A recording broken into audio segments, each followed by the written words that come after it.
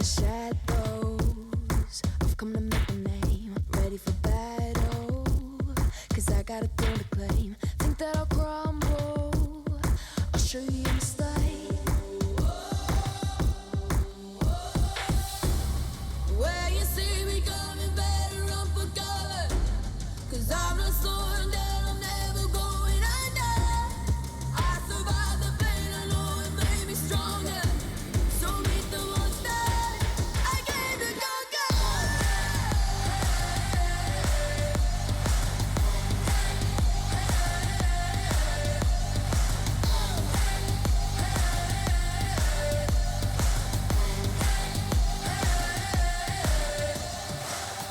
When all the smoke clears, I'll still be on my feet. Forget all of my fears, cause I know my destiny. I feel a champion waking inside of me.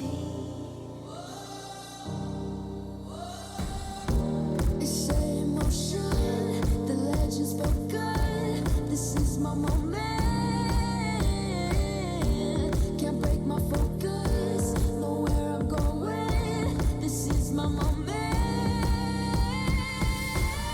Where you see me coming, better run for cover, cause I'm not slowing down, I'm never going under.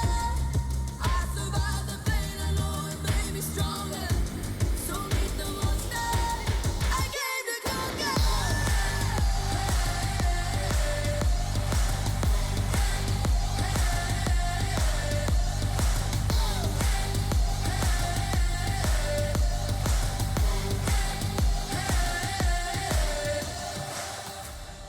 When you see me coming, better run for cover.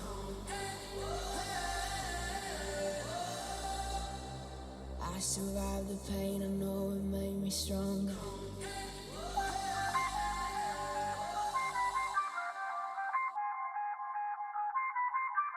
I feel on top of the world, I feel on top of the world right now. I feel on top of the world, I feel on top of the world right now. I always wanted the world, I wanna conquer the world right now. I feel on top of the world, I feel on top of the world right now. I call the shots in the man with the plot and we only go bombs away. Ain't no one protecting my mind as a weapon, that's why I'ma dominate. Taking advantage of every second, now I ain't got time to waste. They all tryna sign my name, they want me to sign my name. Counting your blessing while I count that in my winnings. We take 50s and 100s and throw them up to the ceiling. Everything I envision, now everybody gon' witness. Only difference between us is I ain't stop till I finish, yeah.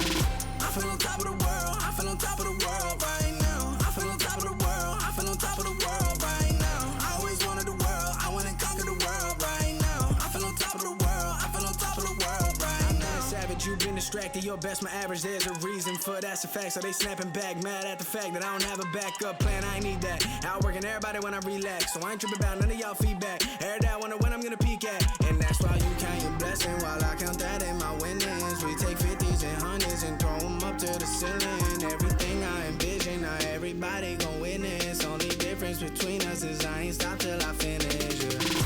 I feel on top of the world, I feel on top of the world right now. I feel on top of the world, I feel on top of the world right now. I always wanted the world, I wanna conquer the world right now. I feel on top of the world, I feel on top of the world right now. I feel on top of the world, I feel on top of the world right now. I feel on top of the world, I feel on top of the world right now. I always wanted the world, I wanna conquer the world right now. I feel on top of the world, I feel on top of the world right now.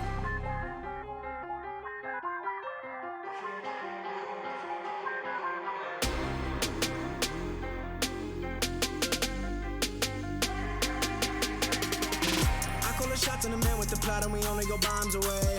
Ain't no one protecting my mind as a weapon, that's why I'ma dominate. Taking advantage of every second, now I ain't got time to waste. They all tryna sign my name, they want me to sign my name. Counting your blessing while I count that in my winnings. We take 50s and 100s and throw them up to the ceiling. Everything I envision, now everybody gon' witness. Only difference between us is I ain't stop till I finish, yeah. I feel on top of the world, I feel on top of the world right now. I feel on top of the world, I feel on top of the world right now. I always wanted the world, I wanna conquer the world right now. I feel on top of the world, I feel on top of the world right now. Looking at us, an audience, keep telling us what we can do, but here we are, showing them, making them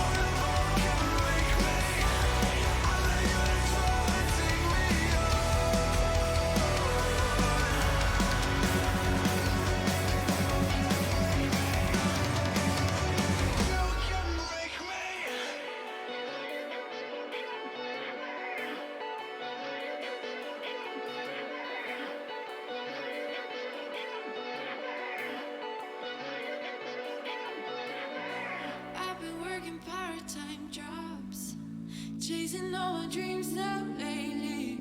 No matter if I try too hard, nothing's ever enough, baby. No, I don't care too much. I don't care too much. As long as I can keep you by my side. I don't care too much. We got time, no rush. In your eyes I always see there is something meant for me. In your eyes I always feel different.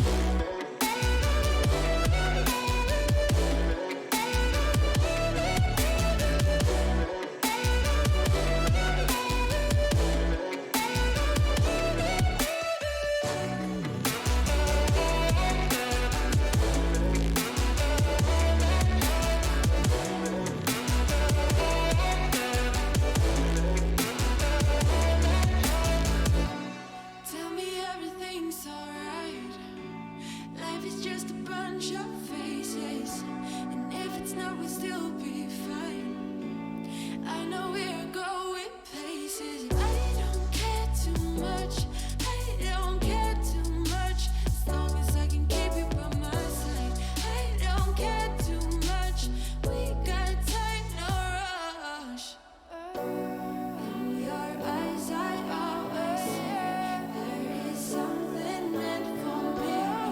In your eyes I always feel different.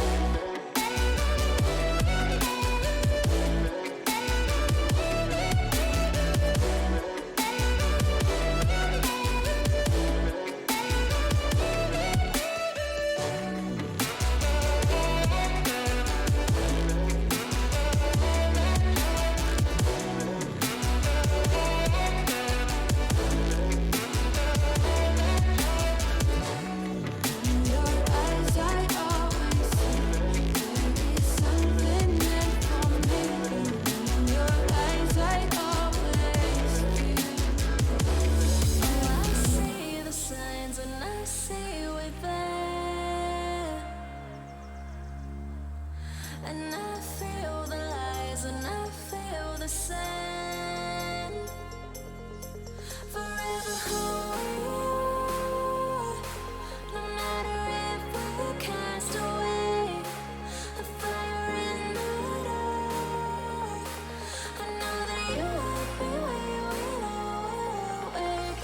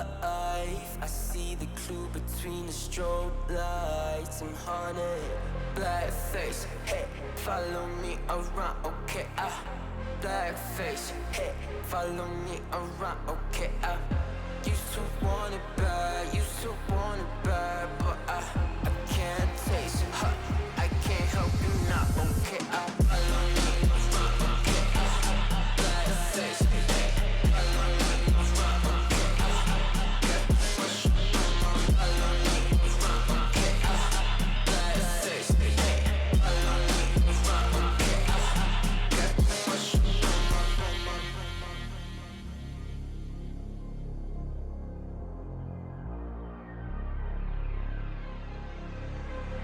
Got too much up on my plate, now I can't think. I said woke up to get extra, now I'm feeling this is it. Want the money, want the rest. I do purse, not no cess. They say Don, it's why you sad. I said I just need to think. Red tape, got too close, I hate the city. Black face, show you everything you need to your phone. Can't hit it back. Someone said it, you sad. I used to want it bad. I know it's in my head, keep seeing you too many times, yeah. I know it's in my head, keep seeing you. I know it's in my head.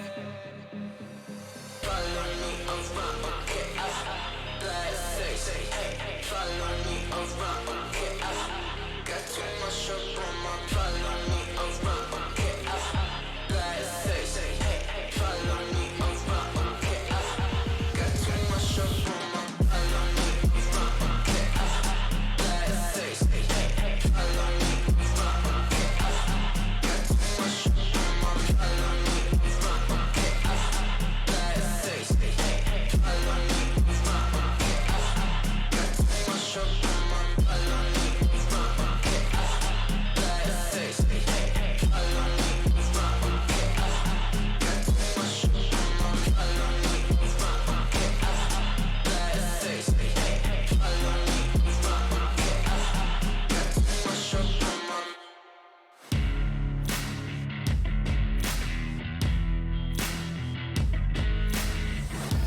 Embrace your destiny, slay your enemy, raise a legacy. No more apologies, trust your abilities, gather the energies. Pull yourself back together, been staying off track forever. Child of the nation, will seek redemption, time for salvation. Today is meant to be day of victory, time for history. Reverse the tendency, fight the entropy, channel your rivalry. You're praying for fortune to come, you're hearing the sound of the drums. It's too late to backtrack, go pack your bag now. Keep your feet on the road and stand up. You've got what it takes to fight back. Don't stop until you black out. Stand up, you've got what it takes to fight back. Don't stop until you black out. Give all you got, show them how to make a miracle. Stand up, you've got what it takes to fight back. Don't stop until you black out. Give all you got, show them how to make a miracle. Go save your team, be a hero. Take home the cup, be a star. They waiting for you, take aim, shoot your arrow. It's your time to shine, show them who you are. Stronger, gotta go faster, gotta get better, gotta work harder. It's fight or flight now, get out now. Go with the move, go for the goal, lead up the stadium, you know how it's done. Stand up, you've got what it takes to fight back. Don't stop until you back out. Give all you got, show them how to make a miracle. Stand up, you've got what it takes to fight back. Don't stop until you back out.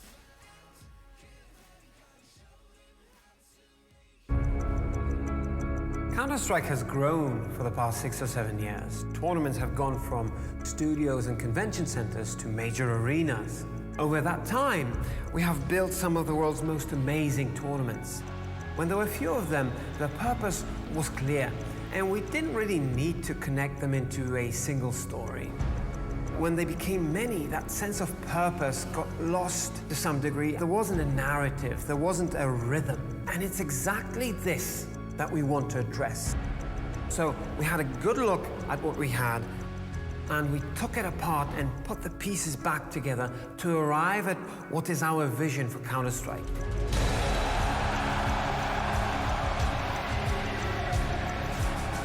All of our competitions will be categorized into Challenger and Masters events. Challenger events will be at the foundation. This is where future stars will get the first opportunities to shine before they become world-class players. World-class teams will play on the Masters level. Those will be lucrative tournaments on the world's biggest stages and on 5 different continents. You could say, hey, it's still the same tournaments, but what's profoundly different are the links between them. Each event will help drive the story to its grand conclusion. In esports, we need to identify the best team in the world. We will do that twice a year at the Masters Championship tournaments, Intel Extreme Masters Katowice in the winter and ESL One Cologne in the summer. No more scattered standalone tournaments. Instead, one extraordinary story where every chapter, every page has a purpose and a meaning. One place for players to start their journey and to finish it. That's what the ESL Pro Tour will be.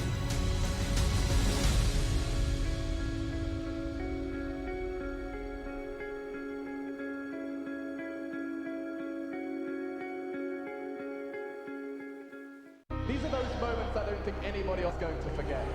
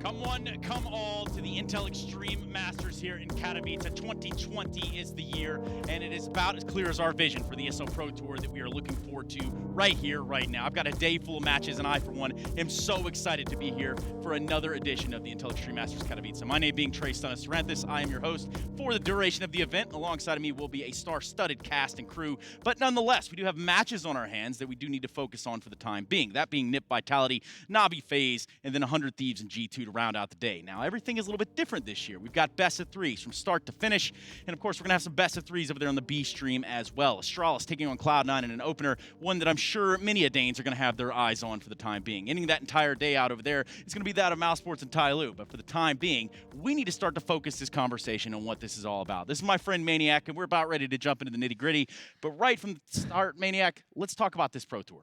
Yeah, I mean, it's absolutely amazing, right? The fact that now events are not isolated anymore, but then if you win an event, you can qualify. For example, it was the case for Fnatic winning in Malmö, making it here to Katowice. I think Carmack explained it well. It makes sense. It created a system with consequence and implications, and I'm very happy to get this here in Katowice. You said Malmö. That was the buzzword. That was the key word that I was looking for. In fact, let's take a look at the winning moment over there. Ramp and Zywoo ready and willing to take that fight. Oh dear. Things are arriving. So it's with just the C's dead. Is dead. Shot. Apex. They only need 2 more. DW, have they done enough? Just the same vitality in front of the Celtic. And Fnatic complete the Cinderella story. Live from And that was the beginning of it all right there. Seeing them lift that trophy, seeing Brolin pop off right there. Maniac, what do you think? No, that was crazy. Honestly, I'm still vibing when I see this. When I see Brolin with the CZ getting 3, you can see the emotions, the faces here, and what it means to them. And I think that Pro Tour also helps. It gives implication and consequences to such victories. And it even gave Fnatic their berth here within Katowice. Obviously, winning Malmo, they pick up that first Pro Tour stop. They do get themselves that sweet berth. Yeah, they do. They also win points that will carry on over, but that's not all. There were other tournaments, for example, Astralis, they won in Beijing in a very kind of clear-cut fashion, acting as favorite, as they might also be here.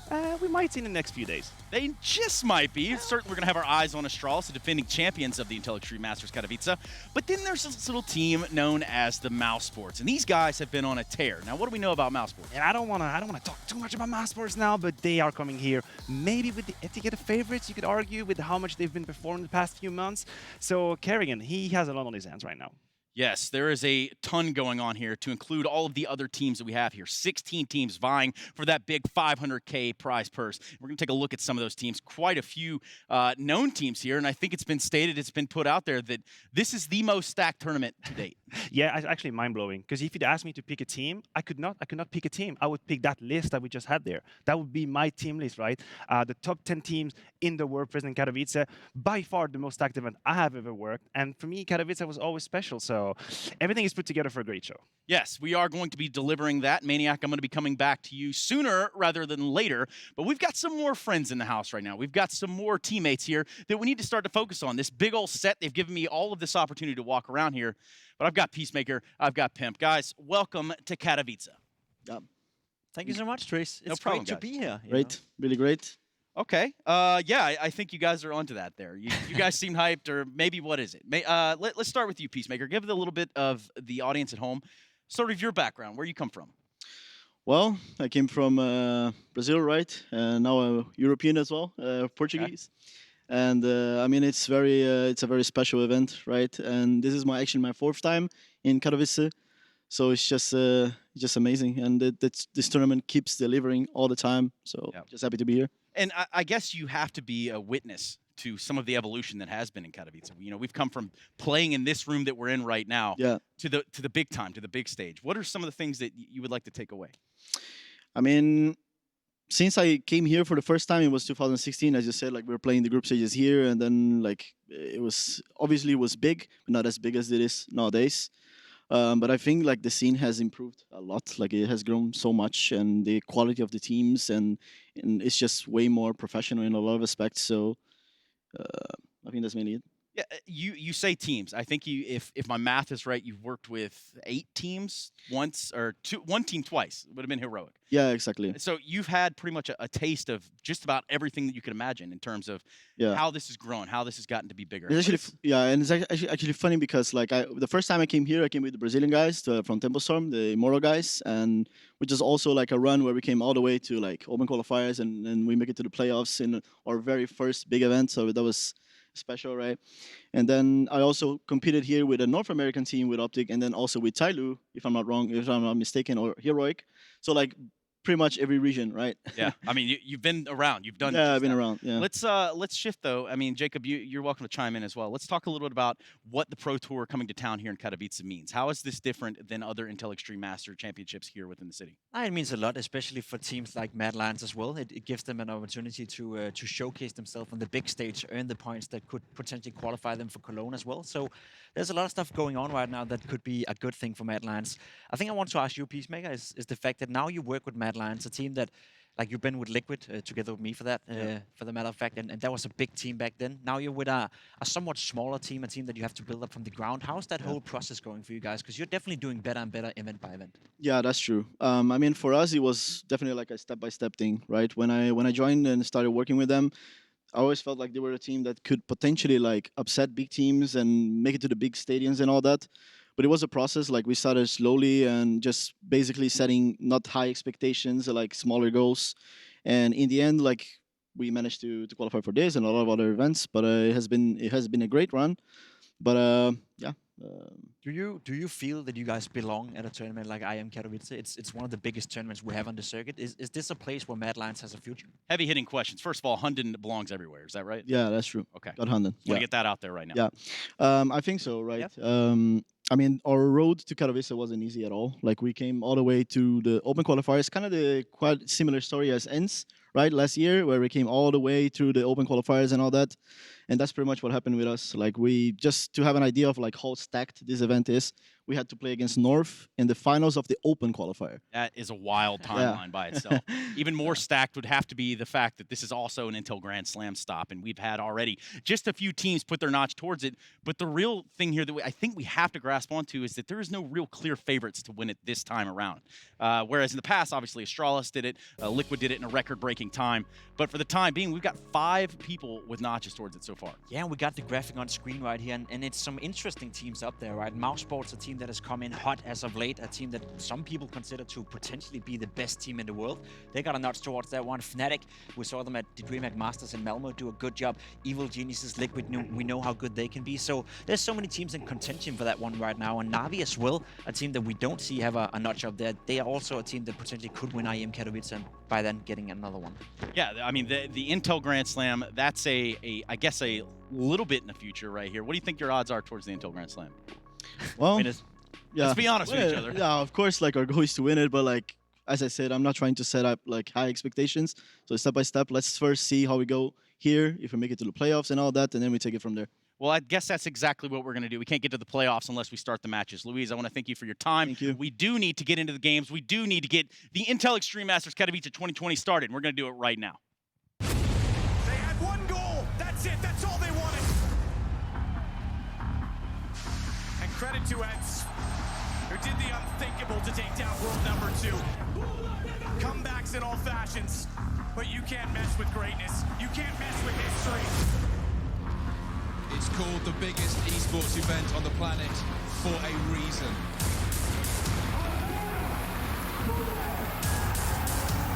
The pounding heart of esports beats louder here in Katowice.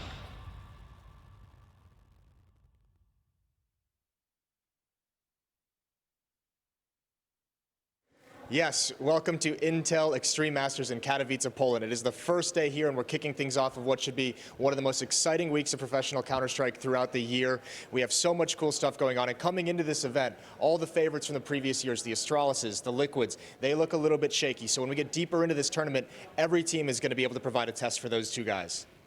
Yeah, I think it's going to be absolute craziness. I really don't know who's going to be winning this. Just looking through the bracket, you can imagine some of the future matchups down there. Yeah. It's going to be pretty much out of control. You thought surely Astralis would come in, banging this year. Started off really well, but they kind of didn't. And that just left the field open. Liquid looked a little bit shaky too. So I'm not sure what to expect. But today we're going to be having Na'Vi and FaZe, and that's going to be an amazing game. I can't wait for that one. Yeah, both teams looked pretty good to start the year. Obviously, Na'Vi, they've had some of their own issues. They got Simple trying to reclaim that #1 spot. He looked spectacular to start this year. So did FaZe coming into London, really swinging and firing on all cylinders. Nico as well, trying to climb through that individual ranking, but also just have his team on the right track. But for me, I think the real question with Na'Vi is going to be top to bottom, can they deliver? We know Simple, we know Electronic, these guys are going to be delivering. It's perfecto for me that when he started getting a little bit more comfortable within this team, Na'Vi started looking better and better. Yeah, and that's such an amazing story to be following, because he did look better towards the end of London. If he can keep that up here, come in a little bit hotter this time, no warm-up period at all, that's going to be what they need, I think. And then Boomich, playing that different style, very much lurking, very much playing on his own. If that works out too, yeah, I think now we've got a really good shot. It's going to be exciting. Yeah, this one's going to be a brawl to start Intel Extreme Masters in Katowice. So stay tuned. We've got our tea ready. We're going to send it back to the desk to talk us through this. Moving parts, a lot of bells and whistles around here as we get things started in Katowice. Now, they were onto something there. They were making a pretty good point. As the players to look out for, I heard the name Perfecto coming out. But guys, if you just tune into Counter-Strike for the first time, who the hell is Perfecto? Yeah, you might not know him, right? I mean, we discovered him with Simon Gaming. That's when I had my first encounter with with Perfecto, and he was very impactful in that team. He was Mr. 3K, we used to call him. Now he's playing with the big boys. Now he's in Navi. He's going to play at IEM Katowice. He has Simple next to him, Electronic next to him. They said it in, Jason said it. He was a little bit hit or miss at the beginning of the year. He had good games, bad games. Can he deliver now where it matters the most? I think we've seen Navi play super, super well when Simple obviously is playing well, when Electronic is doing electronic stuff, and then when Perfecto as well is having a good game, he could be the key that could enable Navi to be a contender for the Grand Slam. He could be a key for Navi to be a top team once again. We haven't seen that in quite some time. Yes, and there's a lot of eyes on Navi. Obviously, we saw what they can do earlier on in this year. We know that they may or may not have some trials and tribulations, but ultimately they're still a top-ranked team, and dare I say, a team that could potentially put a notch towards that Grand Slam. I mean, they did have a chance very recently. You said it. They bring in Perfecto. Boomic is now the in-game leader. What we have seen in London, is that going to be a new Navi? If yes, then I'm extremely excited. They beat Astralis. They qualify for the global finals for that. But then, I don't know. I haven't seen enough to be sure that this is the final Navi. Was it just a one-day thing? Was it 1 week thing? Or is it actually the final version? Is Perfecto gonna perform? Is Boomic gonna be as impactful as he was in London? To me, that's a big question. I think that's a great point to raise as well, whether Boomic can be the guy for Navi to lead this roster. We know how good Simple can be. We know how good Electronic is. But when it comes to the leadership within the Navi camp, is he good enough to be that leader that can carry it over to guys like Perfecto, that can mold him into a star player in the future as well and make sure that he's impactful for a team like Navi? I'm looking forward to see it, and I think Navi is going to have a strong tournament here. And again, when you have Simple in your lineup, when you have Electronic, the best duo in the world, then it's always going to be fun to watch. What about a team known as Mousesports? I call them this little team that, they may or may not have barged their way into Katowice, but this is a team with some serious impact towards the end of the year, and now they're looking to even expand on that. Maniac, where do we stand with Mousesports? Yeah, I think there is a paradox with Mousesports, right? If you look at the end of 2019, they are a team that is in form, right? 5 finals, 4 trophies. At the end, they're coming in very hot. But at the same time, can you imagine the pressure? Everything is put together for them to win this event. Are they going to be able to perform when it matters the most? And then I want to focus on Kerrigan, right? Okay. Can you imagine? For the longest time, we talked about Kerrigan as an amazing in-game leader for sure, but he just does not have it to win the big titles. That's what is missing. That was missing in FaZe. He made it twice in the grand final at that event. Here in Katowice, two grand finals with FaZe. With Astralis, they lost in the semifinal 2016. So that was always the focus point with Kerrigan. Can you actually win big title? Well, you have everything you need right now. Your team is performing. Frozen is going absolutely insane. Robs is one of the best players in the world. Are you going to be able to lift that trophy? So Mousesports, they actually have a tough task ahead of them. It's a good question to raise, and I think, Mousesports right now, as you said, Kerrigan is a player that he's missing out the big one. He's missing out the major. We saw him do the Intel thing, where he talked about how much Counter-Strike means to his life, how much he's trying to basically do everything in his power in order to achieve that. Now, the one thing he is missing is a major. It is that major title, and I think Kerrigan has it, and I think Mousesports is a different scenario, right? FaZe Clan, as you said, they were the favorites coming into the tournament. So was Astralis. Despite Mousesports currently being the second best ranked team in the world, or potentially even the best, depends on what ranking you're looking at, it's not a team that you consider to be the favorite, right? It's a team that you consider to be up there with the best, but can Kerrigan do it now that the pressure is off? I think it's going to be relatively much more easier. So let's turn the story around. There's a whole other team over there known as the Mad Lions. Now, this is not a cat and mouse game, obviously. We talk about these two teams. They're not even really in the same bracket as of right now. But Jacob, perhaps you can kind of run me through a little bit of the story, a little bit of synopsis of what is the Mad Lions. Yeah, we just had Peacemaker on the couch, right? And Mad Lions is a fun team. It's a very interesting team because I asked the question, do you feel, Peacemaker, that you belong here? Do you feel that Mad Lions is a team that's supposed to be at a tournament like IEM Katowice?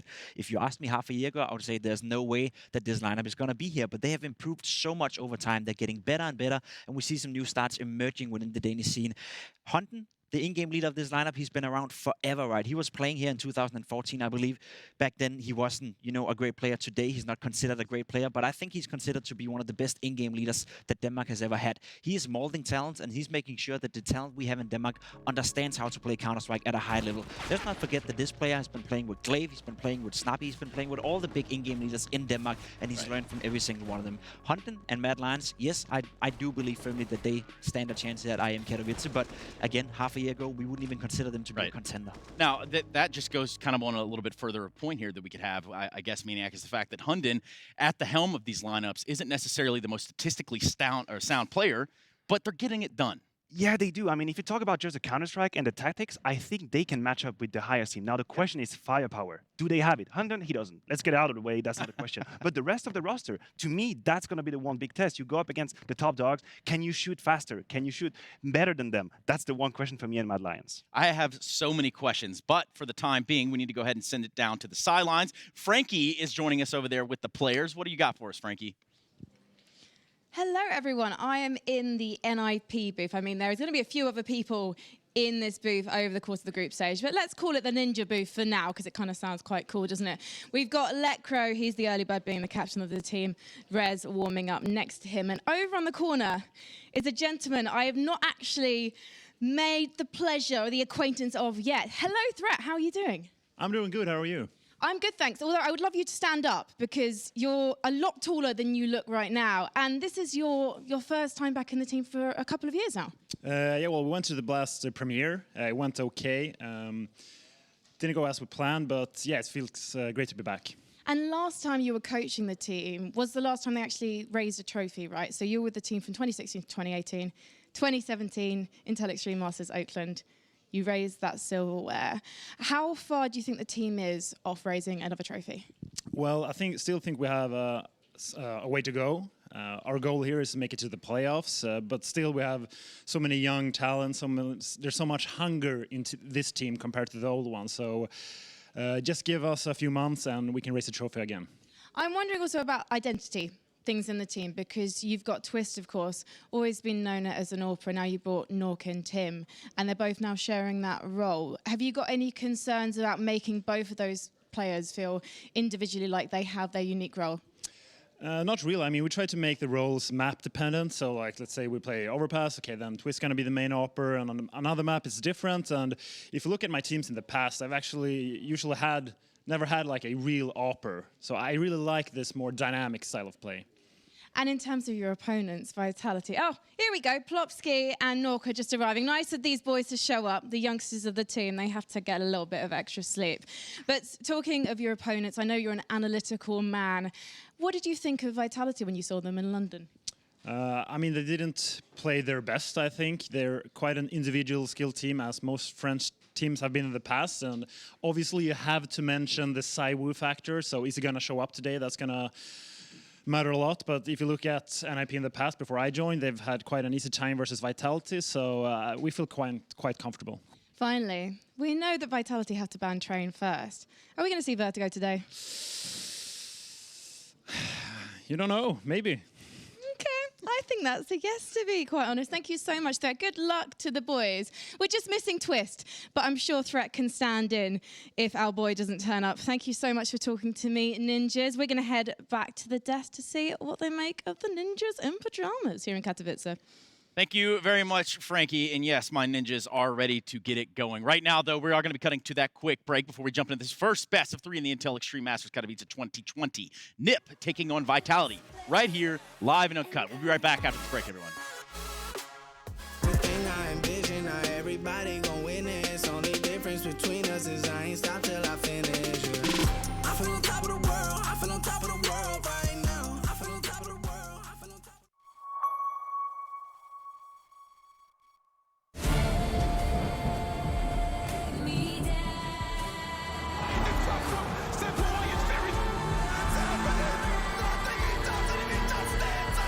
And with the little guns, it's a big round!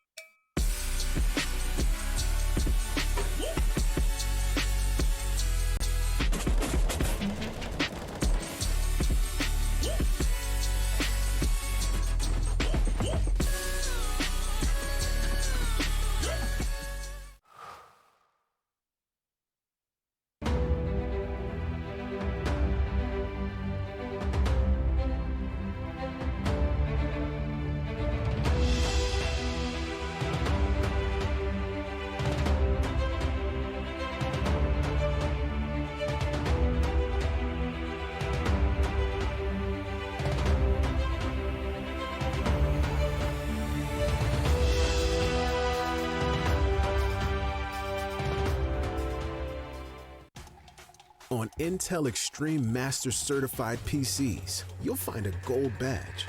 It means you'll find brilliance inside, that you'll get high-grade components like Intel Core i7 and i9 processors that'll deliver the uncompromised performance you need to game like a pro. Not to mention, every purchase supports the prize pool of Intel Extreme Masters. Intel, unleash your brilliance.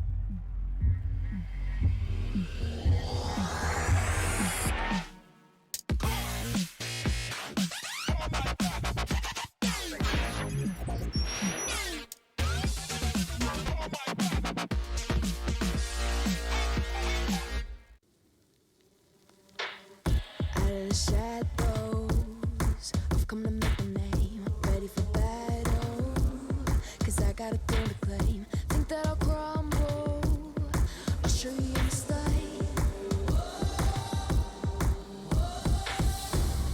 Where you see me coming, better run for cover, 'cause I'm not slowing down, I'm never going under.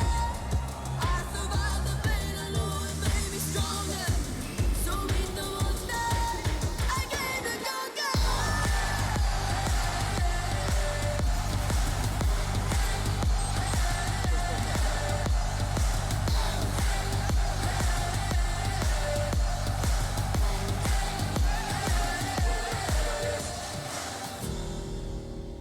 This is a feeling that nobody can give you. You have to fight for it. You have to earn it. And in order to be better than somebody else, you have to cross to the other side and find the better version of you. You have to be stubborn. You have to persevere. You have to put your life towards achieving that goal. And you have to make sacrifices. This is why some people, for that feeling, dedicate their entire life to feel that feeling over and over and over again. Because this is what champions do.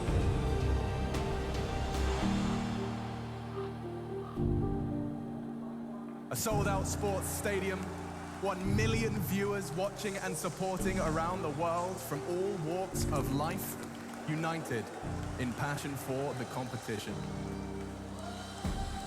When all the smoke clears, I'll still be on my feet, forget all of my fears, 'cause I know my destiny. I feel a champion waking inside of me.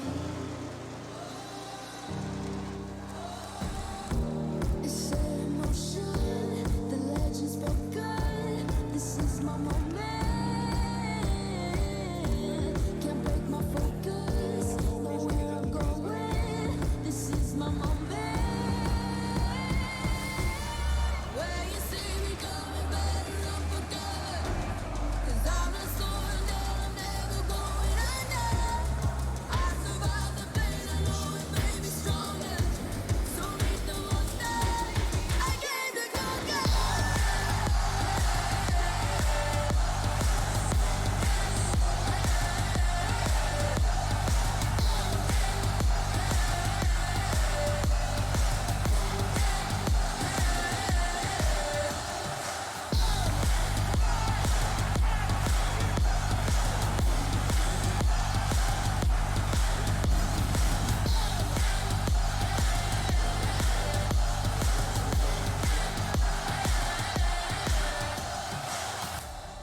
When you see me coming, better run for cover.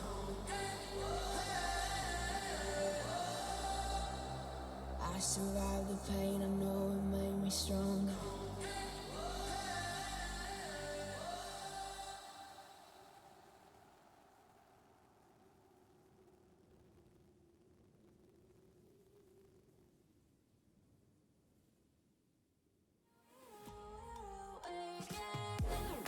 Intel Extreme Masters is brought to you in part by Intel, Acer Predator, Mountain Dew Amp Game Fuel, Vodafone, and Euronics.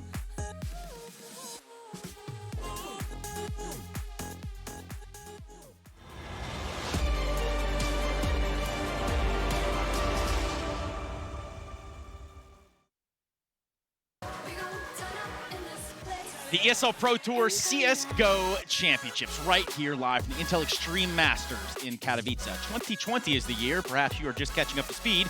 We are ready to catch you up into the matchup that we have on hand. NIP versus Vitality right here for our opener. Now, things are a little bit different, as I said. Not best of ones. We're looking at best of threes. And right off the top, that should be changing just about everything. Right here with me on the desk, it's going to be Pimp. It's going to be Maniac. We're going to walk you right into this first matchup of the day. Guys, are we ready for this? I don't think I am. I don't think I am ready. Let's just Jacob, get back to me. You ready? I'm ready. I don't know what he's on about. Yeah, I don't know where this guy is. I don't know. Let's talk about this matchup in a lot of different lights here. And one of them being that this is a best of three, and that's how group stages are being played. Do you think that's going to play an advantage to either of these two teams, if not anybody else in the group? I think it's fair to say it's going to play an advantage to either of these two teams and in general for any teams in this tournament. I think like a Mad Lions team, for an example, or some of the underdogs, they probably would have liked if it was still a best of one because there's more potential for upsets in that regard. But the fact that we have best of three throughout the entire time should secure that we get the right winners of every single matchup. So you can allow yourself to have a bad game, a bad map, come in, you know, bad preparation maybe, or just starting out slow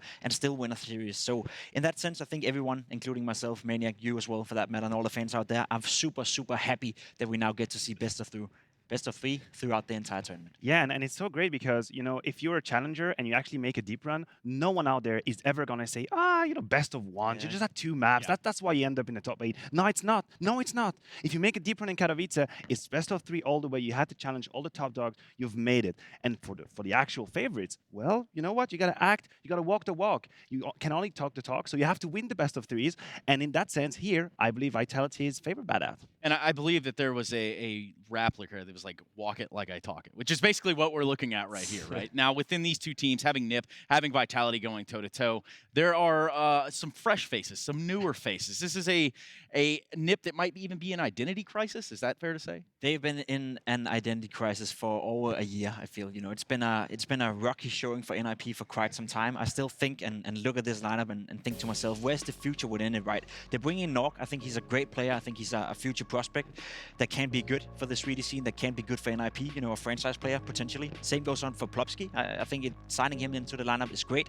But when you look towards the rest of the team, Res was supposed to be the next star of NIP, and he was so good in the beginning. But the past year, we haven't seen anything like him from the first 2 years in his stint of NIP. Same goes on for Lekro. Trist, a player that has been on forever, hasn't really done anything, you know, out of significance the past few years as well. So there's a lot of mediocrity on this lineup, and I think that to me is the biggest problem, that NIP right now don't have the leadership. They don't have that one player that is going to carry the ship for them, and that's a problem when you face the best teams in the world at a tournament like IEM Katowice. So we look over on the other side, obviously Vitality on your screen. Maniac, you probably have a little bit more privy into this lineup. Really quickly, what are we thinking about initial thoughts of Vitality? Yeah, I think the main point about Vitality at this tournament is the enormous staff they have with them, right? They have professionals from the tennis world actually with them in here in Katowice. Terviazione, Pierre Gauthier are trying to help the players, you know, perform their best when it matters the most. So they are in that approach of maximizing and optimizing their performance, and we're going to see if that works out. Well, what we have seen so far is Vertigo is going to be the first map of the Intel Extreme Masters Katowice, followed by a little bit of Nuke. Guys, where does that leave us? Probably like an Inferno, if I had to guess. Yeah, Inferno would be the right choice. I think you can have maybe you have a future in our role, actually. Can you not be an analyst or something? You know, I'm going to look into it. But for the time being, we do need to talk a little bit about Vertigo. Perhaps we talk about this one at an expedited pace. That's got to be a little bit scary for some teams coming into this tournament. It is, and it's fun to see NIP because we talked about them having an identity crisis and them trying to revamp themselves and find a new identity, basically. And Vertigo is a map that we've seen them play more and more. We saw it the first time at the Blast Bahrain finals, and that was a big surprise that they picked it in that tournament. I believe that was against Liquid, you know, one of the best teams in the world on the map of Vertigo, at least as of late. So it's cool to see NIP trying. They're trying to, you know, expand their map pool, trying to build up something new, but we'll have to see and see if it actually stands against a team like Vitality. Really quickly, guys, before we jump into this game, I need to know where you stand. Given everything, we've got the best of 3, we've got the veto all here. Where do we stand in terms of winner of this game? Maniac, make it quick. it has to be Vitality, right? I mean, the preparation is for them. They have the best player in the world. Let's not forget about that. Everything is put together for them to win this best of 3. Even the map pool, it's okay. Vitality have to win this.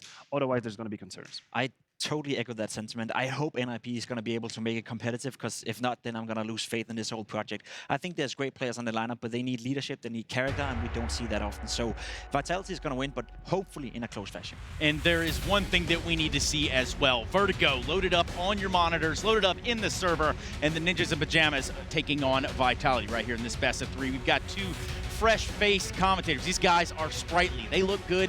They probably feel even better. It's going to be Anders and Moses to walk us through this first game. Well, I can't really disagree. Jason, how are you feeling? We're getting into the game right now. We're not going to have any time to do anything. They're already on their way slightly towards the A-bomb side. Let's get this game underway. You ready for this match? Yeah, I'm feeling really good about this match, and I'm feeling really good about this pistol round. We're about to get some action over here towards the A-bomb side at the moment, but actually, ZywOo just backs off the deep angle. He was peering down. That leaves RPK to get the information, and he's about to get a lot of it. 5 players, all 5 for the Ninjas, ready and waiting. And now the signal, the go sign has been given. Yeah, they still have a smoke and a Molotov that they haven't used, so they're holding on to that. The smoke is out. RPK with a good headshot. They'll follow it up, taking down Nork.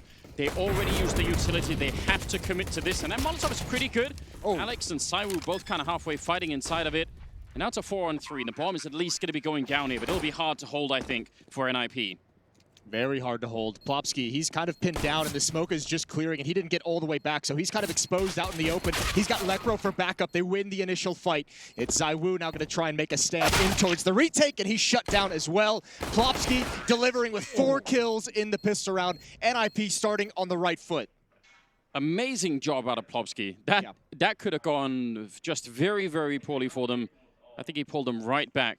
Again, normally when you go for that A execute, right, it's fine to have a smoke that you could put the bomb down behind, but you want more so that you can actually defend it afterwards. They had none, so it was on Plopsky to get those headshots. Actually, the nice thing about them not having that smoke for the plant was the Molotov that goes back into those boost boxes forces them into the open. And if there's a smoke for the plant, NIP can't punish the players trying to get out. So you saw backing away from the Molotov, taking a little bit of extra damage, very easily could have been a kill. So pretty cool idea to start for NIP, and they've got the pistol round due to the heroics of their newest player. Our second newest player. What's up, Knock? Well, this is the crazy thing, isn't it? 'Cause this is just a team of new players. I mean, there's some experience obviously in some of them, but it does still feel that way. So, yeah, I think that's one of the promising things about this lineup. And Knock had such a stellar tournament in London to start the year. I mean, he was probably the most impressive player we saw in the NIP lineup throughout the week that they played. We'll see if he can replicate that success here at IEM Katowice. Some spam coming through. That's Rez bringing Apex down. This is a full investment for Vitality. They've bought up everything.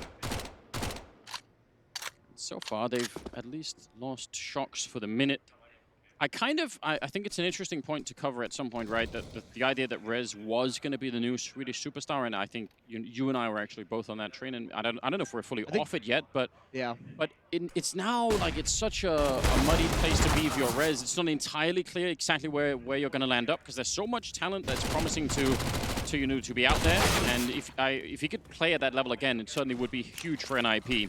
Quick trades coming in, and Vitality actually back in a 3-on-3. Twist, though, that's a pretty good flank through the smoke. And RPK and Alex are on the other side. Not really do much here, I think. There's that Molotov again, and there's that gap in the smoke. But RPK 1 versus 2, and actually Twist is such low HP, he can actually double it up here, but cannot land that shot.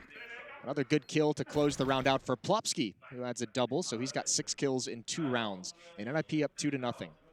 That'll set Vitality back with the amount that they committed, the amount of economy they committed to that second round. And this next one, they shouldn't be able to have too much of a fight. So good start for NIP. Yeah, a bit expensive, maybe. I mean, could have been risky at the end there, but I think they did all right. I think it's expensive, but you're obviously fine with it, considering that was a full buy out of Vitality, right? That round ends up being way more expensive for the defense. So yeah, you lose some money, you lose some funds, but you're okay. Third round. Couple of upgraded pistols, but not really much outside of that. Twist is going to be able to find ZywOo, and Lekro probably could have won that fight. It's a very awkward battle that's going on.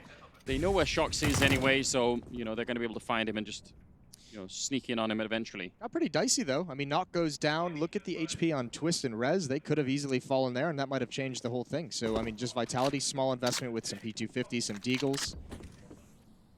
Doesn't go the way they'd like. What do you think about this NIP team on a map like Vertigo? We were sort of guessing a little bit yesterday around dinner or something that probably Vertigo would be a map that would be picked up here between these two teams. That sort of made sense. Yeah, well, when we saw them in London, they were willing to play it twice, right? They beat MIBR on it, and they lost to Liquid on it. Yes. Over in London. So we knew they were going to be willing to play it. Actually, one thing, neither of their sides were dominant in both of those matches. They had pretty even halves regardless. But I think against Liquid especially, I remember us being pretty impressed with the gameplay that NIP had in some of their retakes. When they get over to the CT side, their retakes on this A bomb site, they have pretty cool set strats for smokes and flashbangs to retake and get that defused very, very quickly. It'll be fun to see if they can continue that once they get to that CT side, but now they have a big chance to shut down that Vitality economy. The first buy round coming out now for the CT side. See if they can do some damage. Obviously, Saiwu out here with the AWP. He's not got a lot behind it, but, I mean, he's one of the big talking points all of the time when this team is playing. Can he carry them again? We've seen what happens when that doesn't happen to the team. It doesn't really look quite as amazing. So I think that certainly has to be one of the big topics here. And I mean, not just in this game, but throughout the whole tournament for Vitality. I mean, both of these teams have the question of firepower that needs to get answered. That's kind of what I look for when I watch these teams for NIP. It's, you know, who's going to step up or how many players are going to have to pick up the pace in terms of, you know, replicating and replacing the kind of production that Forest brought to the table. And for Team Vitality, it's just, you know, we kind of are, you can be pretty confident that Zywoo's going to deliver. Who's going to be the second guy next to him? Alex, definitely one of the better fragging in-game leaders, at least in certain matches. Nice angle. Actually, maybe he did some damage to Shocks. Maybe could have been even more. RPK will take down Nok, though, and now they can really relax. 5 versus 3, 45 seconds left, and Vitality in a very, very good position here. If they come out of this round not just winning it, but actually saving 4 guns, that's such a dream when you're on that early CT side. Yeah, I don't like how this round has played out for NIP. That's 2 individual fights. The opening one, Twist had a Mac 10 that he actually challenged with towards the A bomb site, so you're not putting a whole lot of strength behind those initial fights. And this is a round, remember, Vitality have the rifles, but they don't have the utility behind it. So the fact that you're not trading these kills, the fact that you're just giving up 2 individual fights, that's exactly what Vitality would have wanted without the utility to find those duels themselves. Molotov at 15 seconds to go down in front of me. What an absolute kick. That's amazing. RPK waiting behind. They've won the round with that Molotov. There's not even any doubt about it. There's not possible for them to get into the bomb site in time.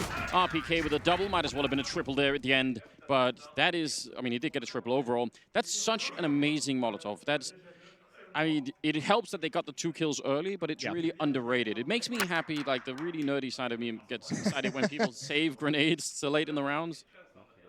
Huge, huge stuff coming out there. Yeah, that is a big benefit. And I mean, it's fun in this time of Counter-Strike where we talk so much about the young players and the rookies coming into teams that we've seen play very, very well. And we know there's this shift towards the younger CSGO players. RPK still just being a rock for Vitality. He's stepped up his game so massively in recent times, and he's been very reliable. That's a good position from Nok. He got there so quick, and now he knows there's a second, and that's an easy one. Vitality giving up huge advantages. They might not even want to try for this unless Shocks can deliver some magic. Magic it was. Nok hiding under the stairwell like Harry Potter or something. his little closet bedroom. Exactly. Shooting people, unlike Harry Potter, that never happened. But no, Harry Potter didn't really do a whole lot of aggressive stuff, did he? It wasn't like that. It wasn't that bad. Wasn't that kind of a wizard. Shocks will go down. I'm not sure why they wanted to linger around outside of that. That was going to be a 5-on-3 retake with, I mean, those 2 kills happened without them investing any grenades or anything. You could have guessed they would have had a lot to hold that down with. Yeah, you're fine with Shock seeing what he can get from that boost box or from that little gap in the boxes, and you're fine with the op and Zywoo playing a far back angle and see if he can get 1 pick, but at a certain point, back away and preserve the weapons. This is going to hurt, especially if this is taken from Zywoo, and he's getting boxed in. Rez is coming from behind, it won't even matter. Nok's going to add, his 3rd kill in the round, and that is just straight up Vitality not even realizing the timing. The fact that Nok gets there so quick, they didn't think for a second anyone is going to be under that staircase. I've got a confession. I don't know how Nok got there so quick. I was watching something else, and I just, you know, suddenly he's there. Rented some roller skates from the disco on the way to the arena. We did. There is a roller disco. There's a roller disco here on the way there. There's a lot of opportunities for content. As a matter, I'll be honest, I've never really been good on rollerblades, and I did also hurt my back. But yeah, with the way your body breaks down, might not be the best. Not get anywhere near anything with wheels. At least it will bring a camera if we go. I think that's at least make it funny. something bad's about to happen. Look at the consequences. 2 M4s and a FAMAS to defend for Vitality. Setting up with a bit of a grenade, trying to get all the attention away from that M4 so he could get the kill. It almost was the follow-up. That would have been huge for Shox. Pistol will be able to close it out. That's still a really good trade. Basic, you know, not really a complicated setup there for Vitality, but it worked well. Really good communication from Shox that he dinked the second player as well. What gave Apex the confidence to actually go for the peak, to remain aggressive, get that second kill. Disadvantage for NIP in a 3 versus 4. They've got 3 Molotovs and 1 smoke to work with, but everyone's at this site.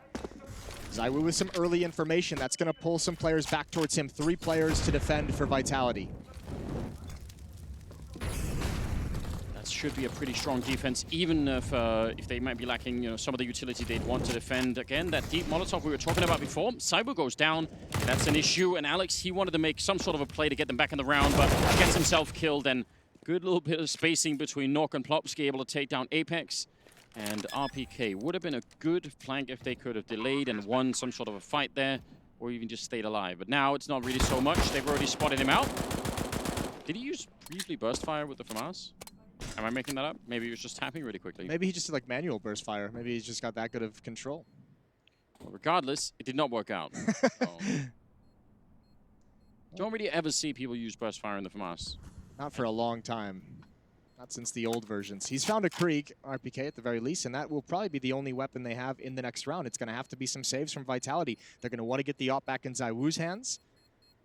But NIP is just running over him right now. Free access to the bomb sites whenever they've wanted it. Twist doing really well. Plopsky up at top of the scoreboard with 10 and 2 as the scoreline, which is great. I mean, again, so many young players that are good on this team right now. And so this is why I think the NIP project at the current moment is just so interesting, right? There's the whole story that we talked about earlier with just actually rediscovering what is this NIP's identity, because all of the old guys are gone. So what are we building now? But then there's the fact that they're still really young and they've got so much talent. A lot could happen. I really liked Plopsky as a player when he came into the team, but a lot of it was mostly down to some of his decision making, some of the way he played situations. I really liked, but now he's adding some of the fragging and some of the skill on top of it. So it's really cool to see his quick progression in this NIP lineup. It's got him off to a very, very good start. 5-1 lead for the Ninjas. Molotov to force away the boost. Shox again is going to pressure towards mid, and with that deagle, he wants at least 1 chance. Yeah, he's going to just, I guess, keep playing the angles a little bit. He actually falls really far back, but he could have probably stayed around for, another deagle shot or 2. Heavy take towards the middle here for NIP, which is, I mean, this is so key on a map like Vertigo. If you get this middle portion under control on the T side like this, there is really almost no way to defend either bomb side. That's the gun. So rough. That's the one gun right there. You're exactly right, and that's probably why they put RPK there with the Krieg that he brought in from the previous round. They wanted to be able to control and challenge and at least battle for mid control, and that's ripped away from them. Now it's just Apex. He's got teammates here. He's been spotted out, nobody covering him, and it's a slaughter. The defense crumbles so quick. Yeah, trying here with the deagle. It's a pretty beautiful headshot. Really a follow-up, but it's going to be the end of the round. Rez with a good triple kill, and I like the idea. Apex playing close with the 5-7, but I'm pretty sure that his butt was sticking out. Jason, he's been spending too much time at the gym doing the squats. Yeah, it's working out, and that's good. But yeah, he's got a great one. That was the one moment where it wasn't good. Like that was, don't want to too thick. Yeah, around that corner. Rough time. 6-1 and moving into round number 8, and they'll have some money again.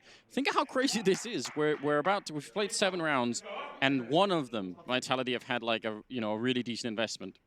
That's a hard way to get started in the game. It really is. And, I mean, some of it comes down. Remember, they did go for that extra in the 3rd round. They bought up the P250, the Deagles, and that may not seem like much, but that extra $800 can go a long way when you're in such economic issues. Finally, now they'll have their second, and they switch right into another expensive buy, the double up. ZywOo's got one, Shox with the other, and Shox has been playing in mid. ZywOo's been liking to get aggressive down A ramp to at least spot for some information, but we haven't seen him get comfortable with an angle quite yet. No, not at the moment. That double up setup has worked on this map. That's been proven a number of times that you can actually make that function at a really high rate. Alex, that's dangerous there. Not that many people. I mean, he could get flashed in, but There's no one there to revenge any kind of a kill, and I think that's the AWP trying to back him up, so it isn't going to be some sort of a, a long fight here. If he goes down, that's it, one shot maybe, and then he'd have to fall back again. Rez goes down, and that little hit and run actually works out. Escapes past the wall banging too. It's a risky play, and you're right, it does pay off. But not only that, what a long route to fall back. There's the ops chiming in, but it's just the one kill. Plopsky an immediate trade, and ZywOo got to be careful with this peek, waiting for Nock to come around the corner. Ooh, and he's taking him down to 13 health. ZywOo can back away, and this looks like a solid defense for the first time in a long time for Vitality. Really important kill for ZywOo, and obviously, as you said, the leg shot there as well, or the pip shot coming in on Nork, putting him down. So he's no armor, ZywOo. So getting almost 2 kills in this round is really, really vital.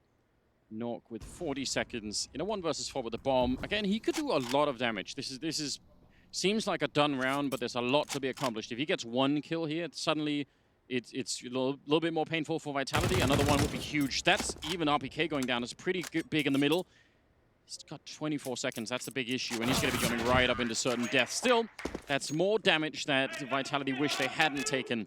Overall, they're going to be happy about winning the round, but they even lost one of the AWPs. Yeah, and then even ZywOo was up next if Nock had continued down that route. If they had been able to take both ops, that would have been huge. But yeah, still money problems for Vitality, even in a win. I remember their first win, they survived what? With I think 4 players surviving as well. Yeah. And immediately after that, the response was that push down the B stairs where Nock got his double kill. So Vitality have to make sure, maybe play a more conservative round, make sure you can string 2 rounds together. You cannot get reset again. No, that's really the one thing that can't happen.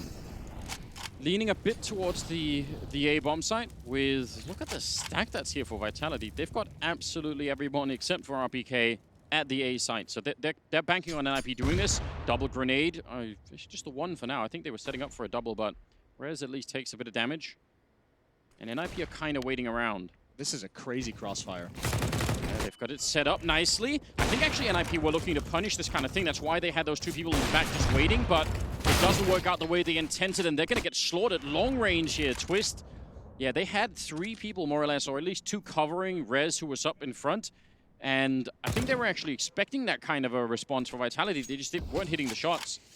And that makes a big difference after all. Yeah, Twist might be frustrated. He had a couple shots that aren't the easiest ones, but he's going to be a little bit upset that he wasn't able to land them. It's a great execution from the crossfire from Vitality, and look now, they can just back away and be much more passive in the site. You're assuming some of the utility has been used, so Alex can hide behind these sandbags. There's 2 Molotovs, so they might be able to flush them out. Yeah, but they could also just think, if they've already been aggressive here, they're not going to fall back to this position after having already been aggressive. So, just waiting for it. Alex probably could have been a fairly easy kill there, but again, it shouldn't make a big difference. The Molotov actually still spreads to him, and he gets taken down. ZywOo drops as well. Oh no, Vitality, even if nothing else, this is very expensive all of a sudden. That was pretty much a free kill. The flank is coming in, and that leaves Plopsky in a pretty much an untenable position. 1 versus 2 with no health and 10 seconds left. He's going to run straight for it. Taps it once just for the fake if he could get another kill. Even if not, it's still a pretty good round considering what just happened. That's a costly round. Not just for the 3 kills, but the ops now all taken away. No AWP is recovered for Vitality, so they're going to have to rebuy everything pretty much and going down very, very low. Now, interestingly enough, this puts NIP in kind of a tough spot, even with the 3-round lead. They are right on the verge. Like everyone, like their most money is Electro with 3,900. Plopsky's got 3,600, who's next up. But they can force up. They can actually invest some economy here, NIP, go for a half buy, and they can try and keep that pressure on economically. Even if you just get 1 reset at this late stage in the map or in this half, then all of a sudden you're looking at an opportunity to get like an 11-4 scoreline. No, you're definitely right. I mean, they fought pretty hard for it, NIP, to get into this position where they've brought the Vitality economy that low, but they're not that far away from being there themselves. 6-3, and they're going to have a, sort of a couple of upgraded pistols. Not much else in this round. So I just think still the name of the game surely here has to be just economic damage. Any kind of a 1D and they've got some pretty good players to get those 1Ds. Lekro being probably the prime choice. Yeah, naturally. He's even picked up the armor. The only player on NIP to have the deagle and armor. Survive some of the nades, survive some of the shots.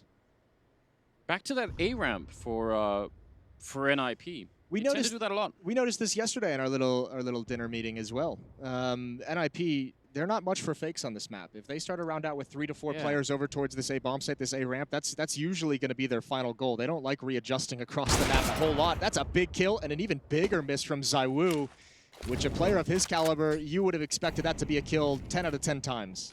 He actually hit the traffic cone with a Molotov and it just blew up in the air. Didn't do anything. It's all going wrong. It's all a disaster. That's impressive, though. I mean, you know, style points for that one. You're right, though. That should not be happening. ZywOo needed to get that kill. They've already lost the AWP. They've lost so many of those AWPs across this first half already, and now they're sneaking in. Another kill could be happening here. Shox almost showing the shoulder, and now they're getting a bit closer with the pistols up there. Shox will take a first kill at least, but again, this is getting tricky. That's Rez flanking in from the other side to take down Alex, and now with 33 seconds, it is still a 3-on-3. They have no kits, and they have what, just a little bit of nades. Great shot from Nock. And Shock's trying to hold on, but he's been forced back every step of the way, and Nox finally had him. He's been hunting him this whole time, and this is a round of all Deagles coming in. Lekro's gonna end it, and NIP will steal one away, 7-3. That's brutal. All starts with the one pick onto ZywOo, the salvaged AWP. In Vitality, they just don't have the money to sustain a loss like that.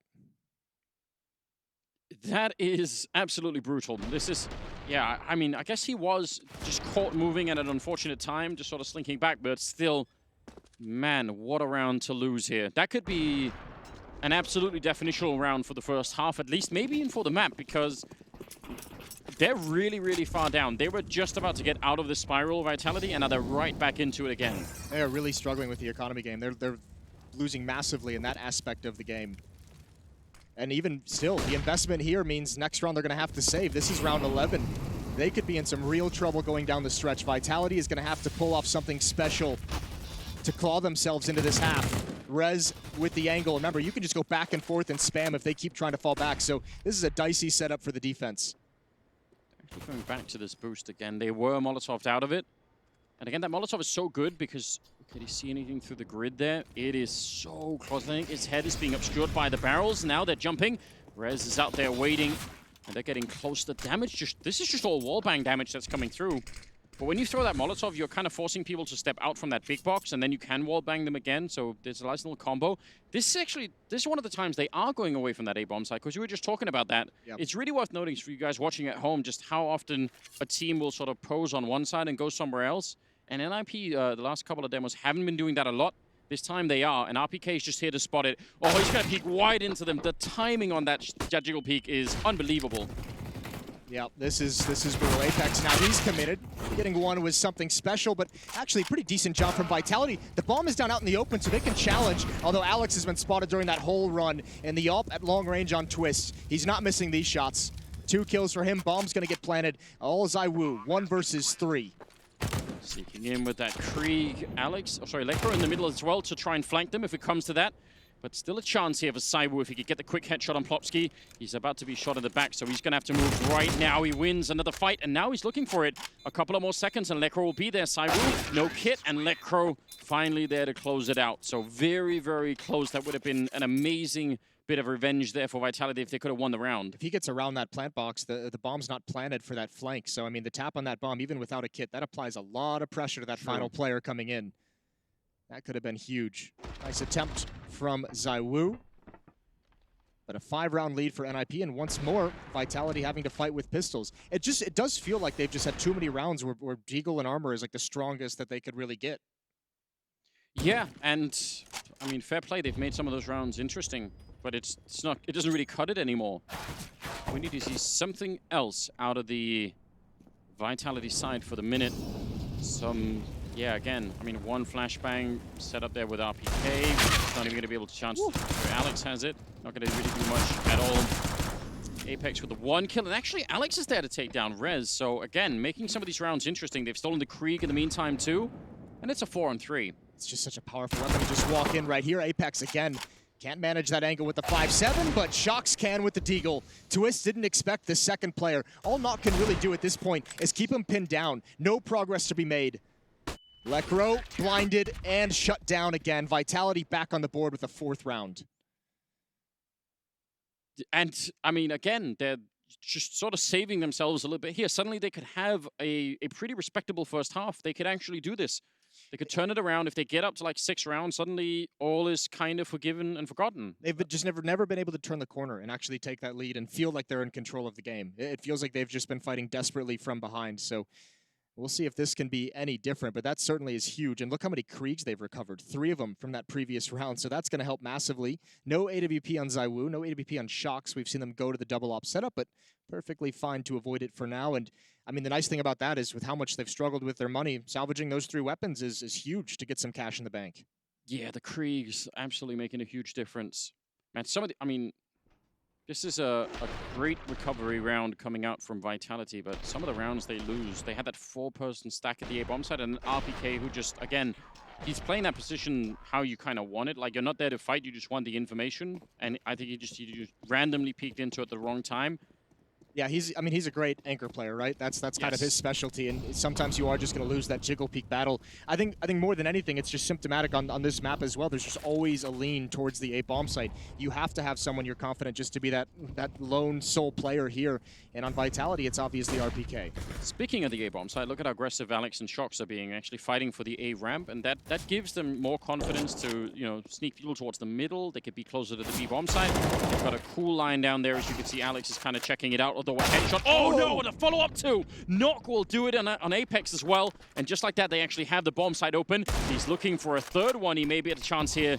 The Mim4 is going to be out instead, but what a way to open a round. Still over a minute left on the clock, and they need to get that bomb plant down right away. ZywOo actually finding an angle that wasn't covered, and he's going to clean this up, bringing Vitality back into the round once again. That was almost about to slip out of their control, and one more kill. Erez is very low on health and should not even have a chance of doing this. I can't believe that Vitality just aren't able to have any kind of a foothold in this first half. No, I mean, ZywOo is really saving this round. Stopping that plant changes the entire nature of it, and Rez shouldn't have a chance. Just under 40 seconds, 7 HP. He's got to be perfect, and you could see Vitality no longer peeking. Shox watching the back of Alex, who's watching the front of this bomb site, so there's really no opportunity for Rez to get in this. But you're right. I mean, still just such a difficult round. Knock with 2 incredible shots with the Deagles. And there's the final kill. 5th round on the board for Vitality. This is actually, as tough as this half has been for Vitality, this is actually not looking too bad at this point. They have actually done just enough to recover. Yeah, I think this is absolutely true.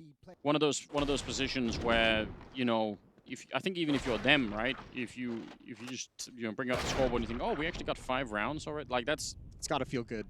Yeah, crazy in some ways. No one's in double digits yet for the Vitality side.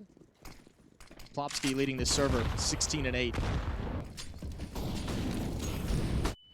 Some basic utility being thrown out. Shox looks like he wants to get aggressive with Alex again. You mentioned it. This is what gave him such good control in the previous round, and maybe even rotating players over to the other side of the map quick enough to recover. This time it nets them a man advantage. Again, I mean, if they get up to 6 or 7 rounds, suddenly the momentum probably going to be a fair bit on that. I don't think NIP are going to be sad that they only get 8 rounds in the first half. I don't think that's something that they'll, necessarily frown upon. It's what we saw when they played Vertigo just a few weeks back so much against MIBR and Liquid is they don't really have the dominant half. Like they've had some very good ones, but they're usually ending around 9-6, around 8-7, right in that middling of a half. Oh, jump comes out, and they wanted to punish it, and Alex was set up for just that. They're going to be falling back a bit and trying to smoke it off. Molotov not really going to do anything at this point in time. Nice headshot from ZywOo, and the follow-up could have nearly been there. Still a 4 versus 2 here with Nork and Plopsky. Limited on time, and I think it's very much being signaled what's coming here. Yeah, limited on time, limited on utility. They're going right at Shox. Even with that low HP, he can just take a shot and back away.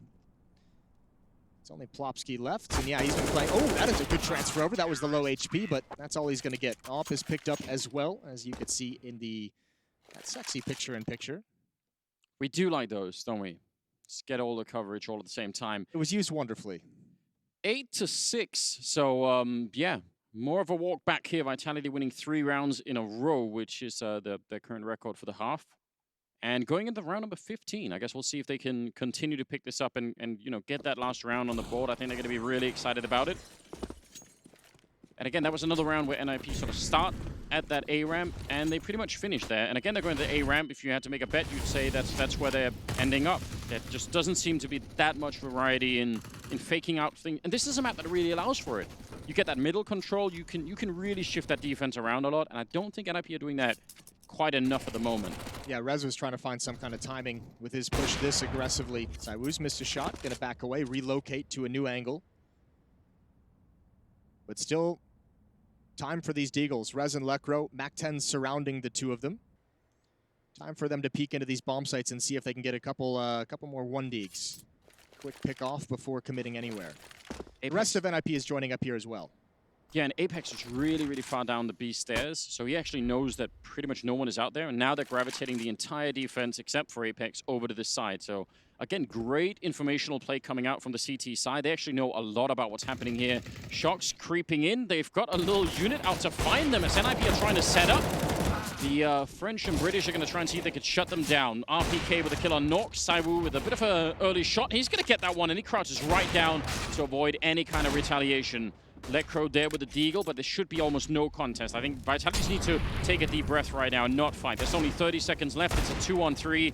No point in going for this any longer, and they're going to win that last round as well. 8-7 at the end of the half, slightly favoring NIP. That is amazing for Vitality to be able to make that kind of a comeback. Yeah, favoring NIP, but the fact that Vitality is still in this is impressive in its own right. We'll see if they can complete that comeback in the second half. Stay with us.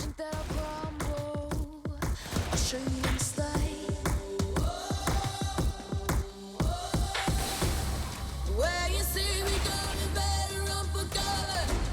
'Cause I'm not slowing down, I'm never going under. I survived the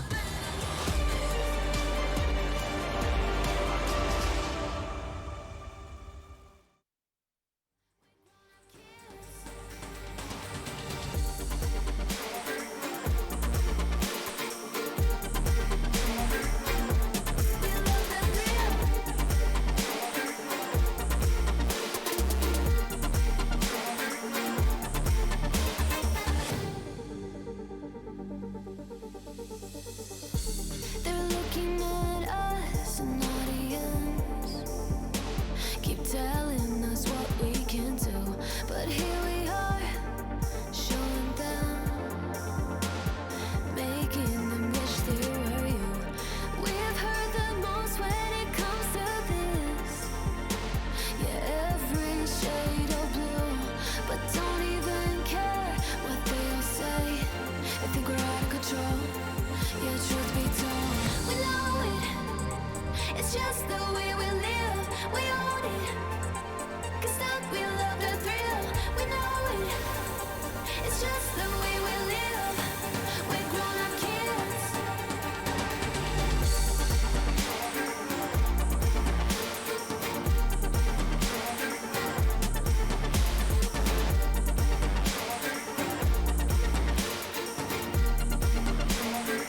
It's just the way we live. We know it. It's just the way we live. We own it. 'Cause that we love the thrill. We know it. It's just the way we live. We're grown-up kids. We're grown-up kids.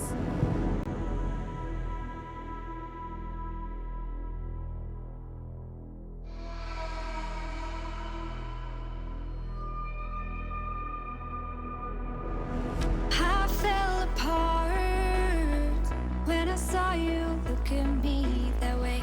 It broke my heart to see. It was a moment of darkness, a moment in time that I regret for being so heartless. It was a moment of darkness. Moment of darkness.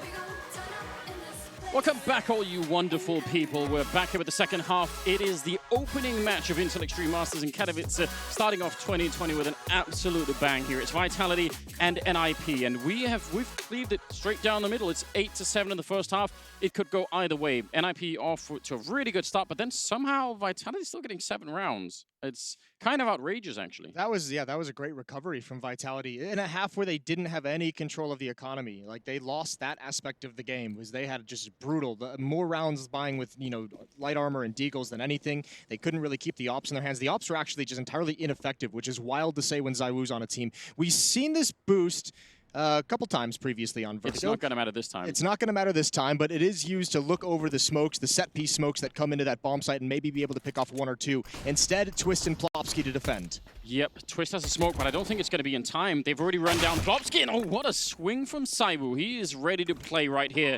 14 kills, I mean, already. 2 of them in this pistol round, and the smoke up to try and block them from coming through. That's so aggressive. Bomb goes down almost immediately. How do you retake this? I just don't even know. You don't at all. This smoke is so brutal. I think did he pick that up off of a dead body as well as he ran his way in? So that's NIP's own smoke used against him, and it's going to make the retake. Now, they do have a kit on the ground if they can find these kills, but there's just so many different crossfires set up at the moment. ZywOo's got 3 kills, and the pistol round is going to be swept aside. Vitality take it. 8-8. We're all tied up, and that's now 5 in a row for Vitality going back to the first half. That was a nice hit. You see the power. I mean, sometimes we love it when people do elaborate and complicated strategies into a bomb site. They set up smokes and fakes and all the rest of it. But the power of something like this is because Plopsky can never call out that they're actually showing up at B. That smoke that Twist has is completely useless. Like, it's neutralized, yeah. Yeah, like they want the information so Twist can throw down that smoke and they could buy time for a rotation, but that never happens. It's just the speed is what kills that round for them. And nice setup for RPK. 3 quick kills. That Krieg is not going to be stolen, I think. Yeah, nice job from Alex to make sure that didn't get run off somewhere. And now it's Nork left. Swift round coming in here. Yeah, admire the aggression. No investment as well from NIP. They want to get the solid buyout as quick as humanly possible. Nock just looking for 1 kill, hoping they commit here, but that's not going to happen. So it's going to be 9-8 for Vitality, Anders. 6 rounds in a row, and starting to look good. Starting to look like they've warmed up into this match. Started slow. That is true, and NIP did not, which is great. We've seen that in the past from them. Plopsky's still at, 18 kills, and Nork is there at 13, 12 on Twister. That's amazing, but ZywOo and IPK on the other side are both at 15 kills, and yeah, you just never really want to see ZywOo have a good day if you're on the opposite side of him. That's always worrying. The cool thing about how good of a game ZywOo's having is, as I mentioned, at the start of this half, it's not been the AWP. It's not been what we've known him for. He's had a couple really cool attempted clutches in that first half. He had a great pistol round here to start this half. He's been impactful with just the regular rifles, which is, not necessarily a surprise. It's just more that the op hasn't really been working for him. We saw him miss a couple sitters in the first half that he doesn't normally do. And what you would want, I really always want him to have that AWP. But if there is a game where it doesn't feel quite right for him, it is really important that he's able to identify that himself early and just swap out of it. Just don't put all the heavy emphasis on it. Especially when you're having money problems. Yeah. Especially when the economy isn't working in your favor. I think they lost like 4 or 5 AWPs in that first half. Just to even some of the rounds they won, they lost like 2 AWPs. It was kind of brutal. Again, B stairs really quickly. Lekra and Rez are on the other side, checking it out. They're sort of not feeling any pressure on the A side, but they still need the info really quickly. And this is no signal, no flashbangs or anything. Plopsky just caught in the middle of it. That's a brutal way to hit it. We talked about the speed last time. This was a different kind of a fake. Alex even throwing the Molotov and then trying to run in front of it. What a smart play. Yeah, he didn't think Nock was going to be there so quick. He was trying to give the illusion that they would be, deeper into the bomb site. You like that? You're fine with it? I'm fine with it. I'll give him full credit, full points for that play, even if he died. I don't think that is the important part. I think that it's the thought of doing it. I'd like to know if this is something that they research. Now, they're losing some guns at the end because they're trying to take weapons and economy away from NIP on the defense, and this is kind of backfiring a little bit. They haven't established their own money in this second half, but I think they're fine with losing 2 players in the attempt. I'm wondering if this is something that Vitality has noticed in their research. That's now what, the pistol round and this round where you just you walk up to the B bomb site. Maybe they notice that, the B defenders here at this bomb site aren't peeking down as much. They're not getting information early, but that's Alex just given so much room to work with and just sliding into an easy entry. And even Twist, the second player up, didn't realize how far progressed Alex was. That's the brutal thing. Not only the lack of information, but the communication not going across quick enough that Twist needed to be gun out. And here's something interesting, like how do NIP respond to this? Because, you know, the benefit of them playing more forwardly on that B bomb side is then they would have time to fall back and actually use their grenades and everything.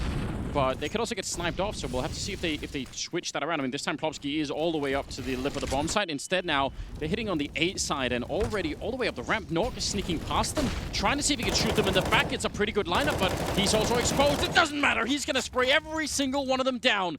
That worked out so well. Apex actually jumped up in front of him to make his life just that bit easier. I cannot believe that worked out so well. He even took a tick of damage from the Molotov. I thought that audio cue would have been the signal to Vitality that someone was sneaking in, but maybe some communication, they just didn't hear it. Shox has opened up the middle of the map. The problem is they don't have control of the bomb, but with 1 minute and 10 seconds, they've got plenty of time to rotate back and be patient in how they approach this 2 versus 2. Yeah, they've got an enormous amount of time, and even worse, they have 2 Molotovs left on that Vitality side. I don't know how NIP with the proper setup. This has got to be an awkward way to guard the ramp where that bomb has dropped. The ramp is not a fun place for this 2-on-2. I kind of like the fact that they're moving up. I feel like that makes even more sense. Trying to edge it out a little bit. Flashbang to try and just offset them. There's another flashbang on Twist, so he could actually set this up for Nork if they're really aggressive about it. Bit of a grenade, and the lineup, they actually get the kill anyway, but they're so low on health. Any chance here, and Twist is going to be winning the clutch as well. There's the one, and he falls back around the corner. Now out in the open, and nicely done from Twist. Very, very close. I was worried because of the Molotovs. Maybe if they stuck around on the bomb, that's such a confined space in there. Yeah. Could have been awkward, but still. I was worried because they had to split up. They had to have someone watching the flank. They had to have someone watching the bomb site and someone watching down below that ramp where Knock got the damage done. This is a beautiful triple kill, and actually, he almost has an ace in this round. He does, what, 80 damage to these last 2 players. Easy cleanups for Twist. He can be supremely confident in this wide swing as well. And that's a big victory for the Ninjas. 9-10, just 1 round back. And now you start talking about, you know, chasing the weapons in the previous round for Vitality. They lost 2 guns in that affair. Shox and Apex, 2 guns missing from this buy going into round 30, or 20, excuse me. That was a nice idea, boosting over the smoke. That smoke that's forward is just an automatic smoke almost at this point from the CT side, and if you can use it against them, oh, and just again, the speed. It was on the B-bomb side before, but this time they do it on the A side. They're so quick, Vitality. Not really concerned with throwing a lot of flashbangs and smokes or any kind of elaborate setups. They're beating NIP on time here, and that's cool to see. Well, remember, one thing we talked about was NIP had a lot of really cool utility setups and plans for retaking the bomb sites once the bomb was planted. Vitality, with these kind of contact plays of Alex leading the way, he's gotten a kill, I think, every single time he's done it. Yeah. Like, they're not even giving him a chance for the retake. They're saying, we're going to take this bomb site so quickly that your retake won't even be able to do anything. And this is the retake sort of smoke that you were talking about. I mean, but they're 2 men down, so they don't have all the grenades that they would normally have. But they do create these really cool walls. A lot of patience on Saiwu, able to set this one up, just no problem. Well done on his side, but ultimately, this is a hard thing to adjust to, I think, if you're NIP. Well, this is where I think if you're threat, you're going to want to take a timeout. Yeah. Either now or for the next gun round. It's going to happen now, but you need to start talking to your players and say, we need to be way more aggressive at these points of contacts. We can't let you look. Alex was able to walk pretty much all the way into that B bomb site. Now he's able to walk all the way into the A bomb site, and he's finding these entries.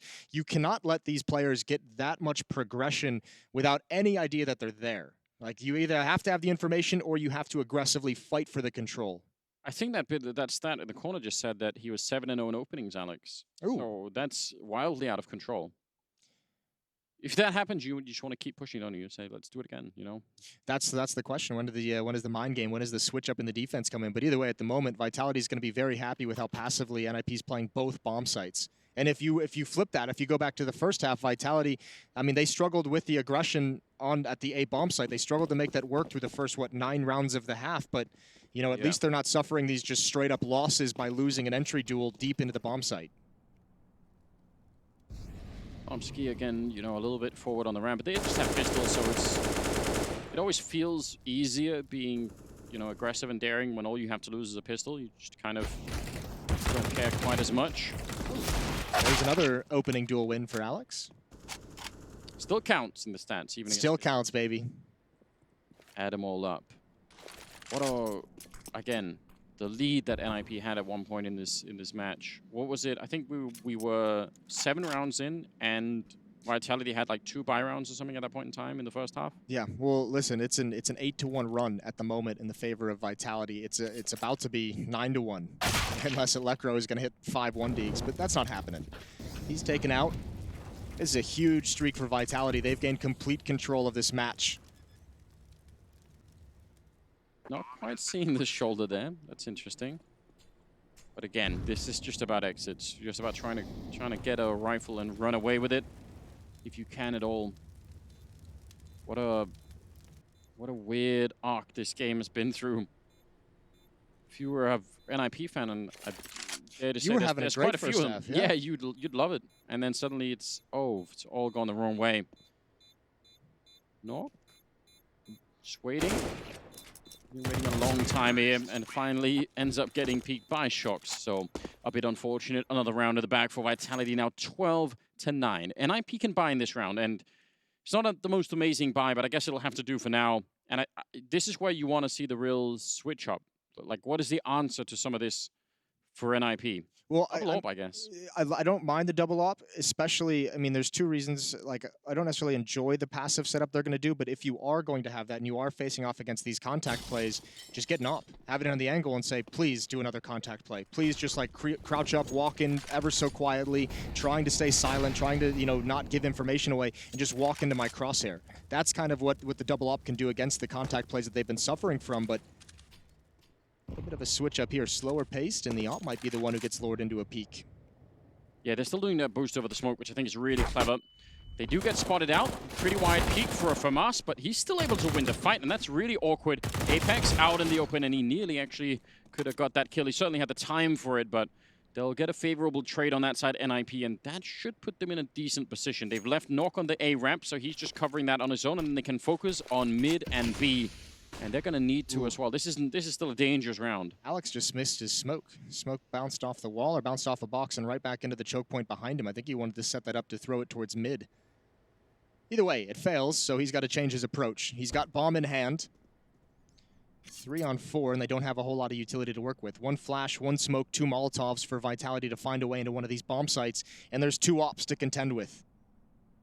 Shocks has got a flash he could actually throw from the middle, so this could get, or he's just put out the 1 smoke there. I think he had maybe another grenade, but 30 seconds. Plopsky hiding inside at the corner, and there's that crossfire with the AWP on Twist, and they're going to try and see if they get in here. Are they actually trying to run boost their way through? Oh dear, this is madness right in front of the crosshair, and they still don't know about that M4. It's hiding inside of the smoke all along. Plopsky getting RPK, and this is looking very good at the moment. Shocks in a 1 versus 3. He's going to get the first kill, but how does he clear this corner? He's not even going to get a chance.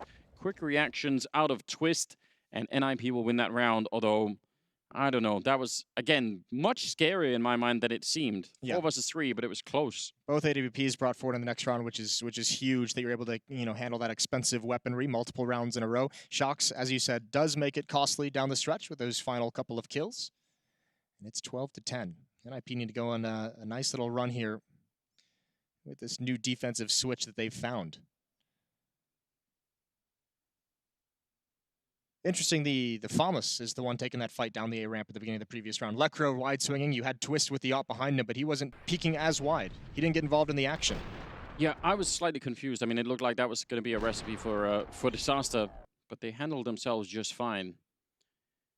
Such a close game, 12-10, and I mean, you know, this is what we want. The level of competition, obviously, at this particular tournament is actually historic. So it is. It feels like it's wide open for maybe the first time a tournament of this level. You usually come in with, you know, one really heavy favorite, one other second team that might be able to take it away from the actual favorite, and then, you know, who else? You know, you don't really have too many teams that you're going to favor to win it. This one, it feels like there's like 6 or 7 teams. You could just be like, well, if they look good, they can win it. Yeah, there's a lot of speculation going on. I can guarantee it. You know, backstage and everywhere else, I'm sure. Bit of a setup here. Vrez, Lecro, Nok over at the A bomb site, but right now Vitality are taking it real slow, just trying to make sure that they don't get surprised by any shenanigans out of NIP. Nok boosted all the way back here. Let's see what they do. They're kind of bring the bomb the other way. So Apex alone. How many people can he keep in this bomb site? I guess that's the question. Oh, making noise. Never really what you want. I think he's okay with it for now. Likes the position. Utility going to start getting used to help him go for a peek. They want to split towards the B bomb site. ZywOo waiting patiently for the mid portion of this attack to come in, and Shox doesn't see anyone on that boost. I'm wondering if at any point they would want to Molotov that position that Plopsky and Twist are in, because I think Twist has been playing in this position almost every single round, and they know it. Like, they've seen it many, many times. So you've got to be worried about that part if you're just, you know, a little bit too predictable. Let's see, same kind of a setup here for the defense on NIP. Apex making noise, running back, so now they should know 18 seconds on the clock, and they're going to go for it. Plopsky, good opening headshot. Bit of a return in the middle. That Shox taking one down, but still on the bomb side is Twist. 10 seconds. Can he get the shot? Any chance at all? He misses the opportunity there, and the bomb goes down with 7 seconds left, and Apex charging him with the Krieg. What? Oh no! He delayed for a second, and that cost him the round. He could have definitely had that kill. He just assumed. Yeah, Twist has no business being alive. Apex thought for sure that final bullet was going to take the kill. That is an awkward stretch. An awkward hit, I'll say, from Vitality. That did not feel super convincing. Apex trying to throw a fake on the other side of the map. They had actually Knock with an AWP peering over the smokes, boosted up, so already they knew what was coming, and then the footsteps just sold it. The rotation from Nip was there so quick. But that should have been a kill for Apex. Let's focus on that. Well, so do we blame him for two different things? He didn't get this kill, but also, you know, he faked on A, and then he gave them information right back. I think he did the best he could. I think the reason he's running is because the time is just so low at that point. Remember, they didn't attack the bomb site till like 17 seconds. Yeah, but maybe he could have just stayed at the ARM and flanked the rotation. I don't know. I'm just saying that seems counterproductive in a way. I love the play out of Apex. Yeah, I love the aggression. No, I agree. Smoke, and they're so close, they want to try and see if they can beat the timing, and they actually do. That's an amazing trade. Plopsky on his own. Twist, again, very, very far back with that AWP, similar position. That's why I say eventually, surely, they're going to realize that there is a way to try and exploit this and punish him for playing that much of a repeatable position. RPK smoking up behind him, actually hiding slightly inside of the smoke, but if they turn this Vitality with the weapons that they have, that would be huge. Lecro almost getting the line up there. The grenade will explode Shox, and that bomb is down, sure, but they have the kits to try and do this. Nice headshot coming in. Apex going down. RPK to follow. And now Alex, there's a smoke up. Maybe if he guessed, you know, he had to get lucky twice, basically. It's already being defused, and he's nowhere near that angle. They could even try to go for the knife, and they're going to do just that. Slicing and dicing. 12-12, tied up. Ooh, I think RPK, that position he had initially was great. He dropped the smoke and it like ruined that position. I think he actually could have been super impactful there. Still, the plant's going to be nice. Both teams now down the stretch. This is what you want to see. Going into round 25, both teams, we've talked a lot. A big story of this match so far has been the money issues that Vitality has found them in during stretches. NIP as well, trying to stabilize it. Well, in these last, 5 rounds of this half, 6 rounds of this half, both teams have plenty of money to work with. Vitality a little bit low after the bye, but those plants help out in a big way. All tied up. What a way to get started. It's just match one. It's just map one of that game as well. Obviously, Nuke going to be coming up second, which is crazy all on its own. 4 players for Vitality taking control of mid at the moment, so a lot of resources in the early stage of this round. Remember, last time they boosted up Shox, they had him with Utility, just trying to peek and see if he can pick somebody off. This round with 4 players here, it makes it feel like this is going to be much more of an emphasis at the point of attack. Yeah, and look how smart this is. Apex making noise as they're starting to sort of move in towards middle. He's trying to draw. If there is a big setup in middle, Apex just wants to draw it away so his team could do even more. It was another missed smoke from Vitality, though. Oh, really? They had to use a second smoke to cover it up. The first smoke went way into the corner, didn't block either of the choke points. They had to use an extra one, that one you see right there on the screen, to make up for that. Again, they're so far back on this defense, NIP. It seems dangerous to me. They're going to try and wrap through, and they're actually just running headshots coming in. ZywOo with 2 kills, taken down by that Molotov on Lecro. Knocked with a close range AWP shot. Makes it a bit easier. The bomb, though, is being planted on the other side. And a 3-on-3. Some good grenades left on NIP if they want to go for the retake, and they definitely should want to. 1 Molotov there to block off a little bit. Should buy them some time, at least. It's a critical retake. 3-on-3. You have 2 kits, though, and they have 3 Molotovs and a smoke to work with. And remember, we talked about they had great set plans previously. This one is going to test them. Chance for a headshot for Apex. Yeah, they're going to need those grenades right here, right now. Crouch spray in from RPK. He's down by Nork. Another AWP shot is needed here. The smoke, I don't think, is going to do it for them. There it is from Nork. And Shock's hiding inside. He's got the knife. He's stabbing him inside. And then, oh, the defuse! It is done. Shocks will be able to pick it up in the end. A huge double kill. And Vitality will be able to do it 13-12. That is an amazing victory. They almost let go of that. They knew he was inside that smoke, but they couldn't do anything. What, did Shocks like style points him? He just did like the one stab with the knife to let him know he's there and back away, pull out the AK-47 again. That's a great clutch from Shocks. He's like a shark, isn't he? Drawing blood, and then he's escaping into the smoke, but he can still, you know, taste him. That's wild. He still tastes him. Yeah, it got awkward, didn't it? Yeah, it did get awkward. And 13-12. That is how close this is. All throughout. 2v2s, 1v1s here towards the end of this game. Nork overtaking everybody in kills. He's up to 24 on the scoreboard, which is pretty impressive. He's been phenomenal switching over to the CT side. 96 ADR as well. The young guns for NIP are the ones picking up a lot of the slack. 24 on Knock, 21 on Plopsky. So far, a good game. Vitality up 1 round. There it is, that again, that plant. Now the money is looking a little bit dire, but the Extra 800 helps them kind of flesh out this buy with some utility. Quick peek there. This is one of those times where if Vitality had gone for the boost over the smoke, they would have caught res right here, and it would have been worth it. But timing didn't work out. They do have again that 3-man setup there to try and punish Vitality. Deep grenades, but it'll be Alex to open the bidding side. Whoa, there's just Galil's winning the fight, and Nork, he can't get out. There is absolutely nothing to do at that point in time, and they need to save this other AWP on the other side of the map. This should easily be 14 rounds for Vitality. This is a huge swing round. You're right. That op needs to be saved. Neither of these teams has money whatsoever. This is, again, that same setup that NIP ran earlier with 3 players there, and again, it's the op who's the most passive and not peeking down the ramp. They're using the rifles first, and that time it just backfires. That time it completely collapses, and the op is just way too unwieldy on the retreat. Yeah, I don't know. There is something about that. Maybe this is one of the reasons why they have been playing more passively, because they're actually not that confident in doing this kind of thing. Yeah, that's fair. But then when they play passively, you saw that previous round, right, where the entire middle of the map is open to Vitality. It's interesting, though, because they've done it with 2 different oppers now. Twist did it the first time around, and Knock did it this time. Was the opper in that setup that not peeking. So it's obviously designed that the op isn't going to take the initial contact. Well, they're kind of running out of time to solve this puzzle here. 14-12. Vitality are closer to the finish line. And, well, timeout being used here for NIP. Now is a good time for it. I mean, maybe would have won one even earlier than this. Well, this timeout is going to be, how the hell do we fight for this round? We don't have money. We have this 1 AWP that we've saved. What can we scrape together to have some kind of danger? And obviously, I think the plan for NIP has got to be to save as much money as this is possible while also being dangerous.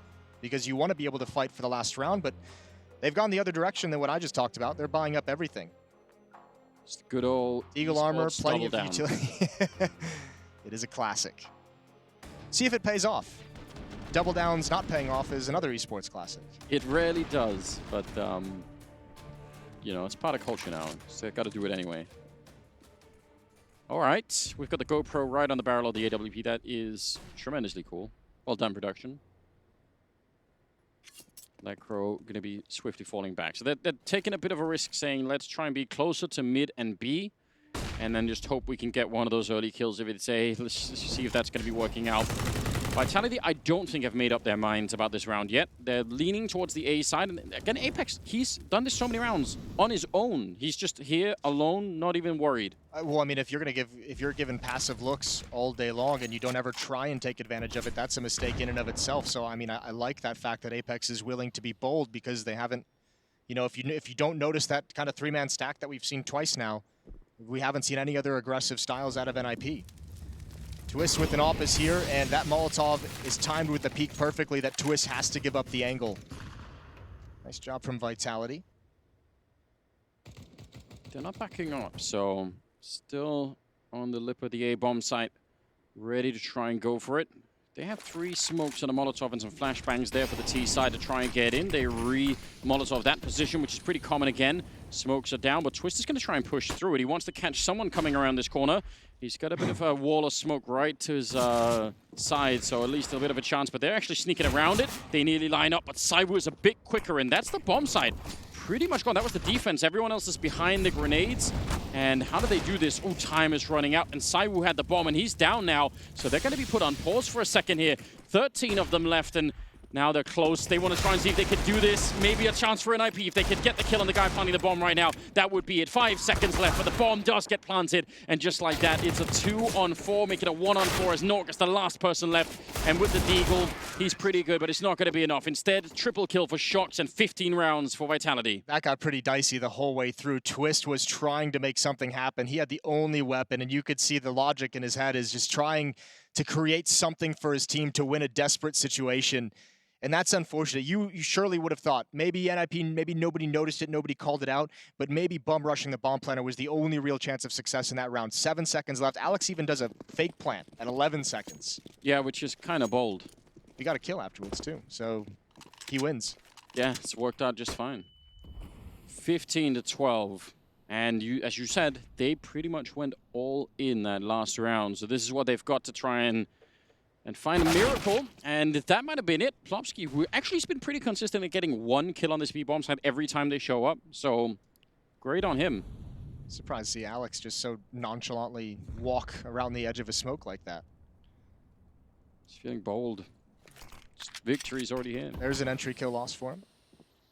That's true. Ooh, there's the lurk in towards mid. Shock's going to try and create something while his teammates pressure the extremities of the map. Oh, and he's surely going to get a kill off this one. That flashbang, it's a team flash. And now he can just sit and wait. Molotov comes in, he's going to smoke it out. He can be patient. He's gathering so much attention on him. 2 players focused on his position, not including the kill he already got. So the defense has to sink back deeper into the bomb sites. Gives a lot of space for Vitality to work with. And it looks like everyone's going to start heading over towards B. As you mentioned, Plopsky, he's already got his 1 kill. Can he add 1 more onto it? Or just, if he stays alive now, it's even better. He's got the Molotov in hand. He's playing the way that RPK was trying to play on this bomb site, and RPK got the wrong timing. Plopsky's got the right timing. He's got a bit of the Molotov doing a bit of damage and also slowing them down just a tiny bit. Trying with that CC, he gets a follow-up kill. That's a huge double for Plopsky, and he's back with a reload. He needs more, but yeah, the panic is set in now. RPK, a headshot, I can't believe it, even backing up and taking down Lepro, and a chance here, 16-12, as they take down NIP on map number 1. Vitality able to do it in spite of a horrible beginning to the match. That is a scrappy victory for Vitality. After the way things started, it looked really dire in those first 8 to 9 rounds of that first half. Great recovery. Nice game from Alex. Saiwu stepped up big. That's a good first map victory. Yeah, it truly is. I can't believe they managed to run it all the way back. Amazing showing all around. That was only map 1. I can't wait till we get on to Nuke. That's going to be exciting. Look forward to that. I do. And we're going to head to a break, and then we'll be right back with the desk, and we'll get that second map underway.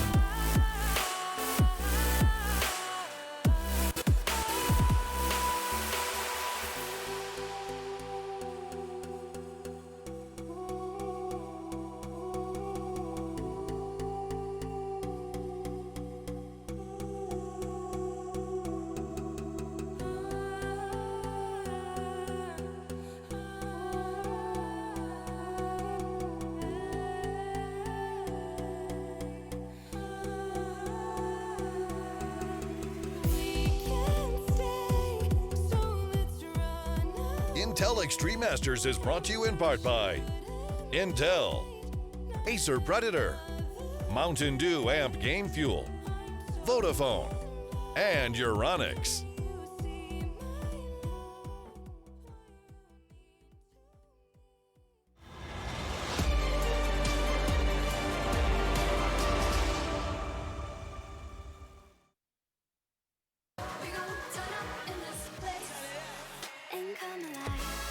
There you have it. The first result is in. It's going to be Vitality beating up on NIP on the map Vertigo, 16-12. We do see that first map go pretty swimmingly there, although there were some back and forth instances. And right here on the desk at the Intel Extreme Masters Katowice, I'm going to be joined by Pimp and Maniac. We're going to lock this one in for you guys and kind of make a case as to why this could have gone the other way with NIP. It could easily have gone the other way. I think NIP started out well. I think it came down to Vitality, you know, getting a bit surprised by the pace coming out of NIP. I think they played well in the beginning. The only reason why this game got so, let's put it that way, you know, one-sided at the end for Vitality was still a close matchup. Still could have gone the way of NIP for sure. But the fact they got 4 rounds to close out the first half on the CT side really poised them well going into the second half. We got to highlight Alex having a great game. You mentioned it as well. He went 9 for 11 in opening duels in this one. A guy that is leading by example, right? When you look towards the other side in Lekro, we talked about the lack of character. We talked about the lack of leadership in NIP, and we got that showcased right here on Vertigo. Lekro didn't have any impact at all, and in comparison to Alex, just a big difference. Now, you say Alex, it's almost as if you knew that we were going to have the opportunity to speak to him via Frankie. Ooh. So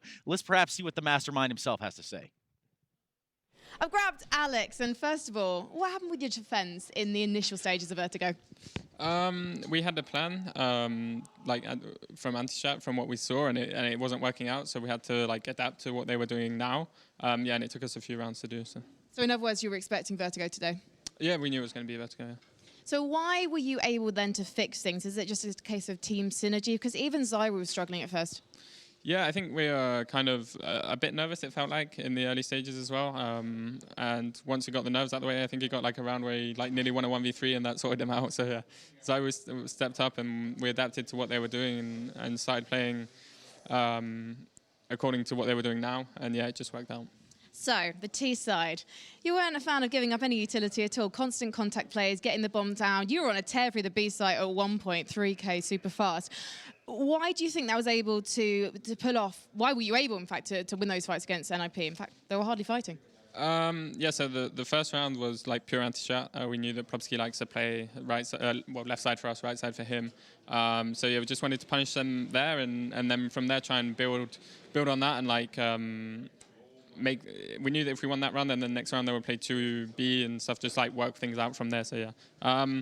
Why the contact plays? Just because I feel like Vertigo is a very stuff-oriented map, and it's very surprising if you just run at people.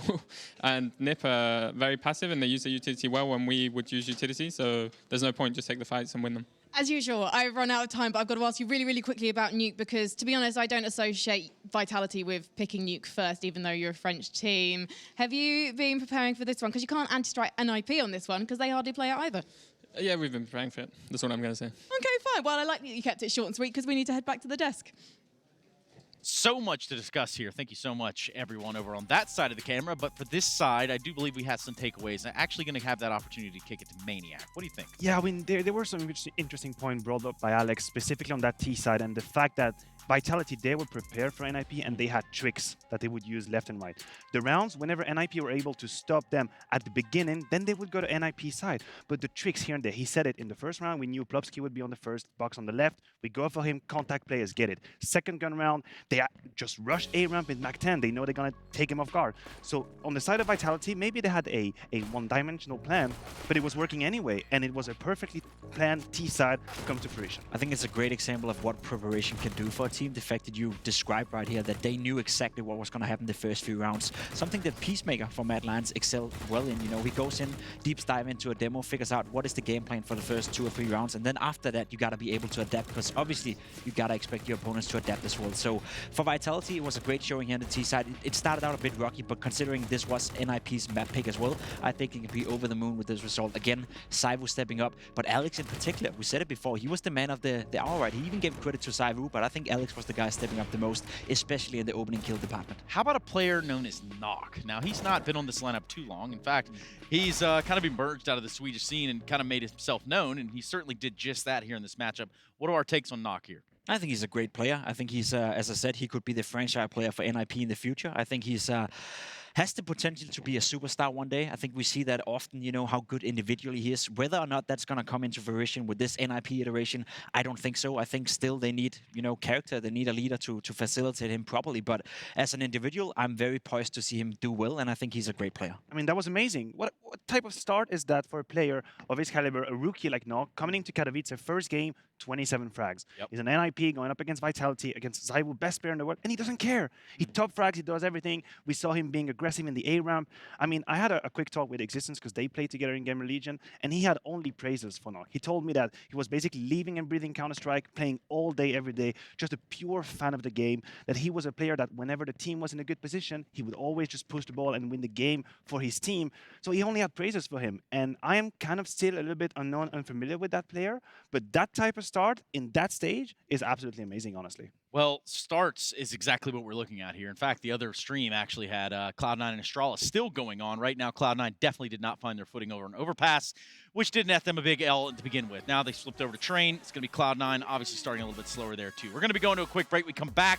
We're going to be jumping back into this matchup at hand. Vitality taking on a NIP, the Intel Extreme Masters Katowice. Taking advantage of every second, now I ain't got time to waste. They all trying to sign my name, they want me to sign my name. Counting your blessing while I count that in my winnings. We take 50s and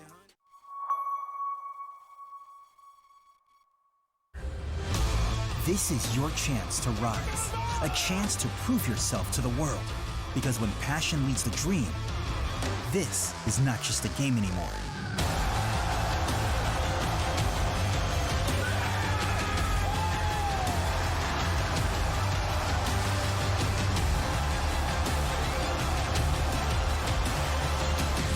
This is the ESL1 Rio Major Championship.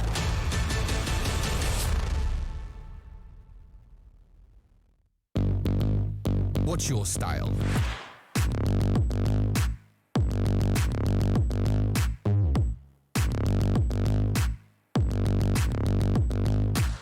Get your merch at shop.eslgaming.com.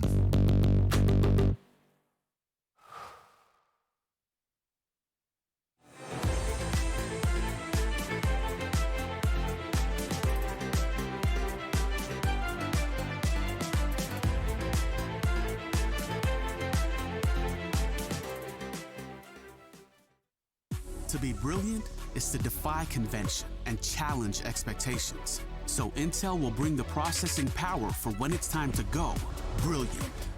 Frame rates that keep up with your reflexes. Brilliant. Fast clock speeds for when you're on the clock. Brilliant. It's what we do at Intel, powering you to master your potential. Will you rise? Intel. Unleash your brilliance.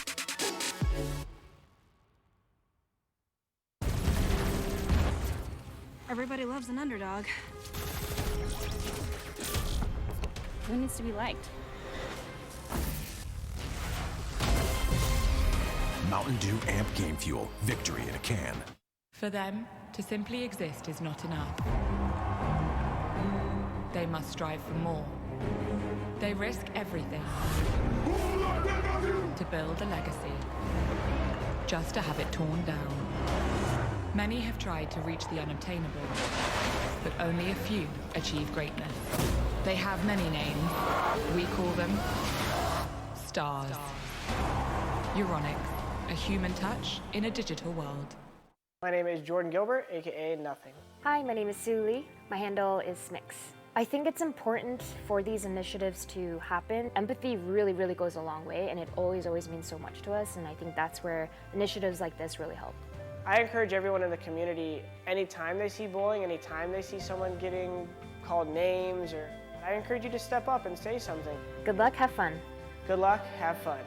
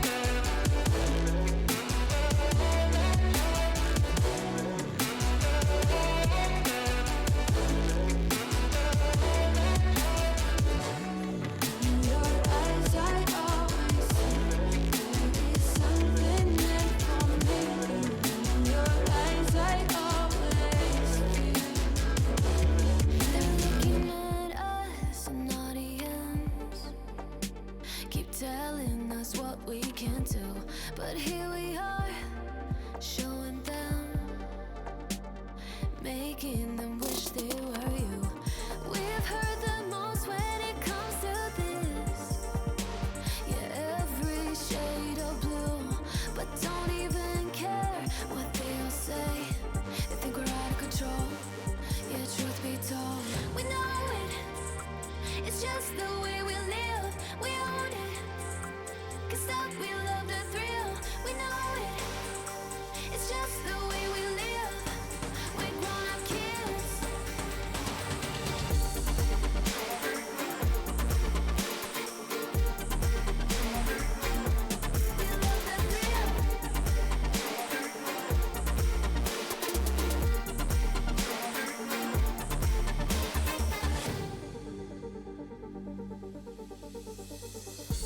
They're looking at us, an audience.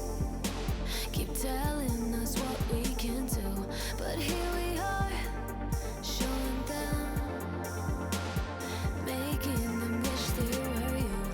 We've heard the most when it comes to this.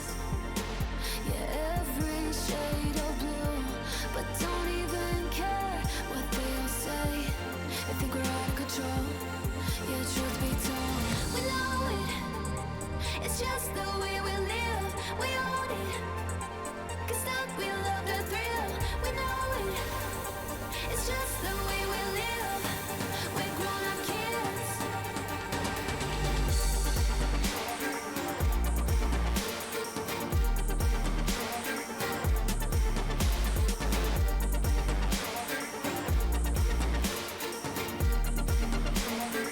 It's just the way we live, we know it.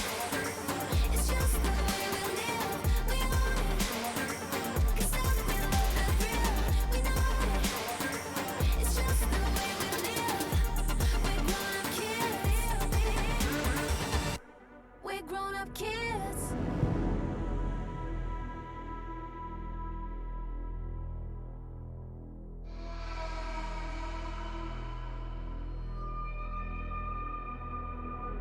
Intel Extreme Masters is brought to you in part by Intel, Acer Predator, Mountain Dew Amp Game Fuel, Vodafone, and Euronics.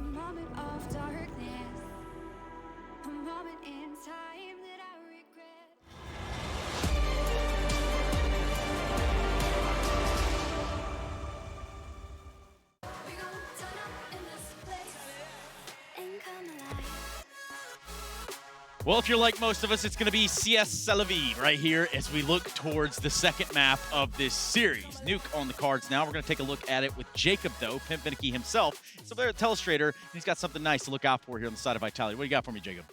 Yeah, I wanted to give you guys at home something to look out for on this CT side from Vitality, because we often talk about how important it is to have a presence on the outside area when we talk Nuke.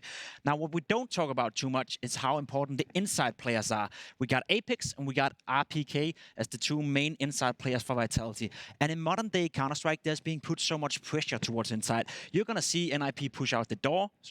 Just clear that. We're going to see NIP push out the door and put pressure on towards Apex in the beginning of the round. You're going to see Apex and RPK having problems defending the inner bomb side mid-rounds, and you're going to see them have delayed hits on the inside as well. These two players, they're going to have their hands full, especially if NIP decides to put on pressure towards the two. So I think, to me, RPK and Apex are going to be the two most important players on the CT defense here, obviously together with Saivu roaming around and helping them out on the inner bomb side.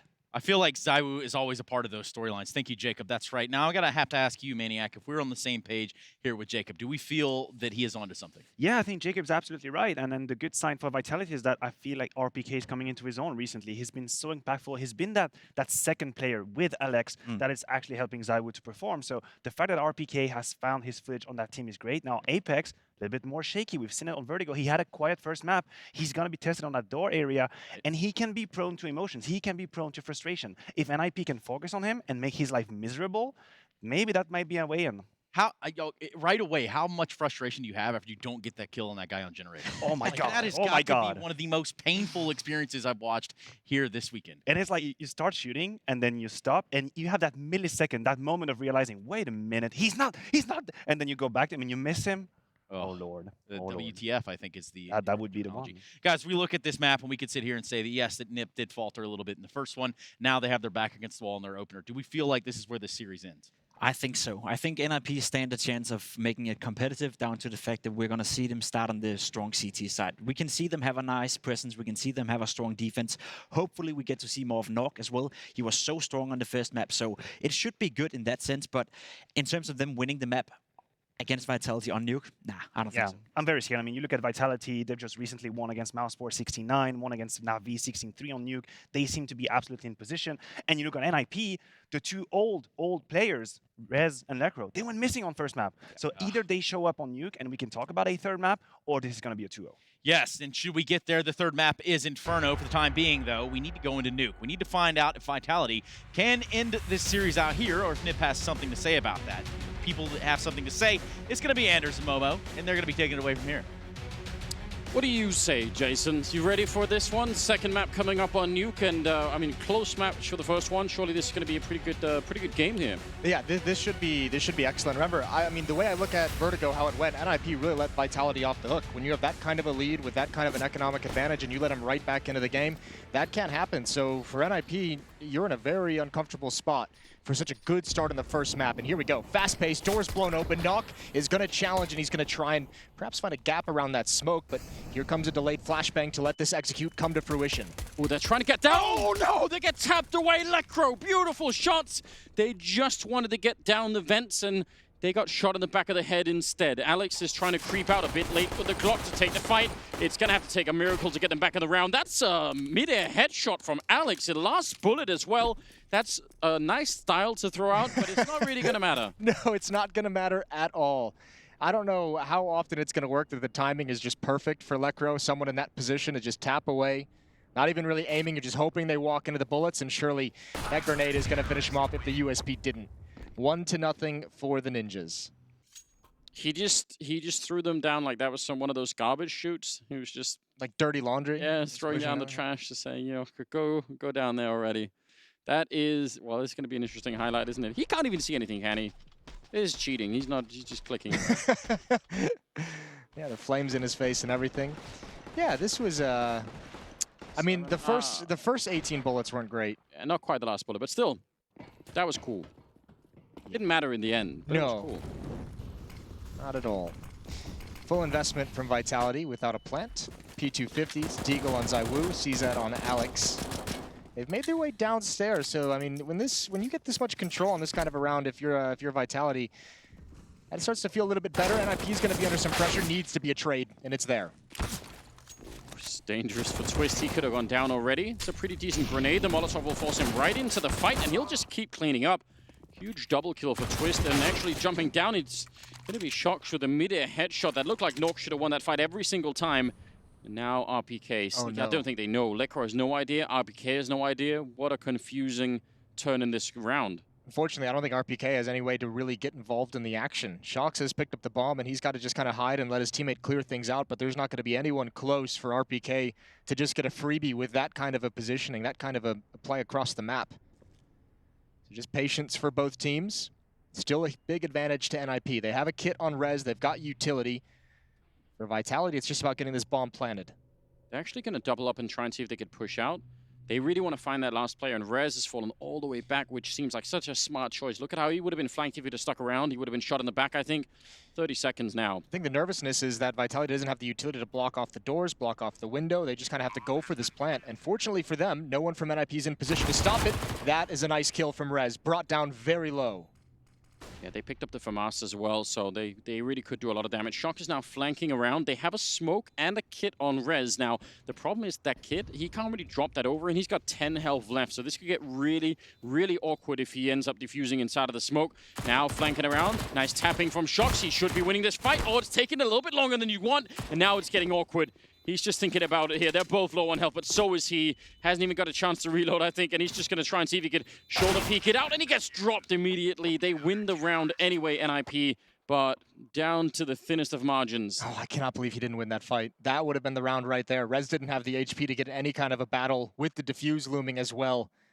An opportunity in a 1 versus 2 for Shox, and cannot come out on top. 2-0 for NIP. But that's a plant for Vitality, which allows them to buy rifles in this next round, even after the second round investment. It's a lot of economy taken away from the Ninjas as well. Right on the edge of a reset already in round 3. Yeah, that's a powerful round. And again, you mentioned it, how quickly they got down there from just smoking the yard and running straight ahead. And they're putting a lot of speed behind this one as well. RPK going to be surfing right down into Mini, and already this A bomb site could be compromised a lot. kill on Lekro, but the return is there for Rez, and he's now down on the hot with the FAMAS and Twist helping out. And this defense is looking pretty good all of a sudden. Saibu, the last one left, and he's going to take a dive into the vent with the bomb and a smoke, and still a chance for this 1 versus 2 to work out in his favor. Yeah, just going to go straight for the plant, not even worrying about where he's going to put that smoke. The question is, where does he go from here? Surely he's heard the footsteps of dropping down the vent as Knock and Twist go for a SWAT team retake. Smoke does nothing up there at all. He goes for the fight, and Knock will go down. Now Twist coming in from the same angle, and Saibu will win it, a quad kill. They put on the pressure round after round. Look at Apex, he can hardly believe it, but they end up winning the round. It all pays out at the end. And that was a gorgeous final headshot for Zaiwu. Big 1 versus 2 clutch. He had a couple near clutches in the first map. This one he completes, and it couldn't come at a better time because, you know, as we mentioned, that's NIP on the economic edge, and he's just pushed them over. Right off of it. They cannot afford any kind of a strong buy. Pistols and the scout on Knock. Yeah, that's a hard way to get started. And they were struggling. As you said, they sort of let Vitality back in the game in that first half on map 1. And suddenly, you know, they're off to an even worse start here in IP. And especially if you look at the economy. Vitality had a terrible start on Vertigo, but they still stuck around and ended up winning that map. If you're in IP, you don't want to see them have a hot start here, especially Saiwu.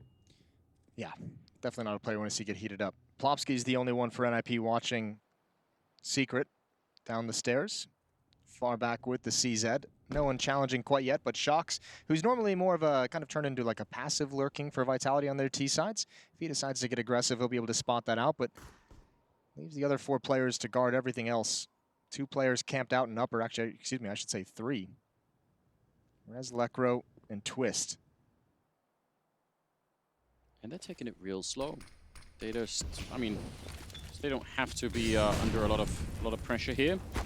Molotov forces Lekro to make the jump on over. Surely that would have been heard. No, I think they didn't hear it, and that actually nets him a kill. That's really interesting. Coming to the smoke, though, as they clean up most of the defense on this A side. Rez has also been hurt. Still lands an amazing headshot with that deagle. That's really well done.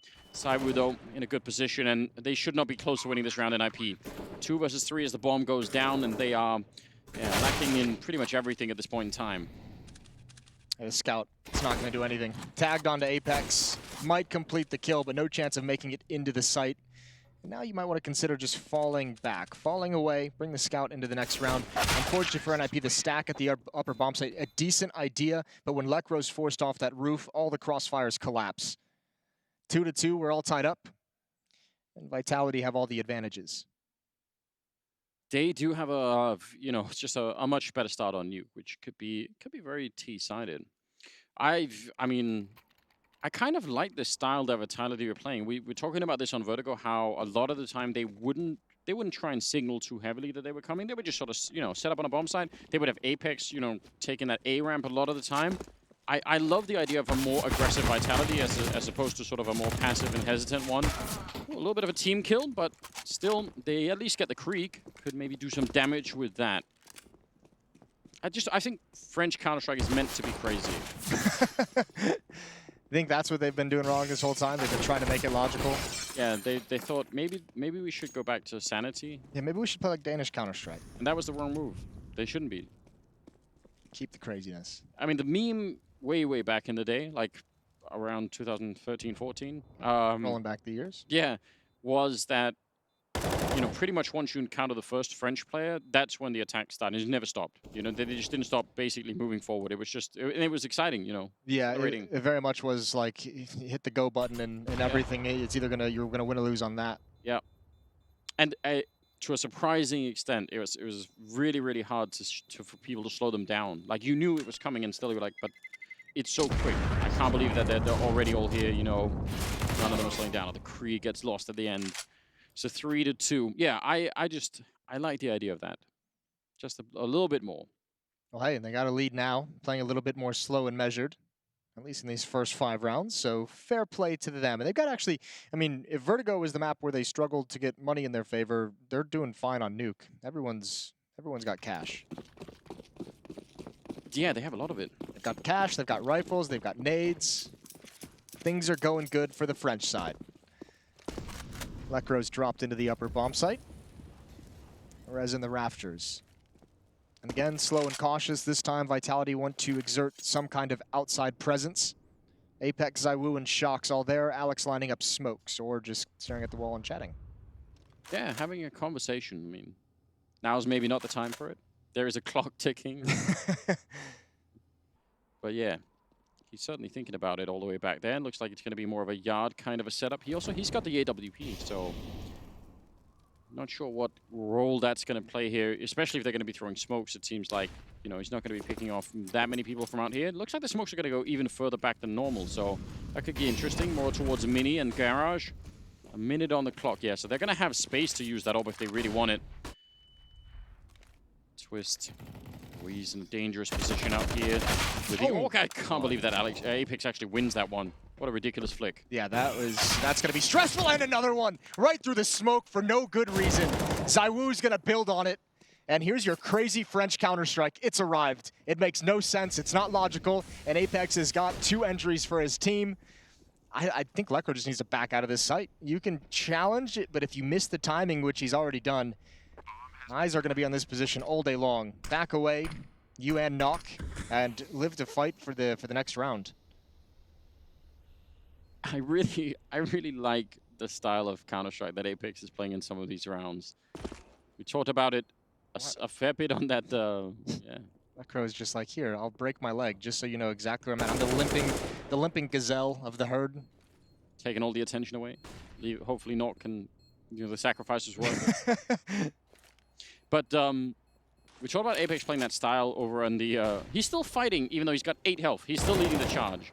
I feel like he just is the crazy bulldog of this team. Like once you take him off that leach and just tell him like that way, Apex, go that way. He's gonna do it. It's been his style forever, right? Yeah, it really has been. He's, I think, the last like pure entry fraggers that we had from over the different generations and the different metas. Like maybe they've done brain surgery on him and they like whatever fear center other people have. So they've turned him into like a little bit of a Frankenstein Counter-Strike player. I think that makes sense because just naturally, if you tell me like, you know, just we're going to flash you through the smoke into the B bomb side, you're the first person through and, you know, cross your fingers, best of luck, you get to do it, and you get to do it every time. You're just the guy to, or you know, you have to try and take some position all alone and we're somewhere else.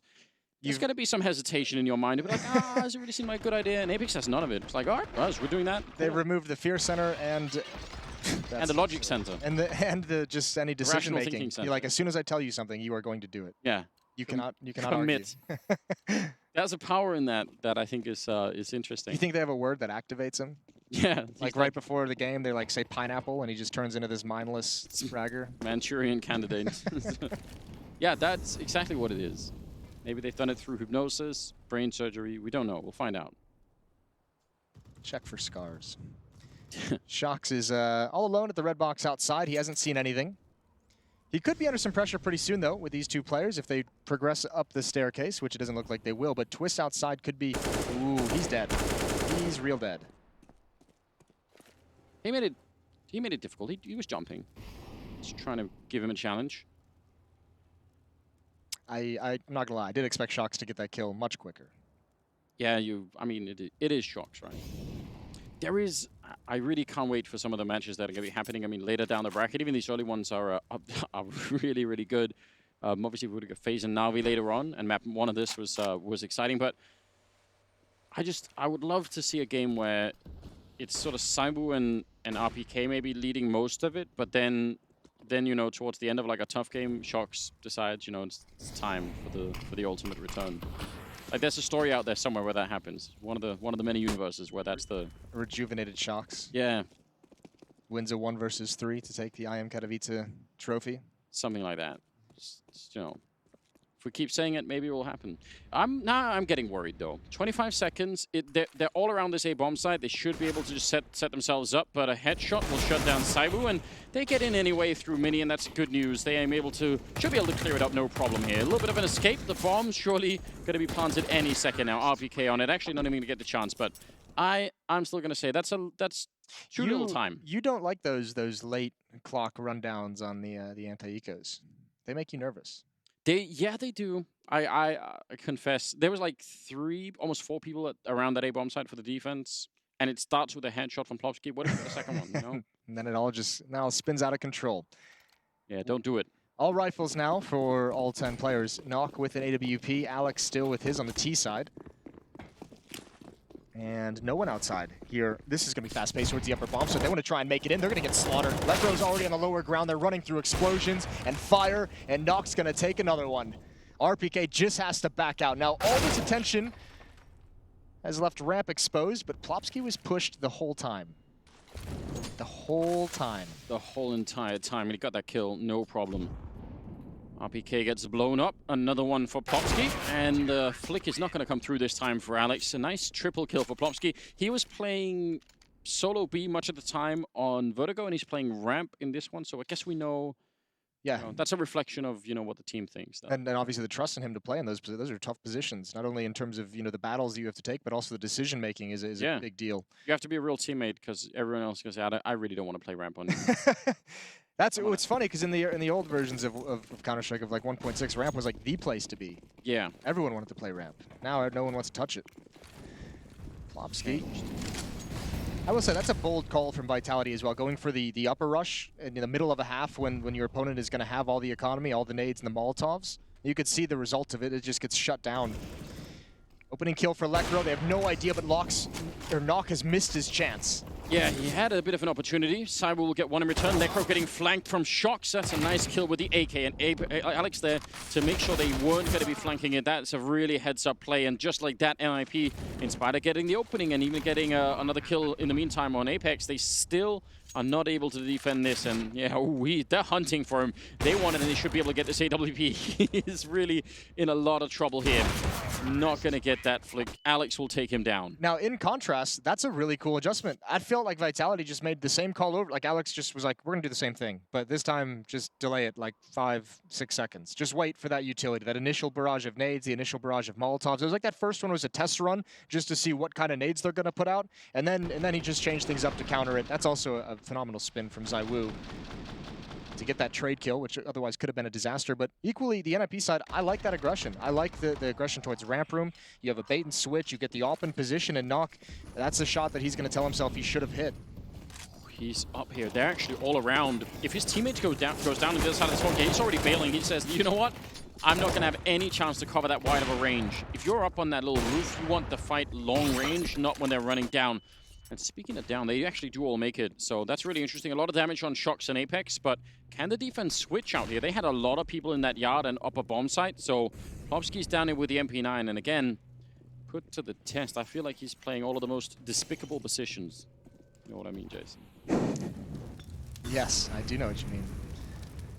Plopsky still waiting. Flashbang utility, he's dodged it all. An easy kill as Shocks doesn't check the corner, and he's gotten away. That's a despicable, nasty position, and he does it just so damn well. He deserves all the credit. I think Plopsky's been playing a great series. Yeah, so far it's really high level. RPK in a 1 versus 4 and a chance for NIP to get a little bit back in the first half. Again, saving the rifles all matters at this point in time, and they're going to be able to do it. Just to follow up on what you were saying about them pushing aggressively towards that lobby area, what I really like about that too is that, you know, I've been complaining for such a long time about Swedish Counter-Strike being too Swedish, basically. And part of the reason why that is... Spoken like a true Dane. Exactly, yeah, some old vendetta there. But basically, I want them to do those kind of things. Okay, like the more aggression, not just like the cookie-cutter Counter-Strike. Exactly, you know, because they are good. They're obviously super high-skilled individually, but you need that little bit of a punch to, you know, throw the opponents a little bit off guard, make sure they don't know what's coming every single time. And even if it didn't actually work out that round, I still like it. I want to see it every once in a while. Just throw in a couple of rounds where you're the ones taking charge. And I mean, this round they had Nork up on the... I was going to say, they've done it 2 rounds in a row. First towards the ramp room, this time the heavy aggression towards outside. And even though the outside aggression didn't pan out, they're still able to kind of rotate and win the round. They had, even if you don't get the kills from it, right? They had the call. They're going fast-paced outside. Here's the wall of smokes. We've spotted 3. Like, everyone rotate downstairs. Allowed Plopsky to get into the perfect position. And it's actually something they didn't do much on the CT side of Vertigo. They were very passive, very far back, and Vitality had the whole map to themselves. So, yeah, let's hope that NIP keep that up. Again, it doesn't have to be every single time, but, yeah, throw in a couple of rounds where they don't get to dictate the pace of it. Twist. Not going to be challenging. I don't blame him. And Vitality are waiting around. They do have enough weapons to make this dangerous, but they only have one smoke. Nox playing ramp room very passively. I think it might just because Plopsky went straight downstairs right at the start of this round. So he's already got it covered. So, I mean, Nox doesn't need to be in a position where he can fall down ramp and guard that lower bomb site. Yeah. They can send Electro down the vents if need be, but this is much more geared towards the upper site. Now it does leave outside relatively weakened, which is where a main point of this attack is going to initiate from. Apex on the roof, 3 players about to turn the corner, and all the utility, all the nades. Nock wants nothing to do with it. Just a tag from above by Twist, but now Plopsky's put into play. I'm so confused as well. That was the one smoke that they just used for Mini, which means they're not going to have a smoke to try and get the bomb plant down. The grenade, just as it fades, that's an amazing grenade. And Plopsky, again, outputting so much damage in these rounds. Going to be falling back to play it safe with 30 seconds left, and that's a good idea. Now trying to play a bit of an anti-flash position. They're going to be talking right up, and he saw that coming. He is just such a smart player. Now it's a 5 versus 3, and again, 20 seconds here. And Vitality, they had that one smoke that they just used to get past Mini, which means any kind of a bomb plant at any bomb site here is going to be tricky. They try and get out, and Lekro will not let them. Nice round out of NIP, 5-6, and again, really good round out of Plopsky here. Yeah, he played that so perfectly. 3 the last 4 go to NIP, and 2 in a row now for the Ninjas on defense. Starting to build into this, starting to go on a bit of a run, and building up some cash flow. Plopsky, I mean, you mentioned it, he had a great vertigo as well. He was leading the server for the majority of the time until Nock kind of took that away from him, but he's playing stellar for being in some tough spots. 5-6. Still in the favor of Vitality, and they're relegated back to Glocks and P250s, and nothing impressive. Ooh, my God. Ears are ringing. Twist just continuing outside, and this should be a fairly easy cleanup kind of round. I mean, this 6-6, that's pretty decent for both teams. That doesn't say anything about who's actually going to be winning the map here. I just like the fact that we're seeing more flavor out of the NIP side right now. A little bit more personality and a little bit more confidence and assertiveness. And they should have that confidence. Yeah. Again, if you just think about the firepower that's on this team, it is actually really strong. If you just think about how they're able to take fights and win them. So, especially when you have like a deep into the roster, like the questions, you know, the guys like Plopsky and Nock, are they still going to be able to deliver on, you know, here at IEM Katowice? And the answer that we've had so far today is yes. So now you want your veterans also to be getting in there. Someone like Twist, who's incredibly skilled. Lekro and Rez, who we've seen a number of times have some dominant performances. You're starting to see it build up on Nuke. Another round though. Round 13, Vitality full of rifles, limited on nades. They've got to be careful how they use these. You mentioned the previous gun round, they ran out of that, and therefore couldn't really make any attack be effective. Opening kill for the Vitality side, and a second one as well from RPK. So 5-on-3, full control of Yard. Now, the fact that you don't have a lot of utility, it doesn't matter nearly as much. it absolutely helps out. I think they even stole another smoke or something on the ground there, so that's interesting. Nork will get a kill on the AWP, and he'll immediately fall back. Does not want to take any kind of a close range fight. They're already down the ramp. Well, they're already, I mean, Alex is the real position here. He's going to be telling everyone, like, this attack doesn't even need to be happening, because Alex can just say, wait, I can backstab everyone. If everyone gets back in a position to attack the upper bomb site, I have the checkmate spot. North with one more kill as they're waiting. They finally take him down. RPK comes in and cleans up on Lekro. And that's a 2-on-1. Plopsky through the smoke, actually a 1-on-3, sorry. Still Saibu barely left from earlier on 4 health. I don't know. That's almost impossible. Like, look from our point of view, like if he could have got that shot for the smoke, it would have made a difference, but... That was the kill he needed. Zaiwu overexposed, throwing the Molotov. If he was there maybe a half second earlier, he could have picked that off and turned it into a 1-on-2. That would have been the opportunity to win the clutch. Still, I guess that round fell apart much earlier than the 1 versus 3. Nice triple from RPK. And Vitality with the lead right after being equalized. And this is pretty good. Just quick. It's great kills from RPK. Those are huge frags to get. I thought Alex was going to have the most impact. It's the danger of losing control of Yard that early if you're NIP. When they take it over, like someone getting up into that ladder with over a minute left in the round, you just don't have the manpower to watch everything. Yeah. I think that's why we started to see the AWP get aggressive towards vents. You just have to push out of that bomb site. You either have to push in towards hut, push in towards squeaky door, or just kind of get in that cover right by squeaky door for outside the way he did. There's just no options to really guard behind you as well. Puts the defense in an awkward spot. 7-6, Vitality still with the 1-round lead. Yeah, so keeping a slight edge here in the first half, which is again fine. We're we're getting into a position now in the score where either way, it should be a pretty interesting match come the second half. Not really much is decided just yet. The economy for NIP is such that, you know, even losing that round, they're still at the buy. Twist has got nearly 10,000. He's not bought yet, but when he does, even then he'll have a little bit left. So that's kind of a cool position for NIP to be in, and that's because of that 3-round run that they took. Helps them out a fair bit. Yeah, and in those 3 rounds that they won in a row, they only lost 1 player across all 3 rounds. So a lot of cash building up during that stretch.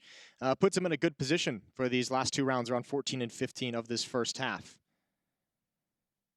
So a little bit of a quick pause, and we're going to get back into the action now as freeze time kicks in. Yeah, and, you know, even if Vitality were to take the last 2, 9-6, it's not great for NIP, but I still think it's pretty competitive at that point in time. Obviously, a bit more pressure on the Swedish Ninjas as they did lose map number 1. Swedish Ninjas. Swedish Ninjas, yeah. That doesn't make any sense. Does it not? I don't know. I don't think, maybe not. I don't think that's ever. You guys get a lot of ninjas up there in Scandinavia? Not really. I don't think. Doesn't seem like the weather for ninjas. No. Suddenly with the style of dress and everything, it's going to get cold outside. Also, I don't think we ever had any kind of sort of real martial arts. No, you guys just had big axes and stuff. Big axes, big people. I think it was one of those things, yeah. Less artful, just more fighting. Yeah, more brawn than brain. That's gone away with the Swedish team, though. That's what I'm saying. Get back to some of that. Okay, back to the ninjas. Yeah. Well, 14th round here. 11 kills on Shocks. So surprisingly on top of the scoreboard.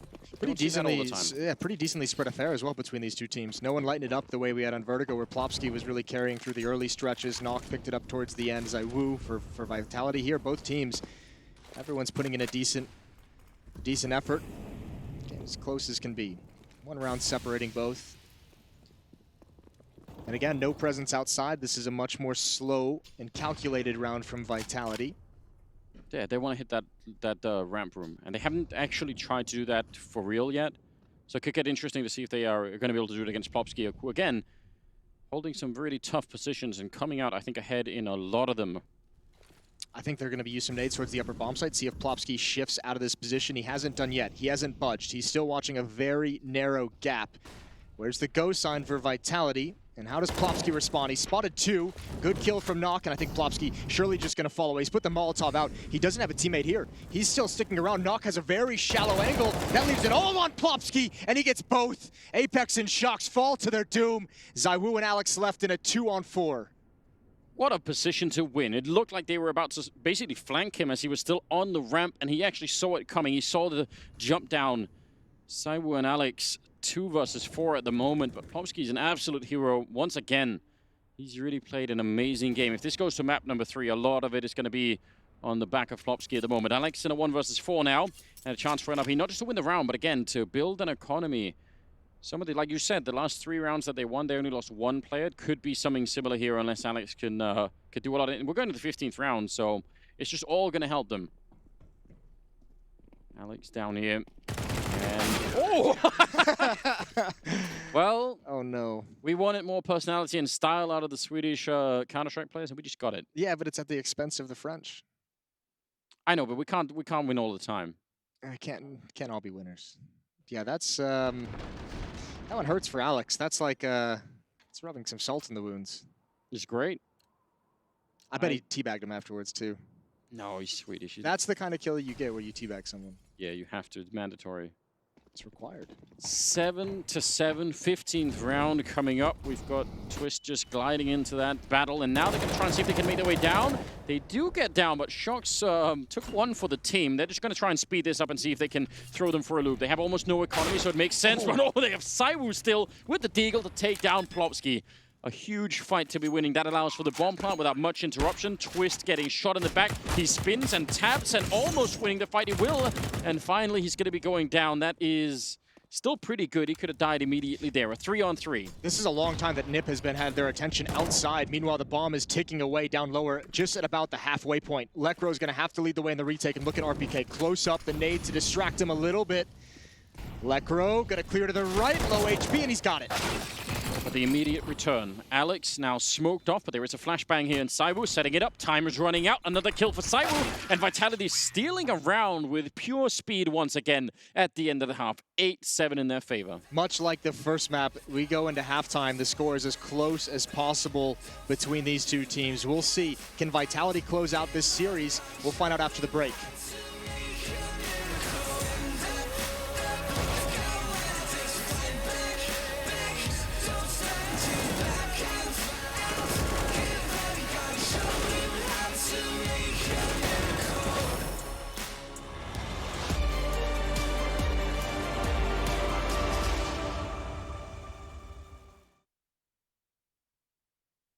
What happens next? I see what I wanna be, questioning my destiny, only knowing what I see. I don't even realize I've already made a path, and I can change it anytime. I can't take it back. I know what I want, but it seems so damn far away. I know I sound crazy to the ones who said, oh, I know I empower those who dream like me. I know I sound crazy to the ones who said, oh, I know I empower those who dream like me. And you say you wanna be somebody.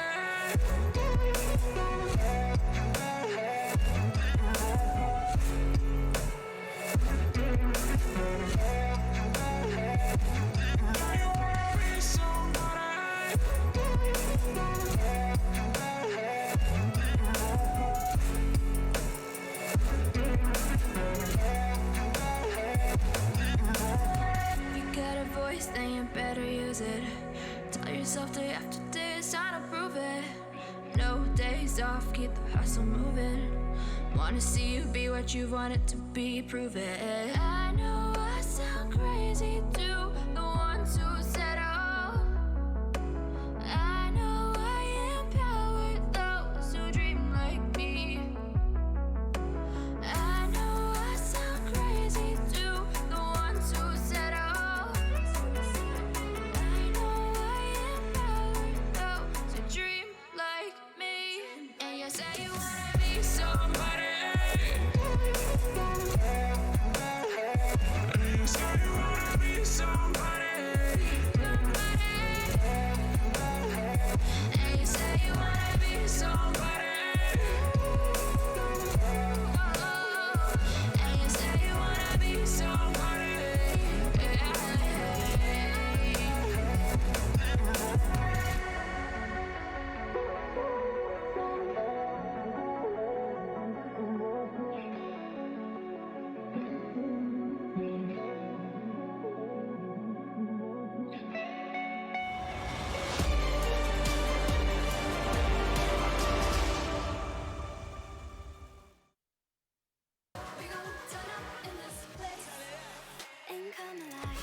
For an exciting game. Jason, are you ready for it? It is 8-7 in favor of Vitality. Second map here at Intel Extreme Masters in Katowice, and I mean, it is dead even once again. Dead even, as close as it can get at halftime. Yeah, I mean, this is perfect between these two teams. A lot of back and forth, a lot of teams grabbing advantages, and then it just being ripped out of their hands just a round or two later. So this has been a very, very cool battle between the two squads. Plopsky, I think, was impressive for both of us. And again, fast pace towards the upper bomb site. Plopsky's going to be leading. He's also going to be getting his head ripped off by Saiwu and Alex. They combine for 3 quick kills. Yeah, Sai was still going after the fact, and now it's a 2-on-1 with Twist down on the low ground. He really, really wants another weapon or anything. That smoke actually, and he picks up the bomb. He's trying to escape. He wanted to play clever there, but Shocks will catch him, and close kind of around, but what a start from Vitality. Alex and Saiwu in there, shutting it down. Those were important. That rush felt like, I mean, especially when the kill doesn't come out immediately, you feel like it's going to have some strength, that it's going to have actually some real power to it. But Saiwu, just those 2 kills. Alex, he was lying in wait the whole time. It was done perfectly. It even takes a little bit for Twist to find Alex at the end.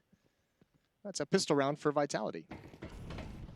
I wonder if that was one of those rounds, and they do happen a lot on Nuke in this kind of an environment where, you know, there's one flashbang that comes through the ceiling, and that flashbang is either gonna blind the defense or it's not.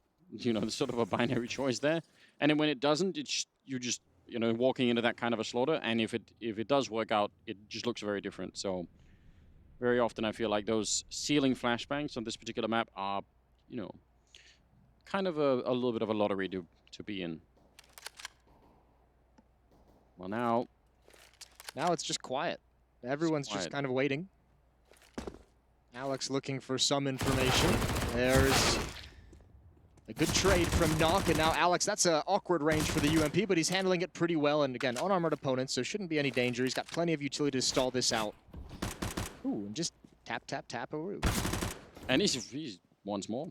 Or maybe he'd back out, but... Doing the old Happy Gilmore. He's, yeah, he's loving it.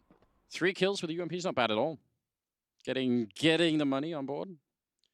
10-7. It feels like the French are doing it again. Running away, at least trying to run away with the game. They have a real good chance here too. I mean, they had that 5-round stretch at the beginning of the first half that put them on a really nice trajectory to get their 8 rounds of the first half. So it's looking pretty good for them. 3 in a row now, going back to the final round of the first half. And they're going to have plenty of money. Zaiwu on the AWP. We've got Kriegs out for the NIP side, lacking in utility, which could be dangerous against that all. Right. Huh. Just needed that. He's missing every single shot, and Plopsky will finally put an end to it. What did he sell his soul for like a really nice 2019? Now the Devils come for his due. That could be one of those monkey claw type situations. I mean, he missed. Listen, it's a joke. I'm not trying to be too harsh on those misses, but I mean, he had a couple on Vertigo as well that made you scratch your head. Like he normally hits those. Yeah, and we were talking about how, you know, that maybe that's fine because he was pretty good with the rifle. So might be seeing a slight bit more evidence that today's just not really the alt day for Zaiwu that we're so used to. He's mortal. Yeah, after all. He can bleed. Well, now's the time to kill him then, because you know, if he gets back to the other style, it's rough. Nice flashbang setup. Apex and Alex combining for an easy kill there. And that puts it right back in a 4-on-4 with still 40 seconds on the clock, which is a little bit concerning. Twister's got the bomb picked up at the moment and looking to bring it through Mini. He's also alone with the bomb out there, so if he doesn't win the first fight, suddenly it's really weird. I think a little bit of a grenade to slow him down, and he's going to make his way in at least. Gets caught in the middle of, and now from Squeak instead, it's a 1-on-1. Shox with a double kill, Plopsky with a double of his own, and 20 seconds on the clock. The bomb has been picked up, and Shox wide swing to win the fight with a triple and a nice clutch there. Very little time left, and again, I don't know if that was the one deciding factor, but bringing the bomb in alone through Mini, that scares me. Well, I think it was also just an awkwardness of where the defense was positioned. They're not in really any too standard of spots, so it's very hard to read where the next fight is going to be taking place, and Vitality just able to whittle them down as they tried to gain entry. Plopsky even had a perfect read of where Shox was going to take that peek. Yeah, he knew. And he just wasn't able to win the fight. So, I mean, this fighting in towards door as you go in, that's a new angle that's really tough to clear out as you bring the bomb in. You're exactly right. And the time running down as well, you start to feel the pressure. 11-7 in the favor of Vitality. They're extending their lead in a nice way. And Zaiwu with a rifle. He's back. That's good. Don't want to be taking any more risks here. Grenade. I mean, it's going to land right on top of North, but the rest got by just fine. We've got a Tech 9 on Lekro, which is amazing. Don't get to see them. Site. Yeah, nearly enough. And yeah, he just won it. Going to be backing up here, though. Apex. Oh! Lekro, that is a stolen M4, and they get another one. NIP still with some life left in them. Yeah, this is a great round from Lekro. The first kill with the Tech 9, and then that immediate headshot from Dark. I think actually Vitality, the call should be to save here. Yeah. I don't think you go for this. Keep them boxed in. Make sure they can't take these two M4s out. Just gain like the advantaged angles, but don't risk your own weaponry. You don't have the economy for this. Only Shox has 2,400. One kill from Zaiwu, but he has no idea one is wrapping around behind him. That's going to take the weapon away at the end. They lose it all. 11-8. It's one of those moments where you find the first bit of success and you feel lured into the rest of it. It's also like, it's much easier to say they should retake when you can see the minimap. Yeah, that's true. That's a really, really good shot. Lekro opening up the round and also securing that bomb plant and everything else. 8-11. And that is... Well, that's a huge change for the economy for Vitality. They did this kind of a buy on Vertigo, or maybe it was NIP. Actually, I think it was NIP who did it, but this is a risk of the economy. They have to have some success here, completely blind, and Apex can only get the one. But, I mean, for a 3-round lead, this is a risky decision to go for the investment. It is. Tremendously cool setup with the HE, and then he was flashed through the smoke out there, and they were really blind, so we could have easily had a double kill. And you're right, it is a risk, and it did kind of backfire on them. Well, they can still win this, right? It's just if they don't, that's going to allow NIP to close the gap pretty quickly. But NIP, now that you see the buy, now that you see they have utility, some armor, some upgraded pistols, you are much more cautious on this T side. And they're about to lose control of lobby. 3 players have just cleared it out. The question is, can they rotate down to the lower bomb site quick enough to stop this attack, to stop this hit? Forward smoke, at least now Lekro knows that someone is in lobby, and they're sort of trying to keep them good. But all they're doing right now is keeping Lekro back.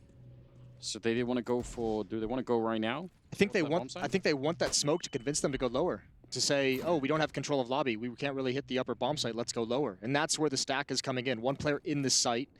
Now, it's not panning out exactly as they would like because NIP going to outcall them here. Just going to move so smoothly. Up the vents, rotate around. Lekro's going to retake control of lobby all on his lonesome, but Mini was a huge gap in the risk, or in the gambled defense. Yeah, what a smart play from NIP. That's actually really well done. I think you are exactly right. They were hoping that one forward smoke would force them down, and NIP thinking, you know what, this feels too awkward. So that's a very, very hard call to make when you don't have the all the luxury, the information that we have on that minimap. Well done. Gets them the round, obviously. Sharks is going to be making it out with the M4. No one is going to be able to take that away from him at the moment. But still, 11-9 is going to be the scoreline, and how much they want to hunt. Twist has to be careful. Zaiwu is going to try and find a rifle. I think he does have a teammate, Alex, waiting to peek out as well from underneath the ladder, but Zaiwu's in so much pressure at the moment. Alex isn't helping him out whatsoever. It's all Zaiwu, and he's got the headshot. Can he recover the gun? He's going to make a run for it on top of Silo. Plopsky's going to put an end to it. A nice attempt for Zaiwu, though. Doing the best that he can, yeah. It all matters in the end, right? Even just a single rifle like that being lost could have a pretty big impact. And for Vitality, again, because they forced up in that round, it's not like this is a round they can really buy in. They have the M4 on Shocks, and that's more or less it. Investing a little bit into a couple of grenades and some pistols, but otherwise they're going to try and keep it cool. So a really good chance now for the Swedes to start to swing back into the game, almost equalize the scoreline. They're going to be blowing open the squeak door and running right through. So a bit of a power move here, and there's just nothing to defend with on the other side. Even Zaiwu getting a chance to take a swing at Nok. So you go first with that little P250. You get one chance. Yeah, Apex was, Zaiwu was hoping that, you know, RPK's death would give him the chance. And he, fair play, he did have one. Just gets shut down quick. So 10th round for NIP, they've hit double digits and still just 1 round back. This map remaining close all the way down the stretch. And here you want these pistols. You have Alex and you've got Apex just waiting for the evacuation out towards T-spawn, out of lobby. Smoke is going to neutralize 1, not the second. Alex just wants a rifle. Ooh, a lot of damage. The bomb's going to explode as well. These guys have to get further away. Rez is in some trouble now, but I think he'll have just made it. Yeah, that is really close, you're right. But they steal another M4. That's laying the groundwork for a bit of a turnaround here for Vitality. They can now buy in this upcoming round, and that's great news. But those 2 rifles on Shocks and Apex, again, that's economy that could be used down the road as well. So we'll see how that plays out. Don't want to underestimate just having a little bit of an impact in some of these rounds. Pretty good swing. Yeah, pretty good reaction to come right back to the top of Hut. 11-10.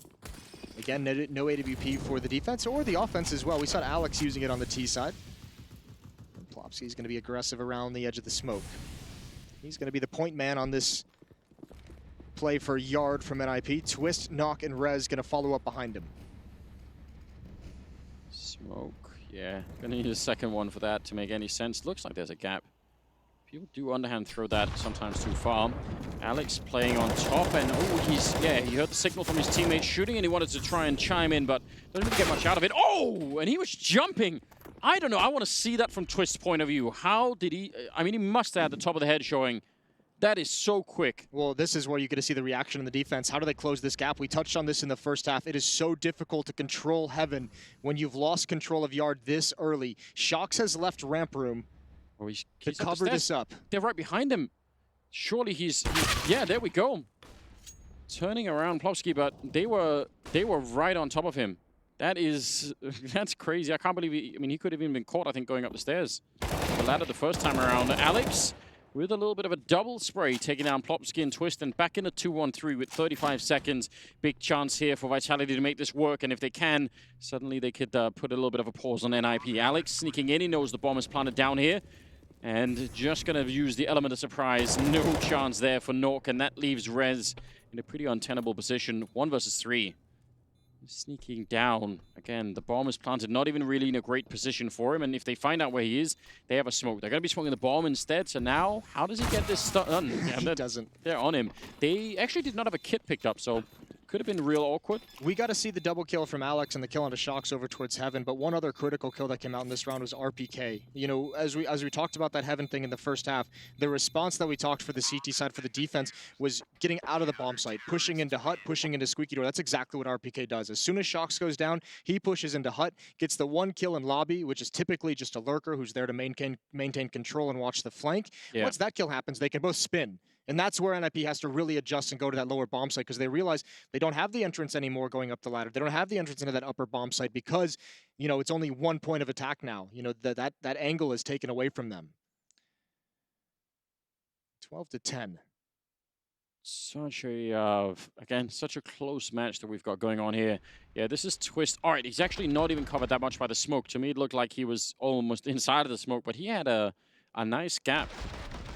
And that allowed him to get that done. But in spite of the fact, you know, they still can't do it. Timing is so awkward for Twist jumping across that. It's that second player underneath Heaven. They killed Shocks, and they probably thought it was all clear. Yeah. That's pretty brutal. Nice positioning from Alex to confuse the attack. 2-round lead. Really deep smoke, I think, all the way towards Hell. Thrown from T-spawn, more or less, and they're going to be quick out the yard. Yeah, you see that smoke deep, just covering any kind of an AWP out there that might have been. Apex goes down, and Plopsky with the opening. Listen, ZywOo's going to get another chance here. 4 players coming at him. He's got the AWP. Oh, and they backed off. We've seen some tough rounds with the AWP for ZywOo. That might have been one where he could recover it nicely. Alex going to see how many he can get. He's going to tap 2 down. The spray for a 3rd, and add 1 more on top. Plopsky goes down. Alex holds the line, and Vitality's going to creep up to 13 rounds. That was beautiful. That, again, people underestimate how much patience and willpower it takes to not take that first guy out. You just want to do it. Especially in these high-level games where so much is on the line.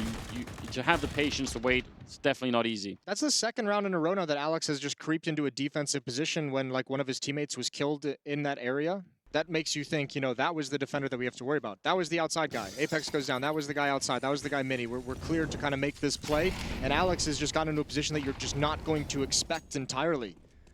That is pretty brutal. So well done. 3-round lead. That also depletes the NIP economy, and they're back to pistols. I mean, it looks like maybe they could try and just wait for the initial barrage of grenades to be over, and then, yeah, blow up the door and maybe just go for it. I don't think they're going to have much more of a chance to do anything else. So, yeah, I think it's just going to be quick through the Hut and Squeak Door, and pray that they don't run into anything crazy. Grenade is going to land right on top of Plopsky and Nork, so that's pretty rough. And yeah, this is already not looking that good for them. Flank is coming out from Alex. He's all the way on the other side and taking down Twist, who actually, he got the grenade off. That was his parting gift, but it didn't really do much inside of the bomb site. Well, Rez is left in a really difficult spot. 1 versus 3.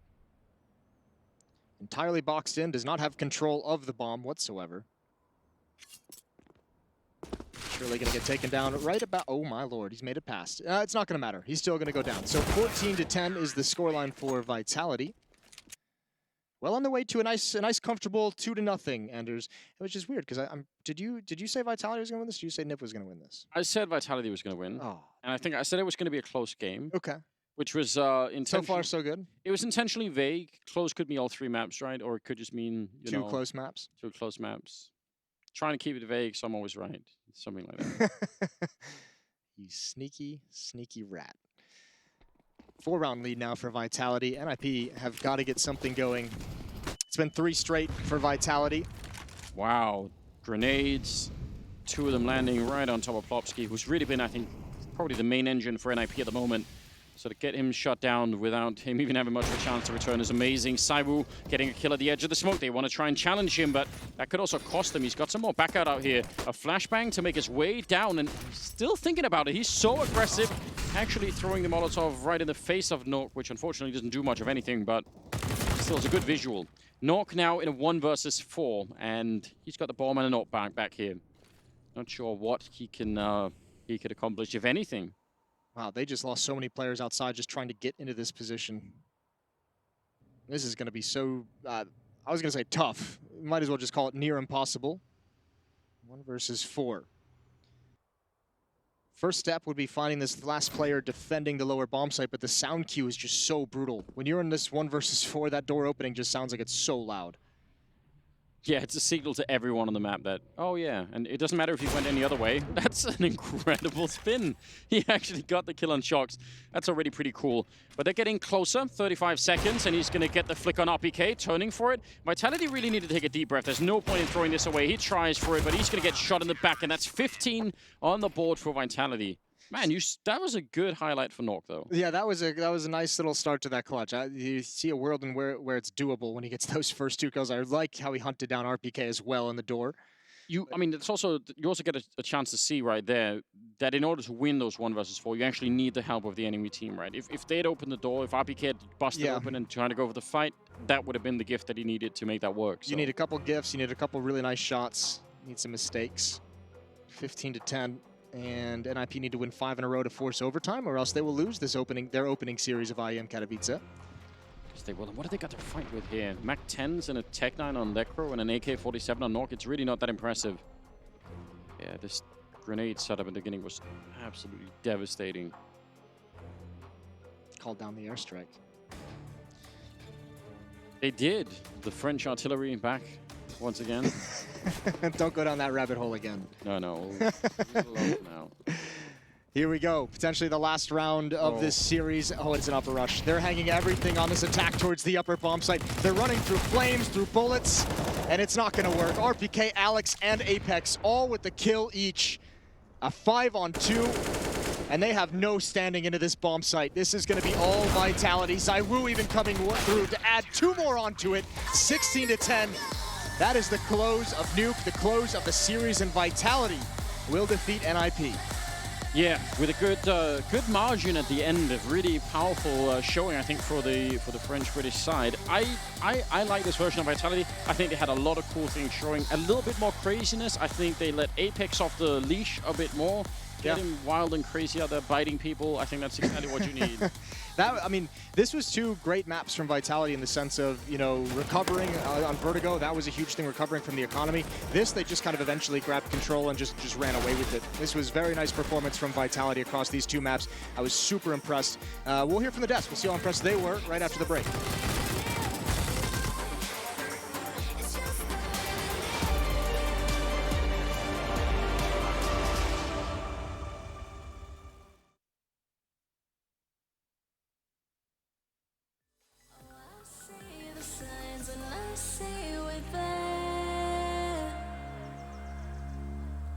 And I feel the lies and I feel the sand.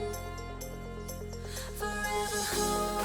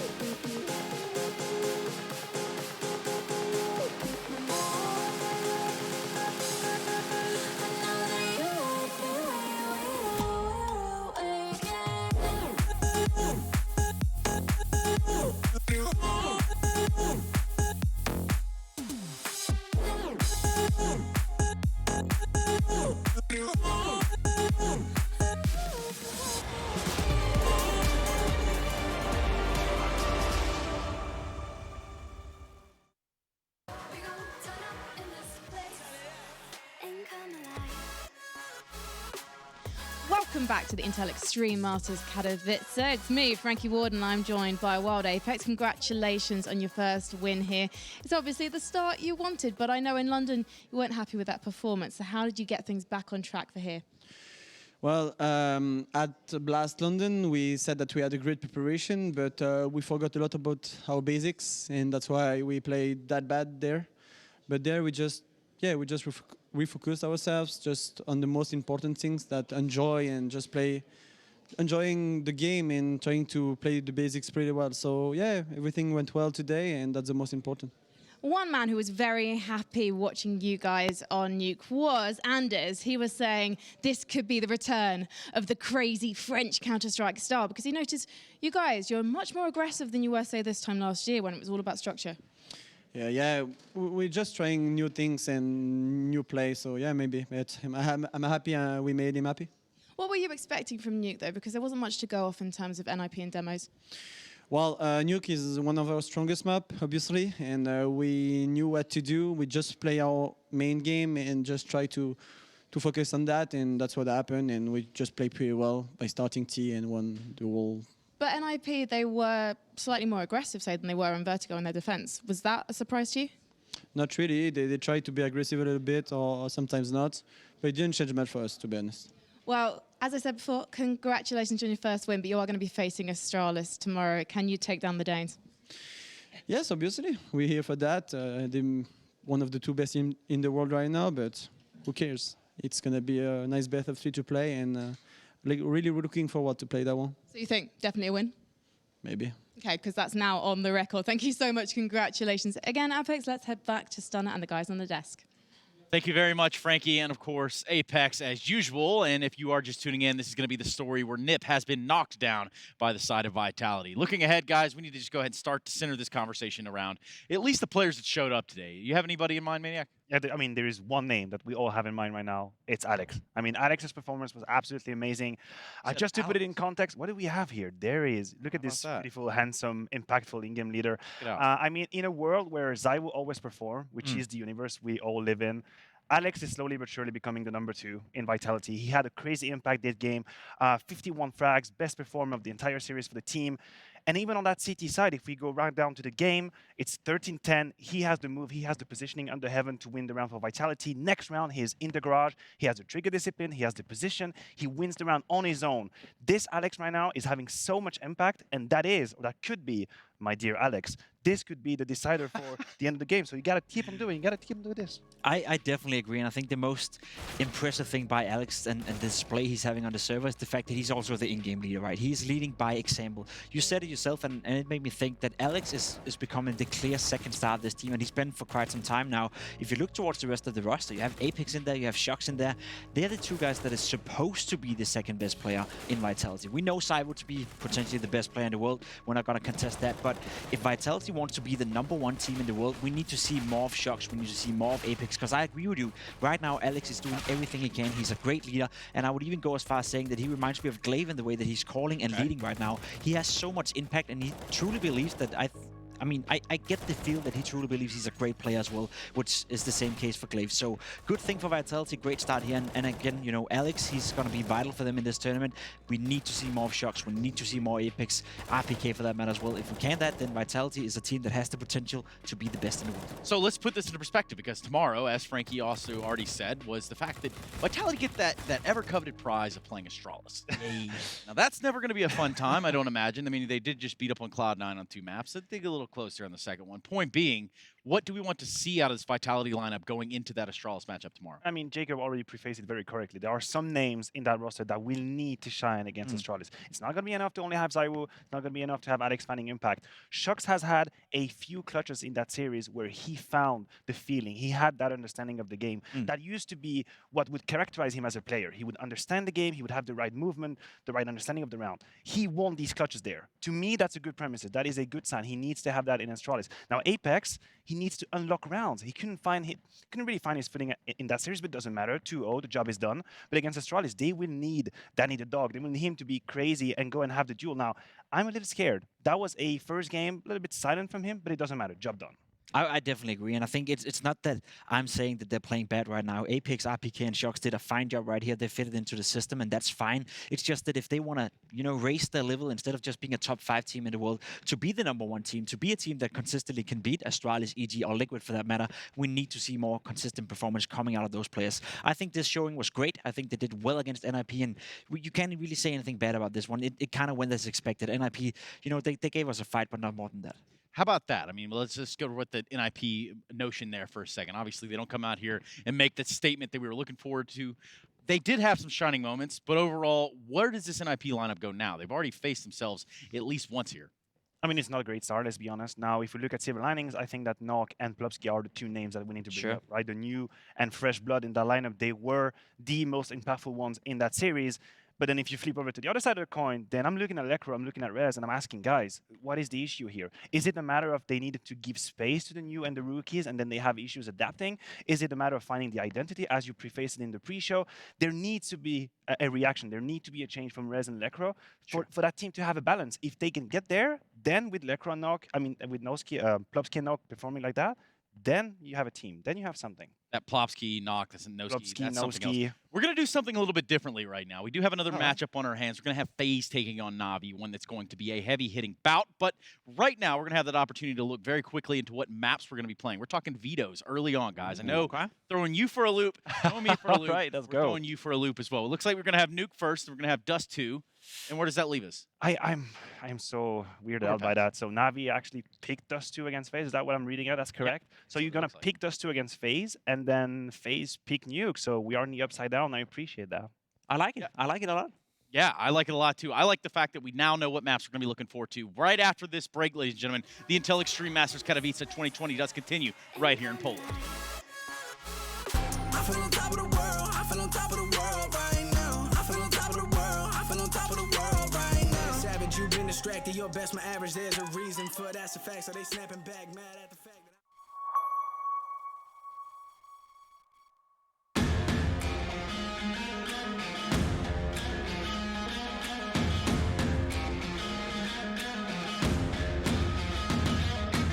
Let's get Australia in the arena.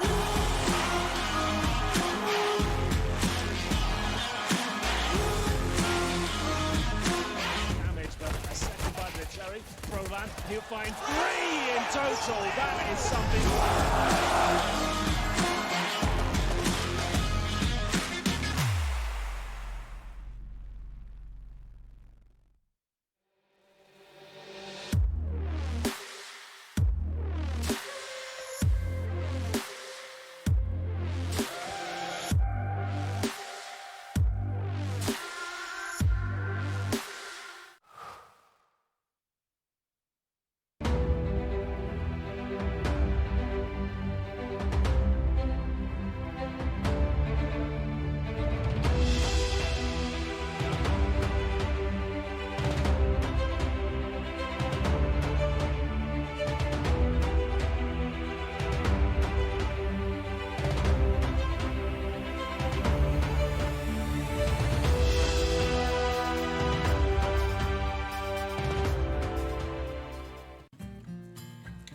He wasn't the classic nerdy computer kid in school.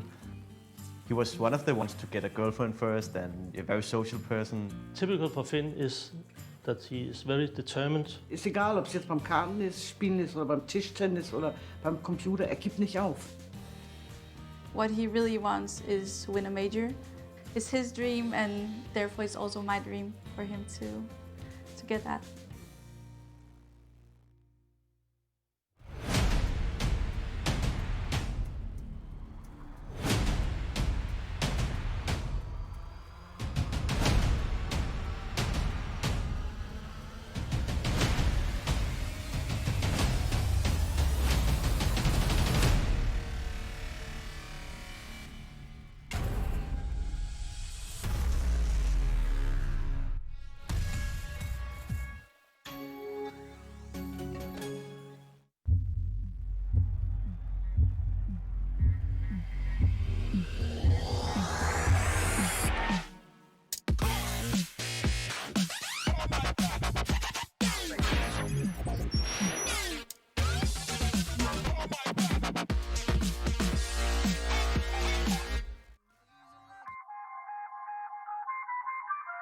feel on top of the world. I feel on top of the world right now. I feel on top of the world. I feel on top of the world right now. I always wanted the world. I want to conquer the world right now. I feel on top of the world. I feel on top of the world right now. I call a shot to the man with the plot and we only go bombs away. Ain't no one protecting my mind as a weapon, that's why I'ma dominate.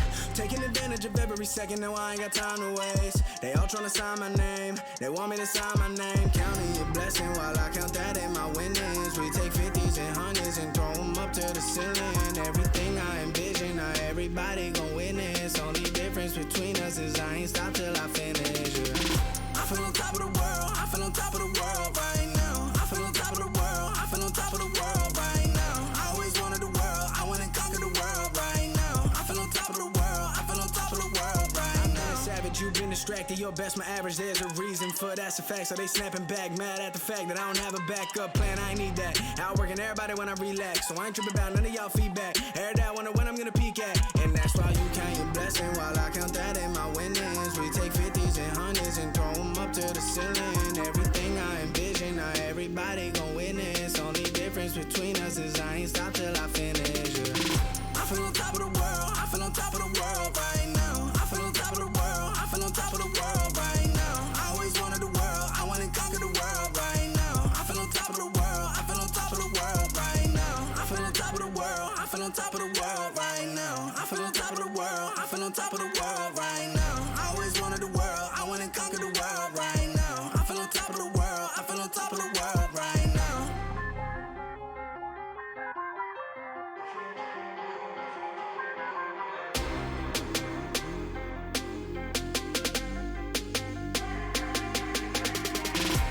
Shots on the man with the plot and we only go bombs away. Ain't no one protecting my mind as a weapon, that's why I'ma dominate.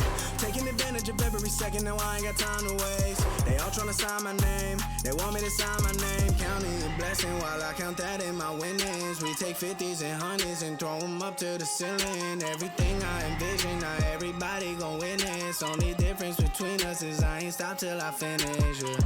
I feel on top of the world, I feel on top of the world right now. I feel on top of the world, I feel on top of the world right now. I always wanted the world, I wanna conquer the world right now. I feel on top of the world, I feel on top of the world right now.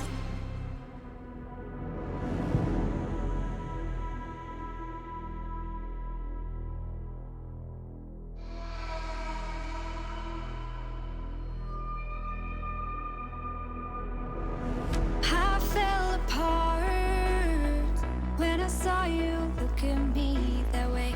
It broke my heart to see. It was a moment of darkness, a moment in time that I regret for being so heartless. It was a moment of darkness. Intel Extreme Masters is brought to you in part by Intel, Acer Predator, Mountain Dew Amp Game Fuel, Vodafone, and Euronics.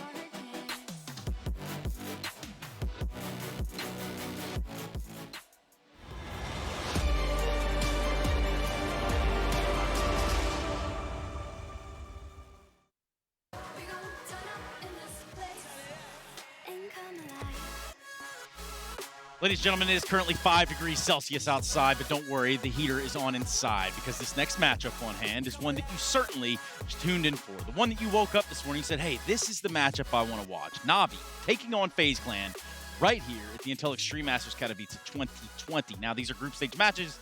These are best of threes, and we already know what maps we're going to be playing. However, when you take a look at these two lineups, you take a look at exactly what it means to have firepower in the server. Taking a look at my lineup, at least, it's going to be Sponge, it's going to be Pimp. Guys, welcome. We got some of the best players in the world on the server going toe-to-toe against each other. Simple Electronic, potentially the best duo in the world. Cold Zero and Olaf Master, they used to be the best players in the world. It's been a while since they were that, but now, as you said, there's so much star power, there's so much firepower on the server, so regardless of how pretty this game is going to be, it should be entertaining. Yeah, this is a hard one to call, isn't it? Now, the veto's already through. We had Nuke, we had Dust 2, and then the third one was Overpass, right? So that's already happened. Nuke's a curious one for FaZe to pick on into there because Na'Vi were able to beat Astralis at this in London not that long ago. So that's something that they maybe have identified weaknesses on, or maybe they don't think that Na'Vi would be too up to scratch on that one. But if Simple and Electronic are playing well, I don't think that matters. Yeah, Electronic's certainly been one of the staple players when you look at the entirety of this lineup and everything that they succeeded with.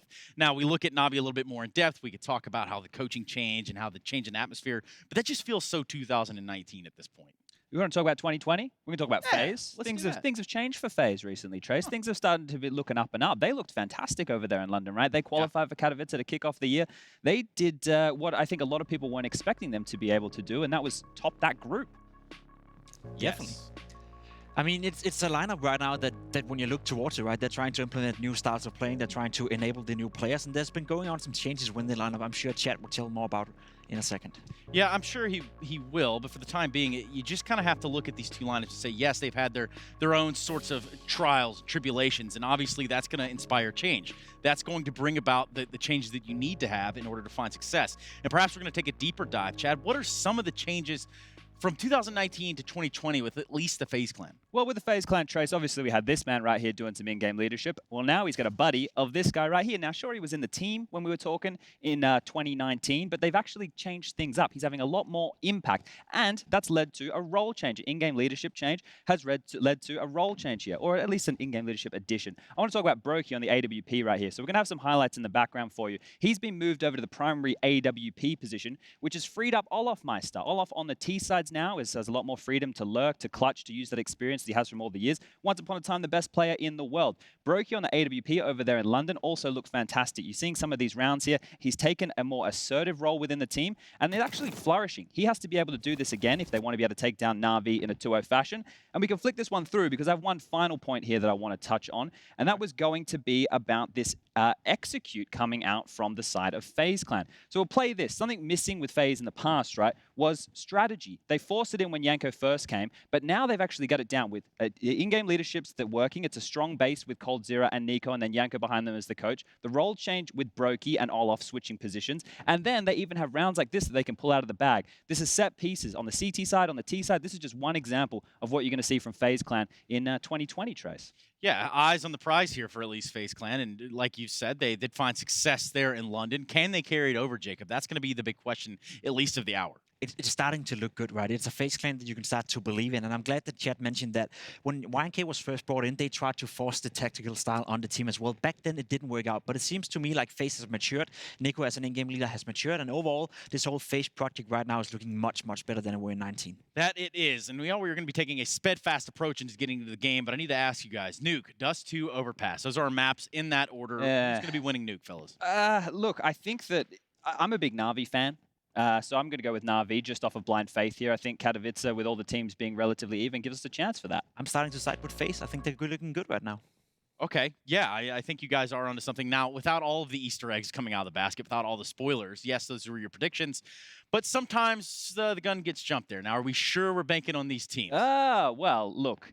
The reason that I'm hyped about Na'Vi is I think this constellation of players will lead to potentially the best team in the world, right? I think Simple Electronic is a duo. They're the most potent duo that we have in Counter-Strike.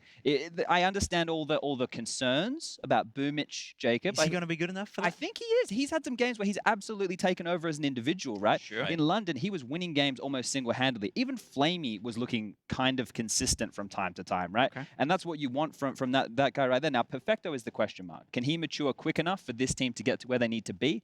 That's a big question. Okay, I still feel it stands with Boomich. I think Perfecto is going to be good enough for them at some point. I don't even think that he needs to mature that much. He needs to be a reliable player, one you can count on to get 20 frags, 18 frags in a matchup around that number. That will be fine.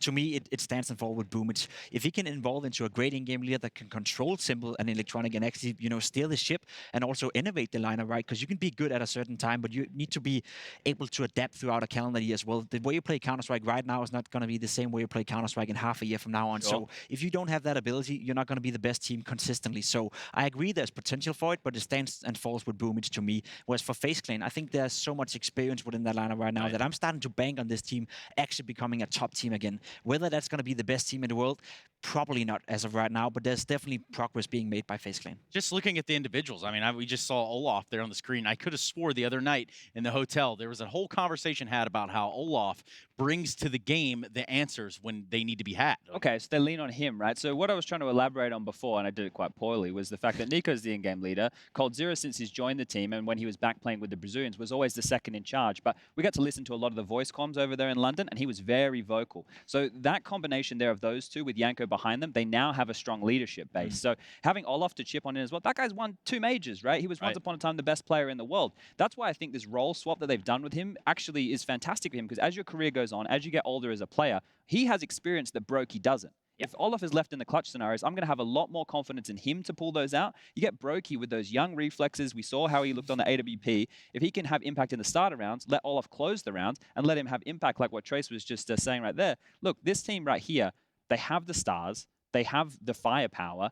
The only thing that was lacking in the past was the identity and the direction. And that seems to have been fixed with the prac that they've had within January. I definitely agree, and I think you're right and you're spot on when you're saying that enabling Brokey, allowing him to be more assertive, allowing him to roam around and actually have impact in the beginning of the rounds is going to be what's enabling him, right? Whereas for Olaf Meister, having him to clutch out the rounds and use some of that experience he has had throughout his entire career is definitely going to be good for FaZe. To me, again, if you look a little bit negative towards him, right, is it going to be enough with Nico as an in-game leader? Is it going to be enough with coldzera being the second guy? When you face rough times, are those two going to align each other and actually be good enough? We'll have to wait and see. Yes, we will. We are waiting right now ever so anxiously to get into this first map of play, Nuke, and then Dust 2, and perhaps overpass should we have to go that far. FaZe Clan taking on Na'Vi right here at the Intel Extreme Masters Katowice. We're going to be taking it over to our commentators. We have Anders and Moses. Oh yes, thank you to the desk, and I can't wait for this game to get on the way. It's already happening. Let's get into it, ladies and gentlemen. FaZe and Na'Vi already blowing up the door. Rain leading the charge, trying to get down. Oh, Boomich is chasing them. Oh no! Knife is out and he stabs Olafmeister. What a beginning to the match. Now a 3 versus 4 as coldzera is going to get the kill, but this is all the action. You could have wanted it more right here at Intel Extreme Masters. Hot start, Jason. That's unreal that he just made that happen. Oh, bomb is down in the vents as well. That's even more brutal. Lord Boomich looking over the vents. Simple's starting to investigate. And FaZe, all you can really do, hit the pause button. See if that mistake is going to come into play. See if someone's going to wander into the crosshair. And at the moment, they're playing very disciplined. Nico and Brokey will have to pick up the pieces. Nico with the P250 though, which means the range, it actually looked like he could have beat the timing against Simple. No way that he could have known, but it's those little mistakes that you kind of want and need.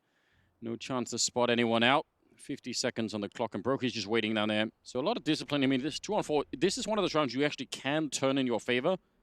But like we discussed in the previous match, sometimes you need a bit of help from the enemy. You need just a small mistake. Boomich, knife still dripping with blood, going to be falling back, and he just spots them out, and that's enough. Just getting the information, they try and go for a boost, but now they're kind of out of time. The bomb is in the vents.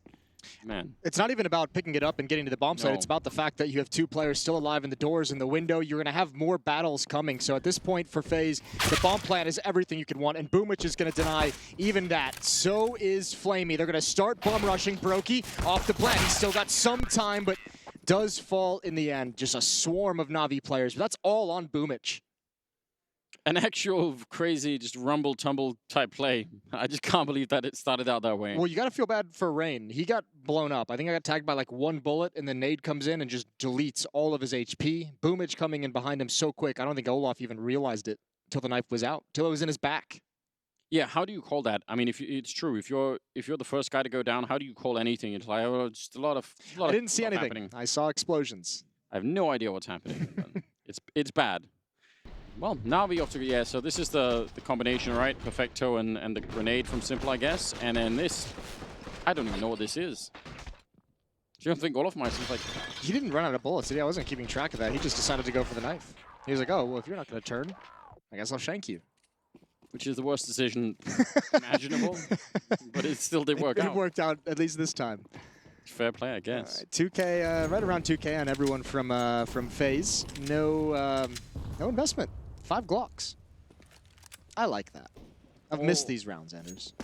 Yeah, where they don't really, like, you have no illusion that anything is going to be happening. We can call it right away. We're like, there's not going to be any kind of a round.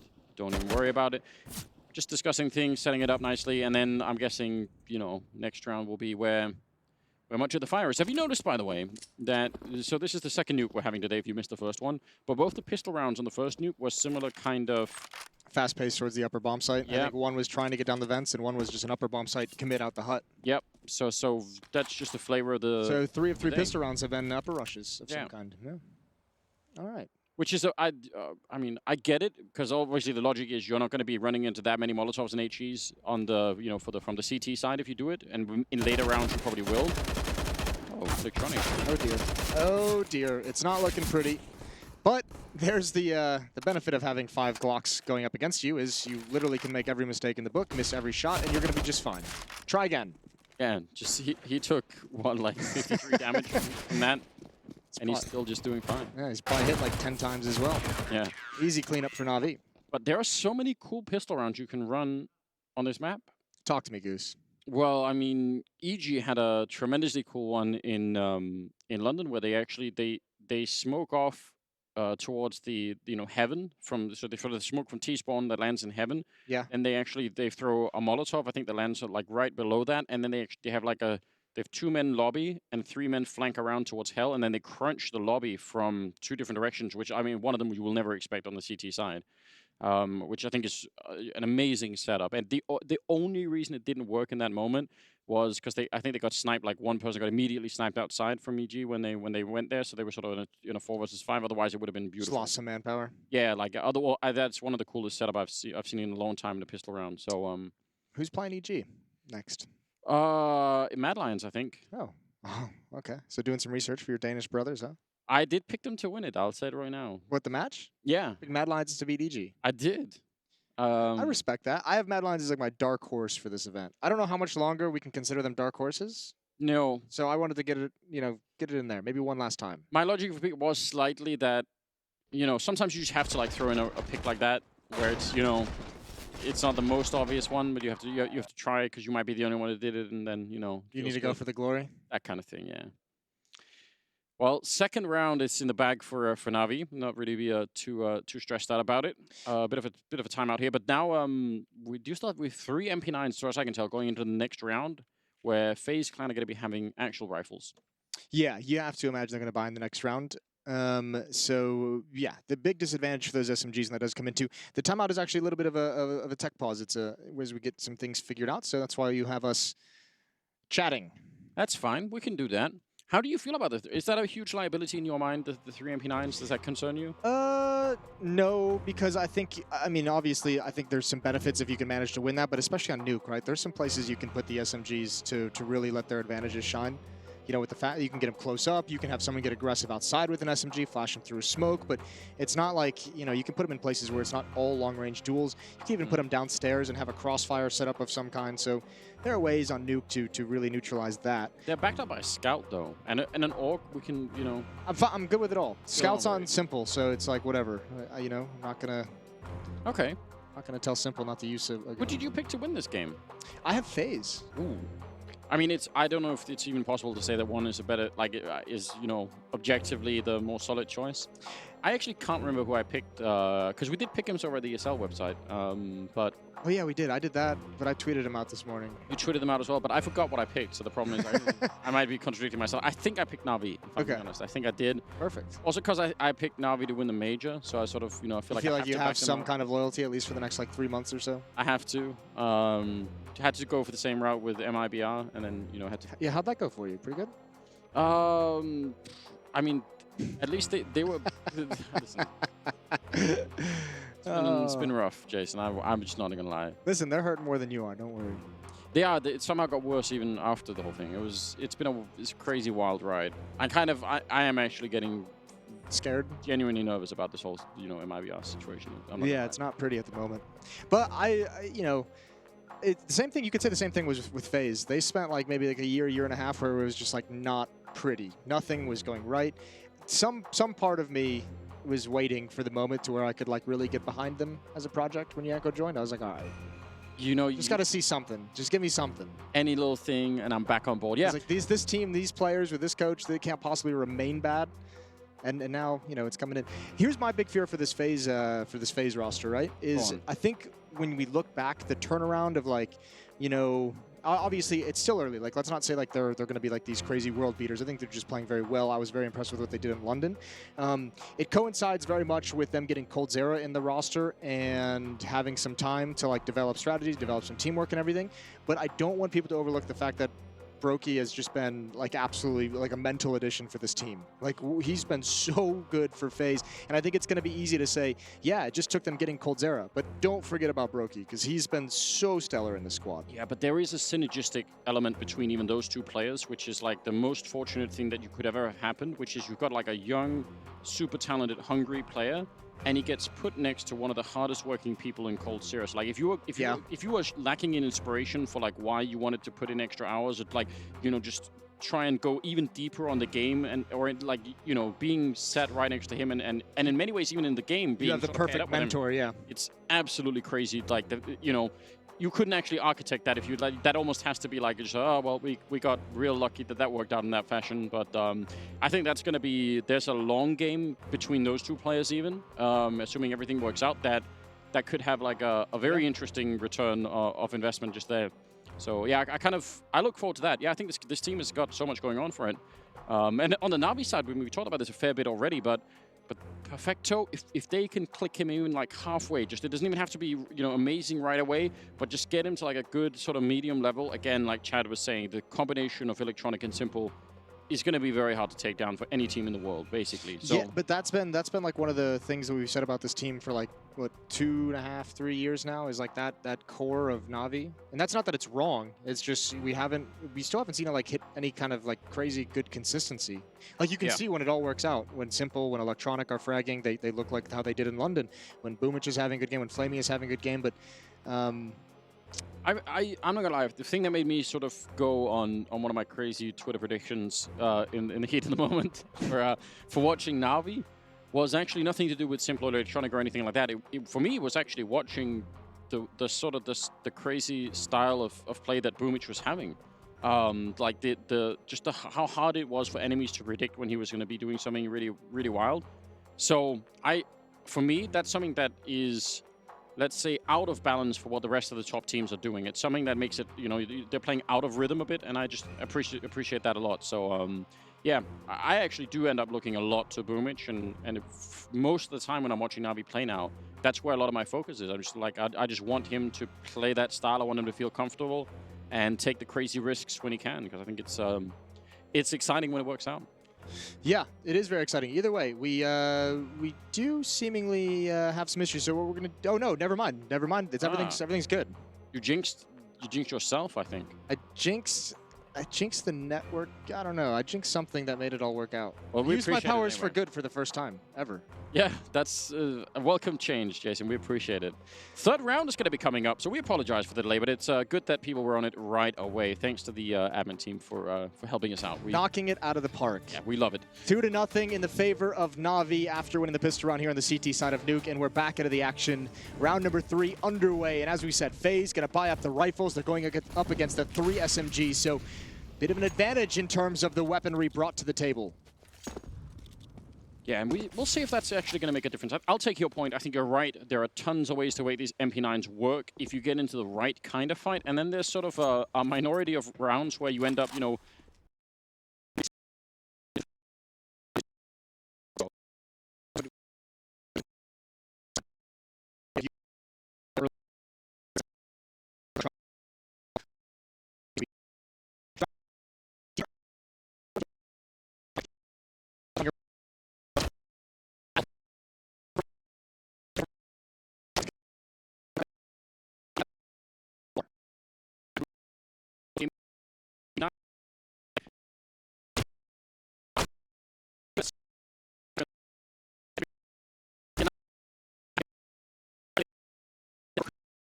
You're 2-1-3. Still about 50 seconds, a little bit less on the clock. Rain on the one side of the map, and coldzera not getting flanked. He saw that coming, and that's a 2-on-2 now, and they're all just playing individually. This is so strange. Yeah, they're on the other side of the map, coldzera and Rain, so he's just kind of got to hold on. 30 seconds left.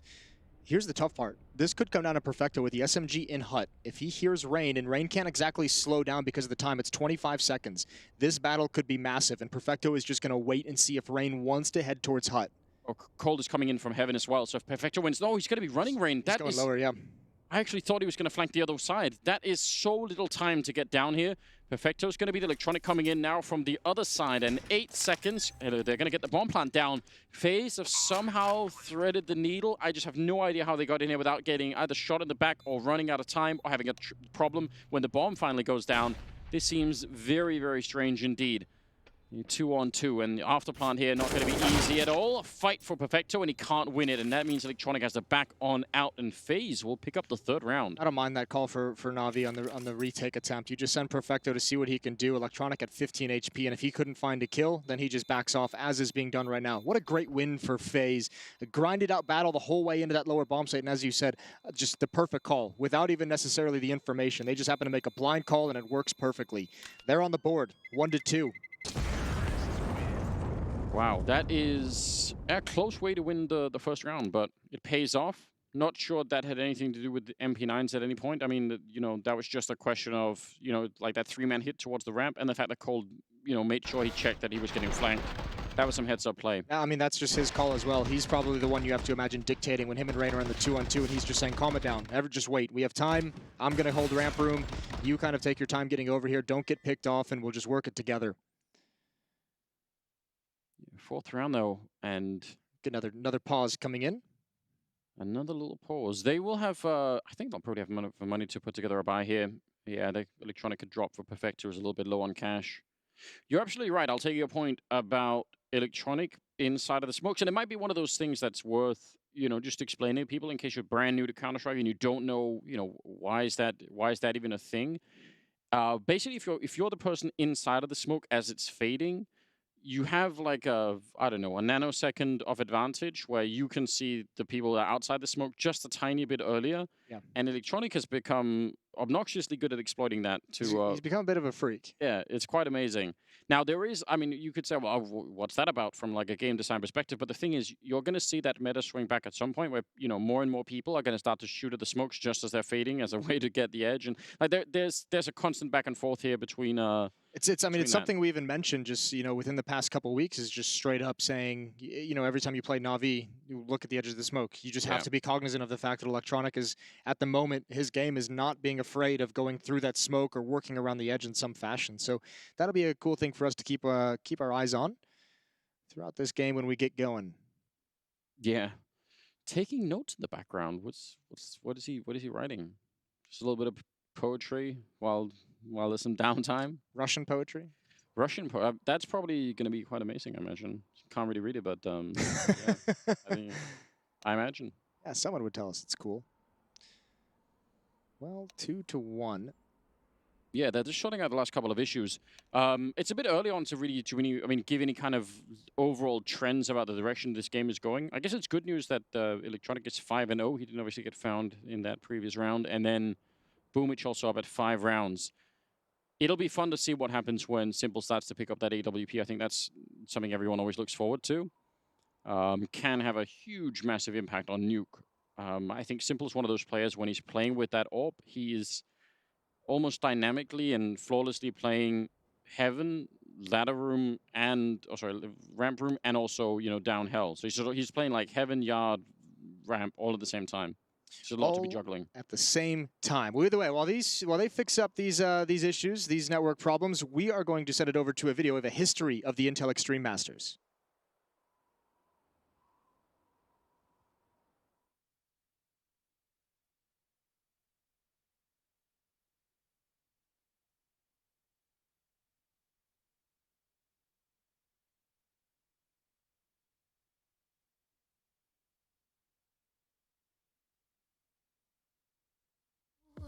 I'll show you in style.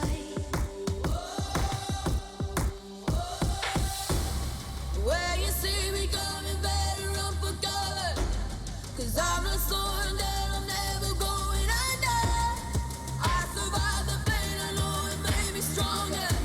So meet the monster, I came to conquer.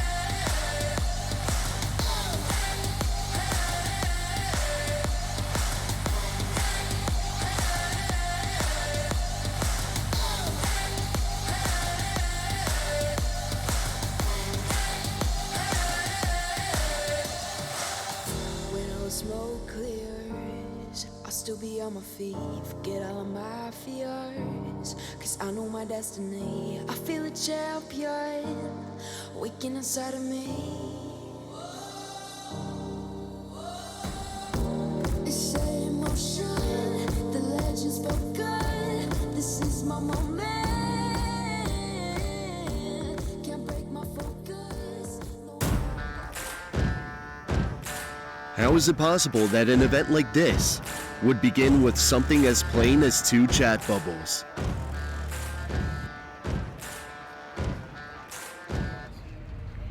And how is it possible that a city known as a regional mining and heavy industry hub transformed into a global esports capital?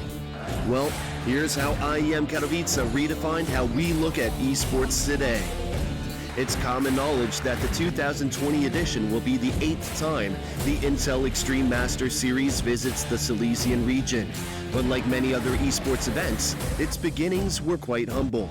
You've already seen the chat bubbles, but when Carmack, right now the Vice President of Pro Gaming at ESL, received the offer from one of the city councilors, he quickly realized just how big of a challenge that was.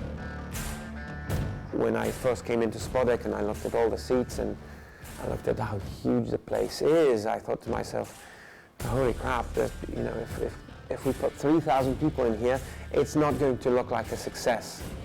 And if it doesn't look like a success, maybe our sponsors stop believing it. Luckily, that was not an issue. From day one, the event was completely overflowing with fans. ESC Gaming, a Polish Counter-Strike team winning in front of their home crowd, as well as the aftershock caused by the StarCraft 2 and League of Legends tournaments, helped put Katowice on the global esports map. But it wasn't until the next year when the Silesian capital truly made its mark upon the world. They're 3 frags away now, Virtus Pro, as they will move the bomb in, and it'll be Fifth Laren and Exist to come charging in, and Snacks to go mowing them down. One more will do it for Virtus Pro. It's all on Forest. He gets the first. He doesn't get the second. Virtus Pro have won. Taz has delivered in front of the home crowd. This last action of the ESL Major Series 1 Katowice 2014 and Virtus Pro's victory defined what the event in Spodek Arena is today. Something that Pasha Biceps, who lifted the trophy back then, is more than aware of. The fans 2014 show the world how esports event can be crazy. Event, and we have realized that there is a huge market out there, and I think what followed then, of course, an understanding on size of marketers, sponsors, city officials that this phenomenon is there, it's there to stay, and it will only grow. With Counter-Strike making it to the big stage, the tournament shot up, growing bigger and bigger every single year, from around 50,000 attendees in 2013 to almost 175,000 in 2019, coming to see players compete in their favorite games. But as with all esports events, it's not only about the games, but more importantly, the players who play them. Throughout the years, IEM Katowice became not only something that many of them aspire to be a part of, but also a place that every year makes history for them and helps some of those players go against all the odds to pursue their dreams. I came into this tournament with my father. He passed away just before I got here, and his last wish was that I went here, and so I really want to dedicate this win to my father. The one thing you can never buy, you can spend 50 times more money than we ever spent in Katowice. You will not buy the fact that this is the oldest esports tournament of this kind in the world.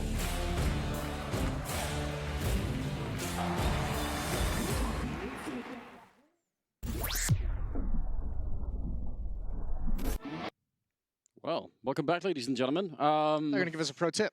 Yeah. What have you got? Give me your best Counter-Strike tip. Always let someone else go first. Leave the second guy in. You really are a rat. Oh. How'd you like the video? You've been at a couple Katowices in your day. I have been here a couple of times, yeah. It is always something special. Like I think the video actually captures the sort of the atmosphere and the history of it really well. So Yeah. I appreciate that. It's rough with that ending from Dupree. I was That one trying is to like tough up a bit. I was like, oh, I remember that look last cool, year. look cool on camera. I know. Wipe away the Um, tears. That's got to be up there. That was a very cool memory. Just everything last year. The speech from Carmack, the thing with Dupree, Flush as well. That made that Katowice pretty cool. Pretty special. And then obviously, if you go back into the history, right, it's Virtus Pro winning. I remember the first time I was here, we casted the final of then Luminosity, the Brazilians, taking on Oh, Fnatic. That comeback they had on the first map. Pretty wild stuff. Yeah, a lot of history's been made over the years. I mean, I just that first Virtus Pro victory, I think, just caught a lot of people off guard. Even then, even though they had a big status at the time, still didn't seem like that was really going to be possible. I wasn't really super deep into casting yet, but I still remember around that event was when you started. That was the first time I think we heard like the rumors about a team who was like just not very good leading up to that, and you started hearing stories about how they were just wrecking everyone in practice. They were just destroying everyone. And that was like one of the only times it's actually come true, where you hear that they're doing good in the boot camp and good in the scrims, and then they actually deliver on that. So that was sweet. Yeah, not always the case. You're right. And now it's one of those two pivotal events throughout the year. The other one obviously being Cologne. So I love the idea of that structure of having those two towering events that can sort of segment the whole thing. I think that's really awesome. So They're like the non-major majors. that is what it is. And I think someone was bringing this up earlier about the sort of the level of the top teams that are at this Katowice, right? I think that is actually outcompeting any major ever, as far as I'm aware, in terms of having all of the top 12, I think it is, or maybe 14 ranked in the world all here. Well, I think the nice thing about it mental. isn't necessarily that it's like the most. I don't think it's necessarily any more competitive than some of the previous Katowices, but I think the problem or the difference with this one is there's no like top dogs that you are really confident saying that they're still going to be the top dogs. True. Like normally when you come into an event of this size, right? It's like, you come in, you're like, okay, Astralis is definitely going to be playing very well. Liquid is going to be playing, or whoever the second or like maybe the 2 or 3 teams are, you're like, those are going to be the teams to beat. And coming into this one, everyone looks shaky during their during their first competitions in London. So it's like, all right, now it's not that we have like better teams here necessarily. It's just that there's no clear favorites, at least in my mind. That's true, and I mean, having that clear favorite going into a tournament as well, it creates like a weird opposite effect where if it is Astralis that are, you think they're definitely going to be in the semifinals and maybe even going to be going straight to the grand finals. If that doesn't happen, you feel disappointed because you're like, oh man, that was the one that everyone was expecting. And I feel like now, there's you could pick any one of 6 or 7 different teams and say, yeah, they could actually do it. And so I just don't know. I mean, it makes predictions really tricky, but I think that means predictions are fun though. Predictions are fun. It can be fun. If you do it the right way, you put enough on the line. Maybe that's the just need the incentive. I honestly, I don't know how to call this one. People love asking those questions, and I hate answering. Especially Well, apparently you're picking Navi because you haven't won in the major, and Mad Lions because they're Danish. So you're in a great place. I think you're doing really well. Mad Lion is more because they're the best team in Denmark. I think that's my logic for it. I was behind them when they were on Tricked as well. I think they're cool. You were. Cool kids playing cool Counter-Strike, Cool kids playing cool Counter-Strike. You're really showing your age here. It's getting old. These cool kids. Yeah. No, I think it's fantastic that that we get to see, so many new up-and-coming teams and so many young players that are playing. It's one of the things, if you wanted to throw it back to sort of the beginning of Katowice, that everyone playing at that event, where you just to pick one of them when Virtus Pro was winning, every single person there would have been a legendary player from an earlier version of Counter-Strike. There was almost no new talent. We sort of halfway spoke about Fiflaren and Freiburg as being sort of they're sort of younger, newer, and they came early in from sort of Source and they were playing. Right. And now we have ton of plenty of young talent. Yeah. Well, we also have some cool stats from the Pro Tour, and I mean, as this Katowice is kicking off as one of the major events of the new ESL Pro Tour, we can look at some of those stats, how this has been kind of progressing as we go, and you can see here the rankings at the moment. What do you think of that? Fnatic up at the top. That's a pretty heavy burden to be lifting all the way through, right? And I'm guessing by the time that we get to Cologne, some of those points will have been decayed. We're think the points that aren't here are not. Like that's sort of how the logic of it is. But regardless, great start for Fnatic, obviously, and a team that I hope they come into Katowice just banging people out. They haven't. I hope they just pick up right where they left off. Wasn't something like they haven't played in like 80 days. I don't even care. I don't even care. So long. They've been like freaks of nature in Counter-Strike. Remember what was that event that it was like when Crims won an MVP tournament at some point during their heyday. He hadn't played Counter-Strike for like 2 weeks leading up to the event. Okay, so we're getting something shuffled around. Astralis is going to go in the first place. 1,050 points. Fnatic is second place still, Mousesports in third. But that, I mean, that I want that Fnatic that like impressed everyone at the Star Ladder event last year in Turkey. That just like, I love that Fnatic. Yeah, they're such a fun team too. They've got like a lot of attitude, you know, which again is something that we don't normally see in Swedish Counter-Strike. I think that's why it's also refreshing. So. Just gonna keep banging that drum. Oh, look all at the time. Brazilian Counter-Strike not well represented here. No. It's not gone well. MIBR Furia 15th, 16th. Yeah, what's happened? I mean, that was the original region. That was the production of so much cool new talent. So surely they can make something out of it. Eventually, they've got to, right? Yeah, I mean, you certainly hope so. They seem to have, you know, a lot of the tools that are needed. So I'd like to see them shoot right back up those rankings. But at the moment, it's really cool. Like not just Fnatic with how they've been playing Mousesports the way they ended up last year, like an absolute freak show of a run to close out 2019. That was something special. I mean, you know, Kerrigan's career in that sense is it will be hard to piece together in a, you know, in a video style documentary because it's just so much back and forth, you know. Yeah. Picking up, I mean, obviously with the original sort of Astralis lineup before Glaive was there, and then like he's been through that scenario more than anybody else, I think, of having, you know, a team that gets, you know, really high level, maybe even the top level, and then, you know, he gets removed and then he has to do it again and then he has to do it one more time. You know, that's crazy. I'm not gonna lie. I mean, I really enjoy. I was starting to lose a little bit of faith in that Mousesports project, and then they started winning everything. Yeah. And I was like, oh, okay. Well, that clicked in quick. It just took a little while to heat up, and here we are. They're absolute beasts. So yeah, I mean, he'd have a super interesting career to go back and just discuss all of the different issues and all the different obstacles that he's faced in his various teams. Either way, you can see Nico kind of shuffling in his seat, sitting up a little bit straighter, getting in proper prime gaming position, and that tells everyone we're ready to go. Issues are all solved. 2-1 for Na'Vi. We're here on Nuke, first map of the series. If you're just joining us, you did not miss much. Nothing too crazy has happened, and we're going to be going into the second gun round. It's fantastic news. Appreciate the hardworking people on working the network, laying their own fiber line. I think I heard in the background. You know, just doing that, hammering away, digging right off the bat. Here we go. Fourth round are going to be coming up, and yeah, get everybody be involved once again. This actually could very, very well be the match of the day. FaZe and Na'Vi, and we are still on map number 1, still early on in the first half, so nothing much has been decided at all. Na'Vi will have picked up a little bit here. You know, they got the MP9, they got the AUG, and stolen AK-47, and FaZe with a fair few Kriegs, and they're going to see if they can, you know, continue after winning that third round, which was really impressive. So far, going to be sneaking towards the ramp where Flamey is. Oh, I think they just ate a grenade. That's a lot of damage. Rain is trying to sneak around on the one side. Cold Zero is holding this, so they're actually just putting Rain in as the main point of this attack, trying to see if he can get deep in. And I think they're hoping to force someone back into his arms with that Molotov, but he goes down to Simple instead. And now, where is this attack going? They needed that win. Well, I think they were relying on the fact that Simple had a tendency in London to over-rotate towards ramp room, and they thought certainly he would get drawn away, and he wasn't fooled this time. He was waiting patiently for Rain, who was there for the backstab. So that is a big read from Simple, and you can see it just destroyed the strategy. Everyone from FaZe, everyone else was all lined up, ready to go in ramp room for that one kill from Rain, and now they just have to back off, as Flamey is well and proper turtled in the B-bomb site.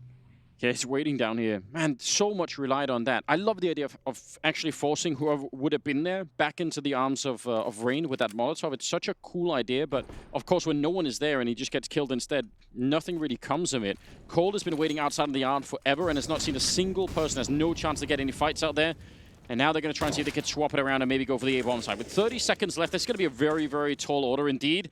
Cold getting dropped low, and again, Na'Vi are all in position. Simple now down on the bomb site. It's 3 people defending it. Simple going down to Nico, and a bit of an attempt here. Perfecto. Again, just time is the problem. 16 seconds on the clock as they're trying to get in. Cold is down and out, and Olofmeister dropping the bomb in the middle of it, meaning just a 1 versus 4 here for Brokey. Absolutely no chance. Doing damage was the best that he could have hoped for. So, a round for Na'Vi, and not much of a pickup, I think, after FaZe lost Rain. It was like the round was just in free fall at that point in time. Yeah, the round just kind of ended there. And I think the problem is if you're running that tactic that's meant to exploit Simple rotating over, you're like, okay, so Simple is still alive and he gets the kill on Rain. That's the second half of our attack. And the ramp player has dropped down into the lower bomb site where we don't have the resources to chase him. Like, they really needed that pick. That entire strategy seemed to be based off of getting that 1 kill in ramp room or his support that comes over. Electronic is very lucky that Rain only has a Glock. Yeah, he got dinked even a couple of... He's still sticking around. That's tempting fate, isn't it? Don't do it. A lot of conversation is obviously going to be around Simple, but Electronic was an absolute freak in the early stages of this year. Hopefully he keeps it up throughout Katowice, and when we get to that big stage, there's his opening kill. He returns fire onto Rain. I think one of the topics... Ooh, Nico actually. Hold the thought. Headshot on Flamey to take him down, and wanted to go for even a second one here. Definitely don't let FaZe have a round like this, and it can happen. We've seen that many times. It's one of the ridiculous and ultimately entertaining things about watching FaZe play in general is that sometimes you'll just get these rounds where it's just almost inexplicable, caught in the middle of nowhere.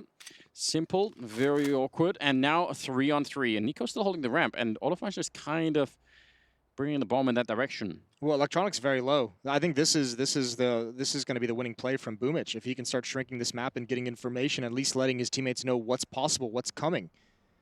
Right, they're gonna have Nico flanking heaven, aren't they? Oh dear, 30 seconds, and look at Perfecto. You can tell he's got way too many angles. We talk about this all the time. At least now he has Boomich and Mini to meet up with him, but he's still got to manage 2 180 angles. And if they make any noise in lobby, actually Nico's gone all the way around. I don't think there's time for this. No, this seems incredibly risky. He has got a flashbang, so he could even use it. I mean, he could go for the kill or set up the flashbang. It's hard to know which one is better, but he's out of time. 10 seconds as they try and make their way out Squeak, but that's the bomb back there. I don't think they're already out of time. Nico does what he needs to, but can they actually do anything? No, it's too late. Oh, they almost had it. Did Olofmeister even try to switch out a gun in the meantime? I'm not sure what just happened. Nico with a triple kill, but it doesn't matter. Na'Vi will win the round.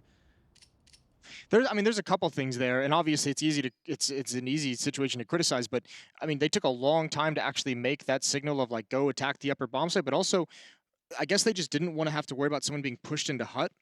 But that's the easy route to take, right? Is to go, through dark, through hut, and right into the bomb site. Instead, going through Squeaky Door, just that 1 extra second and a half of delay of the fight, not even a kill, just the fact that he's there and and Olaf realizes he can't cross.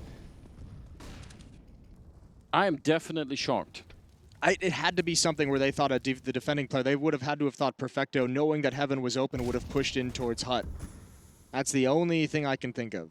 Well, this is looking like just an explosive A take. They've waited around for the initial barrage of grenades, but they're set up for this. You could see Nico's going to be throwing a Molotov, I'm assuming, to the top of hut, and Olofmeister is going to be, Cold Zero is going to be Molotoving the rafters up here. So Perfecto's going to be in a lot of trouble, actually. There should be nowhere for him to stand once these grenades go down, assuming that they get the timing down. And then then the question becomes, can Boomich do much to help? I actually think if they do this right now, they should win this 8 bomb site in no time flat. Well, you at least have Electronic who can hop in towards Mini very quick when it does come out. And here come those Molotovs. Flashbangs as well. Perfecto, blind and burning. You're exactly right. And spammed as Rain turned the corner. But Flamey's up top, and Simple's got a pick. But this isn't a hit towards the upper bomb site. It's towards ramp. It's towards the op of Simple. Oh, man. If they go back and rewatch this round phase, they're going to think, man, if we'd kept going, I mean, this was part of the plan, so fair play to them, but 30 seconds left. Simple's going to be picking up another kill there on Cold Zero. And Flamey long range with the AUG. Nico in a 1 versus 2. And again, the time is what's ultimately going to kill this round for him, surely. Should be no way for him to win this fight, or both the fights, really. Bomb is down there, and Flamey waiting to stand up. It's going to be Simple instead. 3 kills with the AWP. But I can almost guarantee if they'd kept going there, FaZe, and there was no way they could have known, but yeah, that was the perfect round to actually fully do that execute. This is one of those situations where it's almost like the fake was more impactful than the end game. Yeah. Like where if you had just stuck to what you were trying to fake early on, you might have actually had something going for you. This is that's a bit brutal. I think the real issue is some of these, it just looked sloppy down the stretch. Like they abandoned ramp room after the fake didn't pan out, but the bomb stayed and 2 players fell back to lobby. So it's looking like some of that disorganization, some of those issues still linger around when they don't get exactly what they'd like. We'll see if that continues to plague FaZe throughout this series.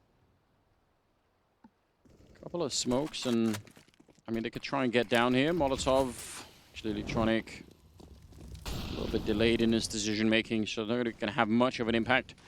They get to go down, but they only have pistols, so I think Na'Vi probably know that and probably don't care that they get to have this part of the map.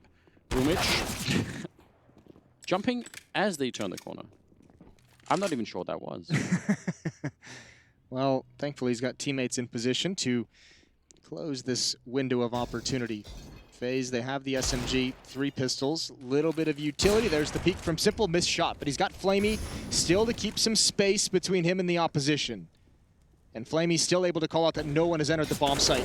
They just swing out now as he looked away. A big trade. coldzera still has a tough task to get this bomb planted. Yeah, and Olofmeister, I mean, he just wants to linger around back here and hope to catch somebody before they get the bomb down, but are they actually going to be able to... Is this 35 seconds? I was wondering for a minute there if they actually wanted to swap it out and maybe go somewhere else. And I think Mini's going to be the end game. That's doable. If they win the fight up there against Perfecto, who's got the MP9. Or they could smoke him off, depending on if he's in door or vents. We'll see what they decide to go for. Again, clock is going to be a huge factor. Perfecto should be able to get the information with this peek, but can he survive? They're spamming through 9 HP. Nade is out. That'll do good damage. He does fall from an HG from Cold himself, and this time plenty of time to get the plant. Yep, Simple. Not going to risk it running through the hut. Just wants to get into position and wait for Electronic to show up on the other side. He's close range with the AWP, so missing a shot right here could actually cost him the round. Olofmeister's in position for it, but Simple still making it work. And coldzera, yeah, he's trapped in here. He knows it. He goes down. Oh! A wallbang shot right through. That's a disgusting way to win a round. Simple styling on them in this first half already. He just takes the shot. I actually really like the play from coldzera after he realizes he doesn't have the timing to peek on Simple to go back out and try and get to the other side of the silos, but that's just brutal from Simple. Again, FaZe almost finding a way to win the round. Just stubbing their toe right at the end. So that one's obviously the really critical one. This is just style points. What a guy. I wonder if he's just trying to shoot the other dead body out of disrespect. Yeah. He's like, oh, yeah, it still works for me. I'll just take that, I guess. 6-1. Shooting voodoo dolls. Maybe that works. You ever seen that that movie with Jack Nicholson? The witch movie where he's playing the devil or something. That's what I thought about when you said, like, voodoo dolls. No. That's where my mind went. I haven't seen You haven't seen that movie? I can't believe I don't know what movie you're talking about. Listen, I can't remember the It's name fine. of We'll it. talk about it later. Yeah. I'm intrigued. I like Jack Nicholson. 6-1. We do have another timeout as things are getting figured out. But at the moment, this is not great for FaZe. No, it's definitely not great. I'm kind of a little bit concerned about, again, some of the hesitation, because we can clearly see the plans, right? We're not in any doubt about what the plans are here.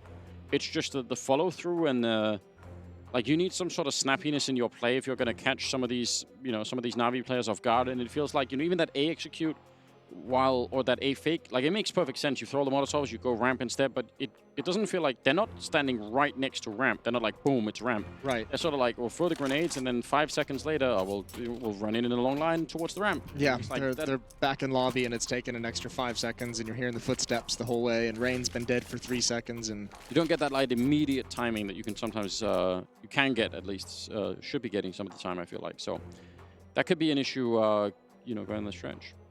I mean, it's possible, I guess, that FaZe have come into this with an early game plan that's like, let's try and do some of these slightly more elaborate things. Like, we'll put Rain outside, we'll try and crunch the ladder, and we'll do this A, or the ramp, we'll do this A fake and all the rest of it. And then maybe there's a second gear in here where they say, that this depth isn't really working. the fancy stuff isn't working. Let's just go back to the power. Yeah, let's go back to the brute force. Well, I mean, the difficulty of that is the fact that Na'Vi likes to play that style too. Navi's got the players to kind of fight back. Yeah, they do. So it'll be interesting to see. I think at the moment the problem is, I mean, obviously just Navi's feeling very comfortable and confident right now. FaZe is going to have to burn through some of this utility. You need to get like the weekend economy buys for Na'Vi to be able to run some of this fancy stuff, because when you're trying to do tactical things and your opponents just have just as many or more nades than you're going to run into some obstacles. You're going to run into some trouble. They haven't really been given. We saw that stat pop up just a few rounds ago. I think Rain is what, 1-5 or something like that in his opening duels, or 1-4 in opening fights. He's been trying to get something going. We saw him do the lurk play outside. We saw him entry through the hut during that fake that we just mentioned. But nothing is either he's not getting those kills, or nothing is coming from that one successful entry he's had. Yeah. So a long list of points that we're compiling for what we're not enjoying about FaZe at the moment. it is still early enough in the first half. I think that that can definitely change, but yeah, it's concerning. You can see Janko's back there. He's got his arms crossed. He's looking, it's like a coach should, disappointed, not really happy in his troops. Looking better than yesterday, Janko, though, which is nice improvement. Yeah, I don't know. It's a rough start. This is a similar start as to the one that Vitality were really not enjoying on Vertigo, right? Where you go in like 7 rounds and you've almost had no buy rounds. It's just all been swept out from under you. Yeah, and also, I mean, with these, you have to say just too, with these tech pauses, that can really start to throw you off your game. So you have to wonder. But the mental game is going to be a big deal for FaZe. You can handle these extended pauses when you're winning, when you're up 6-1. When you're the other team, it feels like hell. He has an airplane tattooed on his hand. So, do you know the story of that? Like, I don't. I don't. Okay, maybe we could find that out. I kind of want to know. Have you ever thought about having a tattoo? I'm just assuming you don't have one that I don't know about. Do you have one that you haven't seen it yet? Is the issue. I do. I would like to get a tattoo. Yeah? I do have something in mind. Okay, well, we'll dive into that another time. We got rudely interrupted by the game returning, so we'll get that. That's really disrespectful. Selfish, I think. Yeah, in many ways. Round number 8 coming up, ladies and gentlemen. So once again, we do apologize, but we're back in the game with the action here, and it's still early on. So 8th round, we'll see how it all unfolds. Some rifles in the hands of FaZe. If they could win, again, just one good fight, then whatever they have planned after, it just makes everything easier. And, sometimes that's all you need, just a little bit of an opening. Simple looked like he was almost walking into that Krieg from Nico, but instead he grenades Rain. And he doesn't want any more of it. Ooh. Peeking outside, sees absolutely nothing for the moment. And now Electronic is at the secret stairs, so that's going to help him out. That's a really good combo. Yeah, can help him peek up. Certainly here comes the smoke wall, the Molotovs as well. Simple able to peer over them. Now, again, another attempt from FaZe to create presence on one side of the map and shift the defense, but Simple's in a perfect position to let him know there's nothing coming outside. Stay alert. Even Electronic, he's just out of the secret stairwell. He's already walking in here. He's just saying, you know what, no one is here. So they're going to have an immense defense. Basically 4 people defending this A-bomb side right now. It should work out just fine. Good kill for Perfecto. Olaf Meister and Cold, and actually a double kill for Olaf. That's not bad at all. Now swinging in as Cold Zero will take down Boomich, and that leaves Flamey in a 1 versus 3. They executed into an almost fully stacked bomb site and still made it work. And that just defies, well, any kind of logic. I was going to say, you have 2 players in the bomb site, 2 players coming through mini. You had essentially 4 players to defend against this hit. I have no idea how it went so well for FaZe, but that's one of those defenses for Na'Vi where you just say, that can't happen. We had way too much presence. We had to read. We knew there was no one outside. I mean, if anything, I guess what we could say is, for there being that many people, especially around mini, I don't think there were any like Molotovs or grenades landing towards the squeak door. Like that's a hugely confined space, and there were no grenades landing in that area. I don't think any of those crossfires were executed perfectly. Perfecto did throw a flash out towards the door over those boxes. I think it blinded the player inside the site. The guys coming through mini were a bit uncoordinated, so it was a bit sloppy, but still, 4 players on the defense. Even if it's sloppy, you feel like it should have been a bit more staunch defense than that, but nice hit from FaZe. 2nd round on the board, and the nice thing too is despite how rough this half has been, the money for Na'Vi is pretty hideous. It is, yeah, you're right. And a tactical timeout, Anders, coming in. This is tactical. Yeah, well, that's fair enough. They can obviously, they can't talk during the technical timeouts, so... Yeah, well, and also they want to talk through exactly what they're going to do with the money that they do have. What are they going to be able to scrape together? How do they want to use it properly to defend against the bomb site? So Na'Vi talking some things over. Get HE grenades. Throw them outside. Everybody loves that. 5 HEs outside? Yeah, all 5. Just try for it. Just buy them, hold them, and don't throw them until you see someone. That's the rule. You have to keep on to them. They've actually on fire till you see the whites of their eyes. That's exactly right. They've actually messed into the round. That's kind of shocking to me. I don't know. I kind of disagree with this because of the lead that they have. I feel like they could have let FaZe had a 3rd round and then swing for the fences afterwards. Yeah, and if they'd bought 5 nades and naded them outside immediately, they might have gotten some kills. Either way, none of that happened. Those are all ifs. Rain's going to lead the way. Boomich, Jiggle peeking the corner. Rain just holding patiently. I have to imagine if Boomich just throws the smoke, I think Rain would step in front of it when he sees it. I think he's close enough to be able to be that aggressive. Yeah, that's definitely true. That's one of those things. If the timing is good. Ooh, nice shot from coldzera, taking down Simple. That's what you want to have as a beginning. All of us playing alone in lobby while the rest of them are outside. Now with the bomb as well. I was worried for a second because the bomb was actually really far back and no one had picked it up, but Brokey and Nico are on it. And now they're going to be grouping up. It's a 4-man death squad out here that can, you know, should be able to take care of themselves pretty much. Electronic forced out. Ooh, and actually winning the fight. That's very awkward. That whole play was for that to happen, and yet they couldn't really get the kill. Flashbang. Oh, and he swings! Actually flicks and takes down coldzera. That's monstrous. And they've just used 2 Molotovs, 2 players, and about 30 seconds to clear Electronic out of this position. And now the smoke is dropped. No one challenged Boomich earlier, so he's able to just put that in their path. FaZe is getting stopped everywhere they go. This is actually a disaster. They're in a lot of trouble. Olofmeister's flanking around through the vent room here, but what does that matter? 17 seconds. They're going to be in here, but the bomb is coming in from the other side. They have 10 seconds now. They need to get in flawlessly. Boomich, if he survives for another couple of seconds, that's it. Olofmeister getting 2 big kills, and FaZe, the door's going to be open, but can't actually stop the bomb from being planted. That was on the other side of the silo.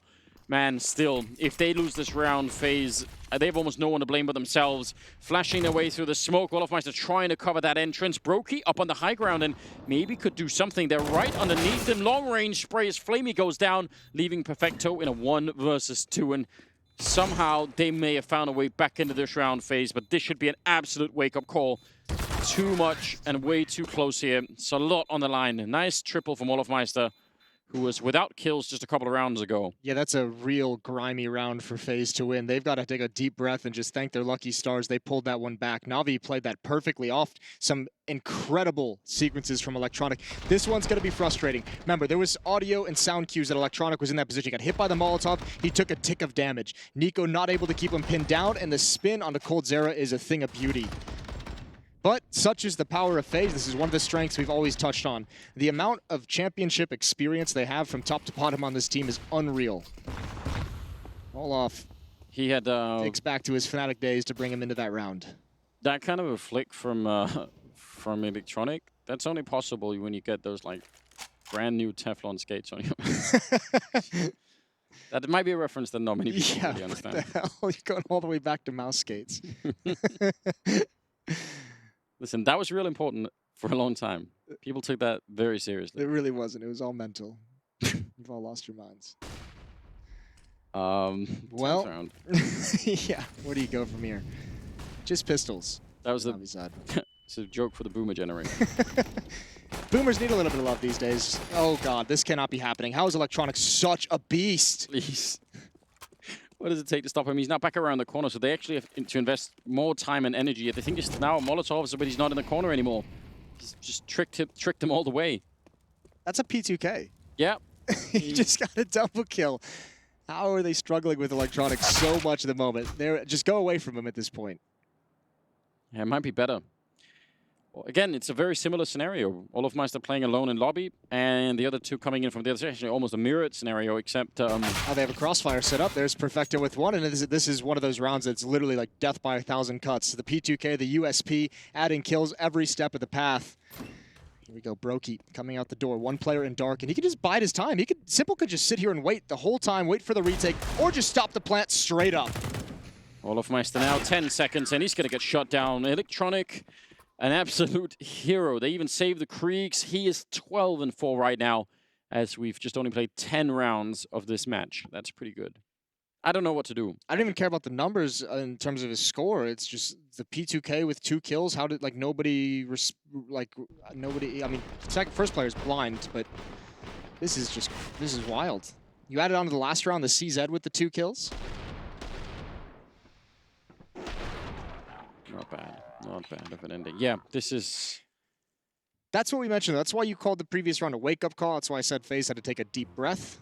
Because you've come close to losing those disaster heartbreak rounds just like that a couple times previously. And now it finally happens. They didn't wake up. They didn't wake up. They didn't take a deep breath. Set that second alarm. Third alarm, still not. Snooze. Still not. 10 snoozes throughout the morning. Yeah.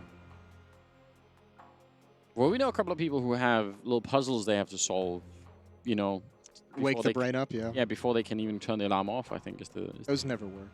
I don't know. I don't know. I've tried it. Doesn't work. I'm grown up. I actually just wake up when my alarm. Okay. You might be able to wake up, but you're not grown up. Kids wake me up at 5 a.m. That's your alarm. Children. There we go.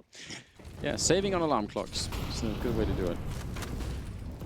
11th round. Saving on alarm clocks by having a child. There we go. Net loss. Just got to do the... Don't do the rest of the economy. Just think about that. Similar setup. This is we saw this earlier, and they didn't execute into it. This time, looking better. Perfecto edging on the smoke, and he gets absolutely wrecked by Nico and Rain. Good combination there. And now they're on the bomb side. This would have happened the last time. If they hadn't faked it last time, this would have been just a mirror replay. Headshot taking down Boomich just at the edge. Nice find. And again, Navi, for everything that they've been winning, they might want to think about just backing out of this. They don't have any money. Electronic still getting kills no matter what. He's good for 2 every single time. I really like this. I don't even think that maybe the first time around, this makes me think it's not designed to be a fake. It's designed to let Rain do whatever he can in the upper bomb site, and you go off of his production. This is a beautiful round from him. The entry, holding onto the site, and now it should just be easy. Flamey's got to back off. He's got no money. Electronic can buy in the next round. Boomich can buy in the next round. Everyone else is going to be a bit sketchy, but Navi can keep fighting if they want. Well, that's why I wanted them to leave the 3 versus 5 alone. Yeah. The Electronic did get a double kill, so for just a, fair play, kind of got to go second, you were like, oh no, not again. That's just a vector for trying to beat Navi at the moment. If you take down Electronic, then at least you have a chance. At least there's something to go off of. He's hitting a really nice individual level. He's this past month. And FaZe starting to get closer and closer. 4-7 now on their offensive side of Nuke. Yeah, I mean it isn't some sort of giant lead, and FaZe are not, they're not out of this half at all. It's so cool to see them just use so much utility, get Rain into position. I think he's found that entry now twice. The 2 times we've seen him run that strategy. The first time he got traded immediately, but this time he's patient, he's controlling the bomb site, he's looking for that second player in upper, and once he get it, FaZe know they just basically have a 1 round. Olofmeister dropping really low, and that was, I think, just shots through the smoke from Flamey down in the ramp room. So I'm not sure about that. Again, he's playing a little bit alone. He's got Broky behind him, but he's been playing that solo lobby position a lot. Especially now that he's been tagged up, he'll take the passive positions. They were so close to Mini. I thought maybe they would even try and jump the gun on that. Maybe there was a smoke to block them off for a minute, but still, that's a powerful position to be in. So is this one outside, and Electronic goes down. They finally defeated the Beast. And they have all the map control, 4 versus 5. This is everything you could want from a T-side setup. Boomich goes down, and Perfecto has to come up with a reaction and actually gets a headshot on Broky. A little bit awkward. And Olaf doesn't have the HP to challenge that. He's got to wait for his teammate. So this is an opportunity for Flamey to control the bomb. 45 seconds left. Nico's going to rotate all the way back on the long flank. That leaves Olaf alone with 15 whatever HP, and he delivers. What a stunning headshot. Simple's now going to step up to the plate, but they've got a lot more work to do. Yeah, Simple in a 1 versus 4. He's going to get the first one. Could have been a flank coming in, I think, from Cold, but he's joined them in the bomb site instead. 20 seconds. They're going to try and team up, and he just holds down Mouse 1. Wanted to see if he could go for the full-on spray. They do take them down, but it's a fairly expensive round, all things considered. But Navi are completely out of money, though. And that gets sketchy, too. They didn't have any nades. So they had to just heads-up challenge Simple, knowing that Olaf was red. He was below 20 HP, so that never makes you feel comfortable. 5-7. And again, FaZe having some more troubles on, a half buy. I mean, there was an AUG on board. An M4 in ramp room, but still. Man, if Olaf doesn't get that kill, and he's low on health, I don't know. That could have been a weirdly lost round. I do like the idea of FaZe. I mean, once they start getting Cold Zero acknowledge that he's going to be in heaven, that they're wrapping around, those 2 players in lobby, Broky and Olaf, just sat patiently, just played far back, didn't try and do anything. They just say, we know what the response is from the defense. It's to push in towards lobby and get away from the danger of that heaven flank. They all get held back by the Molotov. They've all just ran down here with pistols. I like the idea. But now they're sandwiched in, and I'm not sure if anyway is going to be an easy victory. Shots coming out, and yeah, they're getting hunted now. Krieg on Boomich. Run. Save it. Don't stick around. Definitely don't stick around. It's not worth it. best you could do is a cool highlight. I guess maybe you could surprise someone if you're still here, and then you can make a run for it, but... We'll see. He's boxed in at the moment. Olaf going to turn the corner and just find the easy kill. Another triple kill for Olaf. He had a relatively slow start. He's been phenomenal in helping them to recover from some very dangerous rounds, and now he's just contributing pretty consistently. 13-9 on Olaf. I'm pretty sure Olaf had 0 kills in the first, like, 6 rounds. So... It's not too shabby. From 0 to 13, that's... 0 to hero. Yeah, he's doing a remarkable job. 7-6, very close game, just like that. In spite of Na'Vi looking almost indestructible in the first 7 rounds. Just really, really powerful start. 7-1 at the beginning, right? And 5-1 run for FaZe. Yeah. Or I guess 6-1, yeah. And that was still a pretty impressive comeback right now for the FaZe side. So, I don't know, suddenly it's turned. And I guess that we were slightly expecting that, you know, just some of those rounds where you get the early victories, you just get one of those entry kills, and it starts to work out. And we're seeing that right now, I think. Nico also doing well enough. I think it also helps. Remember, you kind of criticized one of the economic decisions in Na'Vi, and rightfully so, when it was, when it was like 6-2? 6-2 or 6-3, and they went up for a 4-spy again? Yeah, because I thought if they make it 6-3, but then they have, you know, they're going to miss everything. What does it matter if they have 3 rounds, FaZe? You can just, you know, you can ignore that. But that has probably come back to haunt them a little bit here. Close grenade. That lands right on top of Electronic, who's trying to play inside of the smoke, like we've been talking a fair bit about. And Nico pre-firing it. Yeah. As most people should at this point in time. He's got to fall back, I guess. So... a slow start once again, but very similar setup. Brokey and Olafmeister being a bit of a combo inside of the lobby, and the rest are outside. I think FaZe has to have a pretty decent read that the economy is a bit sketchy for Na'Vi, which is why they're going for a slower approach, seeing if there's going to be any aggression before using their utility, seeing if there's any kind of cool setup that they can read and counter. Just a standard wall of smokes. Electronic going to challenge over the top. Remember, 57 HP. He's already a little bit low on the health, and he's going to swing out wider. He wants to get a deeper angle to look down, but he's going to miss rain. Right down there, jumps down. They didn't hear that at all, and he's going to take a kill. Cold Zero will drop one, and now he's in mini. They're going to crunch in from the other side. Simple just trapped in the corner, and he needed that kill, but he couldn't get it. Looked like he had a big opportunity, and now Flamey running inside of the Molotov just comes charging right through. He picks up one more kill, and now Nico, he's got all the health in the world, and Flamey, oh, he gets tagged right as he's about to leap down. He wanted to get out of that exposed position. A 1-on-1 at the end, nearly a 1-on-3 for Flamey, though. That was pretty impressive. And that leads into round number 15. That's a cool little tactic. The deep smoke wall in front of Mini, get Rain inside the smoke and just have them pop through it when they don't expect. But, I mean, obviously, Electronic being up on that box and having that kind of an angle, never going to expect that one.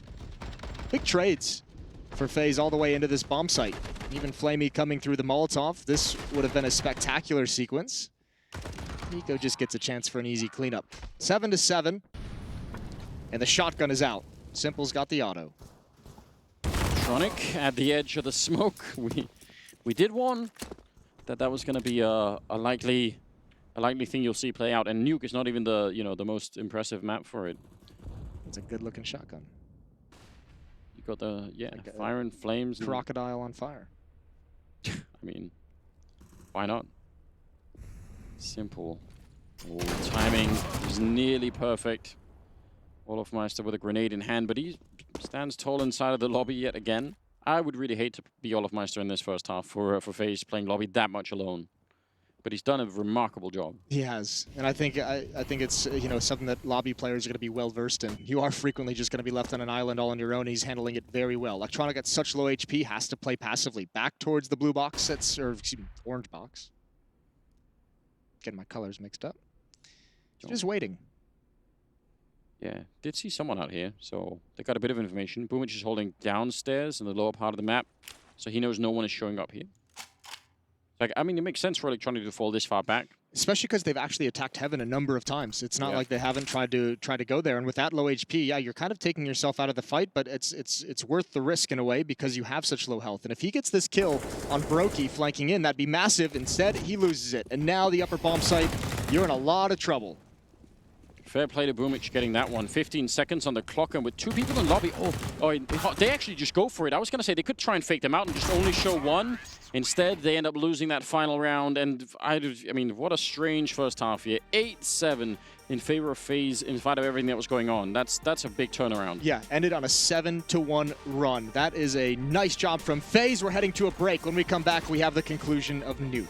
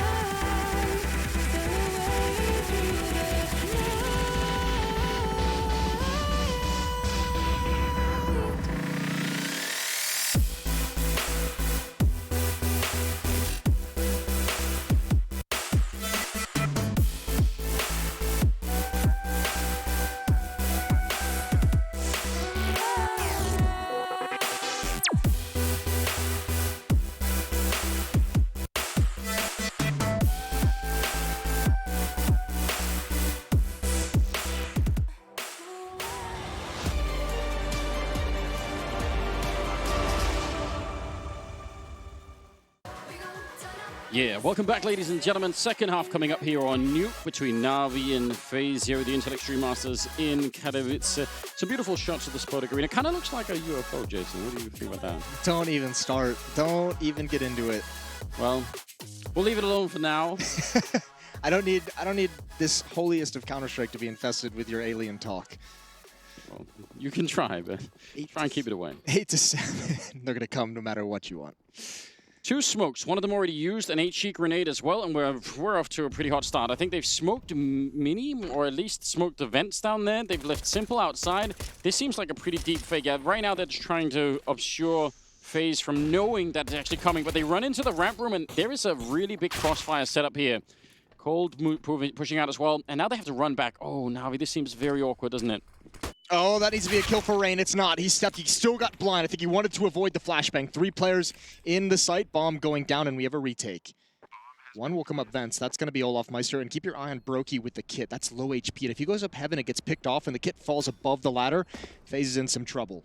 Yeah, that's actually a huge point you're making. That one kit is going to be worth keeping an eye on. Flashbang to maybe set up a bit of a peek here. There it comes, and Cold actually just going to wait. There's the second one that they go on, and he's sweeping into the bomb site and seeing no one. Na'Vi playing for time, just trying to see if they can make this really tricky. They're in the hut as well, and Olofmeister, a bit of a fight there. Still trying to be on it. Oh, but Brokey went down, so the bomb still ticking away, and they're going to be picking it up. Yeah, they should have it. But that is actually pretty scary. That could have been a lot of confusion, but FaZe will win the round. And it started off in a way that they should have, but then it almost lost control. Yeah, they really did. That was a good crossfire setup in over towards ramp room to get that one kill. And actually, that scared the entire hit away from the ramp area. Explain to me how Na'Vi only have 7 rounds. I'm trying to figure this out for myself, and I don't know how we ended up here. I mean, it's kind of a shame that we have to keep harping on. They're just another one of those teams, much like what we saw out of Vitality earlier, although Vitality did win their series, but just the money issues plagued them in that first half. They had complete control of everything. They went on that nice little run to start things out. I think it was 6-1 or 6-2, and then it was just all ripped away from them. And they had Electronic off to, I mean, still an incredibly hot start here. It was like a guaranteed double kill every single round. Yeah, and then you don't actually get more out of it. I guess that's what I'm trying to say. It's not that 7 rounds is a total disaster, but it's just, it feels like they should have had way more. Nico's about to run into a lot of people, and he's got Brokey quite far away. I mean, Brokey could set up, but he's got a scout and some grenades. Nico's going to be Molotov the way, in fact, but let's see if Brokey's going to be feeling good with the scout out here. The smokes are going to make it life really tricky. There's the flashbang to set it up for Nico. He gets close with the FAMAS, and he could have had probably more. That's a good idea for a setup, but didn't really work out the way they wanted. I think he got lured into that because he saw how good the flashbang was. He was like, holy hell, they're all blind for 5 seconds. Doesn't even matter that I just missed the first salvo. I'll go back for more. He could have just dipped after that one kill. Now, Brokey just gets out of danger. But Boomich is going to slide into this position, and no one has any idea that he's here. Still, again, out of danger. He just went up the ladder. This is awkward. It's a very weird timing. They're pretty convinced it's going to be a hit towards the lower bomb site. 2 players are dedicated there. Boomich still looking for somebody. Sticks his head up. Oh, and Rain goes down at the lower part of the map. 20 seconds here. Olofmeister, hearing them falling back, surely. Yeah, now he definitely knows. And yep, back up the ladder. They need to go right now. Otherwise, they're not going to be there in time. Great shot taking down Electronic. More damage on Simple, and that might have been enough. 9 seconds. The bomb drops in a 2-on-2. That's not good. They don't think they have the time for the plant. They can't make it now, and Olofmeister's already running, so he just had to gamble that they weren't going to be planting the bomb in time.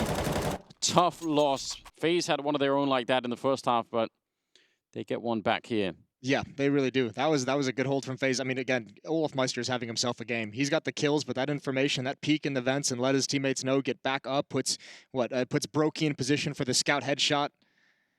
That is a nicely done round from FaZe. And, I mean, Brokey was just a little bit of luck that whole time. Just like an inch ahead of Boomich every step of the way. Yeah, the timing was fantastic. Just can't really find a way to do that again. Olofmeister is playing a little bit close to the smoke with the MP9. That kind of makes sense. And again, Na'Vi with a buy in this round. Yeah, they're going right back into it. And I mean, this shouldn't be any surprise when it comes to Na'Vi. We know they like to be very aggressive with the economy, especially when they know they have their opponent's money on the ropes. 2 players, Rain and Coldzera at $0, Brokey at 50. So Na'Vi fighting for that early reset here on Nuke. And they've got a good chance for it. Rifles on Simple and Electronic, the 2 guys you'd want them on. They could set up for the same flashbang here if they're quick about it. Similar kind of setup. Nico, last time he fell back from the Molotov, this time he actually pushed up. And Electronic not really looking like he knows, and the scout shot actually took all of his attention away. Molotov to buy even more time, and is there going to be a flashbang coming? Nico is thinking about it and waiting for it. He almost wins that fight against Simple. A lot of damage onto him, but still, that's a really, really good trade outside. And, well, now, even Boomich dropping low. Yeah, Boomich, I think, got the information as well that one dropped in vent, so he's called that out to his teammate. And FaZe just making sure they do everything to secure these bomb sites. Low HP, Coldzera's going to get aggressive. That's risky. Almost pays for with his life, and he goes back for more. This time he is punished. And just more aggression out of FaZe, even with the advantages. Rain, this is a huge risk. Simple's going to take him down for free. I'm not quite sure what read they have at the moment, but they're throwing a couple lives away, and this gets much more difficult. Oh, he actually stopped the bomb there and put it in a 2-on-2 just with a USP. Olofmeister peeking just as the bomb was about to be planted, and now Simple getting shot in the back. They win it anyway. That is, I mean, it's way too close. It should have never got to that, but they do pick it up and make it 11-7. Some strange rounds that we're witnessing here.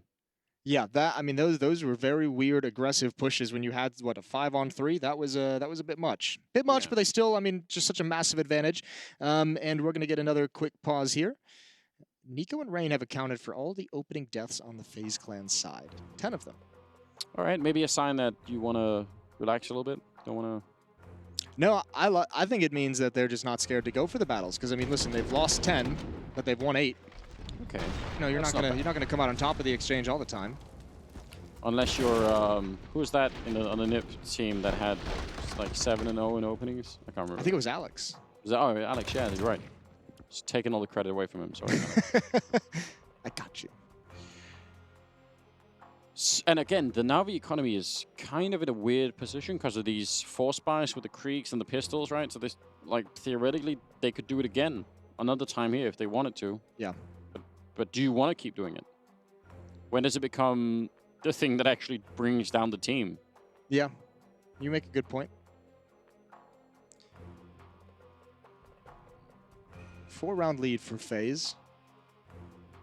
Yeah, I mean, it doesn't seem like it's that much. The problem is so many of these, I mean, the 7 rounds in the first half still.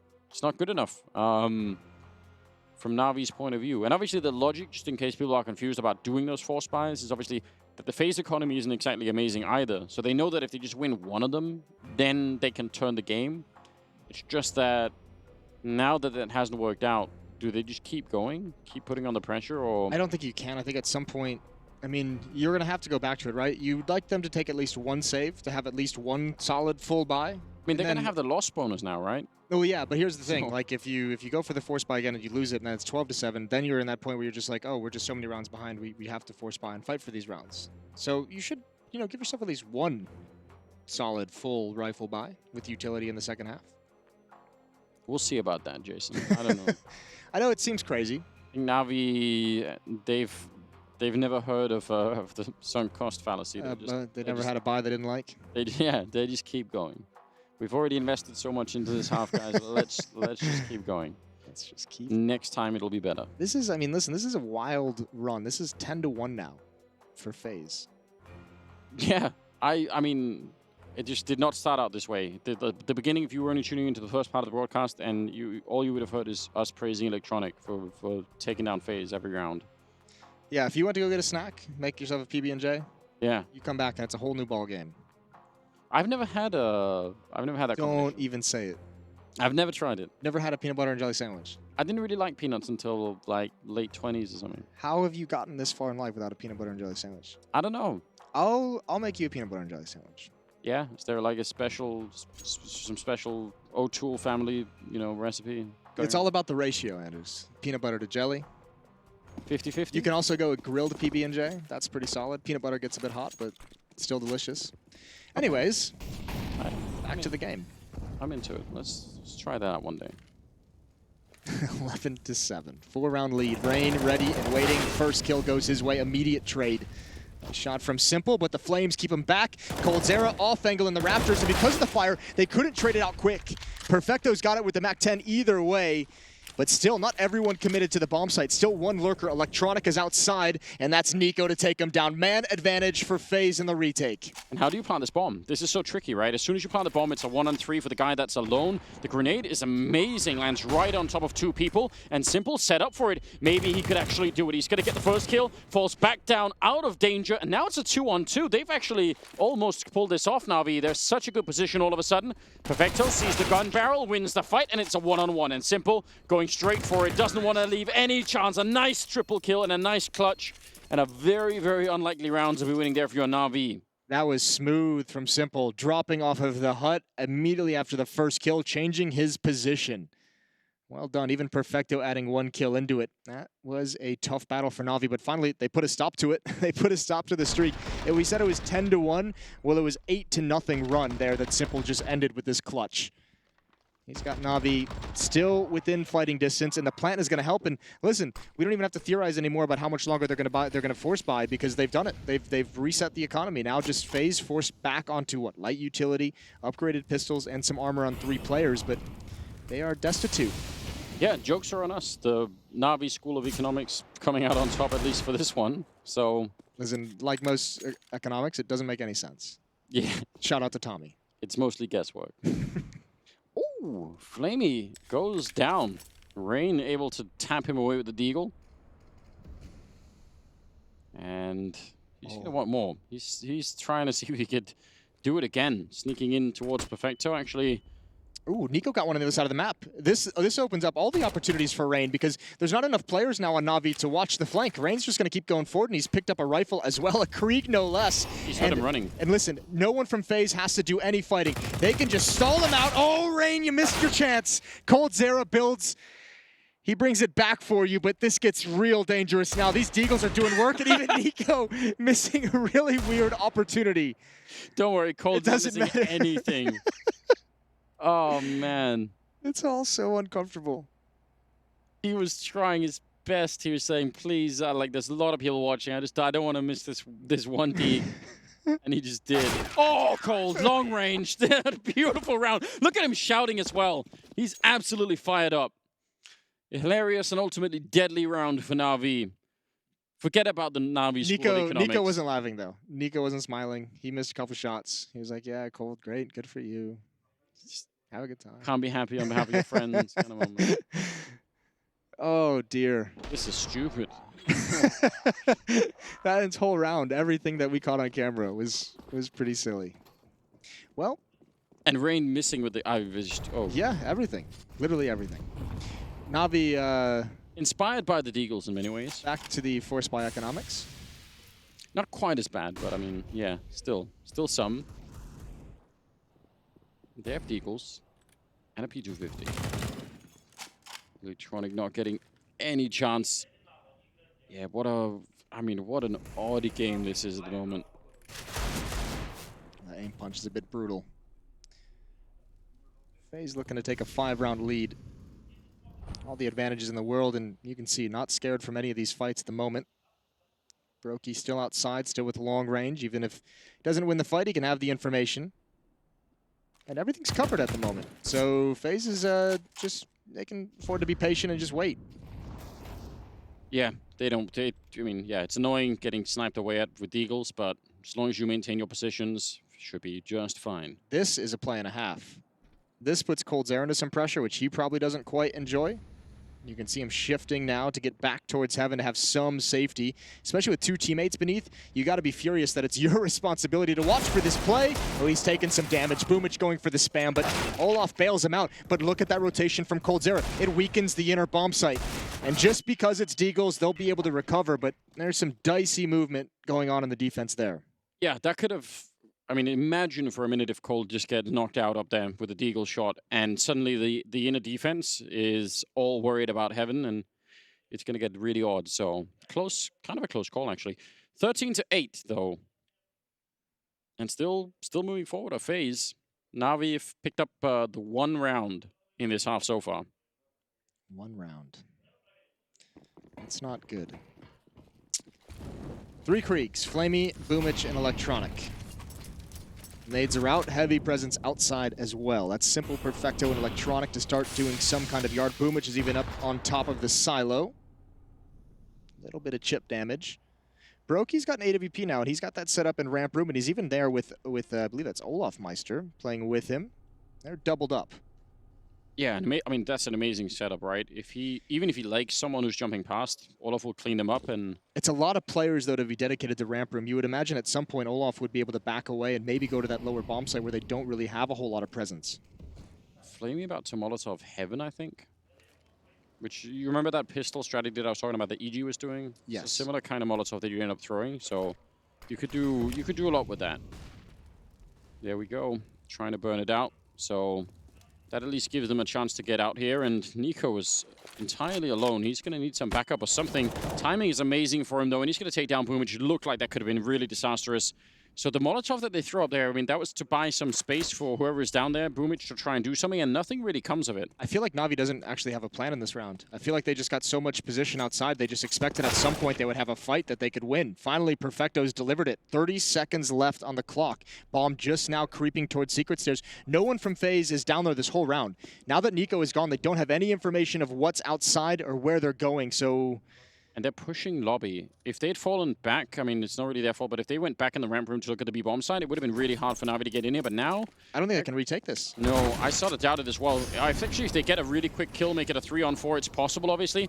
Perfecto, staying alive, that's really important. Just, again, yeah, I would say save it. There's no point. And they are going to do that. Yeah. Just found themselves way too far out of position. And listen, maybe that is just a tactical call. Maybe that's just one of their setups that doesn't have a whole lot of power at the lower bomb site or rotations to get downstairs. So Na'Vi without much of a plan, and FaZe kind of still getting confused. FaZe had the plan. It's the wrong one. That is true. Good way of looking at it. So they're going to get around. That's, I mean, again, 13-9. This match is, or this map is not at all over. The money's not that great on FaZe. Na'Vi just need to string together a couple of rounds, especially ones where they take all the rifles away. Yeah. And it's a completely wide open game once again. So don't get fooled by, you know, by the fact that it's looked a little bit grim for Na'Vi for a while. And they have another buy Na'Vi behind this if they were to lose this round 23 that we're about to get into. They have enough cash built up to still be able to afford AK-47s and utility in the next round. So got at least 2 rounds of solid action. 4-round lead for FaZe.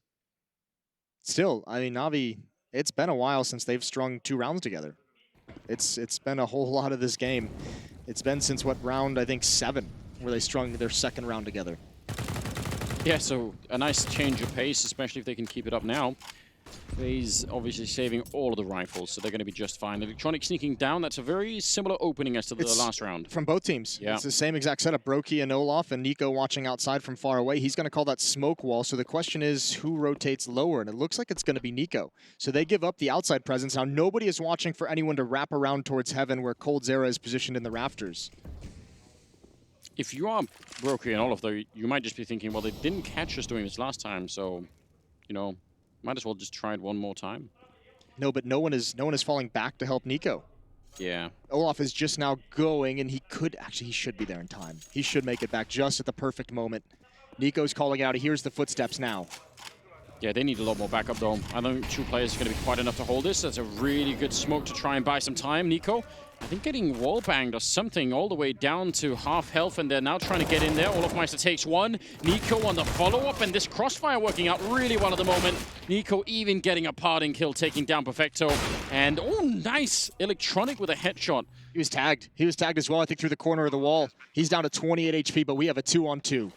Yeah, that's really good. Bomb gets planted. Cold sneaking in. Flamey goes down. That's a perfect headshot. Cold Zero so quick with the Krieg. And Electronic, he did a lot of magic early on. They're going to need him right now. 1 versus 2. Turning around and pre-firing, and it's not enough. Rain will drop him in the end. And that will be yet another round for FaZe, but it was close. That combo, Olaf and Nico, saves this round. Olaf rotating below. He was pushing up towards lobby, decided to fall back. He gets there at the perfect moment. And if he's not there, Nico likely just gets 1 and then he's dead. And there's no chance for a retake. That is a very nice rotation in a timely fashion. This is kind of a rare moment in Counter-Strike, isn't it, where you get almost the replay of a previous round, but you get to see how the defense is different. Because in the last one, they kept pushing lobby, and this time they said, you know, Nico, you fall back from outside. Olafmeister, you go help him out. Well, this one was where the smoke wall was set up, so Nico had that information, and he was able to fall back and go to the lower bomb site. Previously, there was no smoke wall. It was Na'Vi quietly kind of pushing up outside, and Nico's just taking a fight and then kind of going down after that. I like Blade's look of confusion looking at what I have to assume is his own notes. What is this? Why did I write this? Now, he did also tilt him towards the camera. So someone quick, you know, if they can translate. Like a screen grab? Now, here's the next level. What if you bring, you know, fake notes and you intentionally show to the camera and you hope that your opponents translate it and then they play into it? That's deep. Some would say that's probably not worth the investment of time. I don't know. However, I'm open to try all new things. Just gotta go for it. It's like showing some of your cards in poker, but not all of them. So. they think they know. That kind of thing. Is there anyone in poker who thinks it is an advantage to show some of your cards? I've seen it in the movie once, I'm sure. We got some poker players in Counter-Strike. We'll ask them. We do. All right. 24th round. Slow paced from Na'Vi as well. Very far back. Just now putting up the wall at the 1 minute and 20-second mark. Good opening kill for Boomic. That's on Nico, who was outside. He peeked up from those stairs. Got picked off from Silo. And I was just about to say they could have had, again, a replay of that flashbang to set up Nico peeking out, but that's not going to happen now. So Electronic, once again, leading the charge for the lower part of the map. He's been doing that on his own for very many rounds. I imagine he's going to try and push up and get towards Vent, and they'll have an upper hit. 1 coming up Vent, 3 coming through Mini. Bomb is still in lobby. It's in Simple's hands. He's in the squeaky door room. Smoke goes down at 45 seconds. Wait, are they not even putting anyone downstairs? This feels like a massive, massive risk at the moment. They don't have anyone downstairs as far as I can tell, so... They don't like that lower bomb site. Maybe they just have a good... I mean, it's the correct play for whatever reason why they're doing it. Stacking the upper bomb site. Rain's got to be careful. Molotov forces him out. Here comes the hit. Mini is exposed. I don't think anyone's watching that at the moment. Brokey's got it with the AWP and Cold Zero from above, and this defense is perfect. Navi's got to be so confused why there's so many bodies in the upper bomb site, and FaZe win it 15-9. That is actually disgusting cold. Yeah, I would be mad at this point in time for a number of different reasons. You get the kill on Nico at Secret Stairs. That should be the first signal for anyone from FaZe to start to rotate down, right? Someone else has to cover that spot. Then Electronic actually throws the Molotov to sort of pretend that he's Molotoving up the stairs. Yep. And they hear that upstairs. They know that Molotov has gone down. They can hear it, no problem, and they still just stick by. So if you're now you're thinking like, why? Why would they all be here? That's crazy. And some nice shots from Brokey inside the bomb site with the AWP. 2 kills for him. And a 6-round lead for FaZe. Again, we'll touch on it. They have not been able to win 2 rounds in a row since round 7. Which is not a winning recipe in case you're no trying to template that for your own style. Yeah, if you're a new player, don't use that strategy. It's not worth it. Does make the game tough. I mean, if you like playing on hard mode, then maybe it is for you after all. Just now they need to win, the next 6 rounds in a row flawlessly. So that's where they've put themselves. They got to do it. Starting off with 2 pistols: Simple on the Deagle, Boomic on the CZ, Galil, Krieg, and AK-47. Which is admittedly right from the Na'Vi School of Economics. They're used to this kind of thing, so I guess that's the upside. Nico out in the open, very dangerous. Oh, nice tracking from Electronic. He actually had to follow that arc of him falling, and now the smokes are going to be going up in Rain. Trying to guess, but not really going to be lucky this time, so a good opening here for Na'Vi. 2 rounds in a row, Nico is picked off in the Secret Stairs. This time, we'll see how many players they put downstairs. At the moment, it's just Olaf. Ready and waiting, but Na'Vi happy with that opening kill. And this time maybe a bit of a juke from FaZe. Previously, they didn't rotate anyone down here. Now they've rotated 2. Rain and Olaf, they're hoping that Na'Vi wants to take advantage of this, and they just run into another stack. Bomb is quite far back. They really don't have a lot of grenades on the Na'Vi side. Obviously, the man advantage is great. Flamey comes charging down, and that'll surely break up everything. Rain alone, Olafmeister, who was on the crossfire. I mean, that got completely ruined. He turns around for it. Rain, oh! He gets a dink on Flamey as well. I almost turned that round in their favor. Brokey's here with that AWP setup, and he's going to snipe Flamey right out of the sky.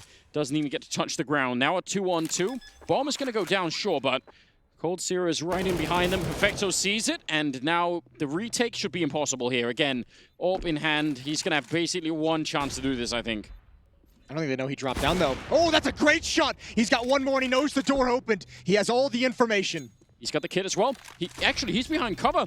He's going to have to go right now, Perfecto. No, the Molotov's not going to do it. He's just holding it in, and it's 1 second away. 16 rounds for FaZe as they take down Na'Vi on map number 1. The Molotov did kill him, but it was a second too late. What a fiery start and end to the match. That is wild, and that was a pretty crazy game to watch in FaZe. I mean, the weird thing is, this is like a dominant win from FaZe, but it just started out so slow for them that it doesn't feel that way entirely. But I mean, that down the stretch to get to this point, incredible stuff from FaZe. Good win, gutsy win. That's just map 1. We're gonna go to a break. We'll have the desk, and then we're coming back with map 2.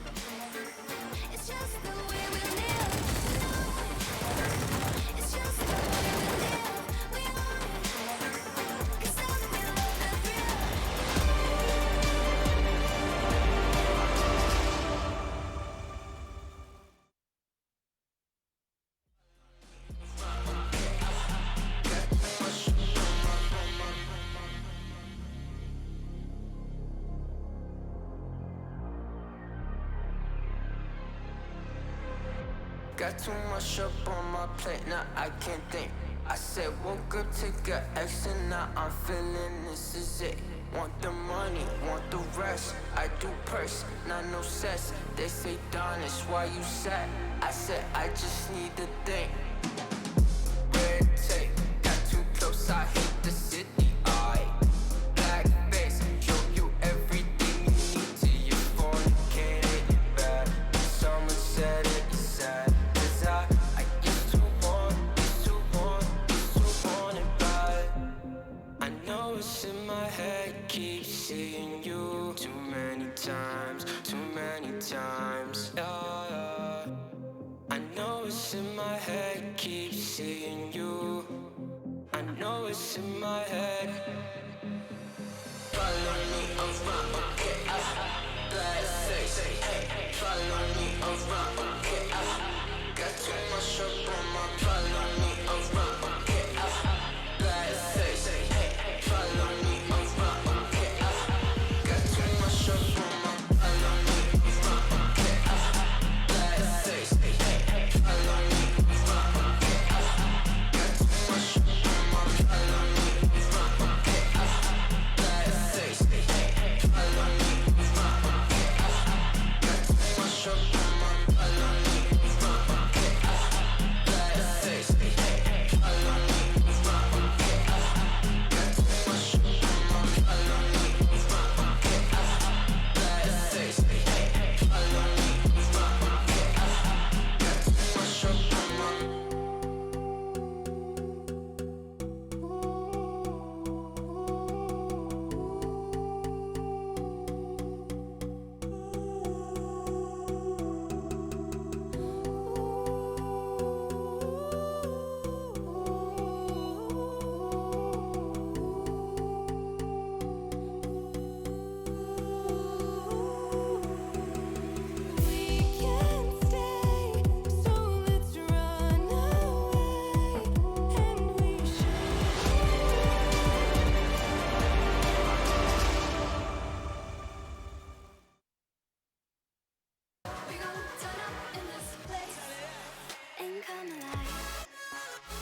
A marathon race there on the first map of Nuke in this series. It's going to go the way of FaZe Clan, 16-9. What was a really slow start, they were able to turn it around, really get back on their feet, and really push us into what is the second map here for these guys at the Intel Extreme Masters Katowice 2020. Over here on the sofa, though, or, well, maybe the sofa's over there, but over here on the desk, perhaps, we're going to start to get into the action and sort of break this one down in a way that makes sense. Why was this game, I guess, steering a little more towards the Na'Vi side of things in the beginning?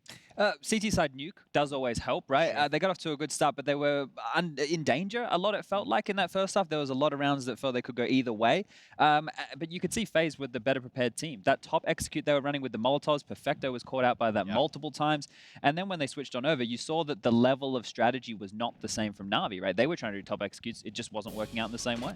Yeah, I would definitely agree. I think FaZe Clan were looking a bit shaky, though. There was a few of those anti-echoes rounds where it didn't look like they were ready for what Na'Vi came with in that CT side. You mentioned it as well when we were watching it. Electronic with that double kill with the P2000, you know, in Garage. That should never, ever happen. So it was not like FaZe played perfect Counter-Strike, but they were just better than Na'Vi. And I think that's also quite a tell that yeah, Na'Vi, you know, look at the scoreline 16-9. It wasn't really close at any point apart from that first half, you know. So if I'm a Na'Vi fan out there, I'm a little bit worried that this was the level of show that we're going to see from them in this matchup. Whereas for FaZe Clan, I think it was a positive sign to see Nico play well. It's positive to see Cold Zero play well. And for the matter of the fact, you know, apart from those few anti-eco rounds they lost, they played a pretty much perfect game, I think. And all around, you have to look at what this Na'Vi project is, where it stacks up against FaZe Clan and what they've been able to accomplish in such a short amount of time. We saw them having some successes in London. Yeah. But I think a lot of the questions around FaZe were, are they going to be able to carry it over here? That's the same with all of these teams, right? Because we've either seen teams who have come in and they haven't performed up to scratch. We've seen teams who have overperformed and shown us new things that we haven't seen from them before. It's about what type of Counter-Strike do we get here in Katowice. So far, FaZe feel like they've picked up where they left off in London, whereas Na'Vi, it is Nuke. It's not a map historically that they get the big scalps on. However, they did just beat Astralis on it a couple weeks ago. Yeah. But I would have had more faith in their T side right there. When you have Blade behind you, I'd expecting them to have the dry runs down. I would expect them to have all those geeky strats worked on out. And here, it didn't really pan out that way. With Electronic, they're at the top of stats there, Trace. He was big on the entry frags, right? I think he had 7 opening kills go in his favor. And going into a map like Dust 2, which we do have up next, that's going to be very important. Yeah, it seems like Electronic was the man with the plan. Pretty angry at least looking. over on that side. Look at this. Hold on. Does it be like? Is that close? Or you do want him to yell at you? You put it on the other I side. thought we were yelling at you guys. You could yell at us. Should I give him your best? Analyst, stop, yell. Best impression? Yeah. I already have ones like this, but I don't have to take the headphones off. Normally we're losing. I don't know. I don't think I can get that sort of the intensity of the eyes. Jacob, could you get the intensity of the eyes? Nah, that's too good. No. Okay. I tell you what we'll do instead. We're going to go ahead and hear from the sidelines where you have Frankie standing by. I do believe it's someone from FaZe Clan. What do you got, Frankie? Well, that was quite weird for us to watch, Nico. How was it for you? It was quite a weird map for us as well because there were so many pauses. Like every time we won the round, there was some pause, and like we never really got momentum going. Like even in the end of the in the beginning of the second half, like there was some issues again, but like we were like, fuck it, we don't want to pause. We just want to like keep the momentum going, and yeah. It was a good map overall for us. Like we did a good job as T. I think we did a really good comeback. They had a good start. They had like good reads on us, and I'm happy that we bounced back. And yeah, we felt confident throughout the whole map. Like even when we were down 6-1, like we knew that we're gonna win this map. Very confident your CT side, though. You were not letting Na'Vi run rings around you. You were being aggressive back to them. Is that always the best way to go at a team like Na'Vi who can match you in firepower? I don't really know. We just play, like we just counter them. Like we knew what they were doing all the time. Like we prepared for them. That's why we picked Nuke. So we were ready for like everything they had, and yeah, just the game plan worked really good for us. And Dust too. The veto's working out for you too. You love this map. Yeah, it's our best map. So it was weird veto because we knew like we didn't know what they're gonna pick. Like they didn't have a map to go against us. So that's why they just decided to pick a map that we played the most. I guess they prepared for it, and yeah, we're feeling confident us, so it's our best map. All right, let's get to it. Thank you so much, Nico. Let's head back to the desk. Yes, pretty much right back here, but we're going to have to go right back to a break because we do have another map in this series coming up. We need to go and get into that one in detail, but only when we come back here for the Intel Extreme Masters. We'll be right back for the next map of the series. It's going to be Dust 2. We'll be right back. I feel on top of the world, I feel on top of the world right now. I feel on top of the world, I feel on top of the world right now. I always wanted the world, I want to conquer the world right now. I feel on top of the world, I feel on top of the world.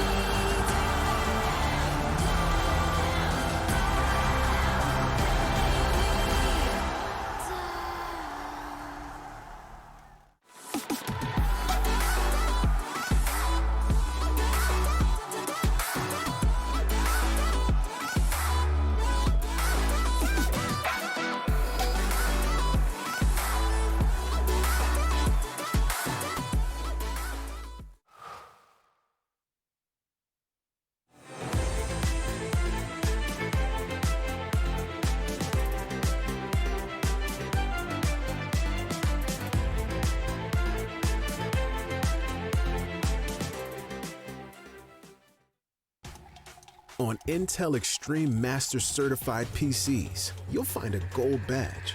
It means you'll find brilliance inside, that you'll get high-grade components like Intel Core i7 and i9 processors that'll deliver the uncompromised performance you need to game like a pro. Not to mention, every purchase supports the prize pool of Intel Extreme Masters. Intel, unleash your brilliance. Everybody loves an underdog. Who needs to be liked? Mountain Dew Amp Game Fuel. Victory in a can. For them, to simply exist is not enough. They must strive for more. They risk everything to build a legacy, just to have it torn down. Many have tried to reach the unobtainable, but only a few achieve greatness. They have many names. We call them stars. Euronics, a human touch in a digital world. My name is Jordan Gilbert, aka Nothing. Hi, my name is Sue Lee. My handle is Smix.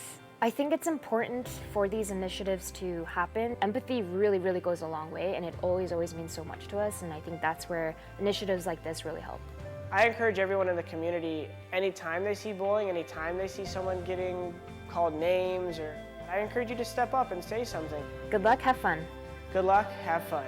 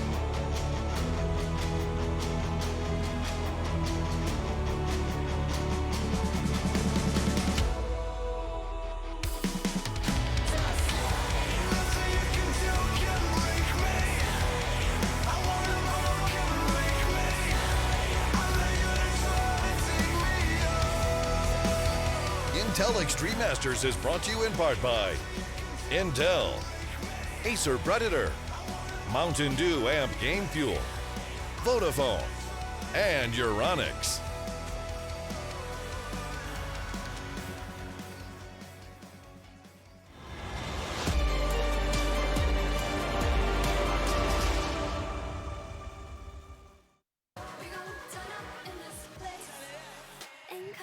Well, the dust has settled on Nuke, which puts us up into map number 2, and that's also what we happen to be playing on. Dust 2 on the cards here between Navi and FaZe. It's going to be Navi's pick, and that's certainly going to bode a little bit better. Welcome back to the Intel Extreme Masters Katowice, everyone. My name being Trace, I got Jacob and Chad here, and we're ready to get this thing started. So where do we want to start, fellas? What should we be looking out for here on this map? I was a bit surprised that we're going to see Dust 2 now. Okay. You know, at least the fact that FaZe picked into, sorry, the Navi picked into it. The past 7 times they played the map, they only won 3 of those, so it's been very inconsistent performance for them.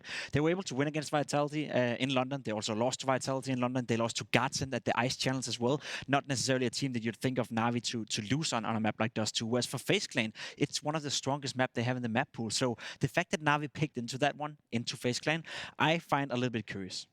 Yeah, I think it's weird as well, especially considering, well, maybe not. Maybe it's not weird because what Nico just said in that interview actually was that, they don't really have a strong map that they can pick because Train got removed within that first phase. Sure. So maybe they go to an Inferno or maybe they go to a Mirage. They're both like middle of the ground maps. At least on Dust 2, they might have some confidence there. But I don't have a huge amount of confidence in Flamey as a secondary AWPer, which is the role that he's been moved to on the CT side. You need to have it on Dust 2. I kind of get how that works, but it's not a huge fan of mine. And this is a clip that actually was from Ice Challenge, right? And this is Na'Vi doing one of these A executes. And what I wanted to show here was two things. The first thing I want to highlight is how good of an entry fragger Electronic is. He even gets so hungry for kills, he even tries to kill his teammate. And I want to talk about the delay on this smoke here, Jacob. You're going to see the one drop on down late there for long. I think it's intentionally late to keep the AWPer staying close so that the flashes can blind him a little bit more. In this example, Woxic, he's ready for it. But we'll see from Electronic's perspective in a moment how good he is as an entry fragger, because I think this kid is the best entry fragger we got. I would definitely agree, and I think you're right in terms of that smoke right there. You're kind of luring the AWP in to stay a little longer, so whenever he has to make the decision whether he want to go back long and retake the bomb site or stay a little bit longer, at this point you see him run towards car, and he has to go for it, right? He has to stay there for the fight. And as you said, for Electronic, he's killing everything. Trying to shoot his teammate, right? Yeah. Everybody, you're my crosshair, mouse one. He got the opening, but then he pushes on through the smoke and gets another 2. Like, this guy's a moth to a flame when smokes are on the ground. He loves to play around those smokes, right? And I think he's going to be very influential. He had a good first map. Okay, yeah. He can continue this form here. It's very important. But I believe Na'Vi is starting on the CT side. I would think so. I mean, we could be wrong. We'll have to look at that when we jump into it, obviously. But for the time being, guys, I want to know if the series ends here for these two teams. I think so. I think FaZe Clan were looking good on Nuke, and I think they are, to me right now, the better team, I would say, after what I watched on Nuke as well. And I think it's too much depending on Electronic. If he doesn't show up, I don't think Na'Vi is good enough on Dust 2. As I said before, they're a little bit unstable in terms of the results. So if FaZe is playing well and Na'Vi doesn't have one of those games where Simple and Electronic is going off, I think FaZe is going to end the series right here. Yeah, I think exactly like Jacob said, based off the first map, it should be a 2-0. But I'm on this Na'Vi hype train for whatever reason. Like, I find, I enjoy the games more when I get excited about a team. Okay. So I'm trying to get excited about Na'Vi. Chad, could you get excited about the Renegades currently up 14-8 over Fnatic? Yeah, hell yeah, I can. Yeah, the boys. Yeah, the boys. YTB all day long. But for us, it's back to Na'Vi versus FaZe. Dust 2 on the cards. Overpass should be the decider, but maybe we won't make it there. Na'Vi have to bounce back after Nuke, and that's exactly what we're going to be looking forward to here in Katowice. Handing it over to Anders Moses is exactly what I plan to do. And we're going live right into the match. No time to spare. FaZe going to be on the CT side, Na'Vi on the T side, and pretty standard type of setup right here, trying to see if they can maybe move into the middle and take a little bit of control. But Rain is on the other side, and that smoke is actually stopping anyone from lower dark to try and get him. Rain gets a headshot, and they're trying to see if they can maybe return that in middle. Not going to be allowed to. Great start for FaZe. Yeah, they were almost able to actually pick off Olaf Meiser. He fell back right into CT spawn so quick, and the whole A defense shifting off of Catwalk, away from Catwalk. They want to go back to a long control. Olaf has the pop flash for Rain and Nico to get around the corner. They're going to see it's clear. Na'Vi have control of middle, Catwalk, and Simple is in upper dark. Yeah, and he's got that P250, so if he gets the timing right, he could snipe someone away, flashbang and smoke, and inside of it, all of them are just waiting. Electronic leaped in there to try and see if he can get something done. Now they're out the middle, and they're going to try and see if they can crunch this B-bomb side. Inside of it, Cold Zero and Brokey, and already gone. Immediately dropped Perfecto with a beautiful double opening. And what do they do now in terms of retaking? That was the absolute coolest call Na'Vi could have made in that moment. This is perfect from Electronic. Him jumping down through that smoke neutralizes the numbers advantage that FaZe had. That 3 players on the other side of the map that could not cross the smoke that was dropped in CT spawn. It gave Na'Vi a 3-on-2, I should say, at the B bomb site. That was absolutely spectacular in my mind, that call right there. Nico has nothing left to do in this round. He's got the kit, he's got armor, he's just going to back away, preserve it for the next if he can. Perfecto goes for the peek, takes away his armor. Wow, that is, you're right. What an incredible call coming out. After being down a man as well, trying to make sure he actually goes up to the bomb. So, wow. That's one way to a nice turnaround. Start things off, yeah. Chad wanted to get excited about Na'Vi, and, they gave him a little bit to work with.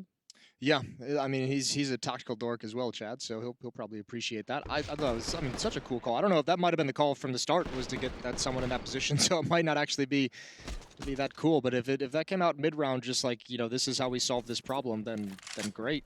Whoever called that deserves a steak dinner. See if we can get right on that.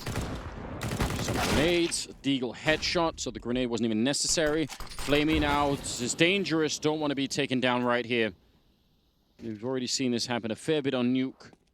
Both teams definitely not to be underestimated with the pistols. Yeah, and Olaf doesn't need to move from this position. He just has so much intel that he can gather just being inside of this cave. They hear the drops. Boomich has swapped it out. He's gathering intel. Doesn't need to push forward. Still, weakened defense in mid and towards the B bomb site. Nico's going to try and make it over. He's got a tag, but he's way too exposed. No chance of him getting back, and Brokey should start feeling pretty lonely. Yeah, this is going to be rough. They don't have a lot of grenades against him, so actually maybe he could find some clean shots here with the Deagle. But that mid push is going to be coming, so if it doesn't go quick, he's not going to have a chance. And nice duck under the shot there. Perfecto taking out Brokey, and the rest of the threat is again on the other side of the map, so there should be, yeah, really no issue here. Nicely handled, even if they took a little bit of damage on Electronic and Flamey. Now we, cementing a decent start in this round. And I know it's not the sexiest Counter-Strike in the world, but I don't think FaZe should even creep anywhere close to this B bomb site at this point. You have a Scout, Mac-10, you have a Deagle on Coldzera, Rain can pass a Deagle over, Olaf can pass a Deagle or the Mac-10 over, so next round you're going to have weapons on all 5 players. And you have that armor that can be utilized. So 2-0 for Na'Vi, but remember, if you're a FaZe fan, don't get too worried. Na'Vi had a spectacular start on Nuke. They were up like 7-1 or 7-2 at one point, and then, it didn't look good at all from there. Yeah, it kind of all fell apart, didn't it? Yeah, that's what I'm thinking about. Boomich surviving inside the bomb site with the bomb. Just making sure that was going to be guarded all along. Wait, did Flamey just knife someone at the end of it? Yes, he did. Can we get... Teammate, I think. He did knife a teammate. Killed him, too. Yeah, so that doesn't seem like a great idea. But apart from that, it's been a decent start here for Na'Vi. 2-0 in their favor. Third round. And again, we're seeing the Deagles carried on over. Olaf stole the Mac-10, and there's that one scout on Nico that we haven't really seen too much out of yet, apart from, I think, the tag on Electronic earlier. So it's a very sort of peaceful start here to the map. It's nothing crazy that we're seeing at the moment. It'd be fun to see how Na'Vi are going to be, playing this one. They did not have a good time on that T side of Nuke. That was really, really rough on them. Had a couple of, clearly a couple of plans. Much of it sort of involving Electronic leading a little bit of the charge on his own over towards the secret stairs. Don't know if we're going to see a similar kind of adaptation on Dust 2, obviously a very, very different map. Olaf all the way down at the long doors again, so getting that information. Yeah, gotta like that position, especially with the Mac-10. If he does see that shadow, remember the shadow gives away when you enter that cave as well, so he'll have a free second or two before any kind of response. Some nades, some utility, flashbang is out, Brokey's blind, Rain's blind. They have to drop down. Coldzera's there, but this is like a 3-man Deagle firing squad up towards Catwalk. Yeah, this could get actually dangerous. Cold at it again. Rain with the follow-up. More headshots are coming through. And a lot of trouble now on the other side. Boomich, can he bring it back? There's still 2 more people to go. He's taking down Brokey, and he's trying his very best, but it's not going to be long before Cold shows up as well. Rain has gone down. It's still a 2-on-3, and Boomich actually spot them back in the round. It is a 2-on-2. I can't believe he's managed to do that. And Olaf has the Mac-10. He can't provide any assistance from long. He's got to back away and meet up with Nico. The nice thing is, that needs to be a kill. Nico spotted him out, misses the tag. The smoke is brutal. That might have been the last chance for FaZe. Those Deagles did so much work, but I don't think they can add anything on top of it. Shouldn't be able to. Mac-10 spray, just a little bit random, not really connecting. It's a good amount of damage, but they still actually need to find the kill. Olafmeister gonna get one, but Boomich should be able to hide long enough here. He doesn't need to take any kind of a fight. Should know there's no kit or anything in play. And Olafmeister, he's almost already out of time. The jump up, and Boomich with the quad kill to save his team. That is way too close. That's like a movie sequence. What a cool hold from those 3 Deagles. Rain, Coldzera, and Brokey doing work, almost stealing a round away from Na'Vi, but as it stands, 3-0. Op is out on Nico, and 4 rifles, 4 M4s around it. They have plenty of utility, just the 1 kit on Olaf, but nades is looking good. And yeah, it's almost like they got so excited about getting those kills that they just kept on fighting Boomich when maybe they could have slowed it down. Absolutely. Hard to criticize that, because you just know the adrenaline is going to get to you. Especially in a round where you just have the Deagles as well. You're trying to do something Something special. Nico being very patient. They've got coldzera periodically checking the double door. Oh, that is very bold. I hope it pays off for him because that's a huge risk to take if you don't get anything from it. Free kill. He's blind on top of everything. That might have been overkill. He didn't even know it was coming. And if they were really in position, they probably would have just said, okay, let's go long right now. Like, let's just, because we've lost the rest of the map, so we have to go. But they weren't. They were quite far out of being in position for any kind of a long rush. So now this is very, very hard round to call if you're Na'Vi. Yeah, if you split up like this, not only is it taking a lot of time off the clock, but there's almost no chance that, you know, even if you clear out these upper tunnels, your only option is just to kind of go up catwalk, and at that point, the time is going to be so low. That, or they could try and execute a fake. I mean, that feels like what they're doing. Maybe they're trying to see if they could bait someone into peeking against Simple out at long. So they make a bit of noise, and then, you know, someone goes looking at long. Simple takes one, and then they just go. But that hasn't happened yet. You see him looking this whole time, just waiting for it. There was the chance, but now they get spotted, and now it's really uncomfortable because the fact that the AWP is out there, yeah, you have to go, right? 20 seconds. Coming in from catwalk as well. Nice pick off on Boomich as Nico will fall back down to the low ground in a 5 versus 3. And yeah, time has simply run out. Which is unfortunate because that's a very weird defensive setup. Even with Nico getting that kill and dropping, you don't have any real good hold on catwalk. Electronic could have peeked off there, and Olaf is in the awkward position inside the bomb site. He can't move into the bomb site because it's Molotoved and there's an op at long, and he can't move anywhere else because then he's just out in the open with absolutely no cover whatsoever. So if Na'Vi had a little bit more time and was way more committed to that hit on catwalk, that could have been very dangerous for FaZe. Yeah, I agree. A really odd round all in all. But you see the brilliance. You said, you know, you hoped that it was going to work out with that aggressive push, and it really did. And the problem there, or the issue that it presented for Na'Vi was huge. Just even 4-on-5, which is, you know, obviously you can come back from that. It's the fact that they lost the map. They had to get back, try and sort of reclaim it. Didn't even find anyone while trying to do that. Boost didn't work out, but Rain still gets a headshot. And down the middle is Olofmeister with the AK-47, and suddenly it's looking like another good start here for FaZe, and he'll just keep on going. I like this Olofmeister. I'll take him all day. He's already spoken for, Jason. Contract lined up. Perfecto and Flamey, 2 versus 4 at the moment. But yeah, that's the kind of Olofmeister a lot of his opponents probably hope to never see again, because it was rough when it was going on. Yeah, those are just some straight up duels won. No issues, immediate headshots. Perfecto picks up the M4, gonna try and do some work in middle, burns Olaf out of the closed doors position, and again, a little bit awkward for Nico at the A bomb site, now transitioning over towards the railing, but the only real defender at this A bomb site, now that he's in this position, it gets a bit more comfortable, and he's got coldzera out towards the long cave.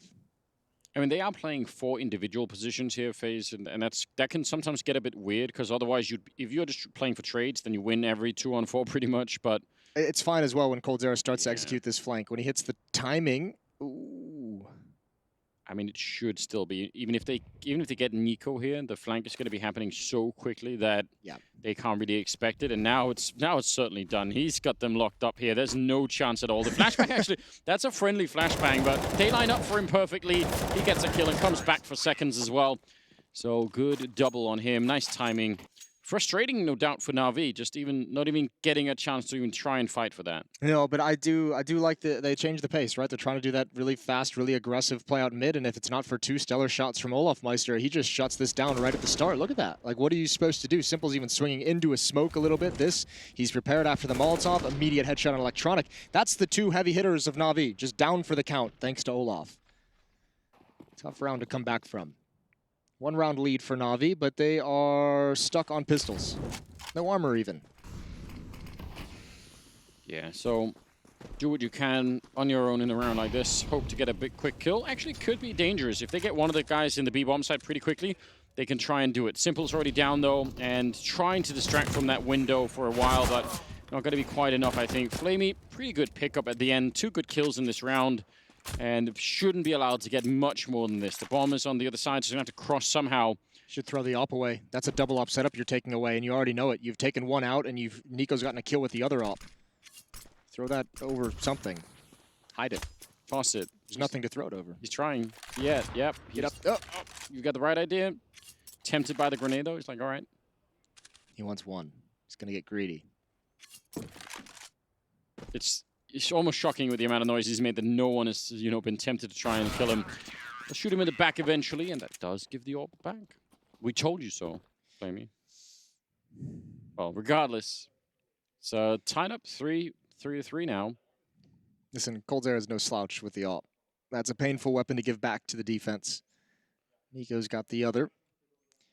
And we're all tied up, as you said. So, 4 AKs and a Krieg on Simple. Have we seen the AWP yet on the T side? I think maybe no. No, I don't think so. And obviously, you'd really want that.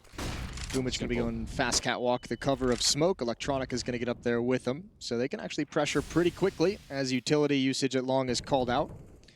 That's Flamey to keep an eye on it, out by the car. And I don't know, against the double AWP, clearing the corner without any flashbangs, just making the jump like that, is kind of a huge risk in my opinion. Didn't get punished for it, but still. Bomb is far away, but they've done all of the initial prep work to set up for some sort of B-split here.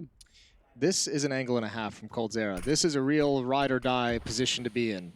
Here we go, Simple trying to jiggle peek it. Oh, and that he just lingered a bit too long. Counter utility coming out from his teammate. Brokey, we mentioned that pairing. This is one of the maps where they working together is a real treat to watch. And Olaf again is not afraid to pressure in towards this long cave and take control of this entirely. Oh, Flamey, he's almost getting caught. That is a nightmare scenario. They both had nades out. Flamey's setting up a really cool smoke for CT spawn, which is normally thrown from, close to middle. Almost looked like Reem was about to block it, but playing at the edge, not getting caught anyway. 35 seconds on the clock, and now they're going to try and see if they can swing it back towards the A-bomb side. They sort of made noises in the middle like they're going to try and go B, but actually it's going to be on the other side. Nico is there to take down Boomich, no problem. And Rain, he's hearing him as well, just seeing the top of someone's head. And he doesn't want to challenge it. I don't blame him for it as well. They're 5 versus 3. Nico's set up in case anyone's bold enough to try and put the bomb down. Flamey had that unfortunate task, and he does not live through it. Ooh. That's a nice headshot, but still 2 versus 4. They have to know Olaf's still around here somewhere. And they haven't even spotted Rain, who's in CT spawn ready and waiting. Olaf just holding the angle. Good kill with the Krieg. Long range. The AK could never get settled. 3 kills from the FaZe Ops in this round, and what should be a relatively simple retake, even without flashbangs, even without utility. Rain's got the kill. They'll salvage the Ops surely and keep that double Op setup alive. Only losing a single player as well. That's just a lot to work with. 4-3. I don't mind. I mean, so much of this had all of the right signals from Navi's point of view. You clear out catwalk, you throw the grenades in middle. You're sort of all the time you're pretending like you're going for it, but FaZe just didn't really buy it. They had a pretty good idea, I think, of what was coming. No, but there's no reason for them to bite now that they have, an AWP and B. And once coldzera gets that pick and fall back, you can be reasonably confident they're not going to want to, attack into your position and do another AWP. You've got one at the A-bomb site, and they got the first 3 kills of the round. It's also, when they took catwalk, right, they didn't take it from anyone. Yeah. So it's not like FaZe were pushed back from catwalk and then had to say, oh, guys, we've lost catwalk, and now they're smoking middle, which is like, then you've got a lot of evidence that it might be a B split of sorts. Yep. But you really only had the mid smokes, and I guess they just weren't sold on the idea. CC's mostly, and some deagles, or a deagle behind it. For Na'Vi, I don't know, a very tough start in my opinion here for the Na'Vi team. Yeah, they win the first 3. It's been 4 in a row now for FaZe, looking to push that on to 5. Utility coming out. The nice thing for Na'Vi against the double AWP, plenty of nades around these upgraded pistols. These things have mobility, and they can really close the distance on the AWPs quick in a way that AKs and rifles can't. If they can find a good set piece, if they can find a mid to be split, force a retake out of the Ops. But still spread. 2 players on catwalk, 2 players in middle, and just 1 player perfecto in upper dark at the moment for Na'Vi. And now starting to consider and to probe this entrance to mid. Yeah, they're set up nicely for that. Cold is here with the AWP. I mean, again, like you were just saying, if you can run him down, but he's pretty quick to get back through the window. Tries for a bit of a flick, and he's a bit worried that someone's coming through. Definitely no. Brokey's now alone inside of the bomb site. And he's going to pick up 1 and just buying time. Again, every second counts right now. The backup is coming, but it's just a second too long away. And now they actually are going to get that bomb plant down. They've got the Krieg inside. I don't know where that AWO. There we go. Picked up by Simple. Oh, that is the one thing you definitely don't want. Molotov in a flashbang as well. Simple even throwing the bomb into the double doors just to make sure he could get it to his teammates. Molotov is going to do absolutely nothing. No one is in that position at the back of platform. This retake, even with the weapons, good flashbang. Simple has to look away. Good trades. Simple's neutralized, but Perfecto comes through the door, and Rain's got a decision. He's got to play this game. Tap the bomb. It's a fake. Perfecto over the top. He's going to come through. Rain's got him. Rain's won it. 5-3, but the pistols almost do work. Yeah, that's, I mean, you feel like Na'Vi deserve that round for everything they put into it. It's such an interesting scenario right there with Rain and faking the bomb, because it was only just put down. There was enough time left on it. It's like the amount of decisions he can make is so much more varied, right? Well, keep in mind as well, Na'Vi lost Nuke. That final round that they lost Nuke was Brokey sticking the defuse against Perfecto. Yeah, that's right. So he's probably thinking in his head as well, the rookie just saying, there's no way someone's sticking a defuse on me again. I'll lose the 1v1, but no one is going to do that. Yeah, that's actually a really good point. That stuff definitely carries over. It looks like a much quicker B setup this time. Brokey is alone, and he is going to have to do everything right here.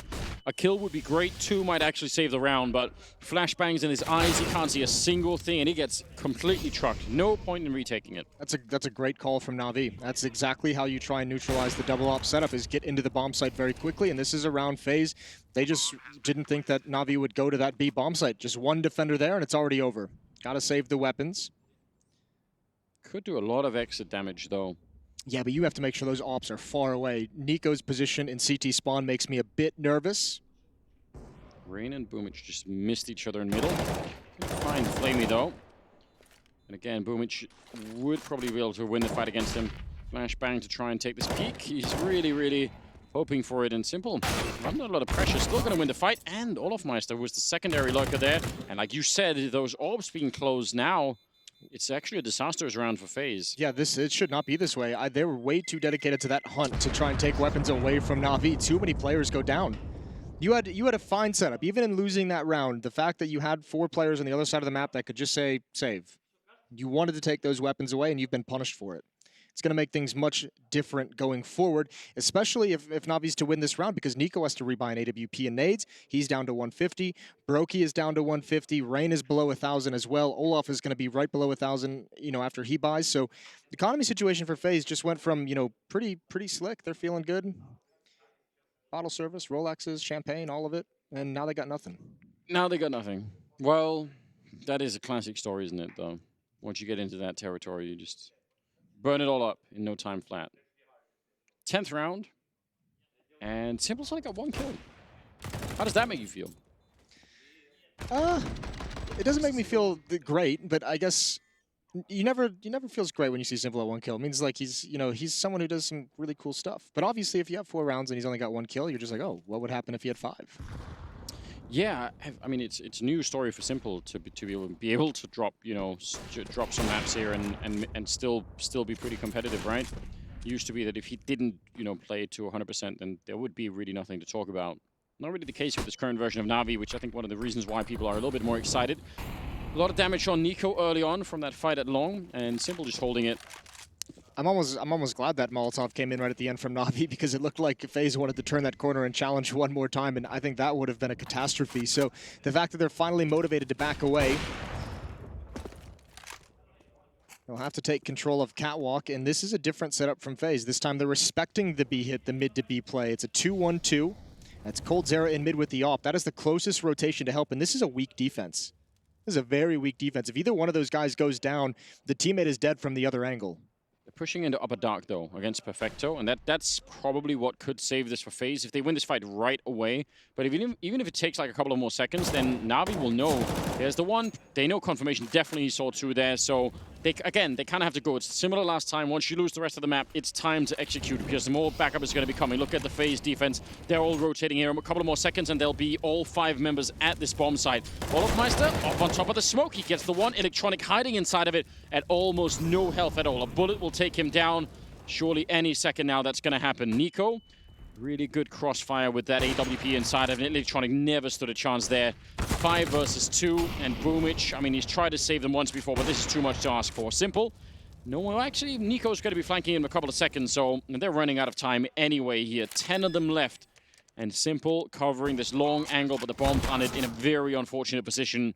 There should be no way that he could actually do this. 1 versus 4, smokes are up, and we've got Nico not even really going for it at the moment. They're just going to leave him down there. Well, Nico doesn't even want to risk the second op. Remember, they have no money due to the chase in the previous round, so Simple's going to be able to survive with this op in hand. Still an element of danger for Na'Vi. That's a very nice defense put on by FaZe. I appreciate that Simple, you know, didn't try and go for. Part of me wanted them to have like one of those last stand kind of moments. Okay. Shoot through the box. You know, just keep trying. Custer. Exactly.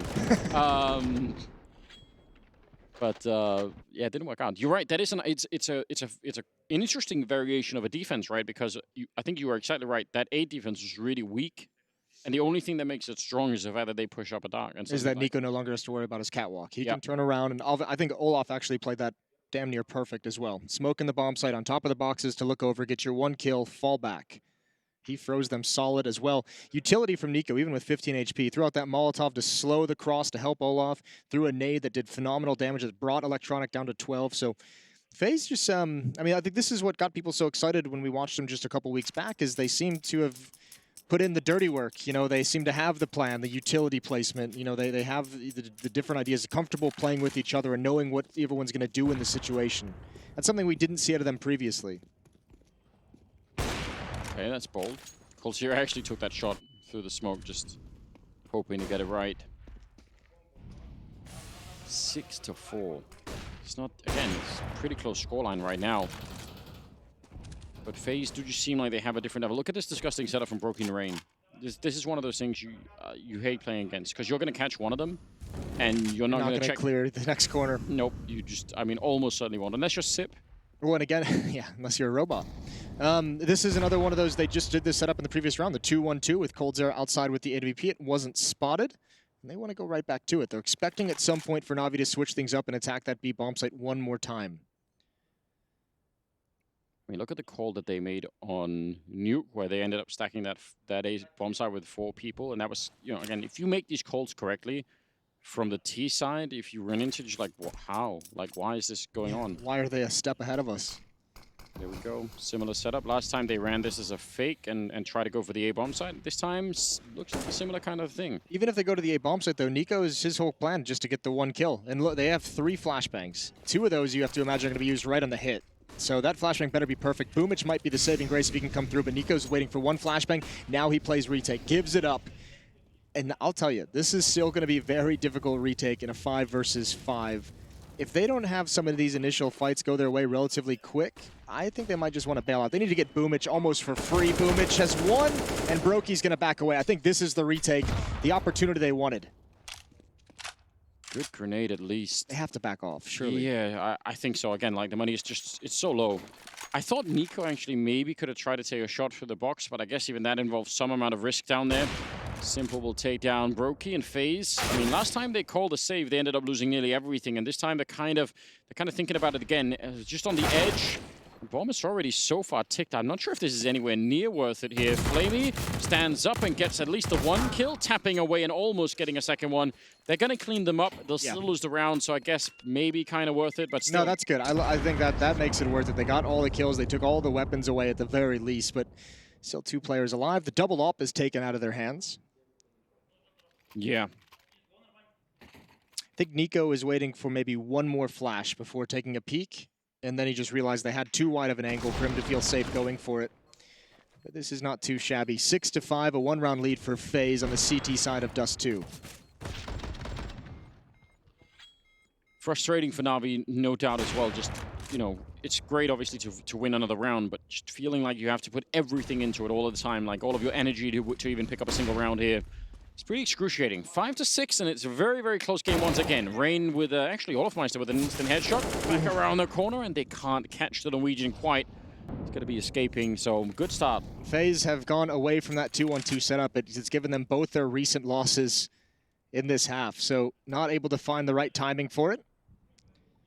And back to something a bit more standard. Rain at the A-bomb site, just spotting towards Catwalk. Nico and Olaf working together to control long. And once Nico gets this angle with the AWP, I think Olaf's just going to back away. Or push in. Ooh, right to the face. There goes Flamey. wasn't expecting, he wanted a fairer fight. Like an M4 on the other side, someone he could duel with back and forth. That's not even a fair fight. He's got the one bullet headshot advantage. Yeah, it's true, isn't it? Well, Olaf playing close, and he has got that Krieg to take down Boomich. Simple with the return at least, but 2 versus 4 once again. Not a lot of time left. I don't know what it would take to win this kind of a round. You at least have 2 smokes if you want to make it to the cross, but Simple's going to have to pick somebody off with the op.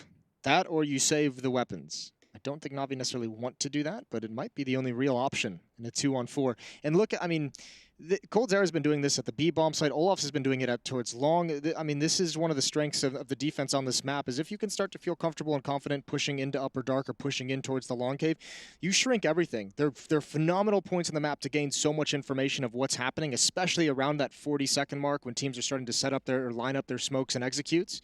If you can feel, you know, if you have the balls to go for it, it can give you huge rewards. So no one hunting for the weapons. Na'Vi not trying to throw them away. Again, maybe not the most action-packed end to the round that we would all like, but it kind of makes sense from either team's point of view. I still, just if I'm, I guess 3 of the rounds that Na'Vi got were from winning the pistol. So that's sort of 3 of the 5 accounted for, but I still think it's kind of impressive that this is 7 of 5. I think right now in my mind, I have a picture of FaZe being quite well in control of this game at the moment. It feels that way, even with the 2 recent hiccups that allowed Na'Vi to get to 5. Are they going to go for it? This is one of the rounds that they're able to win. Remember, the first time they saw the double op, they went right into a contact B play. They're going to do it one more time, but here's that setup. You mentioned it earlier. Brokey needs to be aggressive, needs to die. That's a big trade. Flamey, he checks it. He's even prepared for the setup and still loses out. Electronic up next, and it takes Simple to take out coldzera. But we're into a 2-on-2. Nice flank from Boomich, and Nico just blindly trying to see if he get that shot. The bomb will go down, and it's a 2-on-2, you're right. So that little trick in the corner, it kind of worked, but not as well as maybe they would have hoped for. And Simple's got one angle covered. Boomich is swapped out for an M4. He's on the other side, and they even have a Molotov on Boomich, so that's actually huge, especially now that Nico and Olafmeister are both coming from the same side. That could limit their entry into the bomb site. Are they even going to try and go for this? It seems like a huge risk.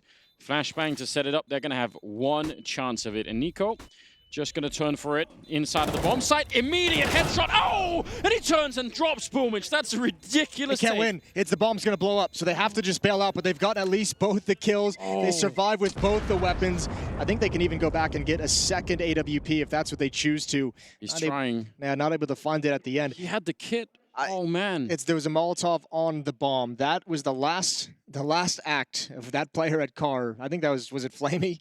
His last desperate act was to get that Molotov out. Simple dies, and he's like, hell no. So ridiculous. Wow. I mean, it's almost unfortunate considering, I know it might not look like anything special. Those are 2 tough shots for Nico to hit in sequence that quickly in that fashion. And to not even be able to defuse the bomb is heartbreaking. So well done from, I'm going to say it was Flamey. I could be wrong. I think it was Boomich. Boomich? Yeah, Boomich and Simple left at the end. Okay. Way to go, Boomich. Yeah, could be given the wrong credit, of course. Yeah, Flamey's dead right there. See? That memory is working. Still working just fine. This Molotov, you see it come out. It's actually, wow. I mean, it's great it lands on the bomb because it's what gave away his position. Nico had no idea where that second player was until he saw the Molotov. So that's a hero play. Yeah, it is a hero play. It's absolutely heartbreaking.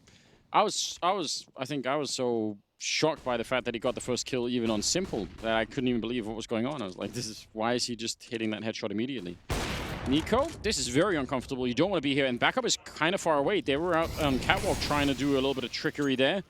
He's at least got a smoke to put out the Molotov, but you can have trouble escaping this position. Well, they're going to wait him out. They have no more Molotovs, though. He doesn't know that yet, but he can just sit there and be comfortable. They really have no way to get to him unless he swings out this way. I cannot believe they let him do that. Electronic's going to be furious as well. Out in the open, they never expected it. He absolutely just skated out of there, didn't he? Got away with... Fortune favors the bold. Yeah, I guess. Electronic, yeah, not happy. The last guy you expect to go down in that scenario is like everyone else is in a more dangerous position. Olafmeister, smoke is a little bit late, and they know that he's there, but backup again is right behind him. He's still goes down to Perfecto, and I think just FaZe losing a little bit of control in this round for no good reason. That did not seem like it was necessary at all. No, they never had information of how progressed that long attack was going to be. Nico, there's a chance and he's got it. He came right back to the perfect position in the car, snaps onto the head. Here we go, 3-on-3, and this retake is definitely going to happen. 2 kits on Brokey and Nico. Wow. Oh, and Perfecto was there with the Deagle in return. Going to go all the way down 2-on-2 now in this round. And, I mean, we're near the end of the half. You need this round. Simple. Going to win the fight. And Boomich with the other one. And Na'Vi tie it all up. They're at 7-7. I still can't really believe that. But FaZe... Ever since you said FaZe was in control of this game, it's been all Na'Vi. Yeah, I know. How does that make you feel? Well, Yanko's going to be mad at you. I know. It's just, you know, don't want to deal with that, do I? I cannot believe Nico got away with that. Yeah, I'd be pissed as well. I'd be like, he's in the open. There's 4 more of you people here. I forgot to install those bulletproof glass in the car and see the result right there. Yep. That was, I think, a round where we can criticize FaZe quite a bit. Maybe the desk will after the half or after the map here, but that was It's just another round where the information gathering got away from him. Olaf, Yeah. that smoke when it throws it when they're already coming up the railing, it's missed its mark. It's not effective. It definitely backfired. 15th round. Last one of the half, and the money for FaZe is dreadful. So they've got Deagles and a 5-7 and a couple of flashbangs, But this is the way to have money issues if you're on the CT side, is wait till the last round. They've been pretty much fine most of the way through this half. yeah, that is a good point. And you never want to count out FaZe when it comes to Deagles, do you? Yeah, almost won one earlier. A 3-man setup with the Deagles at the A-bomb site. This time Rain's going to get aggressive, and it's a bit of a fake, but he's going to call it out. There's no one here. So towards mid, Na'Vi readjusts the point of attack. And unfortunately, it's just really Brokey and Coldzera. That's unbelievable. Brokey, it's your turn next. He actually shot in mid-air as well. 5-7, and I think he got caught just a little bit there. Oh, no! He takes down Simple as well. That is so ridiculous. The second shot's not supposed to be that accurate. Nico in a 1 versus 2, and this should bring an end to the madness. They know he's here. They've definitely heard him jump down. He's trying to see if he could do it one more time, and he's going to get denied. An 8-7 win at the end, but still, the madness from these Deagle shots, it's truly magnificent. There are some very close rounds in this half that just slipped away from FaZe, but you got to give props to Na'Vi for taking an 8-7 lead somehow into the second half. We'll be right back after the break.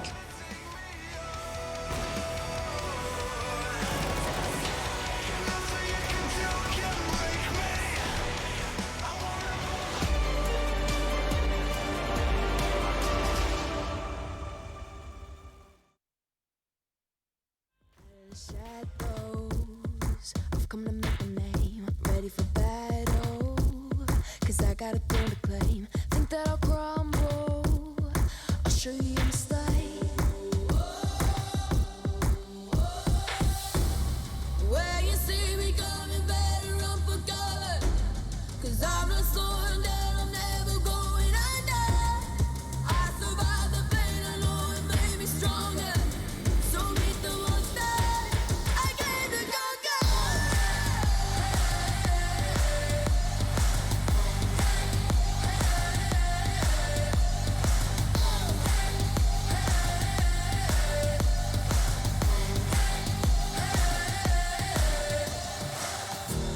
Smoke clears, I'll still be on my feet, forget all of my fears, 'cause I know my destiny. I feel a champion waking inside of me. It's in motion, the legend's spoken, this is my moment. Can't break my focus, know where I'm going, this is my moment.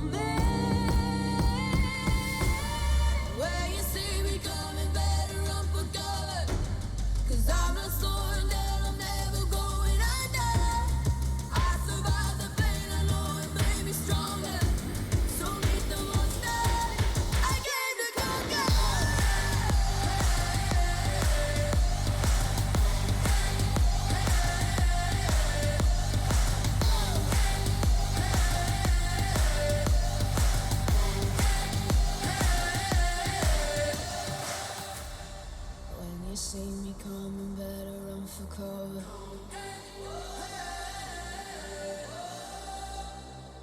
I survived the pain, I know it made me stronger. Look above your head at the moonlit sky.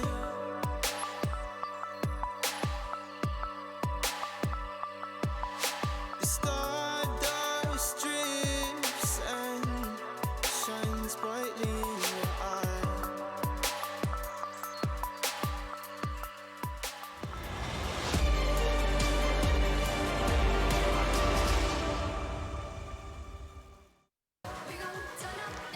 Welcome back, ladies and gentlemen. Second half going to be coming right at you here. Second map as well between FaZe and Na'Vi at Intel Extreme Masters in Katowice.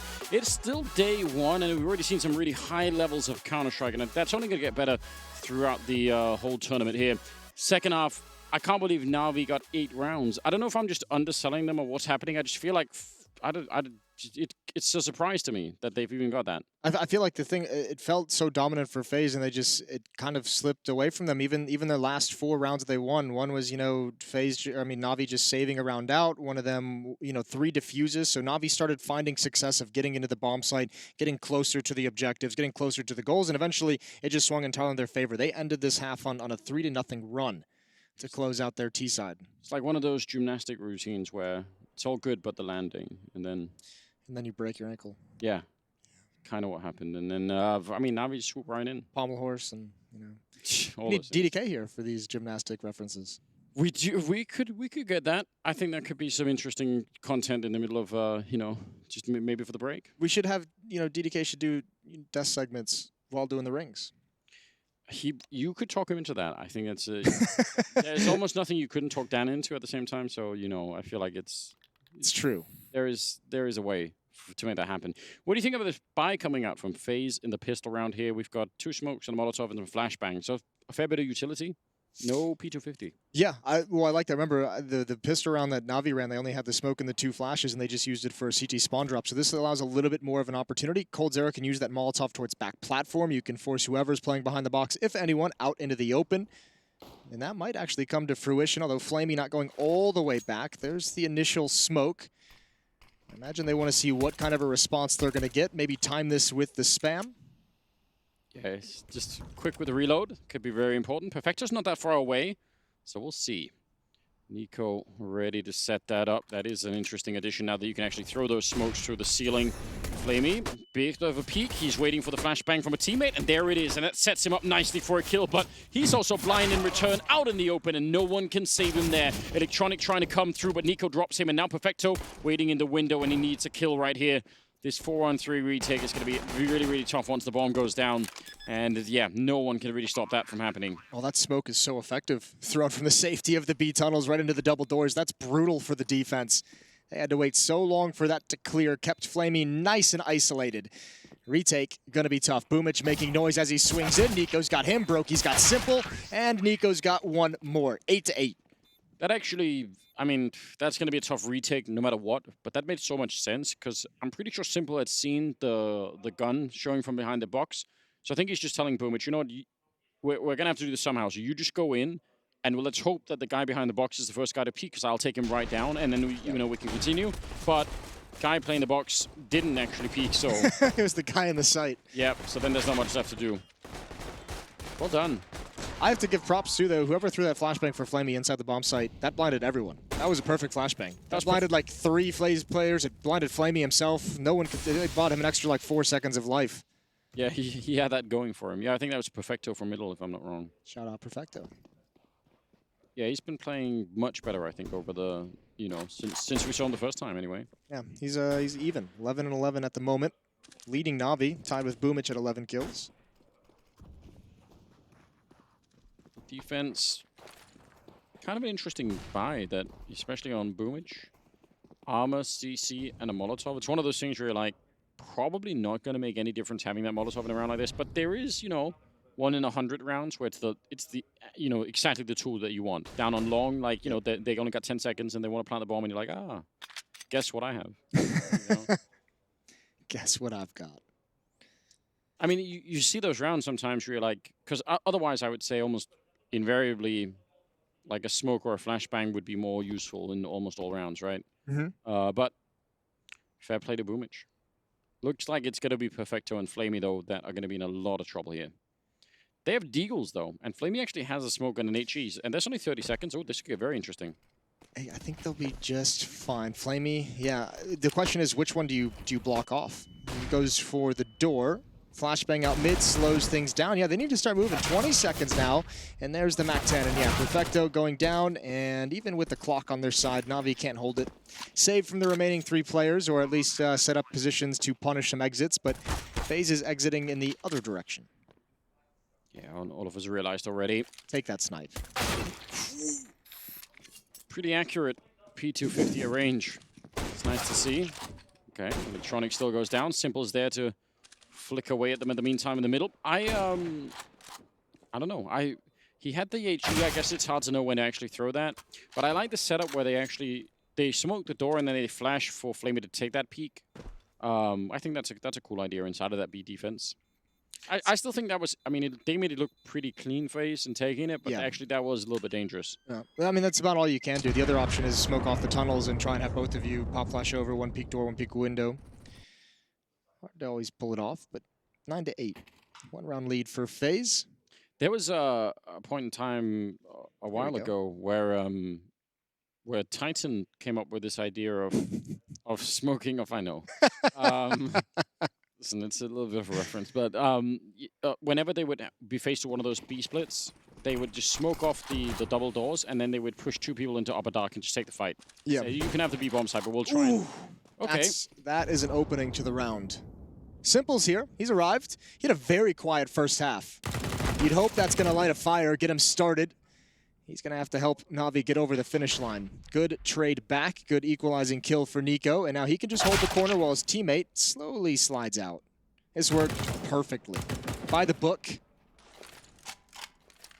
Yeah, that's everything you want. Like if Nico and Coldzera wrote a guidebook on Counter-Strike, how to take long A, that would have been it. I wonder if they would be able to. I feel like they're probably 2 of the players that, you know, you wouldn't actually get much out of reading it. Do you ever get that feeling where Wait, what feeling?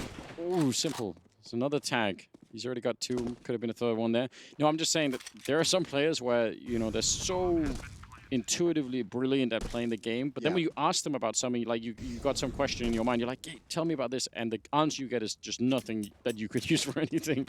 And it's not because, you know, it's just so ingrained in how they play the game that they don't even think about it, so they can't walk you through the process. Exactly, right? You're not going to get like a really nice laid out, you know, flow chart of what's going on. You're just going to get like, you know, yeah, it's just when it feels right, you do just like, okay. Yeah, turn the corner and shoot him in the face. Oh, thanks. Yeah, that's what I needed to hear. So Simple eventually gets dropped, and you know, they took a little bit of damage. I don't think they care. 10-8 is the scoreline now that Na'Vi could pick up the rifles, and Simple's got that AWP. And you're right, he had a very slow first half. Now he's on the CT side with the AWP. Could definitely be done. Ooh. All right. Couple nice shots. All right, here we go. 2-round lead for FaZe. AWP now in Simple's hands. Instead of the scout, Brokey is going to be challenging down mid. This is one of the roles that Brokey picked up just by virtue of being awesome at it.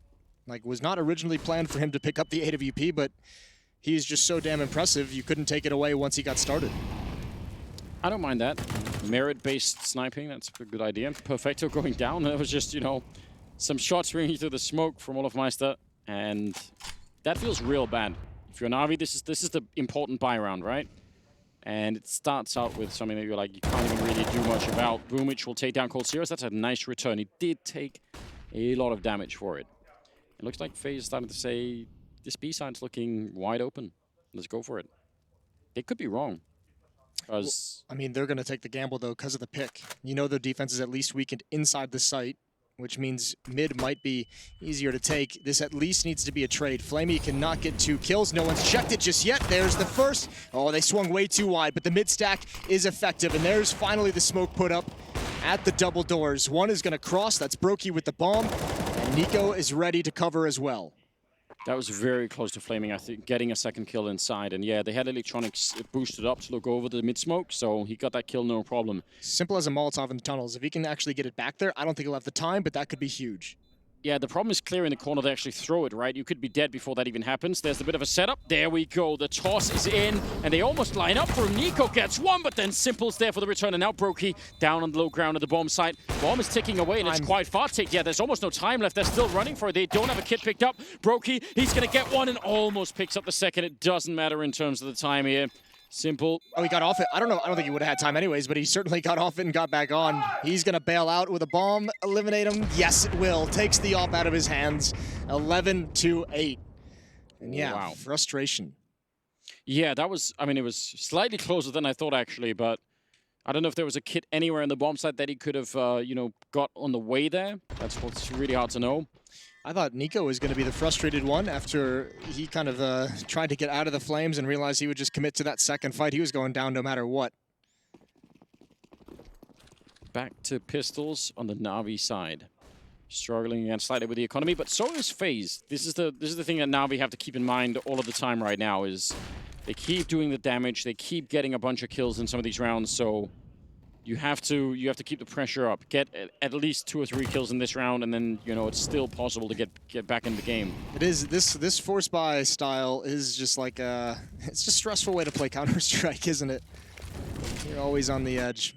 There's some utility. Rain's going to come right through an opponent's Molotov due to the fact that he has his own in place. A little bit of damage, but he's got control of Catwalk, and he's just forcing more utility and more smokes and nades out of the hands of Na'Vi very early in the round. Playing Counter-Strike in a similar style as to the one that Chad is doing on social media. It's just, you know, hard life, isn't it? It's Electronic with a flashbang to set it up there on Catwalk, and they try and push through the smoke and don't find anyone. FaZe a little bit too far back. And just even hearing that, you're like, oh, I know that that's at least 2 people involved in that, and let's just wait around. Navi's being very patient on Catwalk.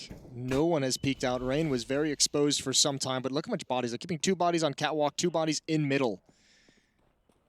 One has just come back to the B bomb site. Olaf's got that perfecto. He gets the first. It's not quick enough, but here's some trades coming in. Electronic has rotated over. It's only simple. 1 versus 3, but he's got 2 players pretty low. Yeah, you need some real tricks to try and fight this one. He's got no armor or anything. There was a chance. He's not going to get another one. Put Cold Zero down to 3 health, but that's it. FaZe with another round now, leading by 4. Nico up at 21 kills, leading the whole server at the moment. So that's pretty good. Yeah, this FaZe team is coming in working really well together. All 5 players looking on point, much like they were a couple weeks ago. Good shot from Cold Zero here down the stretch. The zoom in. 12-8, back to the weapons, back to the rifles for Na'Vi. AWP in the hands of Simple. All of that on Catwalk. Yeah, alone on Catwalk as well. We saw FaZe on the CT side go for a fair few boosts where they sort of tried to look over down into lower dark. But yeah, it's Simple. Oh! The timing is so ridiculous. He was surely set up for that jump, or at least set up for the you know, potential for someone to actually jump up in the box. And he was flashed in the meantime. I think he actually saw Nico before the flash popped. I think he just went for a timing reaction, but it is... Oh, he's got another one. Okay, now it's all impressive. He's dialed in, isn't he? Yeah. He's in the zone. You hope it's in time. Na'Vi needs a comeback. Back by 4 rounds. But he's got them at a big advantage in this one. The key for Na'Vi not only is winning this, but keeping the players alive. The money is just gross looking. You need to have 3-4 players survive this round. Yeah, they have well, I guess they have $350 left on them total, so that's an issue. Bit of noise being made. They're starting to all group up this way. I was wondering if they were going to go for some sort of a B split, but it feels like they're actually going to stick around. Maybe leaving Olofmeister in middle to defend that. Oh, they're bringing the bomb back. I don't know. This is very scary. Electronic down in CT spawn. Rain going to try and make the jump down, but Electronic catches him. Big kill coming through here for Na'Vi, and now inside of the bomb site. Double defense. This should be strong enough to hold back Brokey and Olofmeister. No issue. They need to save. I think they just back off. Yeah, Brokey can drop an AK-47 in the next round. Cold Zero will be able to buy, so you need to keep these guns in your hands. But Boomich, I like this call. He's going for it, and he wants to take at least one of the weapons away. He won't be too committed of moving past this point, but maybe just one last peek deep in past C or back past T spawn right after the timer. Yeah, it makes sense. I mean, Again, they don't have a great economy either, Na'Vi, so throwing anything away is also risky. All right, well, there was a lot of waiting around in that round for it to sort of fizzle out with the mid part not really working out. This is an interesting little talking point. 1 timeout left on FaZe. They've used 3, so 1 left for regulation, and if it goes to overtime, there's no way for Yanko to get involved in the conversation. It'll be all on the fly. So trying to give him the last piece. Does that mean 1 left, or does it mean they've used it? It means there's 1 left. Genuinely confused. All right. I think. You said it with such confidence, and then you're like, wait a minute. This is quite impressive. He did absolutely see me right, but still, the timing is impeccable. Flashbang, if that was like a half a second earlier, I don't think Electronic even knows where to shoot at that point in time. So some close calls in that round. 12-9 now. Brokey's got that AWP. They've got some AKs to ride along with it, and Olofmeister with a Deagle. And he's going to be running straight down the middle. He wants to take this fight, Brokey. He's actually just so aggressive about it. Sees him, but Simple is a bit quicker, at least this time. And like we talked about, Simple maybe finding the zone finally. Yeah, well, Brokey gave him a nice easy peek there. They'd already been spotted out. Brokey knew exactly where Simple was. He knew he already had the angle and still went for it. Simple sees a jump. Ooh, they're really playing a dangerous game with Simple at the moment. That's the 2nd time he's tagged someone through the crack in this double doors. Olof in the previous round. He picked up the ult back there. Olofmeister's trying to edge in a kill against him. And on the other side, over at long, Boomich is holding. Could be an interesting. Simple's backed off. He's saying, you know, it's not worth it really to do anything here. Still a 4-on-4 though. Boomich or Flamey at the crossfire. This could be huge. Flamey actually goes down, and they go for the return fight. Nico's right out there, but if he goes down, that's the bomb drop as well. Oh, he gets the AK out just in time. And that's a bit of a victory. 50 seconds left for a 3 versus 2. And Na'Vi are actually way on the other side of the map. And Rain, you could hear them if they try and rotate too quickly. Nico passed the AK over to Olof and took the ult, but he needs to pass the bomb over as well, because you're going to want Nico to remain at long. There's the bomb transfer. Nico with the half HP, just going to sit back towards pit, cover Olaf's progression. Smoke comes down deep for CT spawn. They didn't have a second one to do the full wall, so this'll do. Olof going to cross over with the flashbang. No peek through the smoke. Everything is covered.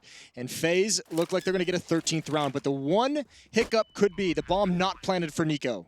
I was going to say that's not the best bomb plant position necessarily, but I guess they just wanted to go for it right away. Safe. It's safe is what it is. Yeah, and they don't want to risk it here, Na'Vi, and it's hard really to blame them. Again, their economy's been really struggling quite a bit. That was a good fight for Nico to win. Obviously, a double kill in the round for him. He also was the one that set up the deep smoke, by the way, towards CT spawn, so doing a lot of jobs all at once. I still have to question the part where they're jumping around in middle against Simple. You know, maybe leave that for another time. That is a very, very bold game to play. You ever seen those videos on the internet with people who, you know, try and play those games with those snapper turtles? You know, where they're like, you know, trying to get their hand closer or whatever. It's like they're lightning fast. I have seen that. You know, the noodling is the more intense one. Ask Trace about that. He knows all about noodling. All right. Well, it's when you go fishing for catfish with your hands, but it's in muddy water. Soft mud. But like, you know, 1 time out of 20, you go to put your hands in the mud to get a catfish, and it's a turtle. And it's a turtle. You lose a finger. So, dude, even a catfish, they get huge, don't they? They do get massive. I don't know. I'm out. Listen, I'm not playing that game. He's from Alabama, right? That's right. And then Dust. I bet they go on some noodling dates. That sounds like not my kind of game. Boomich failed the smoke over there at long. Electronic is going down, and now Boomich is kind of just fighting, and he actually is going to win the fight against Rain, but that was all based off of a potentially very dangerous mistake. Back in a 4-on-4, though. They boosted Simple up in the A-bomb site, and Flamey's down in the middle with the other AWP. That do FaZe know about this yet, even? Not sure if they do. No, likely not. Olaf close up. They're going to double peek this. Surely you think, oh, Brokey. Again, just walking right into the op shot. There's the trap set and sprung. 2-man advantage for Na'Vi. Yeah, Cold and Nico. It's going to be, again, you need some help from Na'Vi here to get back in a 2-on-4 round. Standing inside of the smoke, and it clears. That's a trick that Na'Vi are really, really well used to. They do it themselves half the time, but Cole coming out on top. And now that it changes the round a bit, They still have 2 Molotovs and a smoke. They could try and do this. Flamey sneaking in and pretty much diffusing any threat in this round. That's a nice play. Oh, then he's even got Nico right at the end. 23 kills on Nico. That's not going to be one of them. 13-10. I would like, you mentioned they're going to need some help from Na'Vi to win that round. I want to see FaZe give some help. I don't know if it's maybe FaZe not giving him help or him not calling for help, but that's twice now you've seen Brokey with the op just kind of dry peek into another opper who already has an angle. Yeah. I'd like to see some, like at least 1 or 2 flashbangs allocated to him. And it might be a case where maybe he is just taking that fight on his own without calling for a flashbang. Maybe, you know. Yeah, I know what you mean, though. Those are low percentage fights for oppers to win, and they're fights we frequently see most of the top oppers these days not even touch. Like, if you know another opper has the angle, you just don't mess with it, unless it's an absolute last resort. Yeah, and you're right, the metagame sort of would be, you know, call in a flashbang to flash that guy off the angle, then you go take it, and then at least they have to do the same thing, and you can, you know, shuffle back and forth however long you want, but till somebody runs out of flashbangs. Or life. Just all 10 of them in the middle, just trading places. Pistols, and not even that many upgraded ones. Cold Zero and Brokey. I'm disappointed they didn't give one of these deagles to Rain. I feel like he's been having... Has he earned it? Just slightly. He's earned the deagle? Everyone's been hitting crazy deagle shots, but... Surprised he didn't just drop 5 deagles for his team. He's got 4,200. Yeah, you're right. He's hoarding. All the newspapers. Electronic. Right on the other side with Rain there. Smoke is going to be fading, and Rain just wants to try and come through. He actually dinked Bootage anyway. That's pretty aggressive. Well, if he had the deagle. There we go. That's the takeaway. If he had the deagle. Perfecto is going to play it passively. Yeah, there's no blaming. I mean, again, this, you know, don't make the mistakes. Hopefully Na'Vi have the routine and the confidence in the team. This is what you need. Yeah, look how disciplined they're being. Yep. No one's even peeking anything. Everyone's just so far back. I like it. Yeah, it is really, really important. It's one of the mistakes that has been sort of a problem for Na'Vi, even in past versions of this lineup, has been, you know, exactly these kind of small rounds where you say the round is pretty much won, but then you end up losing way more than you need to, and that comes back to haunt you later on. So it's good to see that they're not doing that, building an economy, keeping all 5 people alive behind the double op setup, 13-11. This could go all 30 rounds. We could be heading that way. Yeah, Na'Vi's doing a very good job of coming back into this. Very impressive stuff. Good kill from Simple. But here we go. Weapons back in the hands. You've got the AWP on Brokey one more time. We haven't seen that really ring out. That hasn't really been a factor for FaZe's T-side, and I think we're getting another timeout here. Na'Vi calls it. He has got the, I think, the closest spawn towards long Brokey, so there could be something there. Okay. Yeah. I mean, we frequently see teams talk about how spawn-based us too is on the T side. Like, if someone has that long spawn, just give them the op and have them go for it. Just go for that one timing peak. You don't have to commit to the fight. Just take the shot and get out. Just run. It is a fun trick. Everyone enjoys that. Everyone should try that every once in a while, even if you're not the main AWP. Just, you know, give it a shot. Look at the way this pendulum has swung in this half. It was 5-0 run to start the second half for FaZe. Now it's 3 of the last 4 going towards Na'Vi. FaZe struggling to get back into the winning ways, back into the momentum. Brokey does not take advantage of the long spawn. No, instead smoking so that his team, I'm assuming, could go into lower dark, although they're not even doing that, so guess we'll see. Seems like a call to just hit the B bomb site. Brokey's going to be in mid with the AWP, wants to pick off just one rotator coming off catwalk or coming in mid. That's a good nade. They're not quite around the corner just yet. Perfecto. He has to pray for a huge spray down here. Otherwise, Flamey's going to be in trouble. They're jumping over, and he's not connecting now. He's flashed as well, but hiding in the corner. Still hasn't reloaded. He gets a double anyway. That's a huge double for Perfecto to pick up, and a nice shot from Flamey. He re-peeks, and Nico can't see a single thing, and the B defense working way better than it started out. How did nobody know that Perfecto was there? I didn't even think they were blind, but I mean, stellar play right behind that smoke. And they could just never find him. Maybe the flashbangs ruined the audio cues, the sound, and they just couldn't turn around. No, the communication not coming in.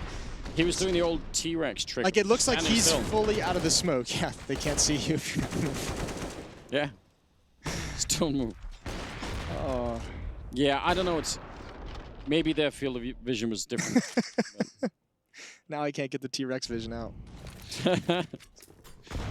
I've got a lot of places I want to go with this particular lineup, but we'll leave it for now.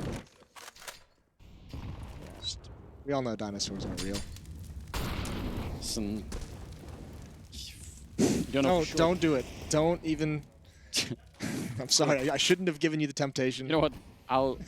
That wasn't one of the conspiracies I'm into, Jason. It's all right. Don't worry about it. I love dinosaurs. Up the catwalk we go. No utility, just the deagles, just the upgraded pistols. FaZe going to try and brute force their way into a bomb site guarded by Electronic and Simple. I think you wanted the Molotovs to go the other way, but I don't think it really matters. They're going to be run boosting. We love this. It's either great or it's hilarious. He gets picked off in the air and a team kill.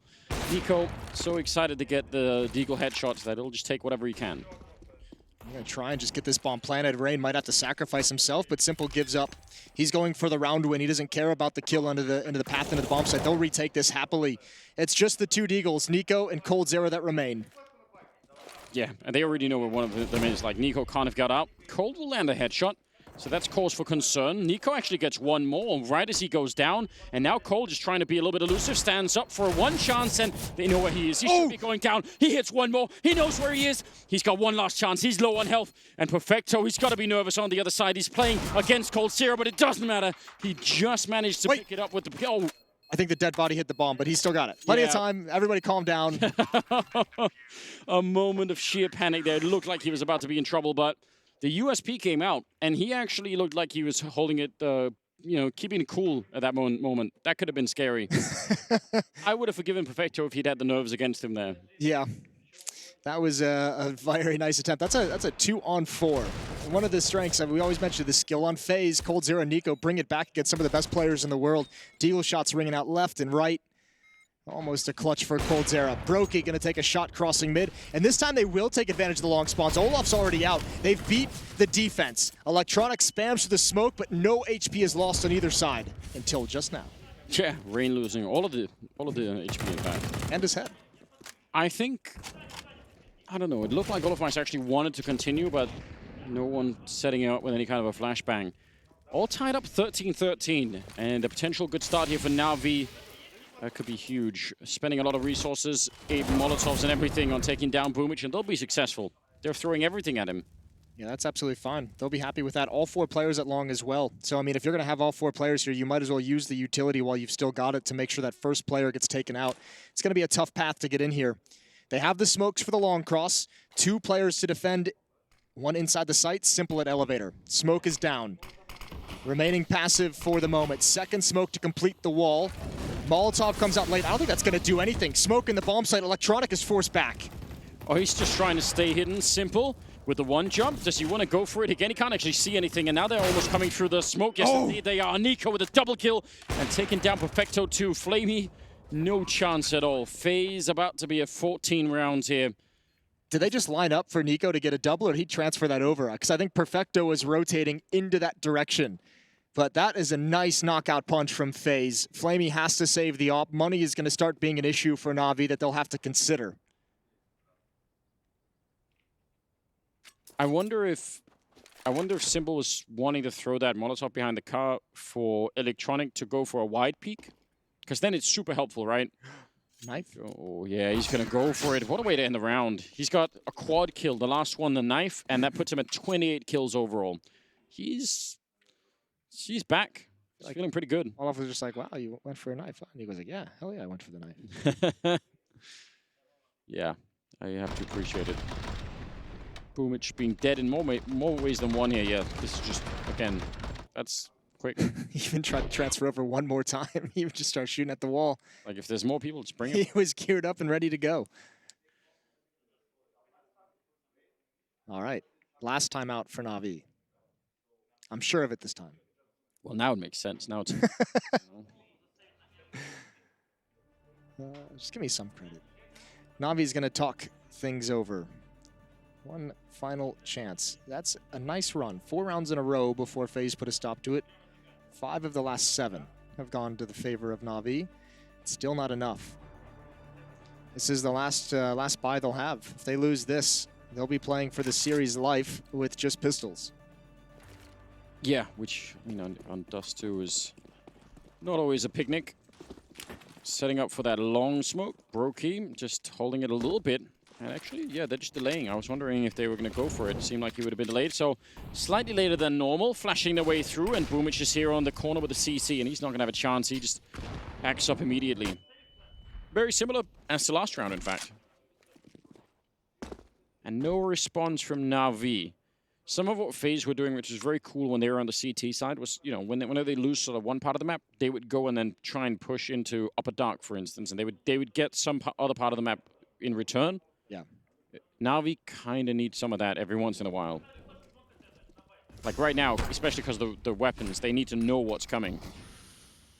Well, they need to know. Yeah, they certainly do, but all 5 players here at Long. Like, you can know that there's a Long hit coming, but you might think it's only 3 players. It's everyone from FaZe, and this is the same exact thing as last round. Na'Vi had 1 pick, and it was the 4 remaining players from FaZe out towards Long, and look, 4 Molotovs, 2 smokes. They've got the 2 smokes for the wall, and they can just burn every position at this A-bomb site.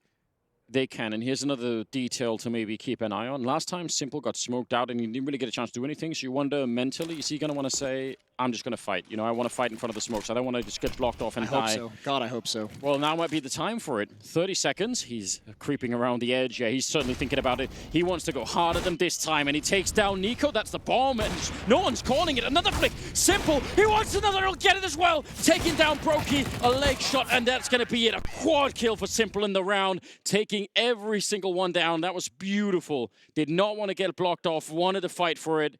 And he got everything he could have had there. I mean, that's... You mentioned it. You knew it as well. The one round, you're going to neutralize him. The next round, he's going to come back even harder. He'll make up for it, and that is a beautiful sequence from Simple.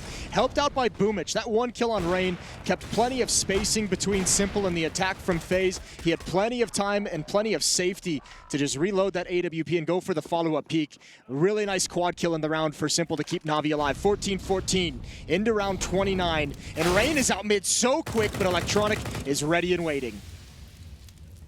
Through the fire he went. Could have maybe caught him off guard, but Electronic really quickly on that one. I feel like FaZe has had a big issue getting opening kills in this past stretch of round that Na'Vi has kind of come back into this game. The early rounds have not been treating them kindly, and again, a lot of bodies. This is now 3 rounds in a row that 3+ players for FaZe are going to be out towards Long. If Boomich goes down, oh no, he's out in the open. If he dies, that A defense is going to be very weak. He does a bit of damage, but Simple, can he get any kind of a grenade down here to help him? I feel like he needs something to make this work. Oh, a headshot will certainly do it, and Simple takes down Nico, and just like that, now we are on map point almost certainly here. Olofmeister and Brokey, there should be nothing that they could do from this position. Now we just need to keep that cool and not fight for this. FaZe, this attack has become one-dimensional. So much emphasis on Long A. Brokey, that's his first kill in some time. He's been on 11 for at least 5 rounds. Been struggling to find impact with the AWP, and now he's all alone. 1 versus 4. Ooh, bit too fast.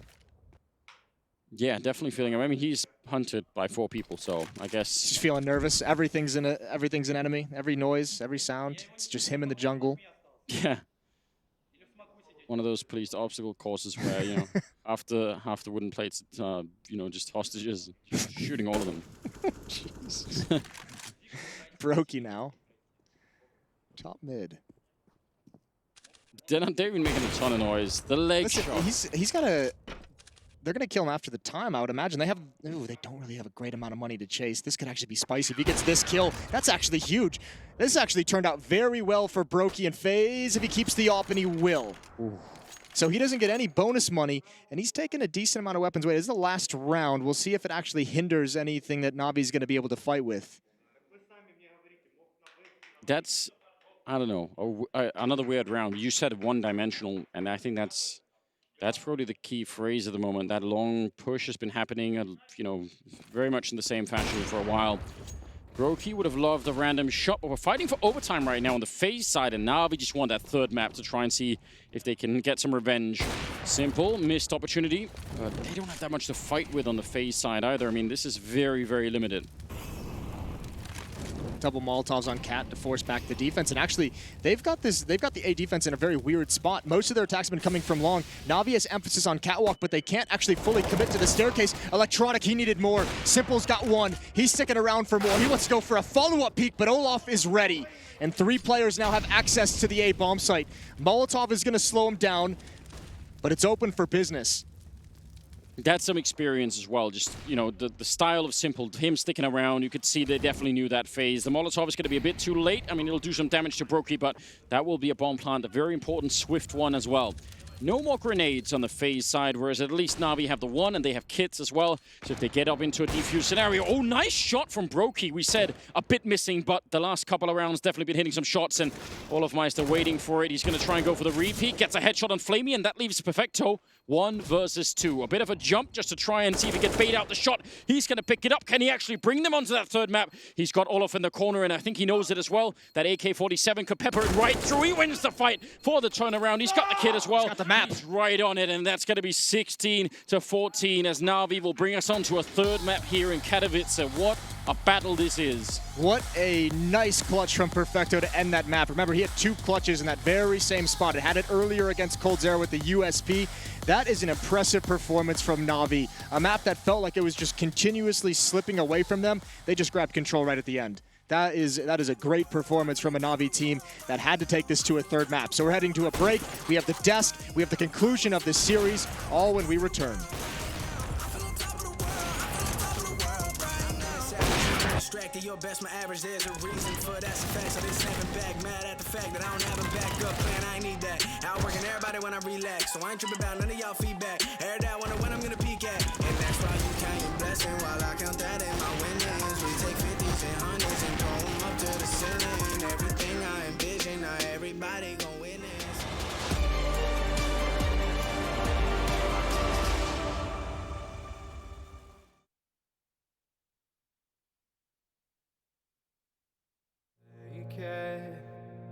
Yeah, reminded myself to just let go. Don't wonder how far I can fall. Don't look down, never fade out. And I just wanna be someone and never fall behind again. Just keep on moving on. Never look down, never fade out. Never fade out.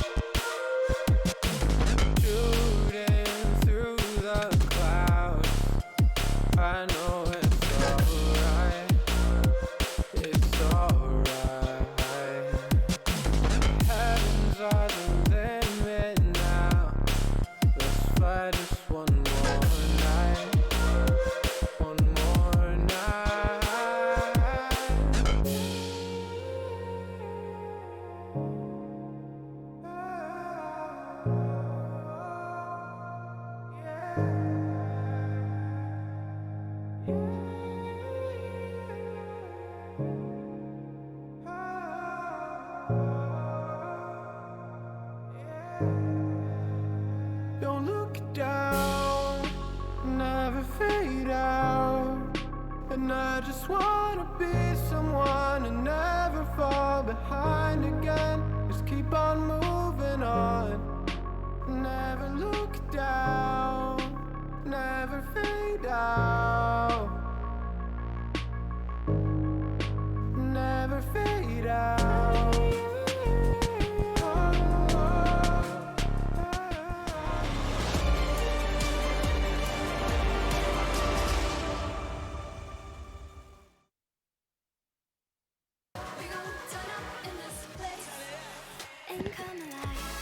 Back and forth, up and down, side to side. This matchup was all over the place on Dust 2. We got just about everything that we could possibly hope there out of Na'Vi and FaZe Clan. Obviously, Na'Vi coming out here and having a little bit of a swinging power towards the end of it all and getting it done, which does take us into a third map. Before we go any further, we're going to get that opportunity to hear from the Na'Vi side. Let's hear what they've got to say. I've grabbed Blade. My heart is still beating super fast. Blade, cool as a cucumber right now. But at the same time, talk me through that last round. How did the guys manage to keep it together? Well, we had advantage, first of all, and I said Simple should drop to the city.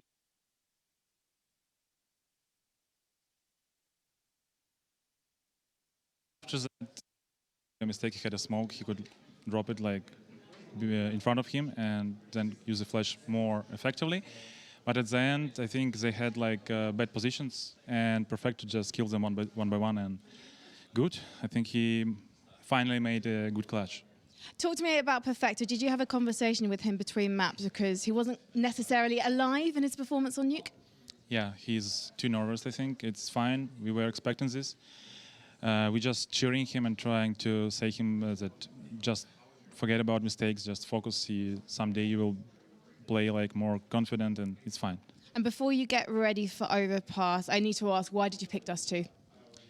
Dust 2 because it's like two good maps that we practiced. I mean, like our lineup is new, and we didn't have time to practice all maps. And Nuke and Dust 2 like most practiced for us. That's why. Well, it was a huge risk to pick that against FaZe, but it absolutely paid off. Congratulations, Blade. We will see you very soon. Let's head back to the desk.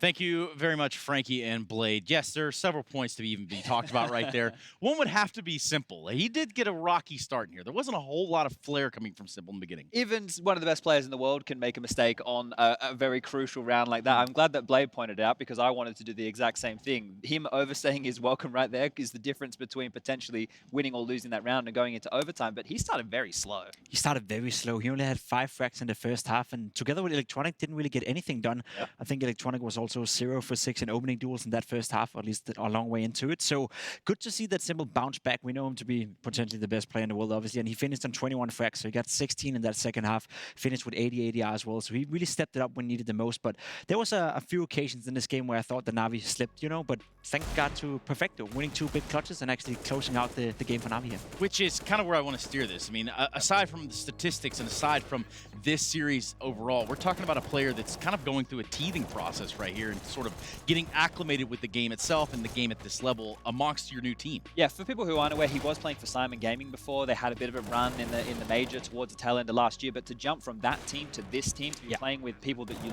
look up to within your own scene, the names of Simple, the names of Electronic, and then going against Nico, going against Cold Zero, and winning clutches. That 2v1 he had was huge to close out the game. He had the 1v1 against Cold Zero as well, similar kind of scenario. But those rounds right there, for somebody of his caliber, your nerves have to be racing, right? If he's able to continue to do that, then props for him, because he had impact in this game. And also props to Na'Vi for kind of recognizing that early on. We just heard Blade say that the simple fact that they are not going to put all that pressure on him. They understand that it's going to take some time to get acclimated. But at a certain point, when do you say, like, okay, you have to perform? I mean, you got to give him time, right? Whether that's going to be 3 or 4 months, I don't really know. But there's going to be a few months, of him learning and him adapting into the way that Na'Vi want to play. And I also think that people have to manage their expectations in a way where Perfecto is not going to be the star of this team. They have 2 of the best players in the world in Electronic and in Simple. So he needs to find a spot within this team where he can be impactful without expecting to be the best player on the team. That may be out in the future whenever one of those 2 guys leave the team or may drop down in level. But for now, as long as he can find impact as he did here in Dust 2, that's going to be just fine for him. Speaking of impact, there's one gentleman that had a little bit of that himself. In fact, he went 45 and 26. That's pretty good, 90.5 ADR. I think he did pretty damn good. His name is Brolin. We did get the opportunity to hear from the Fnatic side after their victory over the Renegades. I'm joined by one of HLTV's top 20 players of 2019, Brolin. First of all, congratulations on your placement. How did you feel about that? I think it's like a dream come true, if I say so. It was, unreal. Just Brolin things. Just AW things now, just Brolin things. Now, you've just beaten Renegades 2-0. First map, very simple for you guys. It was a 16-4 on Dust 2, but the second map, Inferno, talk me through it because it was more close. I mean, we kind of got locked down about the mid takes we took at the ST, and I think we just said in TeamSpeak on the city side we're like 14-6, I think we're down, and we just said we'll come back this, and we had the mental up all the time, so I think we still believe in the comeback, so yeah. It's interesting you talk about mentality because one of the images that has stayed with me from being in Katowice in 2019 was you when you guys crashed out of the group stage at the major. How far have you come personally since that point? I think I'm since we got our mental coach Jens, we have been pretty confident in game, and especially me, I'm not thinking about outside the game anymore, I think. Yeah, it's more comfortable to have him.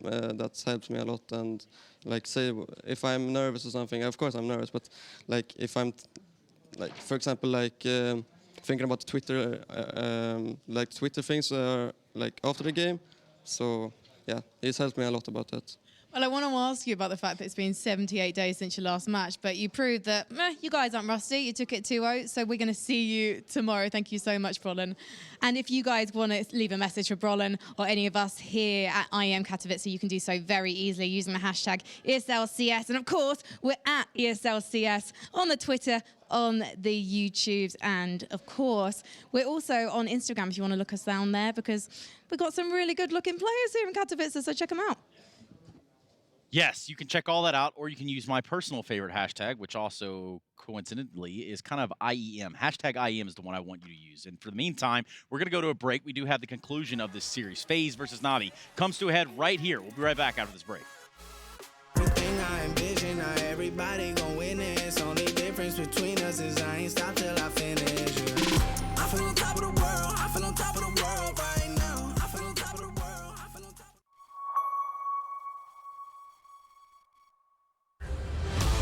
This is your chance to rise, a chance to prove yourself to the world. Because when passion leads the dream, this is not just a game anymore.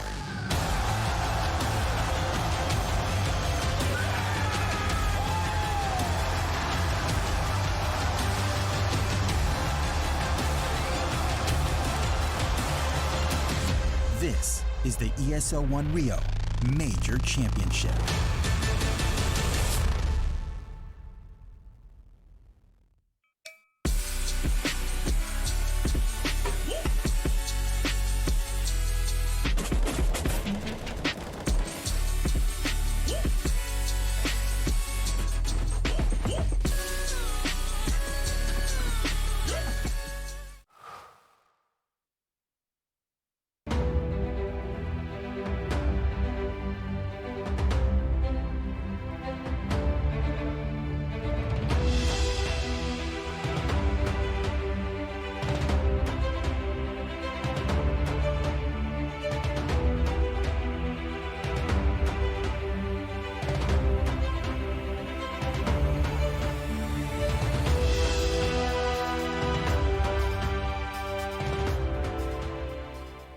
To be brilliant is to defy convention and challenge expectations. So Intel will bring the processing power for when it's time to go brilliant.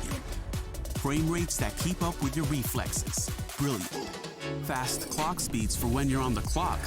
Brilliant. It's what we do at Intel, powering you to master your potential. Will you rise? Intel. Unleash your brilliance.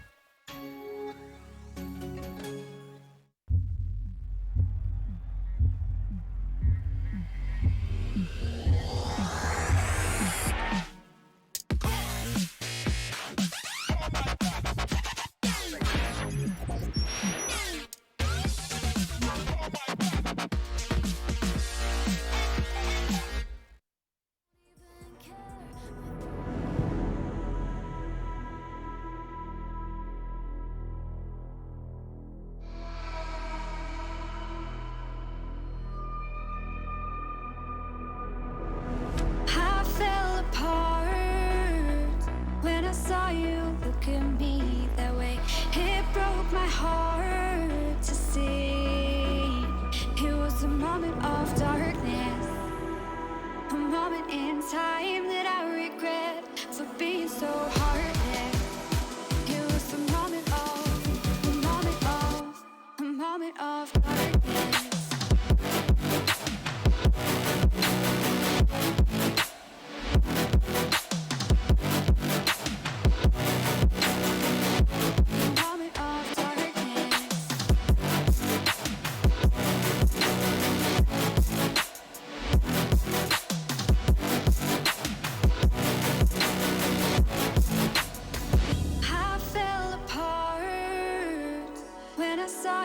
Look at me that way. It broke my heart to see. It's too hard, it don't come easy. I went dark, I lost it right away. And when it starts, God knows what I'll say. In my head, I had good reason. I went red so unexpectedly. I should have said that sometimes happens to me.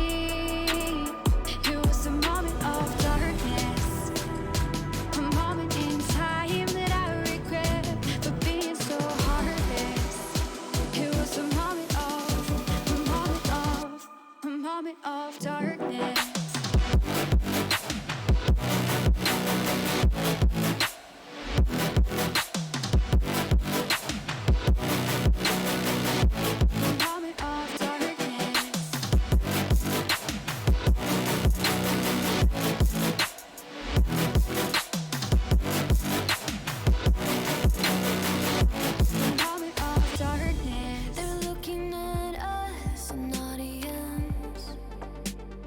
Telling us what we can do, but here we are, showing them, making them wish they were you.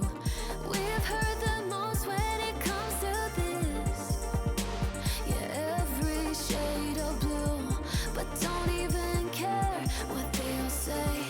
They think we're out of control, yeah, truth be told, we know it, it's just the way we live, we own it. Cause that we love the thrill, we know it. It's just the way we live. We're grown-up kids.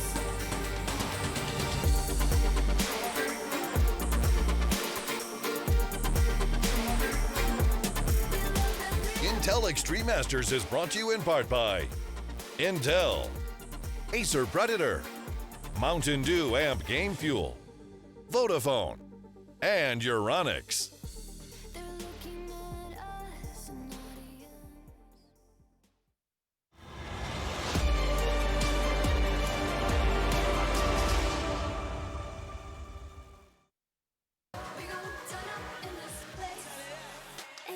Welcome back to Katowice, everyone. The nighttime has found its way into this city, and so have we into our third map of this series. Of course, if you are just joining us, this is the Intel Extreme Masters, and this is where all eyes of the world are descended upon currently, right now, as we look towards that third map of this series between Na'Vi and FaZe Clan. Already a series that's delivered, and I want to deliver to you my analysts here. I've got Sponge, and I've got Simp. Guys. He's a simp? It's in vogue at the moment, apparently. I see all the cool Zoomers using that lingo these days. I don't actually know what it means. I'm going to have to look into that. But you know something else I don't know about? Who's going to win the series? Yeah, because Overpass right now, it's only been played once each from both of these teams this year in 2020. So we're going into the darkness. Both teams had it picked against them in a best of 3. And both teams ended up winning that map 16-7. But if they had it picked against them, what that usually means is you get started on the CT side. And they both have fantastic individuals to lock down on the CT side. So other than that, we don't know too much else. It's a crazy sort of phenomenon we find ourselves in. Both of these teams have that equal sort of firepower if they all show up at the same time. And I feel like that's the storyline we tell all the time, Jacob. Yeah, I think it is. And we are moving into unknown ground where we don't really know where to put these two teams. If you look towards FaZe, I think they have more strings to play off. Again, the only reason we're standing on a third map now is the fact that Symbol, Electronic, and Perfecto stepped up in that second half. FaZe should have won this 1-2-0, I believe. So if that's going to be the same case in Overpass, that it's going to, come down to individuals from Na'Vi, and it's only going to be Symbol and Electronic contributing, then I think FaZe Clan right now is too strong individually. I think they have too many strings to play off. So I need to see more from Na'Vi. I need to see Boomage be assertive as well. We saw that in London. He could be very good. He was playing a great tournament over there, but we need to see more from the individuals in Na'Vi if they want to match up against FaZe Clan. I start to get a little bit worried now because Simple is the only one with positive stats here for the Na'Vi side, but their first map was like a 16-9 blowout, right? So, but Cold Zero and Nico as a duo are playing fantastically well off of each other. I know that they had some really good CT moves that they used over there in London against NIP, so look out for some of those. And we also highlighted a little bit earlier on the Telestrator one of those fast B strategies they had. So I think from a strat base, FaZe are actually better prepared than Na'Vi. But Jacob, on that same notion, when you look at it the other way, when you flip it around, how does Na'Vi win this series? How do they just close the door right here? I mean, they need to play. I think they need to play fast. We don't know whether they're going to start on the CT or the T side, but I think they need to play fast. They need to give it to FaZe Clan. And I think the one weakness FaZe Clan have right now is Rain not having a great series overall. So unless he steps it up, then I think there may be some weakness within the FaZe Clan camp. Yeah, Rain found himself at 26 and 38. A rough showing for him thus far, but he's going to get that chance at bouncing back on Overpass. The final map of this series for FaZe Clan and Na'Vi. We are ready to get that one right underway, and we're going to be doing it with Anders and Moses. Fellas, do me the honors. Well, honor is all ours, Trace. We're going to get into the game right now. Final map on Overpass coming your way. FaZe going to be starting on the CT side, Na'Vi on the T side. Jason, how are you feeling about this? We thought this would be a pretty good game, and I think it's really delivered, so I'm excited. It absolutely has. I mean, this has been our marquee matchup of the day, and it's fitting that it goes to all three. Rain, a bit of an extended duel. I'm going to back off quickly. This is where all this round lies so heavily on how this engagement, 3-on-3 essentially in these stairs, and even that damage might not matter. It might lure them right into this crossfire. Perfecto can't win it. And this is where the trap is sprung, but no one else peeked. Cold Zero is all alone. It's an extended fight, and Boomich finally ends it. Oh, yeah, and Rain actually took down Electronic, who was flanking around from that fountain up by the playground. Maybe he could have equalized everything, but yeah, 3-on-3. They're starting to get towards that B bomb site, and I mean, he was kind of there, Brokey, but he wanted to fall back instead and maybe wait for the teammates, and I can't really blame him. That means the bomb goes down. Simple trying to hold the door, but he can't. He gets dropped, and now it's Boomich and Flamey trying to hold on to this round. Still, the bomb is only just planted. Flashbang to set it up. Flamey actually pushing, but he's going to get dropped, and now it's Boomich with the clock behind the pillar alone in a 1 versus 3, and they're coming from every side. They hunt him down, and it's Rain with the triple at the end of it. What a pistol round. That was a great pistol round and just some very nice headshots right at the end for pretty much everyone on FaZe. Brokey had a very nice holding his ground, same with Rain. But 3 kills for Olaf is going to seal it. The plant is going to help, though. And if we saw on the previous map, the plant there, I think it was on Nuke, actually. The plant, led Na'Vi into that Krieg drop. See if it happens again. Simple's picked up armor. We were feeling critical about some of the economic decision-making? Yeah, we were. And they've got very close, so I don't know if our criticism is completely, justified. It makes us nervous at any rate. Yeah, it's just one of those... Yeah, it's just one of those things that seems to just go against, like, the main theory of Counter-Strike, but still, I mean, it can be impactful, it can be impressive, and that's a nice, quick double kill for Simple. Not blind whatsoever. The Krieg here doing work, and this isn't even the full Krieg drop. They just dropped Simple one because why not? He's the best player in the world. Yeah, picking it up immediately. Double for him, and FaZe, I mean, tipping, most of the hand there, really. Slowing it down the Na'Vi. They don't want to really overreact to it, and there is the rest of the people are here anyway. FaZe just saying, we're going to have to gamble, and I think that's a reasonable choice. They can still win it back if they win just a couple of good fights. The timing is just godlike against Flamey. There's nothing that he could have done. Yeah, but Na'Vi's not backing away from this. The trade game, 3 flashbangs. If this pop flash is perfect, although Nico gives up the angle, this could actually make things worse for FaZe. They've given up the B bomb site. Na'Vi's still very quiet. No Molotov, no smoke to block off Nico. But how much help can he get from Olaf in this position? Not a lot right now. I mean, Olafmeister has at least some grenades. The Molotov maybe could have bought some time there, but he's going to save it. Oh, they don't get the bomb plant down. That's a big kill. Just a patient waiting of Nico behind the sandbags.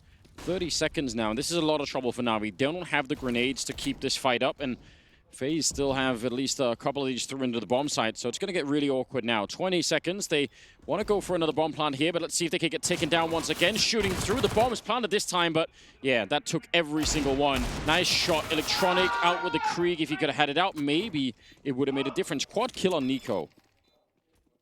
And they will win the round, obviously, but I don't know. That looked like Electronic could have had those 2 kills. I'm wondering if, I didn't notice if he meant to switch over to the Krieg, or maybe if he, for whatever reason, has auto weapon switch activated and just stepped over it, but it seemed like he was shooting that deagle like he was ready to keep going. Regardless. No one should have auto switch activated. I hope not.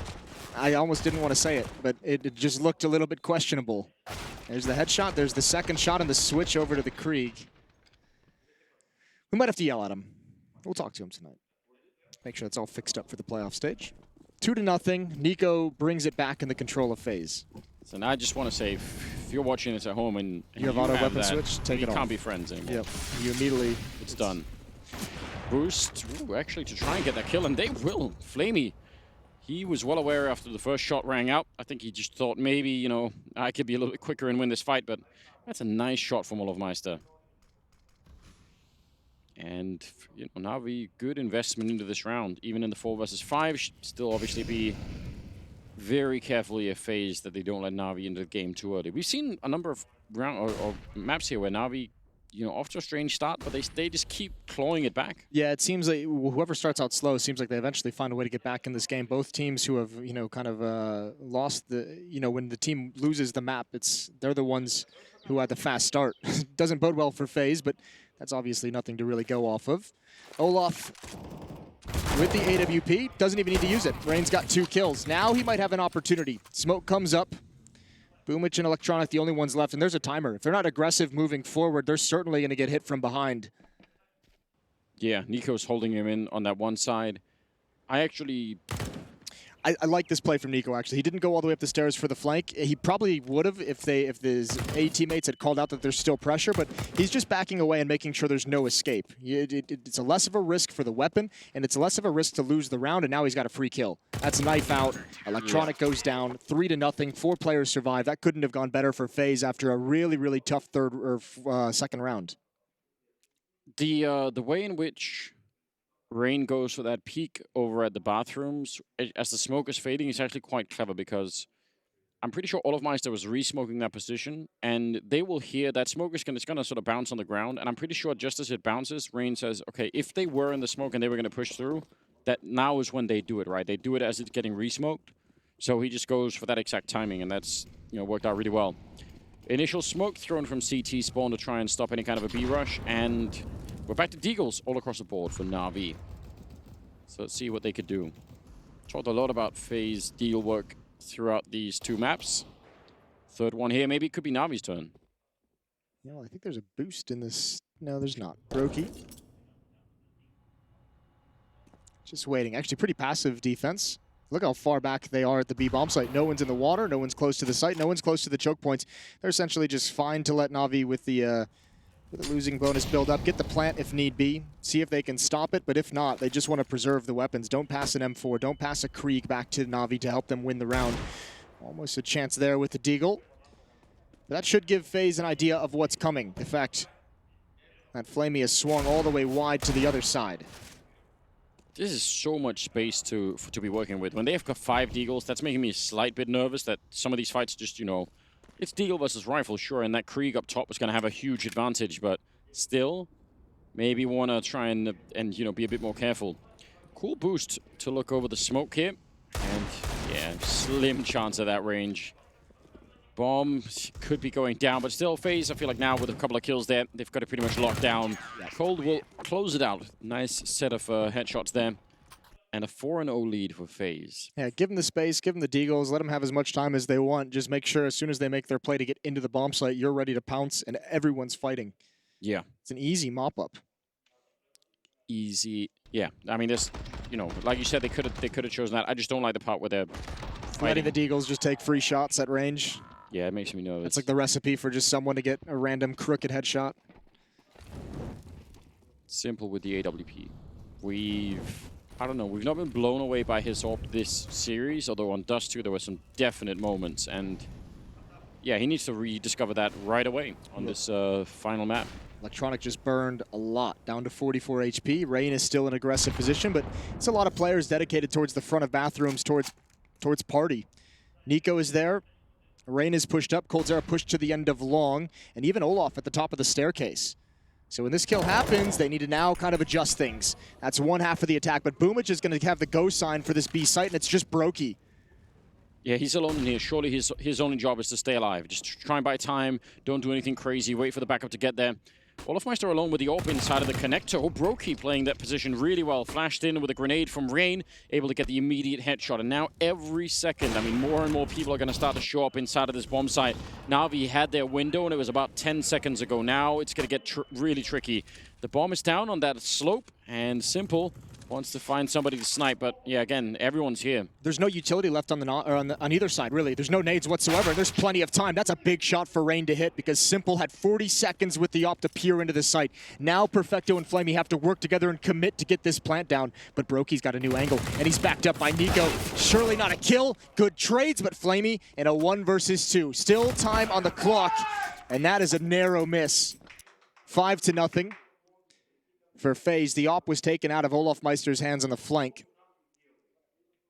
Yeah, and Yanko getting excited now. He's, you know, it's been a long best of 3 this one. But he's still feeling it. Yeah, this is even that 1 kill. I'm happy if that's all Brokey does in the round. I'm cool with it.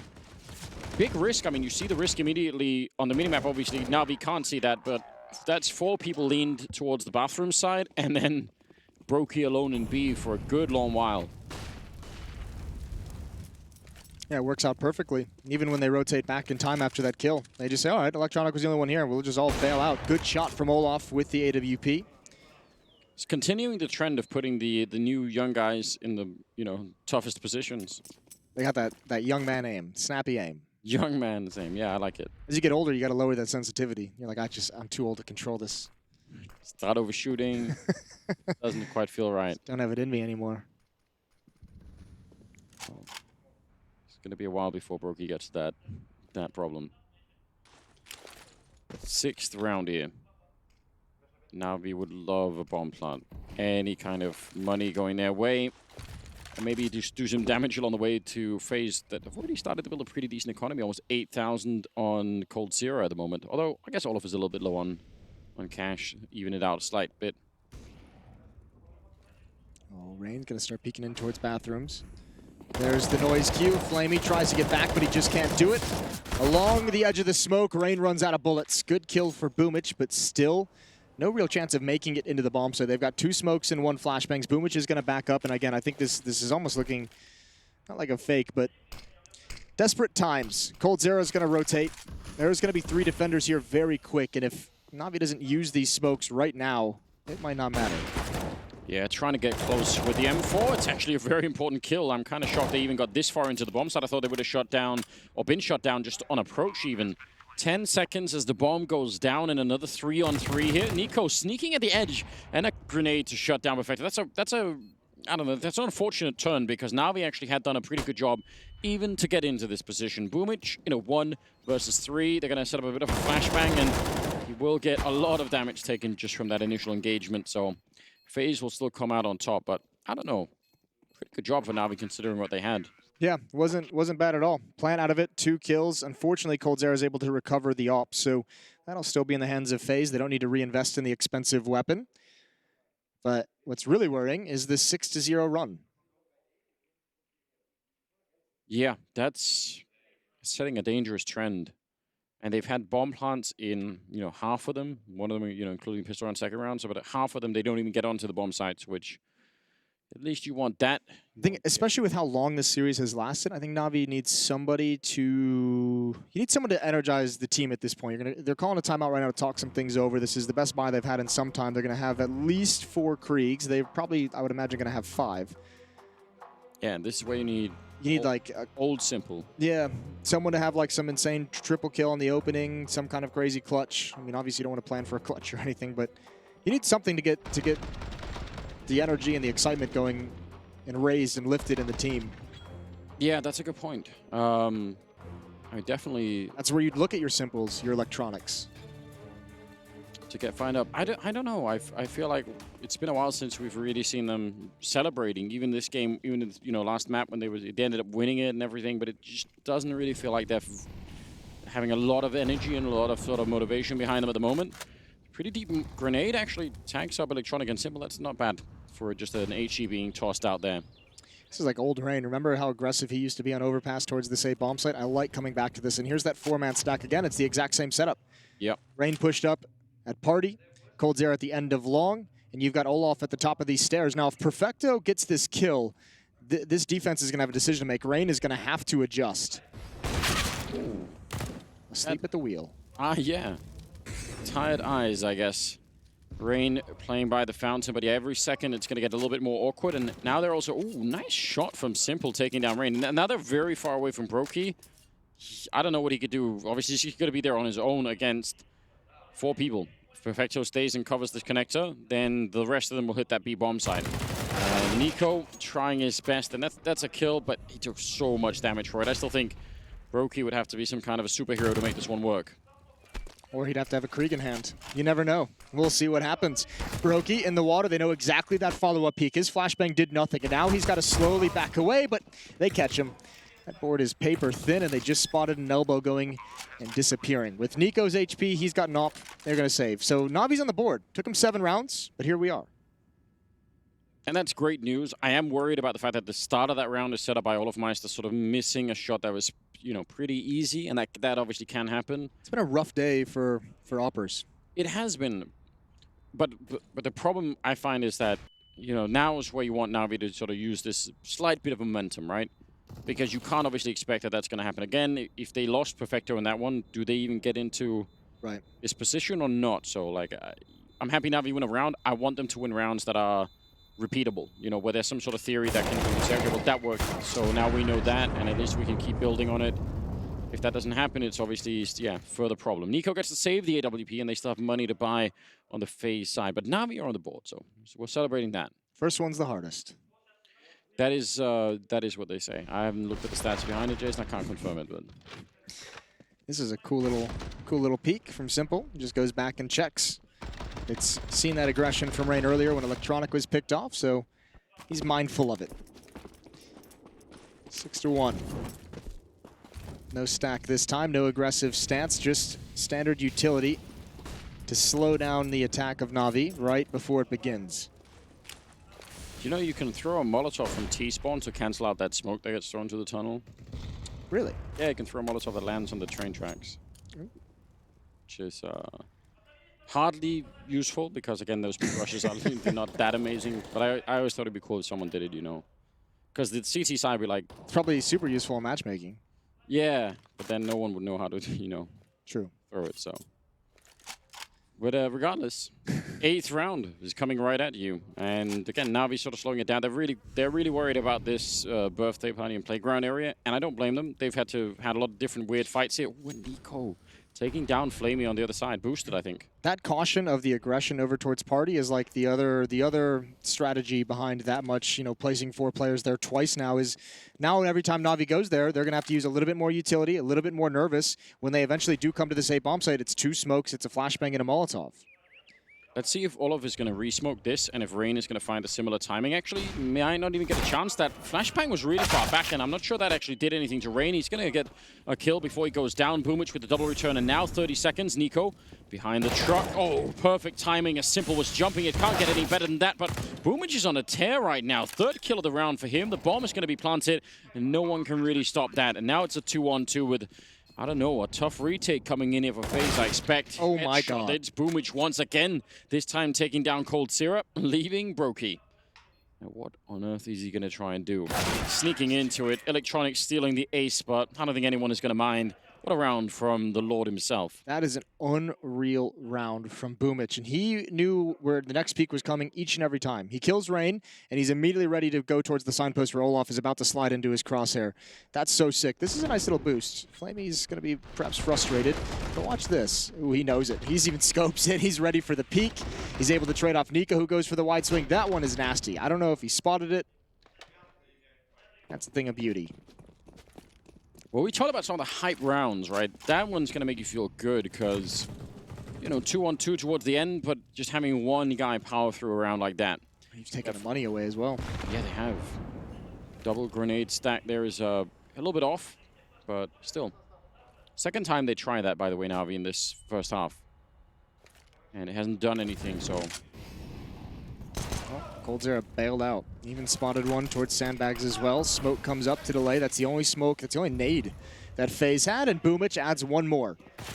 Nico tried to slide into the position at Toxic Barrels that Coldzera had given up, and he's punished for it. And now with Flamey in this spot, I mean, Na'Vi doesn't have to rotate to the other side of the map. They can just wait for all their utility to clear, and you'll gladly take those open fights against the P250s, against the Pistols.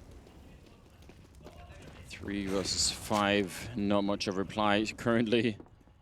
Just gonna be, I mean, Rain is all the way over at Connector, and Brokey trying to play a bit of an off angle, successfully so, at least in terms of getting that kill, but not gonna be much else going on. It's a 6-3, and this map, unlike I think Dust 2 and Nuke, you have to be careful you pick up enough rounds on that T side, because it can get really, really rough if you end up not having at least, you know, a bit of a buffer. So I'd say Na'Vi getting up to 3 rounds already is actually going to be pretty good, even though, again, it was a good start for FaZe. But now they have to make sure that it doesn't all just crumble. I say it's not just the 3 rounds in a row. It's the fact that they got straight up battered for like 6 rounds, able to recover this quickly. Don't have any of that trading back and forth, and their money's going to start looking good as well with 4 players surviving. We'll have to see the decision of FaZe. I imagine this will be another map. We saw it on Dust 2 a couple times on their CT side. Cold and Nico going for the double op setup. I imagine we'd see a double op here on this map as well. Can be just as efficient. Yeah, or if they're going to have... Who's the one guy clapping? I don't know. Yanko? That was Yanko, wasn't it? It was. He's putting all the energy into it. Just one guy and a golf clap and a dream. I could see that working out in terms of having the... Oh, wow. All right. Fair play, I guess. The dick move. I mean, they could put Brokey with the AWP. Okay. He's anchoring B. Yeah. You could have that make some kind of sense. He might not want to go back to the AWP after the tough time he had on Dust 2 with the AWP. Yeah. He might just be like, you know what, guys, I think I'll go back to the rifle. You know, that's a strong point, too. Again, they're getting control of the sewers area, which, I mean, I'm not saying FaZe have to fight for it, but there is a version of this kind of a defense where, you know, you've got sort of half the connected defense actually coming in from the bathroom side and fighting for connector, and then you've got like 1 or 2 people pushing out the B side onto the sewer area, and then you could crunch someone being there. You could do a lot of different things. I think we'll see them execute something like that later in the half. I think they're still a little bit hurt from, remember, the second round where they tried to push 2 players in towards those short waters and Simple had the double kill with the Krieg. Yeah. I think they're a little bit cautious about that one not being so effective, but at some point they'll bring some of that aggression out towards the short sewer area. Olaf peering with the AWP. Smoke is going to block his vision. Oh, but is that Rain going right through it? Yeah, it was. Oh, my Lord. He didn't even hesitate. Electronic is waiting. He's been doing this for such a long time. He's so good at it. So, Rain, yeah, he's worried about, he's so paranoid about looking the right way. He's got the right idea. Smoke goes up again, and he's going to fall back and take him down. Hit him. That is a good little, yeah, audio cue. You're exactly right. A little bit of luck goes their way because Electronic was ready to just destroy everything. Here comes utility to slow down this attack. Allow FaZe to rotate into the B bomb site. It's 2 of them along the wall, though. This is dangerous. This is double up territory. They've got to be so careful. Perfecto waiting for his moment. There's the shot. 15 seconds on the clock, and all the kills going the way of FaZe. One final trade at the end. 7-3. Very little time, and yeah. It would be interesting if you could rewind and see what would happen if Electronic wins that fight against Rain, because, you know, then that rotation down to the B bomb side is just not going to be as quick, and maybe Na'Vi will have more of an edge.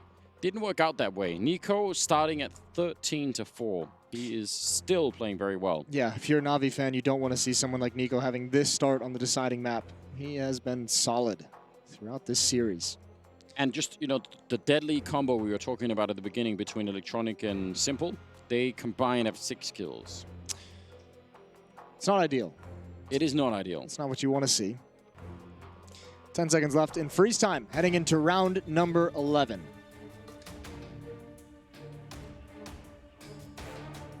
What kind of execute would you like to see out of Na'Vi? What's something that just feels more achievable with the current setup? I mean, I thought they did a great job executing onto the A bomb site. Even when they just had, I think it was like 2 or 3 players to take it over. I think they did a really good job of taking it. The smokes were in perfect position. I think they exploited them well. I think the real big problem they've been having is not able to get into a position where you feel like you can execute onto the A bomb site, because if you had Rain being aggressive, you've had the AWP of Olafmeister being aggressive, you've had 4-man stacks push towards Party and Long A. I think that's what's kind of frightening Na'Vi from committing to some kind of tactic that would just be a set piece at this bomb site right out of spawn. We'll see if they're going to be more successful. I think you're right. It feels like B for them has been harder to actually get anything done in, but A they can't get close to. Nice boost, and Flamey, that's the second time he gets killed. I think first time was Olofmeister with the AWP. This time it's Coldzera with the Krieg. Gonna start to feel really annoying. And sneaking in, though, for the Monster Tunnel is Boomich.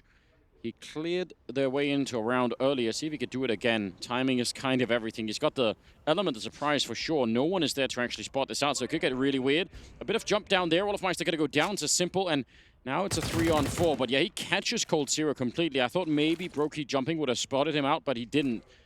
Now going to be falling back. Boomich again opening up this round for Na'Vi. This is some pretty big plays coming out from him. That's really unfortunate. Coldzera might be frustrated, but Brokey just had unlucky timing. Well, him and Coldzera both. The fact that they're just adjusting and changing into a new setup, a new defensive stance at that B bomb site right when Boomich makes his play, they just never saw it due to the fact that they were shifting.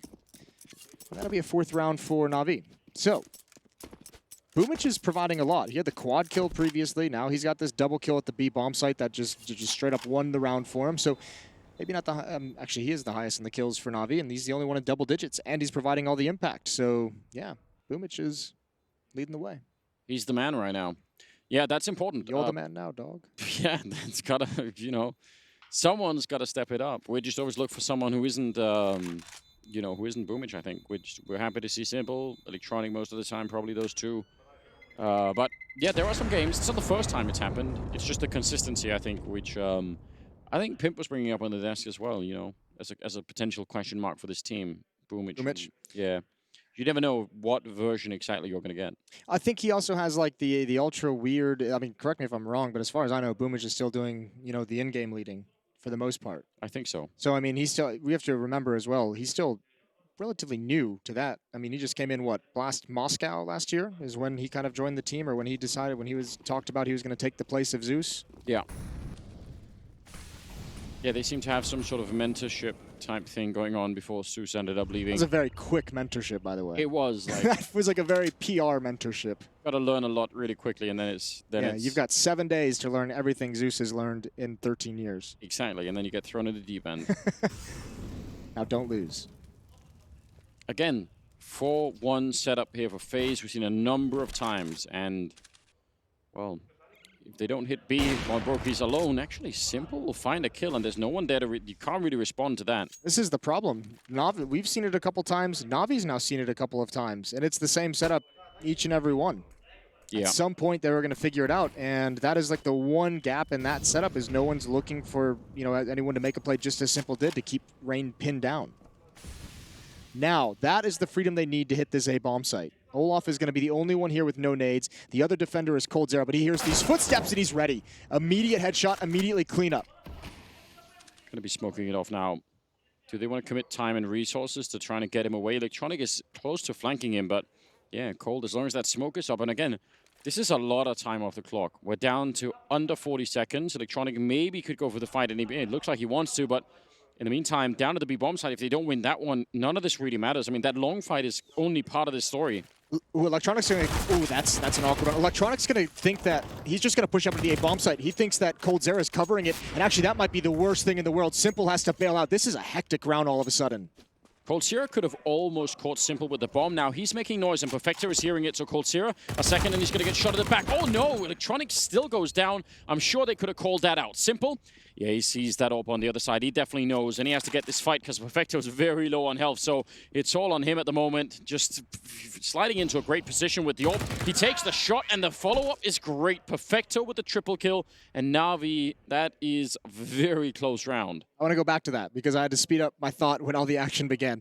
Electronic knows Coldzera is at the end of long, and what he's essentially saying is the defender in the A-bomb site, who is Olaf, is going to assume that long is clear, that there's no danger there because Coldzera has it held down. Yeah. And that's where Electronic just says, all right, if you're not going to peek, I'm just going to slide to that A-bomb site, and I'm just going to catch him completely off guard. And I think he didn't actually get the opportunity because Olaf had just straight up rotated away. So he just found a free A-bomb site and called everyone back.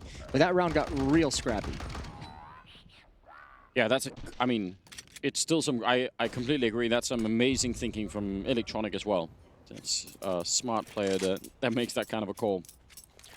So, Stack behind the flashbang and the pistols over at the Fountain, and they don't really get anything for it.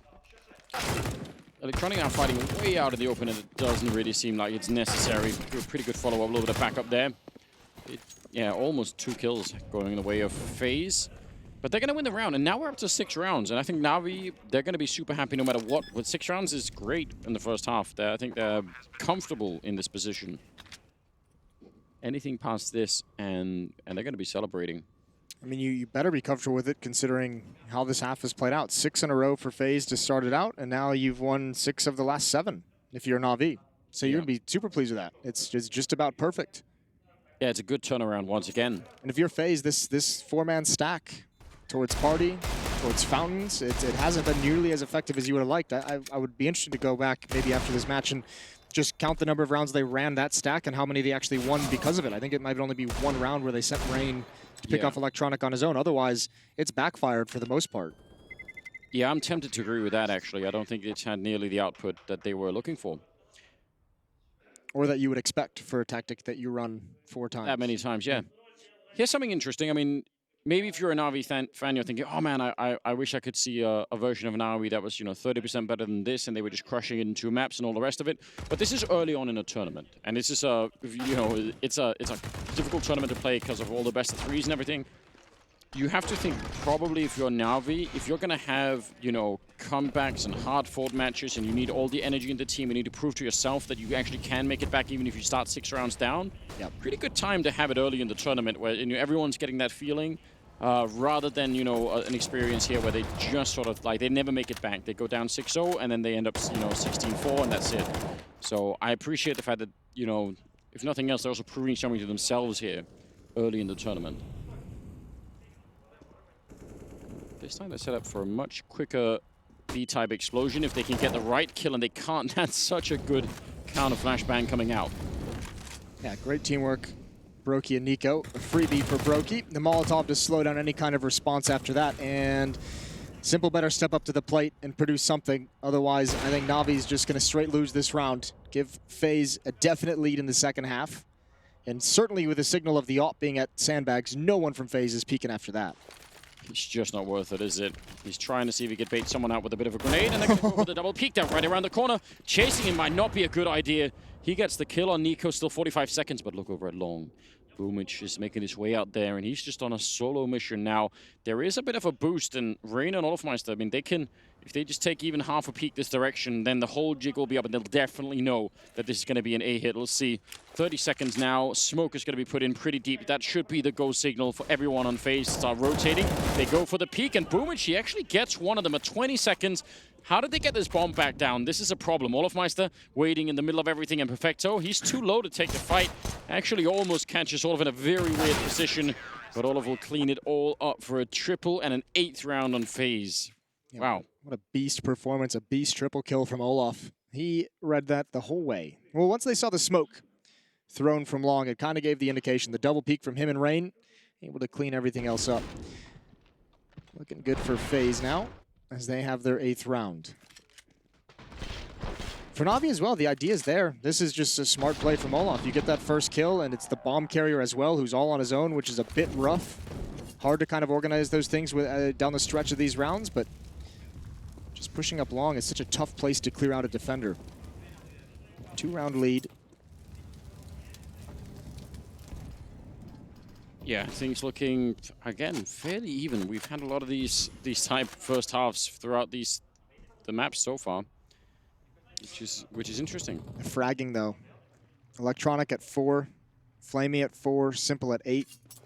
The production on the Na'Vi side, I mean, it's pretty spectacular. They're at these, I mean, it's a testament to the kind of impact that Boomich has had in maybe 2 or 3 multi-kill rounds that they're even up at 6. Yeah, and honestly, that's been my feeling throughout this entire best of 3. It's just a feeling of looking at the scoreboard and saying, how have Na'Vi got this? How are they still close? Yeah. Yeah, FaZe has at times, especially Dust 2. Like the Dust 2 win from Na'Vi like really creeped up on me, I'm not going to lie. Yeah, it's a weird experience, but here we are. Brokey and Cold Zero down towards the far left side of the bomb site, sort of up against the wall. It's a very powerful double setup if you don't get flashbanged, which I mean, if you do, then... They don't have any. Na'Vi doesn't have any. Oh, you're absolutely right. A couple of them smokes and Molotovs here. That's it. Trying to get it done. A team kill. And Brokey's still in play, trying to go for more. And he'll drop the bomb. 30 seconds left. He turns almost for the triple, but he may have done enough already. Now coming in through the other side of that sewer, it's Rain. I think he just spotted Perfecto there, so he definitely knows they're coming back for more. Flamey waiting inside. I mean, this is going to have to be a sketchy bomb plant. He can't cover him. Perfecto, or sorry, Flamey has to play for the after plant pretty much. And faking it once, but now the flank is coming in, and Rain will drop him one time and a double up. Following with that one. Nicely done, and a 9-6 end here, favoring FaZe. So many flashbangs thrown into that bomb site when they eventually did take it in that 2-on-4. They could just never get comfortable. Either way, once again, how did Na'Vi get this many rounds? 6-9 in the favor of FaZe. We'll see who wins the series when we come back from the break.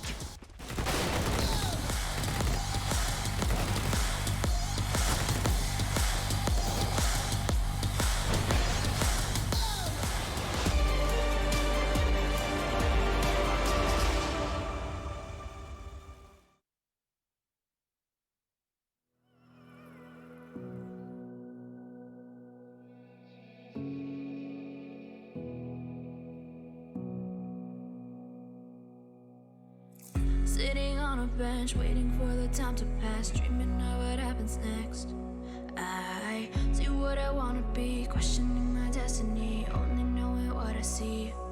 I don't even realize I've already made a path, and I can change it anytime. I can't take it back. I know what I want, but it seems so damn far away. I know I sound crazy to the ones who said I know I empower those who dream like me. I know I sound crazy to the ones who said I know I empower those who dream like me. And you say you wanna be somebody.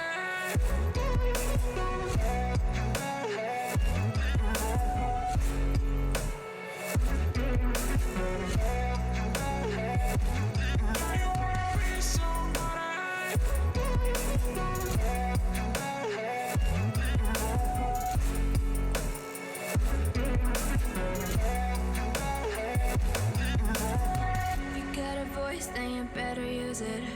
Tell yourself day after day it's time to prove it. No days off, keep the hustle moving. Wanna see you be what you wanted to be, prove it. I know I sound crazy to the ones who said I know I empower those who dream like me.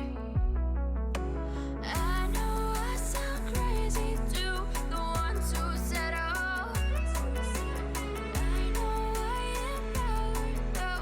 dream like me.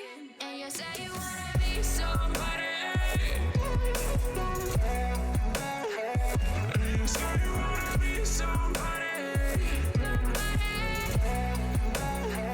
And you say you wanna be somebody. And you say you wanna be somebody.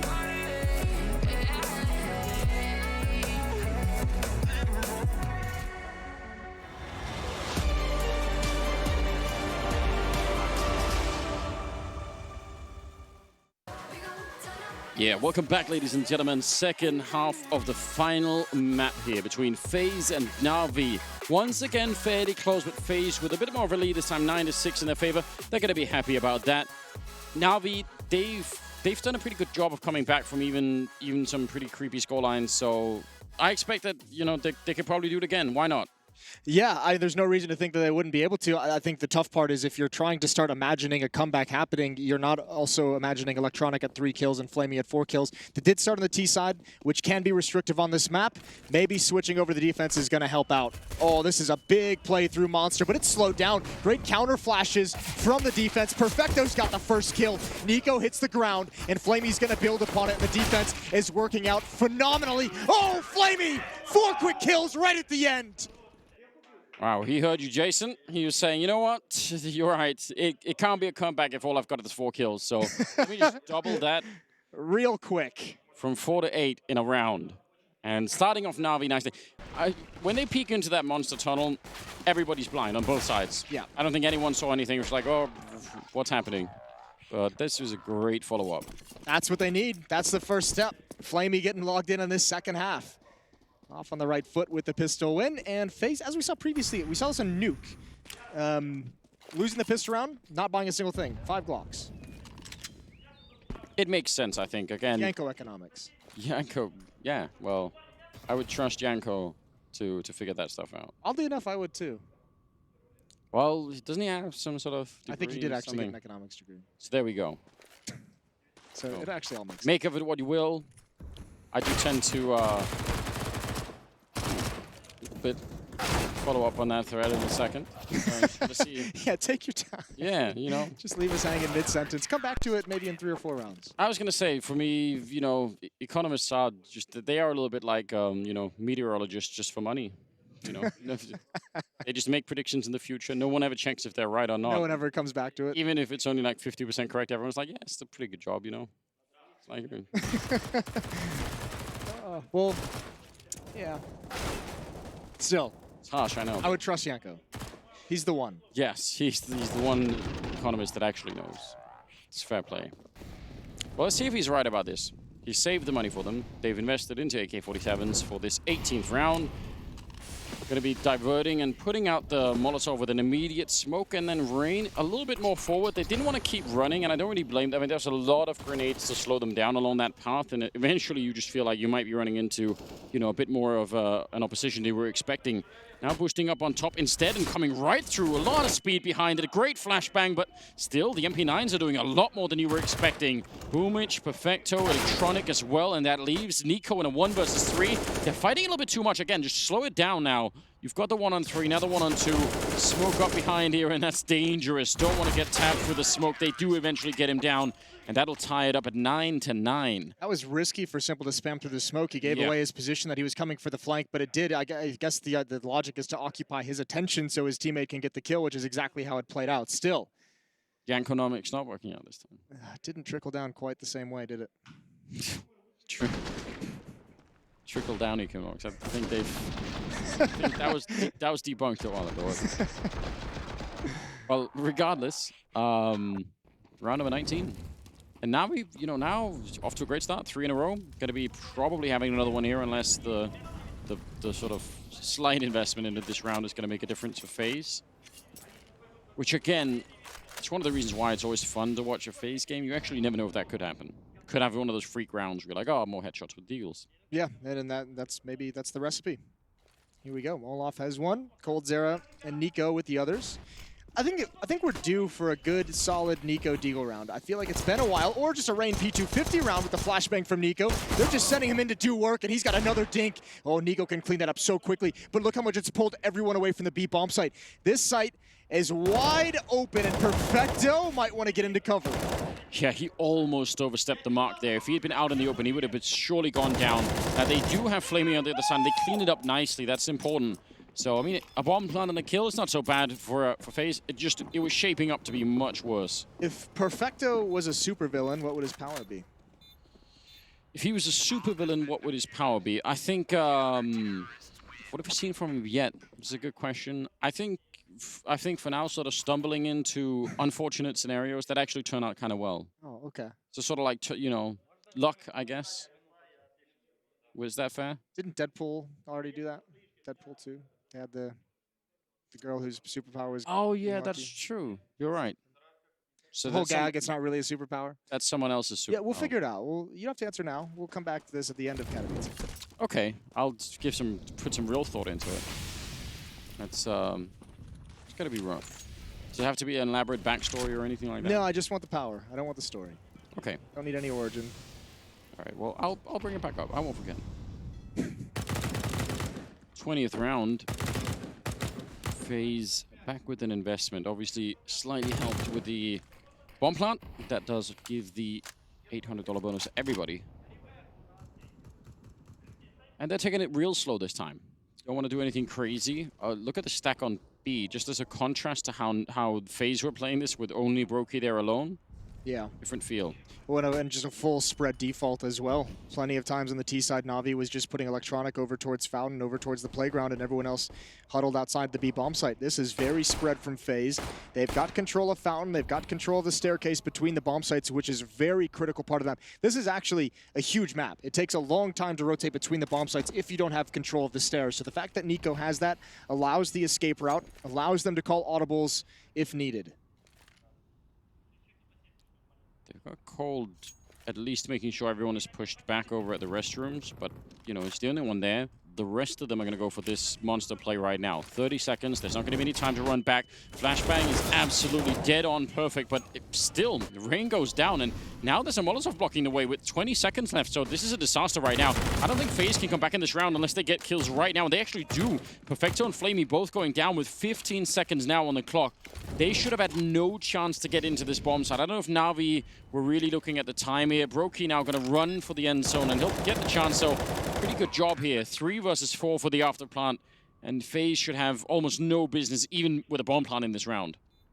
Oh, Na'Vi have a decision to make. If they don't get a kill from Simple, they might want to back away, but Electronic is now fully committed. Brokey's heard the drop. Some covering fire. Boomich still hasn't come to join up. It's all in this flashbang. There's the kill onto Brokey. There's the kill onto Olaf Meister, and all of a sudden they're so close. Nico's got low HP. He's down. 3 kills for Electronic, and Coldzera's going to swing. He's going to swing wide, and it's Boomich. Na'Vi have somehow come right back with the cleanest of retakes. It's great setup with the flashbang, and obviously Electronic just did even more. I mean, it wasn't just a flashbang to set that one up. Really nice hit. You see Simple looking actually relieved, you know, just thank God we won that round, because I actually just think they had no business at all, even being in it FaZe. Yeah, Flamey's loving it too. This is great. Really smooth play. Yeah, Olaf had to have been a little bit blind, maybe just recovering. Nico not with the HP, but the post plant weren't able. I mean, listen, fair play.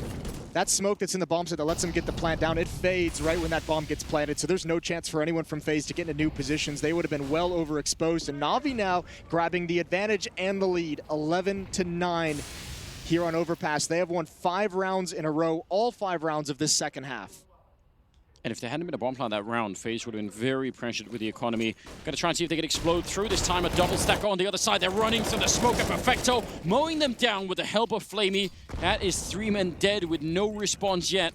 And Brokey surfing up on the side, trying to stay alive. You ain't getting a plant this round. The next one's going to be a half buy, and you have to expect there's either going to be a timeout after this or a timeout after the next to talk over that next gun round, because FaZe look stumped. We haven't even seen anyone really even approach bathrooms. No, that's a good point. Any of these rounds. Well, here's the logic, I suppose, from trying to make that explosion happen through the smoke that quickly or that early on in the round, is that if Na'Vi were going for a similar setup where they had 3-minute bathrooms, you know, you could do that really quickly. I mean, we talked about that when Brokey was alone. Yeah. So going for those early executes, it's kind of a good idea, but it's a gamble, right? And they had 2 people on the other side of it absolutely ready for it. And they lost the gamble. They're wiped out. Bankrupt. All right. Well, we went from wondering, scratching our head saying, how did Na'Vi get 6th, to now, how did Na'Vi win the whole series? Just starting to get into that conversation. Yeah, I don't know. Maybe that's Perfecto's superpower, is that, you know, he can just, you know, he can win, but it doesn't feel that way. It's always catching you off guard. The worst superpower in the world. Wouldn't you be super tilted? Like you just never got credit. Just always winning. No, but as the team that's losing against him, you were like, I thought we were winning all along. And yeah, now I guess suddenly so. they're at 16 rounds. I don't understand why. You know, people lose track of it. I'm losing track of it. I feel like I'm paying attention. I'm trying my best, Jason. I still don't know how they're... You're trucking along. You're getting up there, a little long in the tooth, but... Still don't know how they're doing it. Second best of 3 of the day. You're still paying attention. Yeah, I know. I mean, they do pay me for this, I think. So, hopefully they still will. It's 6 rounds in a row for Na'Vi. I mean, that's part of the explanation. I figured out half of the rounds that they've got. They were in this first half, so in the second half. So that's part of it. Coldzera gets sniped, and again, as you said, kind of a half buy into this one. And those Yankonomics have got to be put into play strong soon. Hope they've made some big investments that are going to be... Yeah, the economics, the short-term losses, but you'll have long-term gains. That's it. Just hoping it kicks in here in round 23. Default on some of those loans, whatever it is, whatever it takes at this point. Okay, declare bankruptcy, start over. That's how it's done. That is exactly how you do it. Well, they're all sort of leaning towards the B side a bit. I guess Brokey and Nico look like they wanted to. But yeah, this is just sniping contest with the Deagle. Look for your highlight. Against an AK and an AWP. Yeah, I mean, why not? Not the easiest of contests to win. Nade is out. That does phenomenal damage. Brokey is not having a good time in this round. All of the shrapnel. All of it. He's going to need 2 of those Iron Man hearts Run to boost? keep him alive. Why not? Just boosting up over the smoke. That could have been cool. Run boosting a guy with 17 health into a bomb site seems needlessly cruel, doesn't it? Oof, there we go. Rain with a headshot. They know where Electronic is as well, but he has no reason, no motivation to peek. Just hold the line. It's exactly what he does. Boomich comes in right at the end. 13-9, a 4-round lead for Na'Vi. Electronic got to 12, Flamey at 12, Simple at 13. Just think about how they came into this half, what was it, 2 kills in Electronic, 4 on Flamey? 4, I think. Simple had 8 or 9. Yeah, and Electronic had like 3 or something like that. Wasn't great. They've stepped up. They have. They found that last bit of, power at the end of it. They've got a lot of money now too. For FaZe now, the tough part is the story is you have to start winning multiple 2 rounds in a row. Simple's dropped Cold Zera. This time it's with an AK-47 in hand, so it's extra frustrating. But I was going to say the problem now for FaZe is they're having a hard enough time winning 1 round. You're going to have to win like 3 in a row to take the economy of the money away from Na'Vi. They are so rich, and that spam not connecting. Olaf once more. He's got Perfecto. He's brought FaZe back into a 4-on-4, but at the cost of all of his HP, he's got to go passive from this point on. That was nearly a complete disaster there. I mean, Olaf almost could have been shot down again, and maybe that would have been the round for Na'Vi, but now it's interesting. Nico and Brokey going to try and flash their way into long. They don't get shut down from the EWP, but oh no, he walks right into it. 8G to take him out. Good double kill for Electronic. It was a triple in the last round, so he is fully back in action now. Olofmeister and Rain, 2 versus 4. The bomb is far away with 50 seconds. Na'Vi just turned this game in their favor, and suddenly they're looking almost indestructible. 0 rounds so far for FaZe in the second half. It's about to be an 8-round run here. I don't even know if it's Na'Vi looking indestructible. They certainly look much, much better than they did in the first half. It also looks like FaZe on this T side don't quite have overpass down. They don't look like they're super comfortable with it. I agree. There's definitely part of that. Maybe that's also why we saw some of those gambles with the 4-1 type setup is yeah, like possibly a subtle signal that you're sort of saying, we're not 100% sure how to actually do this, so. I mean, there's only been, what, 4 kills in the last 4 rounds? 5 kills in the last 5 if you want to count this one right here for FaZe. Not great. I'm just trying to read between the lines of what you're saying. Yeah, it's just the production, the fracking production is not going well. And what that usually indicates is just you're just getting like wiped out by a crossfire, right? And just not enough trades. It's when you attack this point, there's some kind of a setup. Someone's either getting 2 to 3 kills, or there's a crossfire that doesn't let the follow-up player get the trade and open up some space. So Na'Vi on this defense is just doing a really good job at the point of the attack as well. Of course, 2 rounds that start like this is hard to handle. 14-9, 24th round. And now it's time for FaZe. Second half, they absolutely need a kill. They need a round. They need to get into this game. Just any kind of a good opening that they can build something behind right now, I think would be a welcome change. They have 3 smokes in this round on the T side. That can be a pretty limiting factor. Again, you talk about how huge this map is. If you have all the grenades on the T side, right, you can set up like half an execute on one side, then go somewhere else and follow up with a full execute. But if you only have these grenades, you kind of can't. Oh, look at Flamey. Sneaking all the way out. That's a brutal position. That's so much information. Even Boomich is now rotating off the B bomb site, and that's a massive kill to get. And yeah, Rain needed to be aggressive there. Needed to trade that back. Boomich is now returning to the B-bomb site. Or no, he's not. I was mistaken. Fooled by the minimap. Slightly thinking about it, I think, but I think he's just shuffling back and forth between. So is FaZe at the moment, but the clock is running against them. And you talked about the 3 smokes. Well, that's down to 1 and a Molotov on Rain. So this setup is going to be really minimal. Perfecto saying, I can't really hold this on my own on top of the bomb site, so I'm going to fall back and we're just going to have to play it retake if that's what it gets to. I think Boomich could get here pretty quickly, but he has low health, so... No, but this walking is giving up the game. Boomich and Electronic now rotating back. They're walking back towards T-spawn. 23 seconds. They can't do this. They have to pick up the pace right at this moment. They have not left enough time to get into this site. Yeah, they're walking in a part of the map where no one could possibly hear them, so that's also questionable. 12 seconds on the clock, and FaZe might be about to run out of time simply, and that would be devastating here in what is close to the end of the map. It's Nico to go down. First 5 seconds on the clock. The bomb, it's already being planted, and Boomich can't get there quick enough. Rain with the kill, and Perfecto sneaking out. A little bit of an overstep, leaving Simple in a 1 versus 2. Rain with a nice triple kill in the round, and I don't know, Simple. He's got a lot of money, and he's had a hot hand. But still, is it worth it to try for it? He's got the USP out, sneaking in. Yeah, you want it. Well, maybe you're going to get a chance. Oh, instant headshot. And now, with the pistol, there's no head armor on Brokey. In fact, he's up on top of the box, and Brokey will win the fight.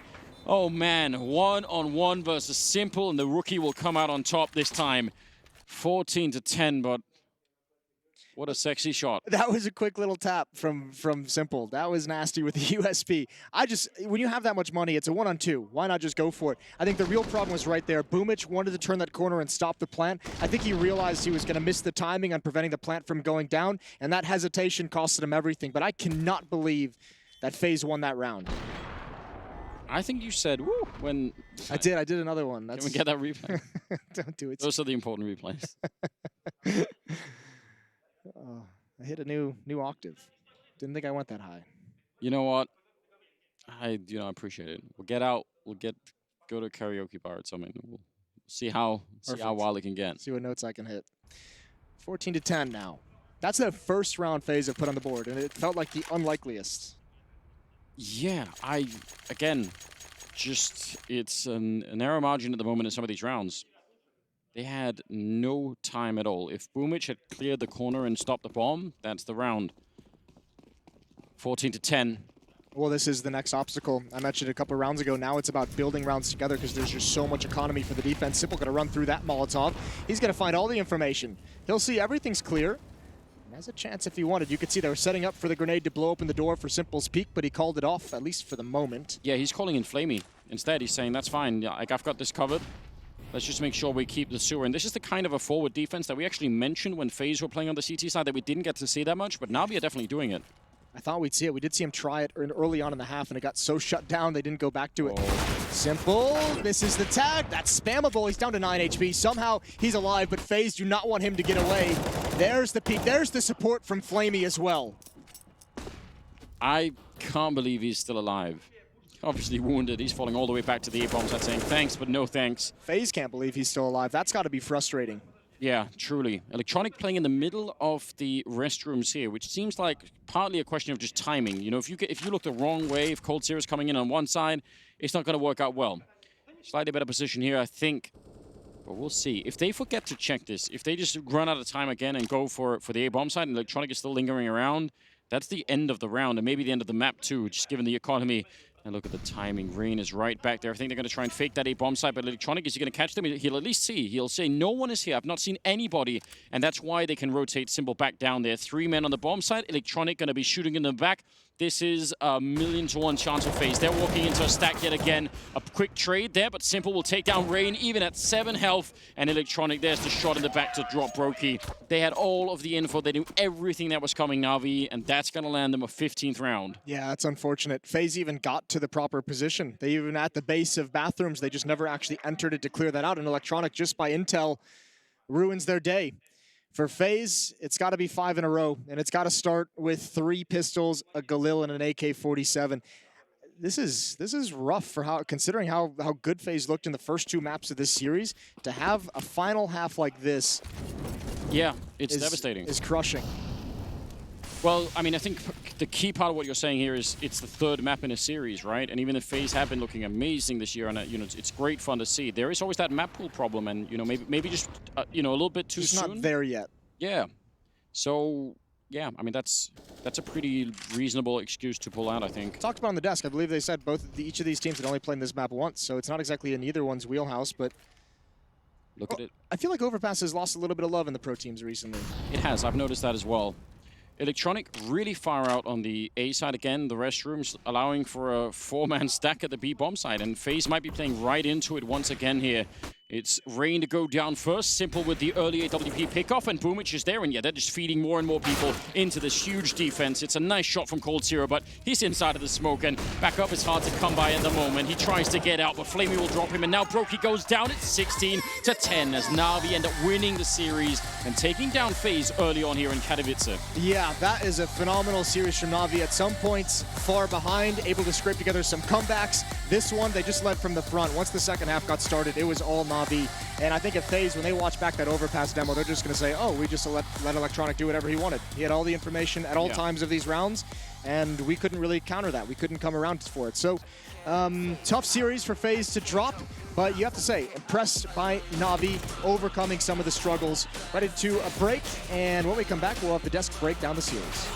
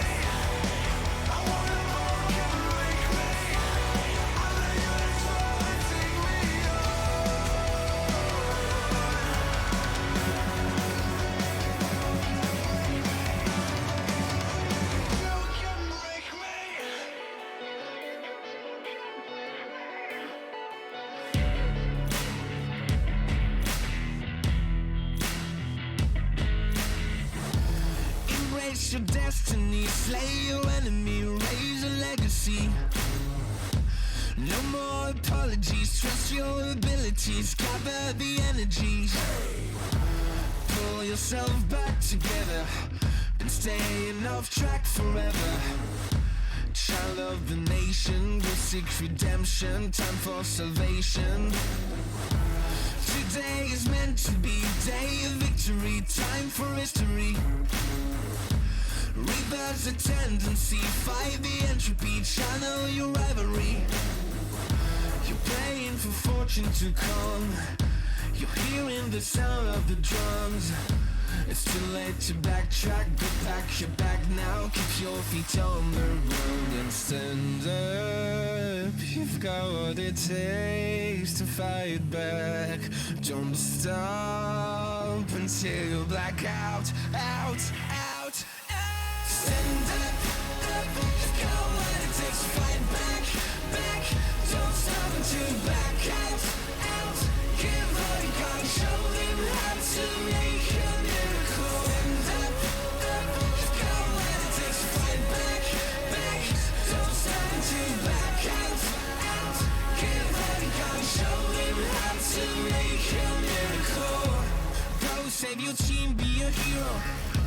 Take home the cup, be a star. They're waiting for you, take aim, shoot your arrow. It's your time to shine, show them who you are. Stronger, gotta go faster, gotta get better, gotta work harder. It's fight or flight now, get up now. Go make the move, go for the goal, lead up the stadium, you know how it's done. Stand up, you've got what it takes to fight back. Don't stop until you back out.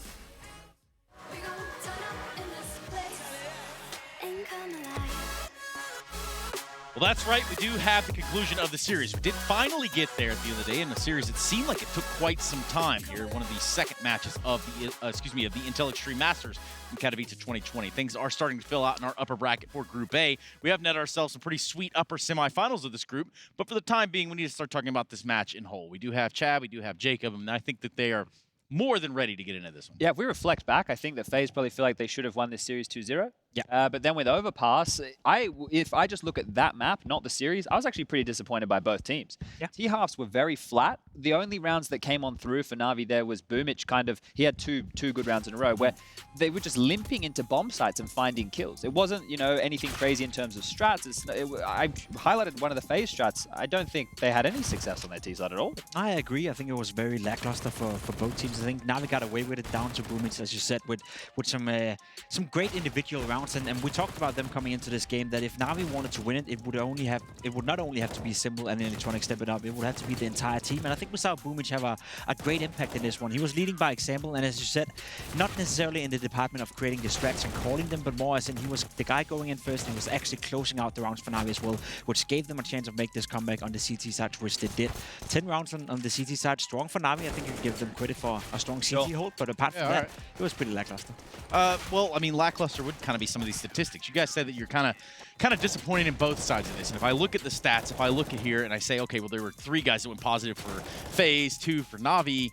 What is it that FaZe was doing wrong? What do they need to kind of go back to the drawing board on? Like I said, I think they were probably pretty shaken that it ended up going 3. They probably feel like they should have won that Dust 2 game. And then with their T side, they were giving away some rounds. I tweeted within the early stages, I thought they were playing percentage Counter-Strike, right? Because they were very passive. They made sure that they were playing as a team and they were winning those rounds. But then as soon as that game plan was learned by Na'Vi, they were able to walk on in and isolate Jules, and Boomich was hitting some big shots. And there's another fellow that found himself hitting shots eventually. Didn't necessarily start that way. His name was Simple. What do you got for us, Frankie? I've invaded the Na'Vi player booth to grab Simple. First of all, tell me how you knew to 4-man stack the B site in that final round. Oh, I mean, we always got information from our players, so when they're not taking A control, it's pretty easy to say all info on overpass. So just Electronic called like twice or 3 times, just go back to 4B and just wait them. Speaking of Electronic, some of the moves he was making, the impact plays he was achieving in that last map in particular, how does he know to make those calls? Is it simply the information you're passing, or is it instinct? I think he just he feels his game better than anyone. So even if he didn't get any kill for overpass, he gave us a lot info on the first 3 rounds that we won on T side. And after he tell us to rotate when it was 15 seconds left and call 0 push balloons, and he had chance to kill me from behind. I think he always can easily find his game when he wants. So we were waiting for this because he's a star player, and without him it's a bit harder to play, But he did a great impact like any other player. There's a fantastic article on GG Recon by Stitchu at the moment, which says that you and Electronic are the best duo in Counter-Strike. Do you agree, Simple? Yeah, it feels great to feel this, And I 100% think this, yeah. another thing that must feel great right now is this time last year, you guys had only had less than a week of boot camp, but I know you've been practicing really hard with Blade.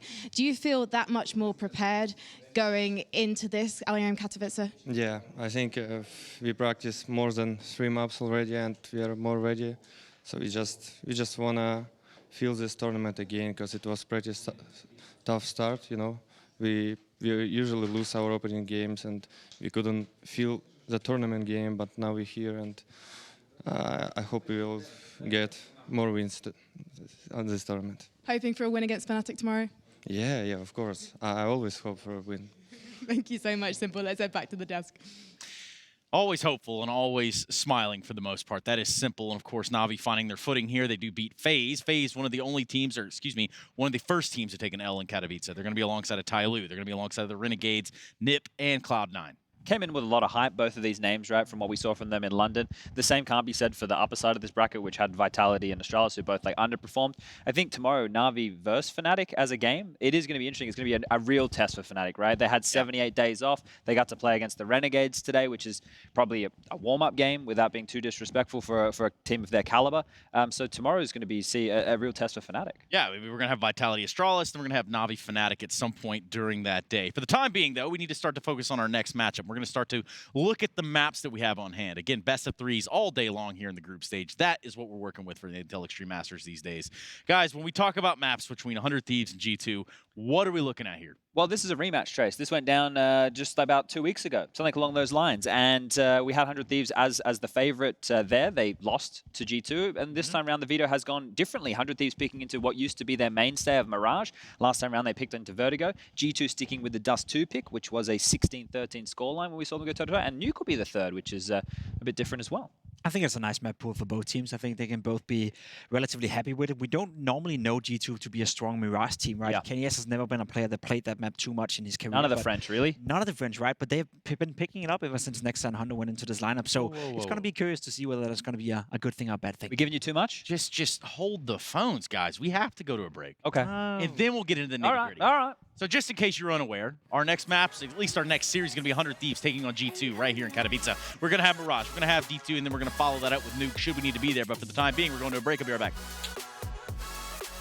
Taking advantage of every second, now I ain't got time to waste. They all tryna sign my name, they want me to sign my name. Counting your blessing while I count that in my winnings. We take 50s and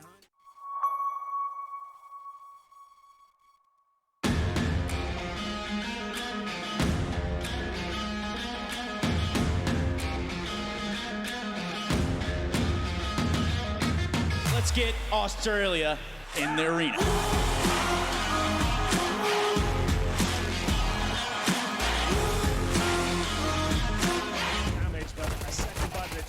Provan, he'll find 3 in total. That is something.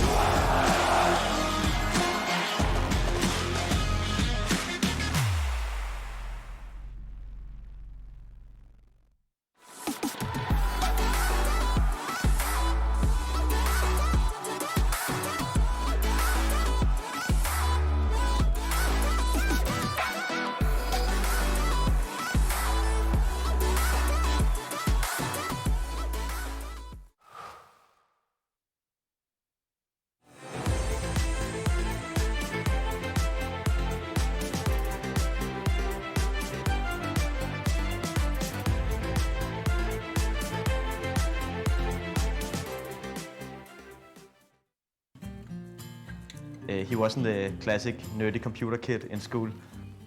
He was one of the ones to get a girlfriend first and a very social person. Typical for Finn is that he is very determined. Ist egal, ob es jetzt beim Kartenspielen ist oder beim Tischtennis oder beim Computer, er gibt nicht auf. What he really wants is to win a major. It's his dream, and therefore it's also my dream for him to get that.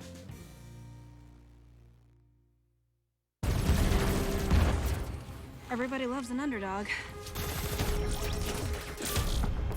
Who needs to be liked? Mountain Dew Amp Game Fuel. Victory in a can. For them, to simply exist is not enough. They must strive for more.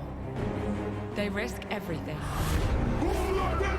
to build a legacy, just to have it torn down. Many have tried to reach the unobtainable, but only a few achieve greatness. They have many names. We call them stars. Euronics, a human touch in a digital world. My name is Jordan Gilbert, aka Nothing. Hi, my name is Sue Lee. My handle is Smix.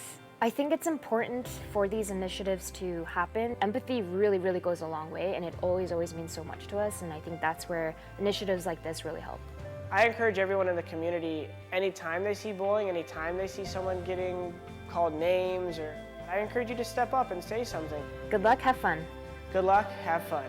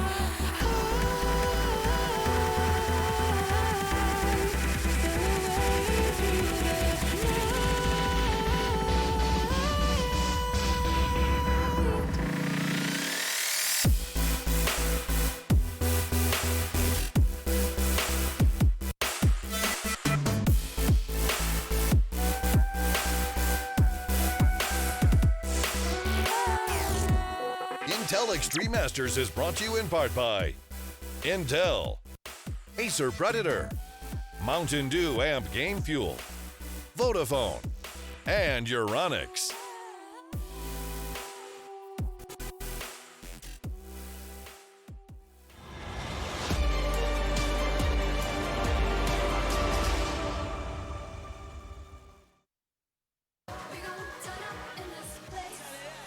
And we continue to march on here at the Intel Extreme Masters in Katowice, and welcome back everybody to what is going to be our third and final game of the day. 100 Thieves taking on G2 right here for the group stages. We're going to keep this show going, but before we do, I need to take this opportunity to introduce to you two very young gentlemen who have really kind of emerged into their own here, and here they are. We're going to have Henry G and Alex. Guys, congratulations on your first big event. Let's begin. Thank you so much. I like this style you've got. It's like a talk show you've gone for now, like kind of late night sort of vibe. It's like Ellen, but not. Yeah, basically. A lot of similar traits. Yeah, kind of Ellen, like kind of Conan, but... Yeah, kind of just funny. All open there. Guys, we do have one more best of three right here. Let's just kind of, let's keep it real do your for job just then. 1 second. 100 Thieves, G2, right away. What do we know about these teams? We've seen this lineup, this matchup, plenty of times, maybe even this year. Blast didn't really go too well for 100 Thieves at all. They actually played against G2. Yeah. There was a 2-0, pretty convincing one, a comprehensive victory. Yeah. Maybe not by the stats per se. It was a close game on the numbers, but if you actually watched the game, you could see that G2 looked like they had full control throughout the entire series. Well, and G2 have been on what seems to be a kind of constant incline. That's the going up one. Yeah, nice. But in contrast, I spoke to Jacob this morning. I was like, are you going to beat them this time? And he said we should have won the first time. So it seems like the sentiment in the 100 Thieves camp was it was theirs and they threw it away. So that's kind of where their mindset is coming into this. So rebuild, come back stronger type. Yeah. Sure. Like on paper right now as well, like it looks like alarm bells for 100 Thieves. It looks like everything's kind of going wrong. You look at their recent results, it's also a sea of red, unfortunately for them. But there have been a lot of close games and games they definitely can win. Against G2 especially comes to mind. I felt like they could have won that game. This is still a compelling series, I think. I feel like G2 are the favorites for sure, but like 100 Thieves, you can never discount them in these sort of matchups. No, I don't think so. And especially because, it seems like some of their players are starting to find a more developed footing. Liaz, for example. I mean, Gratisfaction's been impressing a lot of people with his AWP. We don't get to see Vertigo, which is a shame. His aggressive warping was super hot in that G2 game at Blast. But for now, we've got another player in our sights. Well, Alex, you do bring it to a pretty good point there. We do know the maps, and I'm going to have that discussion over at the desk. But for the time being, we're looking at Mirage first. Is there anything we should be on the lookout for? This was the stellar map for Renegades, now known as 100 Thieves. This was their go-to map. It was their best for a long time. The problem is they could play very well on it. Closing the map out wasn't necessarily their forte per se, but they were it was their go-to pick. Everyone just knew how they played it. It's just a very downloaded. I actually have a stat on for some reason. Okay, I like this. JKS is actually his highest rated performance is on the T side of Mirage, and he's a Palace lurker. It's a lot of players that have that similar synchronization. Rops as another example, Naf as another example. So keep your eyes on JKS and Palace on T side. Well, we're going to do that. For the meantime, I need to head back over to the actual working area. Enjoy you guys, yourself. whatever you guys are going to do, get some water, get ready, get locked in, get loaded. We're going to be heading over right about now to where these guys who do the actual analysis, no offense to those guys, they're all cool and stuff. We're going to be talking both with Maniac and with Sponge about this last best of 3 of the day. Obviously, the 100 Thieves taking on G2. We've seen it before. We're going to see it again, Chad. Yeah, do we want to just quickly rehash all the digits from last time round, right? Vertigo was the opening map, and it was picked by Renegades. Sorry, 100 Thieves. Got Renegades. All right. I thought that they were going to pick Mirage last time round, so I was surprised to see them go with Vertigo. This time round, I'm glad that they've gone for this, but if I'm in the G2 camp, I probably assume the same thing at Blast as what I've just said, and I would have prepared for Mirage that time. So I'm scared no matter what we go into here, but I'm always going to fall from the camp where Jacob said to Alex this morning that they feel like they should have won that series just because of my nationality, I suppose. That's a good vibe. Yeah. And he's basically Australian, so... Yeah, but at least honorary. Yeah, honorary. Okay, so we look at the other side. There are some French guys over there, probably some friends of yours, old friends. Just assume I'm French for this segment right here. Yeah. If Jacob's Australian, you can be French. I can be French for now. That's not a problem to me. It's okay. Yeah, I mean, that's kind of how I've been looking at it for years. No offense. Nonetheless, let me just go ahead and ask you, Maniac. We're looking at a G2 who needs to come out here swinging. Are they going to have that utility? They're going to have those tools in their shed to use? I mean, it was said on the analyst desk that you had here. With Analyst sofa. Yeah. You know, it feels like G2, when they put the lineup together, they had so many challenges ahead of them, but somehow it feels like it's all coming together now. They've been together for a while. Next on Hunter, they found their footing. I think Hunter is a magnificent player, honestly.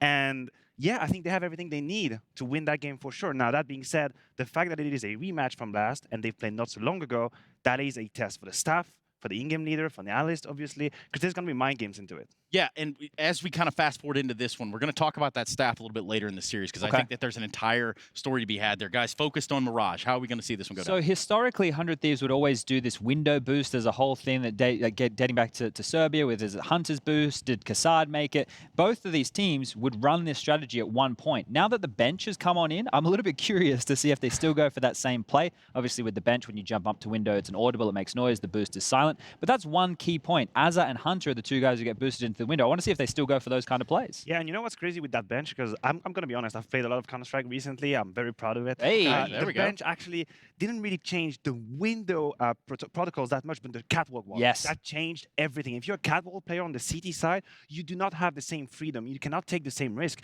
because a T that would be on that bench is going to take you down. If you're not careful, you're done. And it changes the whole mechanics. You have to use utilities on that catwalk, and I'm looking forward to see if the CT are aware of that. 3, 2, 1, who do we got? I'm going to go with 100 Thieves. G2. Easy as that. A house divided. But no more division around here. We're going to look towards Mirage. We're going to get this party started for the 100 Thieves and G2. And we're going to be doing it with Henry G and Machine. Thanks very much, guys. Yes, 100 Thieves G2 Esports, and it is our very first cast of the year, actually, Henry. It is absolutely true, Alex, and we'll be getting into it with an absolute banger as well. G2 versus 100 Thieves, you mentioned on the sofa. A bit of a rematch here from Blast earlier in the year. It's going to be G2 standing on the CT side. We have got one smoke, one lovely diffuse kit there for Jax. Some utility on the T side. They have only one smoke for them right now, already deployed one towards window. That's going to allow Azza to get close to connector here. Will be an A finish with 4 CTs lying in wait. 100 Thieves got to work it out for them. Yeah, it's going to come down to the headshots. Grat with a flash. Let's see if it finds any heads. Just a little forces Jax to tuck in on CT. Blood drawn, though, as the flames do lick. One in return. 4-4. Bomb not yet to commit. Kenny did get a bullet lodged within his shoulder blades, down to 27. So 4 versus 4. Site control now, but they haven't checked Amanek. And now he pounces, but he's fluffed it. Oh, and that's a disaster. 4 versus 3, and Thieves are back in the lead. Here we go then. Amanek with a perfect opportunity there to steal the round away, but 100 Thieves will hold on. It's going to be a 4-on-3 in their favor right now, but the retake's coming through. Jax with a nice headshot there. They need to get their skates on, though. Azza, great positioning here. The Glock finding the almost penultimate kill here. There it almost comes through. It's going to be Kenny S there with the kit available on Jax. He can smoke the bomb at this point. Is it going to come through? Need to go for the full defuse. Time is ticking away. Maybe one more kill available. It looks like 100 Thieves have tied this one up. Yeah, there's nothing Jax can do. No health. Does have the kit. Some precise shots might cover him, but no time. He's got to retreat, preserve what little he brought into the round, and it will be the first for the Australian squad. Well, there it is. The execution coming through. A very basic one and an absolute nightmare for Amanek, I have to say. He did a very good job of sitting waiting for his opportunity to strike, and then his moment came and unfortunately couldn't connect the dots and didn't find a single kill in that interaction there. There were 2 kills on a plate for him, but G2 are still going to force buy in the second round. It's a very close pistol there, so they can bring out some Desert Eagles. They've got a CZ for Hunter as well. Scouts are out in full force, and you'd expect Kenias to be wielding that, which he is, as we'll see whether 100 Thieves can overcome the force buy in the second. A very difficult round in the modern game. Got ourselves 3 MAC-10s and a couple of rifles here. There's 1 AK-47 for satisfaction. You want to try and keep this one as clean as possible, especially up against just the raw firepower of G2. You give them an inch, especially when Hunter, Jax, Nexa all on form. Kenny, of course, with the scout, be able to chip them down for those sidearms. Even a UMP in play, an armored UMP for Amanek. That is quite the curveball, but looks like contact will be rather swift should they commit to middle. For now, though, Bomb walking towards A ramp. Mid to A likelihood. CTs do have the numbers leaning towards the A site. Liaz trying to sell something. Let's see if Amanek gobbles up the bait. Jacob has made his way towards Connector here. Bit of a base, he jumps across towards jungle. Jax in hot water, however, but a nice trade coming through once again. It's going to be G2 with the advantage for now, 4 versus 3, as Kenny is still alive and kicking around just barely with 7 points of health. He's in CT spawn right now as Liaz will even things out. 3 on 3, 50 seconds remaining by Amanek. Good read here, lovely jump up, and that's going to be another advantage for G2. Trying to piece this one together, and Kenny, despite the low HP, still makes 7 HP sing.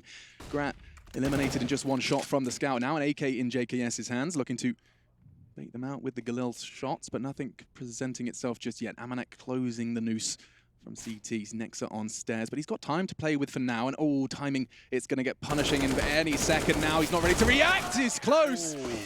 Nexa does enough, and G2 equalize immediately. Well, it was very close in the pistol. This one goes much better for G2 in the end. They have 2 players survive. They take over an AK-47 and the scout of Kenny S as well. He pointed it out. 7 points of health. He still nails an absolutely stunning headshot there. And it will be 1-1. And suddenly a force spike coming back in response. We're going to see the CZs and Desert Eagles. Here's JKS. He almost had a shout in this kill there. Nexa made a bit of a meal of it. But as long as he gets the frag there, that's all that really matters. And they get the round. Tie things up at 1-1. As we mentioned, here comes the force spike in response. We do have smokes deployed already. He'll be towards the window. Remember that bench position as well. You can jump out towards window by yourself. It is audible. We haven't seen a lot of teams using it too much at this point. His faction has just received a whole lot of damage. Chunked down to 6. He did have a rather smooth move into middle, but has since met some resistance. JKS versus Jax. And it's quite clear who is superior in that one. The M4 has no issue slicing through.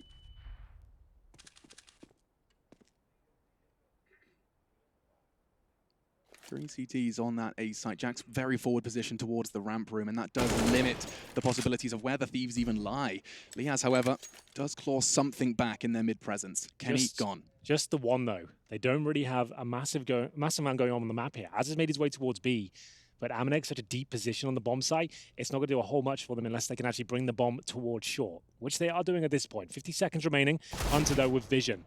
He gets away with it, doesn't take any damage there, so still things okay here. Az up, he's actually snuck behind enemy lines. He's looking very good now. They get a bomb plan out of this. Yeah, not only that, he's going to take the AK, lock them out of kitchen. This is starting to look fantastic. Amanek, however, does have the opportunity to ruin everything. Jacob, oh no, a full clip of the CZ. He does manage to tuck in. He can keep them busy. Damage inflicted. It's still promising for the Thieves, but Amanek can still ruin everything. Finally, Jax deals with it. Now Amanek reveals his position, and Azza has to be the hero. It looked so promising. He was the one that got them to the site. Now it's his chance to secure one, only one. Nexa again is the one to put the nail in the round. It will be G2 2, 100 Thieves 1. Yeah, Jacob, he had to make that kill, Alex. That was on a plate. He's had a rough 3 months as well. A bit of a slump he's in right now, and that was a very crucial kill. If he gets that one, not only is he behind enemy lines, they have no idea when the rotation's coming through. He's removed one of the players at that point and relieved a lot of pressure on the retake towards B. It doesn't work out for them, leads to about 10 points of health, and G2 pick it up. And even with the bomb plan there, they're going to have to give in. They're going to take the eco this stage, and that's going to be Desert Eagles. Maybe a bit of utility here as we go into round number 4. 100 Thieves are going to be gutted with that one. Yeah, that's going to be a tough one, and that's the kind of play that can haunt you for, you know, a half, maybe even a map, maybe more than an event. You know, it's one of those ones. It can, especially if the result does continue to haunt your team. For now, though, the round continues. We'll call that 1-1 though, because Amanek's had one. That's fair. Jacob's had one, so we'll say it's even at this point. Okay, so the oopsie tally is at 1-1. Yeah, exactly, and it's you know it's a big tournament. You got to get the nerves off. It's the first game, and we'll see whether Azza can do anything with this Desert Eagle. The only real firepower they've got are those Aforementioned pistols, no armor, no nades. JKS towards the palace position with Jacob on the bomb towards middle. It's Kenny Esto still with a sniper in hand, this time the AWP. He might have a kill available to him. Spots the shoulder, converts it nicely. Doesn't need to panic, doesn't need to readjust, very calm. No issues with this one. The only real opportunity for Thieves in this round would have been a plant, but with absolutely no utility to speak of. They were just hoping to get a couple of deagle headshots into a site. Overwhelmed, but it's hard to overwhelm when there's one man left, and it is going to be Azza, the last one on the chopping block. Chance perhaps just to stop this from being the perfect round, and a shot missed. He will be hunted, and that will be the third. Every kill is so important in CSGO. That's, you can see they're being quite cagey about taking that final frag. You think, oh, they just give one up. No, in today's game, every dollar counts, especially saving those lesser weapons, trying to farm as much cash as you can. You've got to adjust slightly with Amanek coming with the UMP, but he's a player that's certainly capable of using it. This is a very big round, of course, the first gun round coming through. 100 Thieves do have the AWP, but it's Gratisfaction with the glass can on the T side. Now, that can be problematic on Mirage. A lot of grenades being thrown around the key choke points of the map. Nice shot from Hunter. What a fantastic last year he's had. Rose to stardom out of nowhere. Yeah, I mean, I love the whole Nico's cousin, Hunter's cousin dynamic, but it is a perfect microcosm to summarize his meteoric rise. Yes, absolutely. Through the ranks. Well then, more of a B focus this time. You can see 3 players towards that side of the map, towards the Barsmans, we're calling it. Lovely smoke from Amanek there. Like I said, you have to adjust your game slightly with the SMGs, but if you can get up there with a bit of utility, steal away a kill, take no damage, and remove that glass cannon orb. Remember, that's an important factor. That wouldn't have been a clean kill like that had he have had the helmet. And now the advantage lies in favor of G2. So 100 Thieves, Alex, they've got no smokes, a few flashbangs, and a 5-on-4. They've got plenty of time, but this is collapsing. This is shocking at this point. This feels the same way the Deco went in the round prior. However, this time was fully invested from the Thieves. They lost that first player, then everyone just commits with no utility up towards short. That's questionable, but still 5-on-2. JKS and Liaz left with almost nothing here. That is hoping a mistake comes in from the CT side. Someone gets a little bit overzealous, maybe too audacious with their pick here. We'll see whether Amanek wants to give it at all. He doesn't have to. We've seen no signs that that's the G2 that show up today, though. Well, I feel like a lot of teams are getting a lot more disciplined these days. They're realizing that the point I made before, that every kill counts. You can't give those up. Like, the players are so good now. You give them one frag, even in a 1-on-5, there's a chance they can win it. You got to play disciplined Counter-Strike these days. I mean, look at Hunter. What a contingency plan that is. Yeah, should they hit B, should Amanek lose this, he's still winning the round. There's no doubt about it. You try and plant, you're not checking that. One player has to dedicate himself to clearing that. There's only 2 of them in the round, and now just one. Amanek gets the 1-for-1, and Hunter can swing for the trade. Easy peasy, 4 on the board. Yeah, good point there. The fact that Hunter's boosting that position does suggest the mindset they're approaching this with, right? The fact they're not giving up a single kill. This is a guaranteed round. They know that, but they're not hunting with the frags. There's bleeding out the clock. That's what you need to do.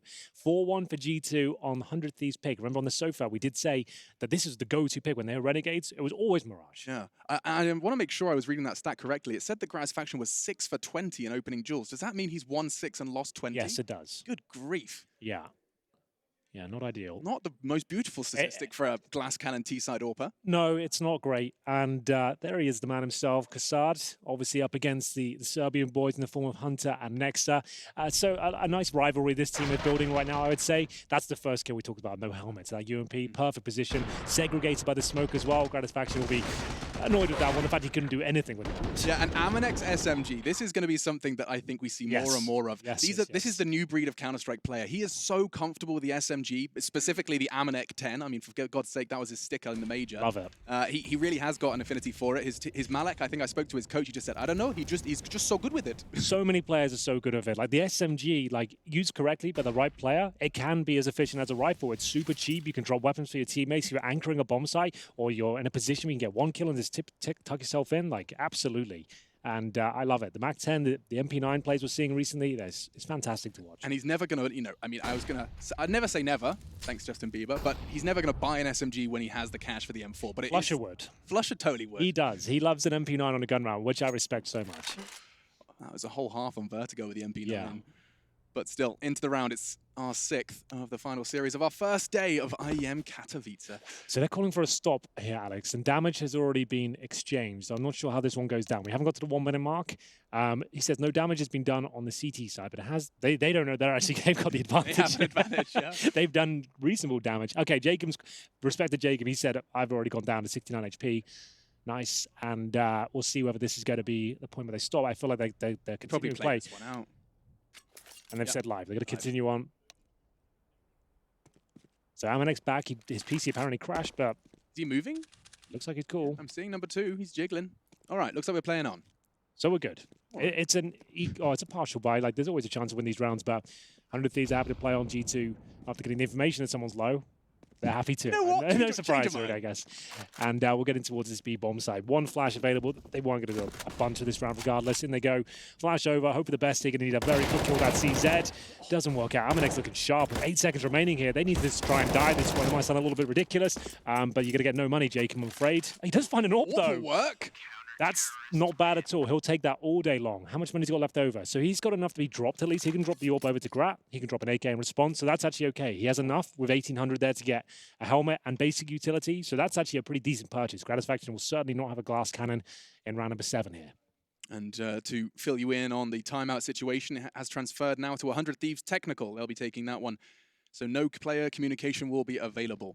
Great stuff from Amanek here, looking very poised in the B-bomb site. It's one of the most forgiving roles within Counter-Strike, I'd say, anchoring the B site on Mirage, but he's doing a very good job so far. Fended off every single attack on that side of the map, and we'll find ourselves at a 5-1 in the first half of 100 Thieves map pick. What I love as well about the Amanek kind of the 6 rounds we've seen from the player we're focusing our attention on is that he's already managed to train 100 Thieves a little bit. Because of that aggressive push apps with the SMG so early on, you throw that smoke again, you are going to buy that full 15. They're not going to test that. He's conditioned them, right? Conditioned, that's the word I'm looking for. Yeah, that's a very good point. That's what we talk about with Xbox smokes and dust too, outside smokes on nuke. You're conditioning the opposition to feel like, okay, that's been a problem for us once, now we have to react to it every time we see that sort of smoke deployed. And you're right, getting that towards B apartments, there's always going to be a shadow of doubt in your mind as to whether that's going to be indicative of presence from the CT side, as we see a very fast flash attack coming in here from the Palace position. JKS to open things up, that's what he's known for. Taken down by the HE grenades, the spray comes in wildly from Nexus. They boost behind the smoke here. Kenny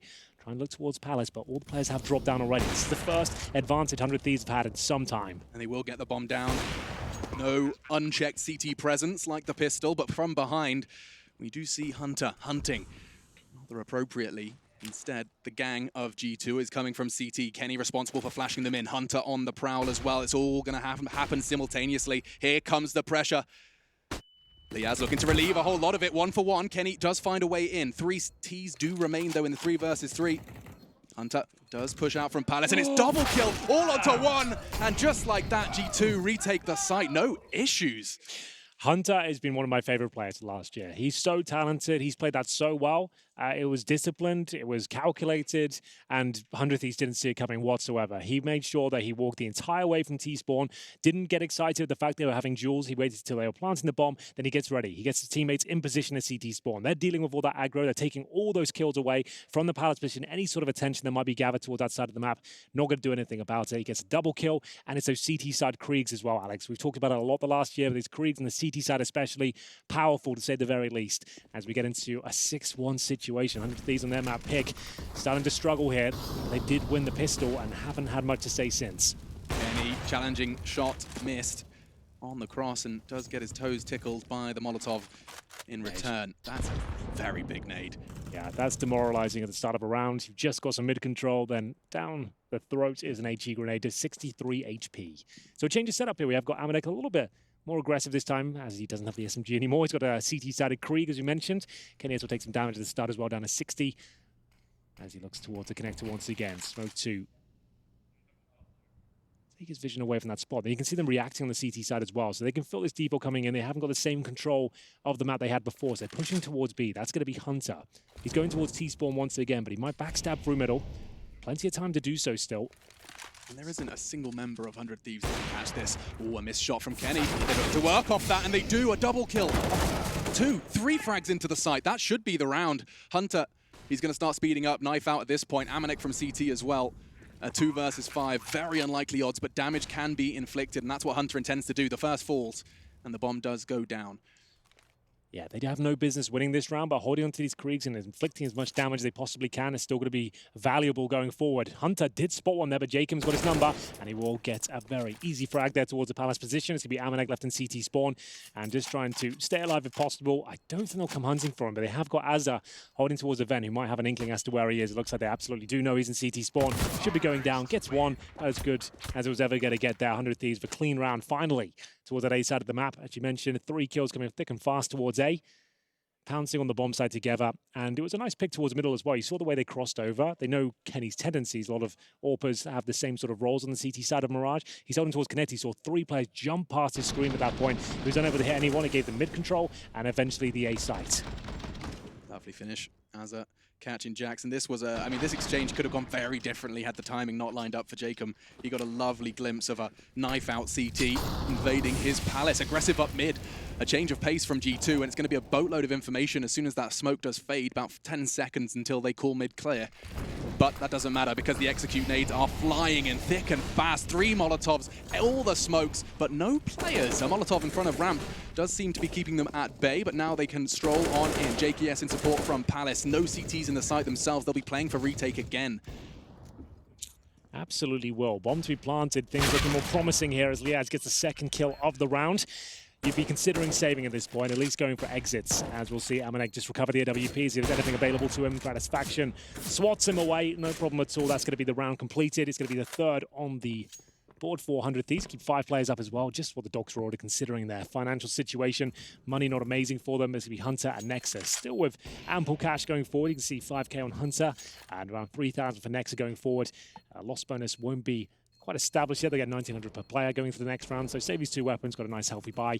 Kenny has money to be dropped a weapon by Hunter, but that's absolutely fine as all 5 players on Thieves exit through the ramp. Everyone's alive. Didn't even take any damage that round, Alex. That's a clean one. No complaints. Stringing 2 together. 100 Thieves now looking to maintain some momentum. Build into and justify this map pick. So what's the call now from G2? He said they had a full buy here, but there'll be a couple of compromises. Might only have a couple of kits. We'll see. Round 10 coming up. It's a tactical timeout, I'd assume, for G2 at this point. Is the replay from Liaz. Great shot towards Kenny. So both AWPers removed from CT spawn. That was Amanek recovering the sniper. Unable to do anything with it, unfortunately. As we'll take the timeout here, it's going to be G2. A chance to discuss their options. Amanek behind them. A lovely man, to say the very least. Oh, yeah. He's very soft-spoken. Yeah, very friendly. Always comes up for a chat. Always willing to talk Counter-Strike. Yes, and that's Malak, by the way, not Amanek. We've got Amanek on the brain because he has got Malak on the brain. He has got 11 frags at the top of the scoreboard, but Malak, of course, the coach behind them, and just taking a couple of extra seconds before that timeout does run out. His mic is muted, and we're back into the fray. 10th round of our final series of our first day. Mirage up first, as you can see in the top right. Dust 2 is the G2 map pick we'll be venturing to next, and it's time for the double AWP. I was about to say Dorp. Stop myself. I like Dorp. You should use that. Yeah, they're Dorping right now, man. They're Dorping. And Kenny has an Amanek to pick that up. It's going to be next towards that connector. And they've got one of the secondary AWPs towards the B side of the map here. So we'll see whether he can find the opening kill. You can see Gratisfaction looking to get revenge here. As he waits, sees the cross. Can't connect the bullet, though, and they will fall back somewhat. A little bit of a traffic jam in the B apartments, but Hunter, he's going to stick around. Avoids the flash nicely, and this is quite the crossfire. I'm not sure 100 Thieves can challenge this. Amanek with the AWP, Hunter with the swing on window. That's a pretty intimidating hold, and it does seem like they're not going to necessarily test the waters just yet. In fact, timing favors them because now they send in Gratisfaction on a scouting mission. Presence towards short as well. Jacob in that connector once again. He's been holding off the rotations when they do establish control towards the B side of the map, but it looks like they might be reconsidering their options. Liaz with the bomb. Holding towards the B apartments right now. JKS held off by the smoke. You can see Hunter, another little cheeky position there as the CT's actually pushed towards T-spawn. We've got Nexa and Jax confirming the palace, and that area in T-spawn is clear. Hunter, this position is very difficult to play, but he's got backup on the AWP towards short. He's going to struggle with his first kill. JKS takes him down. Second for Amanek. Strong game from him so far as he gets his 13th frag on the board. He's just got a kill with every single weapon in the game so far. Doesn't matter. UMP, pistol. And now the AWP all connecting. 2 versus 2 though. This round is not over, but unfortunately Gratisfaction has got a Nexa stalking him. Kenny in towards the kitchen. Jacob's going to be a late arrival. They don't have to rush, but they haven't got boatloads of time. 20 seconds. The bomb loose on the site. It's actually on the balcony. Gratisfaction's going to have to get up and take that fight to retrieve it. Right. That's such an issue. And Nexa, as soon as he realizes that, he might want to tuck in. Doesn't matter. Kenny's hitting shots like that. Grat missing and missing everything with only 8 seconds. He can't really win the round now. Missed shots and now desperately trying to die before this time. Yeah, you're right. He actually wants to go down. Oh, they got him. He did get money just in the nick of time. He goes down there. So if you do die after the timer expires, you get no cash in the following round on the T side. But G2, solid hold once again. Amanek very, very promising scenes there in the B bomb site. He looks solid as a rock. Yeah, no issues. And I mean, it is quite intimidating when you've got Amanek in this form and Hunter in, well, Hunter form. B site does feel like quite a scary prospect. Yeah, and that's Amanek doing it alone there, essentially. Like we said, Hunter was in a difficult position, compromised when they made their way through, but still managing to fend off the bomb, and you're absolutely dead on. The fact it dropped on the balcony position, that's such a nightmare. Like, for Gratisfaction, that was almost impossible to win. Lias has taken some early damage. It seems to be a bit of a recurring theme for 100 Thieves. Yeah, you're right. Like, full damage nades, keep landing. And JKS from full health to 0. Jax ensures that one is a short Palace presence. And from ramp, they challenge one, and the second is Grat. This time, he's the one to fire the bullet in the right direction. But again, with G2 and these early info pushes, Jax has won another duel. Azza had the element of surprise, but so precise. The Frenchman finds 2 before he's silenced.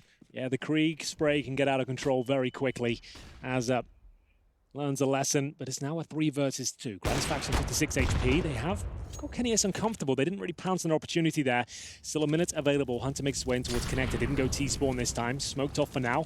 Gratisfaction will have to do most of the heavy lifting here with the AWP. Jacob just cowering beneath Shadow, and unfortunately that is walking into the crosshairs here of G2. Looks like a very clean round unless Jacob can come out clutch in the 3 versus 1. You've been begging for Jacob to step up to the plate, Henry, and now a 1 versus 3 to keep this. Oh, I think he might have even seen the tip of the head. Did he confirm the... I don't think so. 30 seconds. Bomb still in the site. We'll retrieve a smoke to potentially plant within. Yeah, I guess that's all you can go for a quick kill here and use that smoke to plant, which might actually work out here. Now he has to recover the bomb. He knows Amanek was short. He has to bait this shot. Does manage to jump it over and return. Nice work from Jacob here. He's got a shot, a real chance now as he does get that bomb down on towards default and just tucks in time. Amanek knows where he is, though. It's time for the mind games. 1 versus 1. 2 human beings, hand on the mouse, sweat on the brow. It's Amanek's nade to secure it, and that will be 8 for G2. A cheeky P250 ding just before the nade lands. That's how it's done, ladies and gentlemen. I enjoyed that a Style lot. points for sure. Fair play to Jacob, though. Like, he did absolutely everything he could. It's been a rough couple of months for him as an individual and 400 Thieves specifically, but that was a great effort there. You could see the cogs turning, what he had in mind. If he gets that kill towards the steps, he's got a chance of planting. He made the round very close indeed. He comes down to a bullet in the end. Nice moves there. You can see he does have what it takes to be a great player. He's just in a bit of a rough spot right now, but that was a fantastic effort. It certainly hamstrings the opposition going forward. You can see G2 will take a tactical timer here. Malek, that's not Amanek, it's M-A-L-E-K. Nice. Behind them, just you can see him gesticulating. He's a very passionate man, and I've never really heard anyone talk about Counter-Strike like he does. It's all we ever talk about. It's just Counter-Strike. No, I've never had any conversation not relating to CS with him, which I'm perfectly fine with. But he always wants to talk about strategies, and I love it. It's great. Yeah, he does definitely seem to have the pedigree for a coach. There's no doubt about it. But this timeout does seem to have elapsed, and so we can go ahead and jump straight back into the collapse, perhaps, of 100 Thieves. 3 rounds on their T side so far, one of them being the pistol. Into the 12th, though, we go. And it does seem like they'll be presenting a full buy once again into the G2 wall it has been so far. Yeah, you can see 100 Thieves are throwing the kitchen sink at that wall, but it's not much great effect, I'm afraid. They're going back to their flash attack towards A. I don't mind it when you're not hitting most of your shots. Just go out to Wolfpack. Jaxo might have the ideal position because they have a Molotov to Alex. He'll surely be traded out, but there might not be time. JKS will bring one back, but that's about it. This is an absolute meat grinder as 100 Thieves just running towards A, hoping that one of their big names like JKS would find an opening kill. If you just get that first kill, you'll get a snowball from that. But unfortunately for them, it doesn't land at all. They have a Molotov sandwich. You can see Azza, he's running out of ideas to throw at them at this point. They've tried their defaults, they've tried a few executions. It hasn't really gone too well at all. Remember, they've won the pistol as well. On their map pick, you'd expect things to be going a little bit smoother for them as they enter round number 13 with just pistols here. A Glock for Gratisfaction. They've got smoke, so this will be some sort of set piece to get that bomb down. It's unlikely they win it, but stranger things have happened for sure. CZs and good utility is more than enough to win a round. They've struggled with the weapons, though. But you're right. These are sometimes the rounds where you just let it hang loose. But that is looking rather tight from the G2 squad. Nades, bullets, all being thrown towards apartments, so they can't do anything. Not a single point of damage. Amanek's closing in on 20, and we are not even at the 14th round. Unbelievable scenes here. Very composed from G2. They're not really making any mistakes here. Like, their reactive play on the CT side, I'd love the analyst test to break that down a little bit more. Why?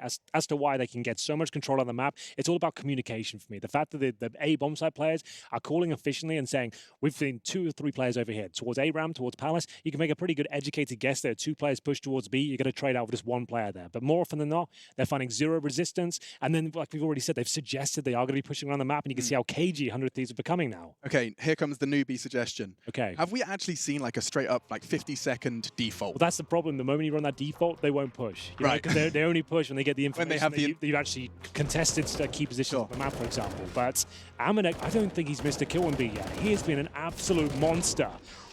Like you said, homing in on 20 kills in 1 half. Let me tell you, that's godlike. As we'll go into round number 14 here. Money's okay, 400 Thieves with the maximum loss bonus, but we'll have 1 round after this, and they're not going to be breaking down G2 to an eco here. Double digits. And when we see any more aggression here, back to a single orb setup.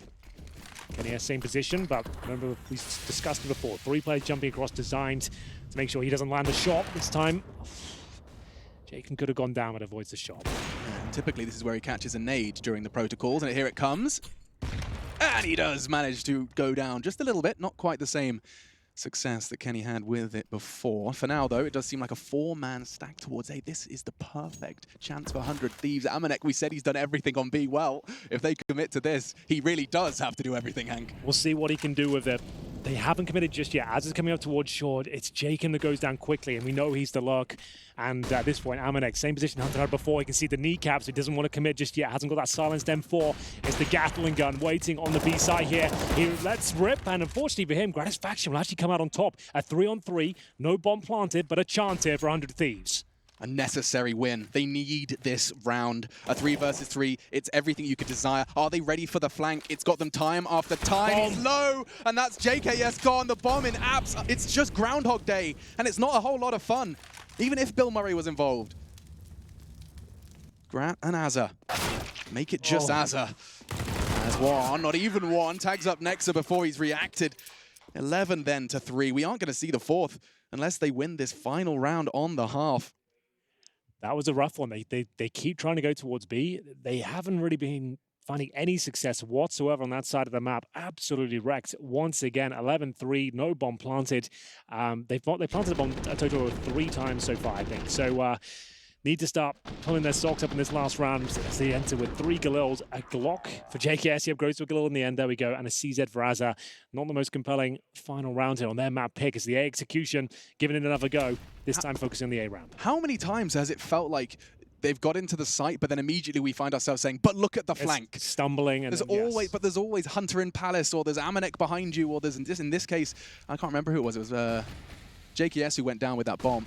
And in towards the A site they go. Kenny doesn't land the shot. An uncharacteristic miss. And now Jax has to be the hero. Pre-fire doesn't connect. And Grat, quite the opposite. Now the bomb can go down. The smoke's still up. And through the smoke, Grat finds his second. Now he can get that bomb down. Or can he? Amanek still finding frags on the cross. He misses it. Trying to hit the Achilles of Jacob. But now the bomb, no, it doesn't go down. He tries to plant it in front of the site. Why is he planting triple? There's a AWP on short. The smoke, and now Hunter on ramp. It's all coming down the house of cards, and there's a very big gust of wind.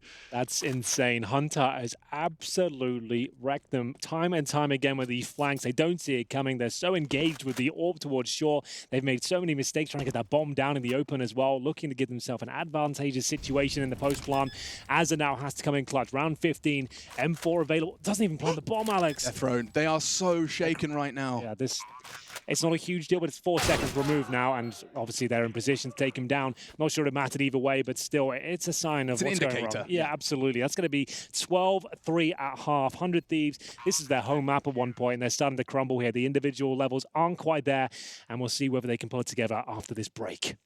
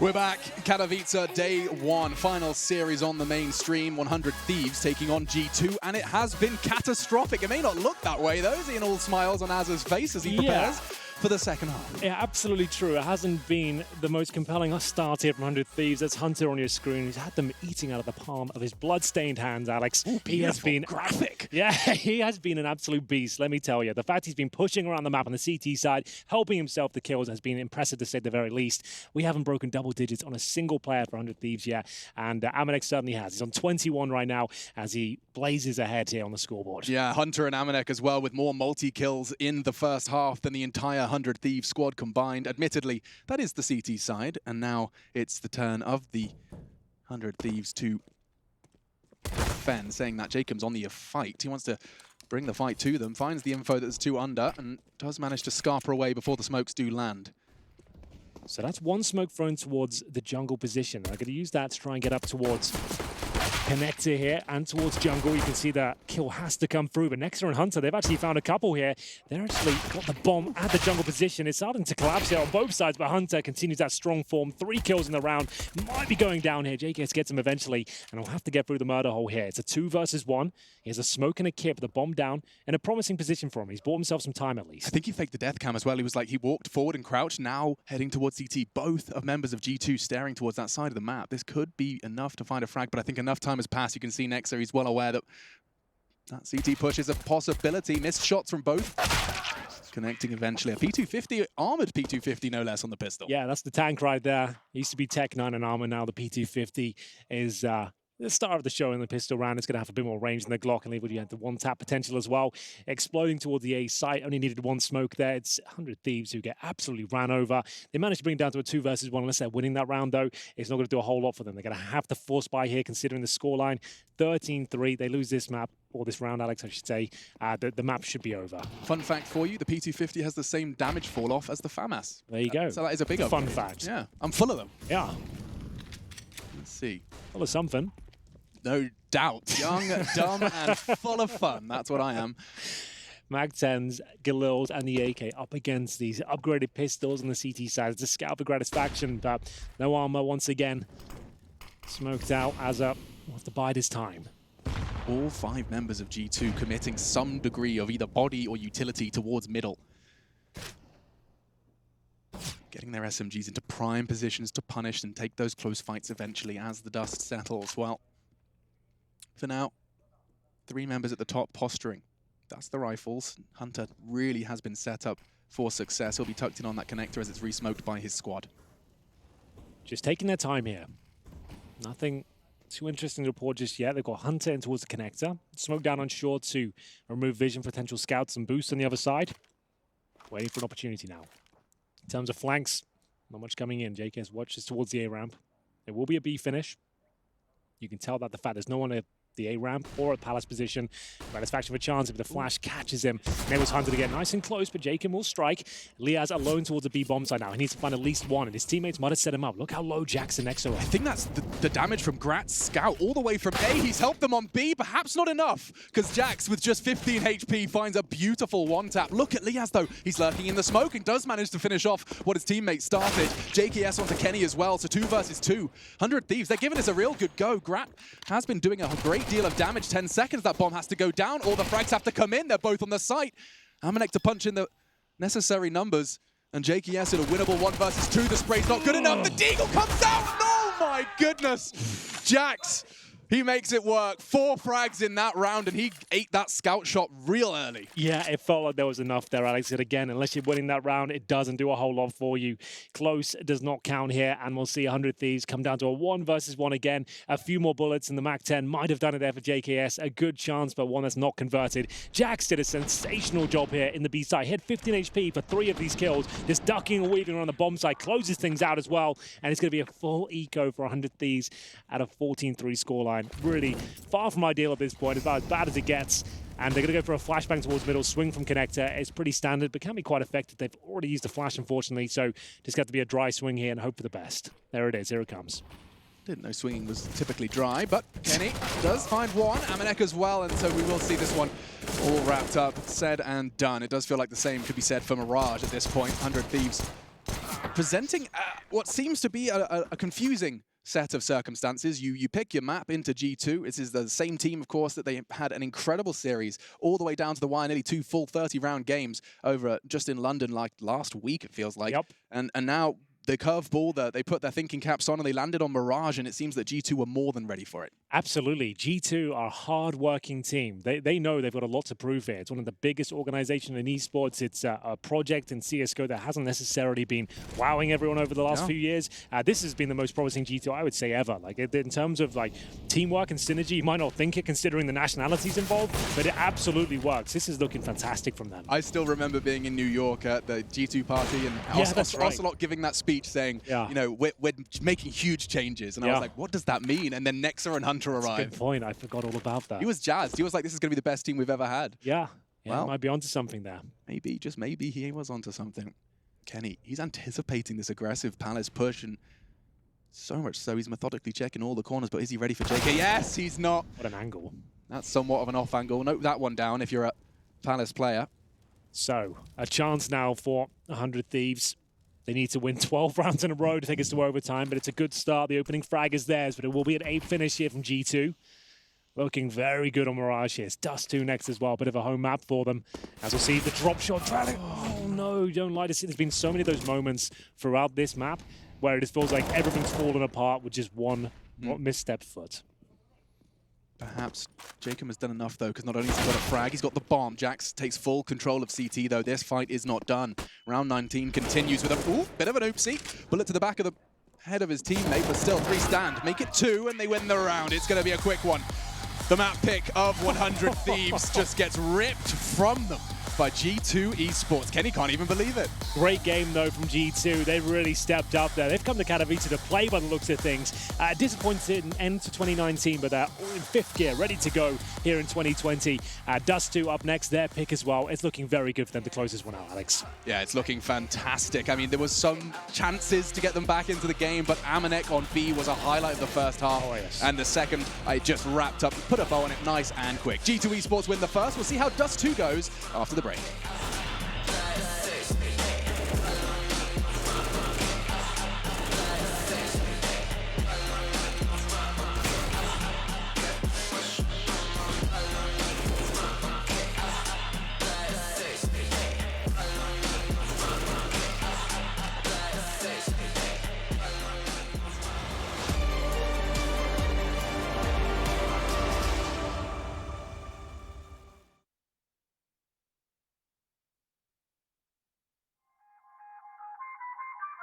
I feel on top of the world, I feel on top of the world right now. I feel on top of the world, I feel on top of the world right now. I always wanted the world, I wanna conquer the world right now. I feel on top of the world, I feel on top of the world right now. I call the shots in the man with the plot and we only go bombs away. Ain't no one protecting my mind as a weapon, that's why I'ma dominate. Taking advantage of every second, now I ain't got time to waste. They all tryna sign my name, they want me to sign my name. Counting your blessing while I count that in my winnings. We take 50s and 100s and throw them up to the ceiling. Everything I envision, now everybody gon' witness. Only difference between us is I ain't stop till I finish. I feel on top of the world, I feel on top of the world right now. I feel on top of the world, I feel on top of the world right now. I always wanted the world, I wanna conquer the world right now. I feel on top of the world, I feel on top of the world right now. Savage, you've been distracted, your best my average, there's a reason for that's a fact. So they snapping back, mad at the fact that I don't have a backup plan, I ain't need that. Outworking everybody when I relax, so I ain't tripping about none of y'all feedback. Heard that, wonder when I'm gonna peak at. And that's why you count your blessing while I count that in my winnings. We take 50s and 100s and throw them up to the ceiling. Everything I envision, now everybody gon' witness. Only difference between us is I ain't stop till I finish. I feel on top of the world, I feel on top of the world right now. I feel on top of the world, I feel on top of the world right now. I always wanted the world, I wanna conquer the world right now. I feel on top of the world, I feel on top of the world right now. I feel on top of the world, I feel on top of the world right now. I feel on top of the world, I feel on top of the world right now. I always wanted the world, I wanna conquer the world right now. I feel on top of the world, I feel on top of the world right now.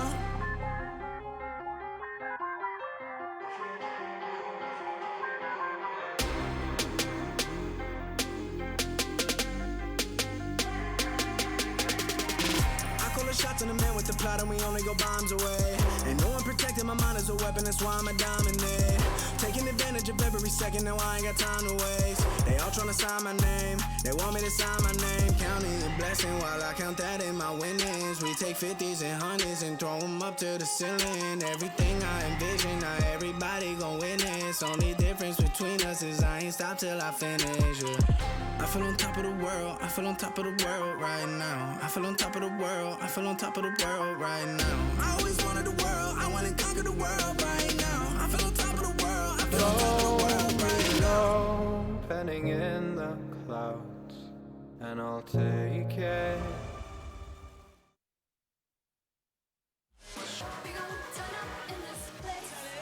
Now. It's all hot around here. The floor is lava, especially if you're the 100 Thieves, because you have been torched into the ground. And that's going to be G2 that delivers that very swiftly swung baguette across your screens right there, getting it done. Guys, this was an absolute kind of even, I'm just going to say it. This was a no contest. Trace, you know like how parents, they're not angry? Okay. They're just disappointed? I'm not even disappointed. I'm just sad. That was sad. Like before when they lost at Blast in London, I was like, oh yeah, there's a couple mistakes. They sucked in those post plans. Jacob had an off day. That was bad. That wasn't, that right there was not the 100 Thieves that I remember at all. So what exactly was that then, Maniac? Okay, I mean, how long do we have? An hour, 2 hours, 3 hours talking about Only what they 3 did minutes. wrong? That is a long You know me, I try to look at the positive, I try to see the silver linings, but there were that many here. I mean, 100 Thieves, they picked Mirage. We were excited about that pick, and on their T side, they just couldn't figure out, right? Whenever they played slow, G2 would push them and punish them. Yep. Whenever they got to bomb plant situation, they completely dropped the ball on situations. They absolutely had control on it. They tested the B side again and again and again, and Amanek just took his baguette and dunked it on them. That was it. He was absolutely dominating on that B side. So pretty much nothing went well for 100 Teams. And you say to look at the positive sides, and the statistics are going to say that that is nowhere near the side of 100 Thieves in this one. They've only got negatives next to the name. Only red, only negatives, and only L's and disappointment. You got to look at this and say, okay, this was their map pick. They picked Mirage. Look, Maniac touched on a very good point there. Those flanks that came on him were the bane of the existence for 100 Thieves. Once they got site control, they weren't ready for the flank because the people who were behind the smoke walls were distracting them so much that every single time you had Hunter, you had Nexa, you had Amanek, so many people would just constantly come on in, and it was abrasive. The bombs getting dropped up in apps while you have 2 guys left down in the bomb site. 100 Thieves looked disjointed. They weren't doing defaults. They were just doing all-ins on sites, and they weren't hitting shots. Speaking of Amanek, quite the showing there. Yeah, I mean, he was beautiful on that B side. Let's be honest. The B side anchor on Mirage is probably one of the saddest place to play Counter-Strike. That's just how it is. I was there. It's very sad. Sometimes you don't see any opponent the entire game, but he was tested against MAC-10s. He was tested against Rushes, XX, Contact. He had an AWP. He had an M4. He had pistols. He did everything, defending that B side absolutely beautifully. And 100 Thieves, when they realized he was on form, they said, actually, you know what? We're going to come a little bit more. Because you seem like you're having a good time, and I don't want to ruin your mood, so I'm going to come back to B. No, but let's be honest. Amanek was all over the place. 24 frags, 188 rating. Beautiful.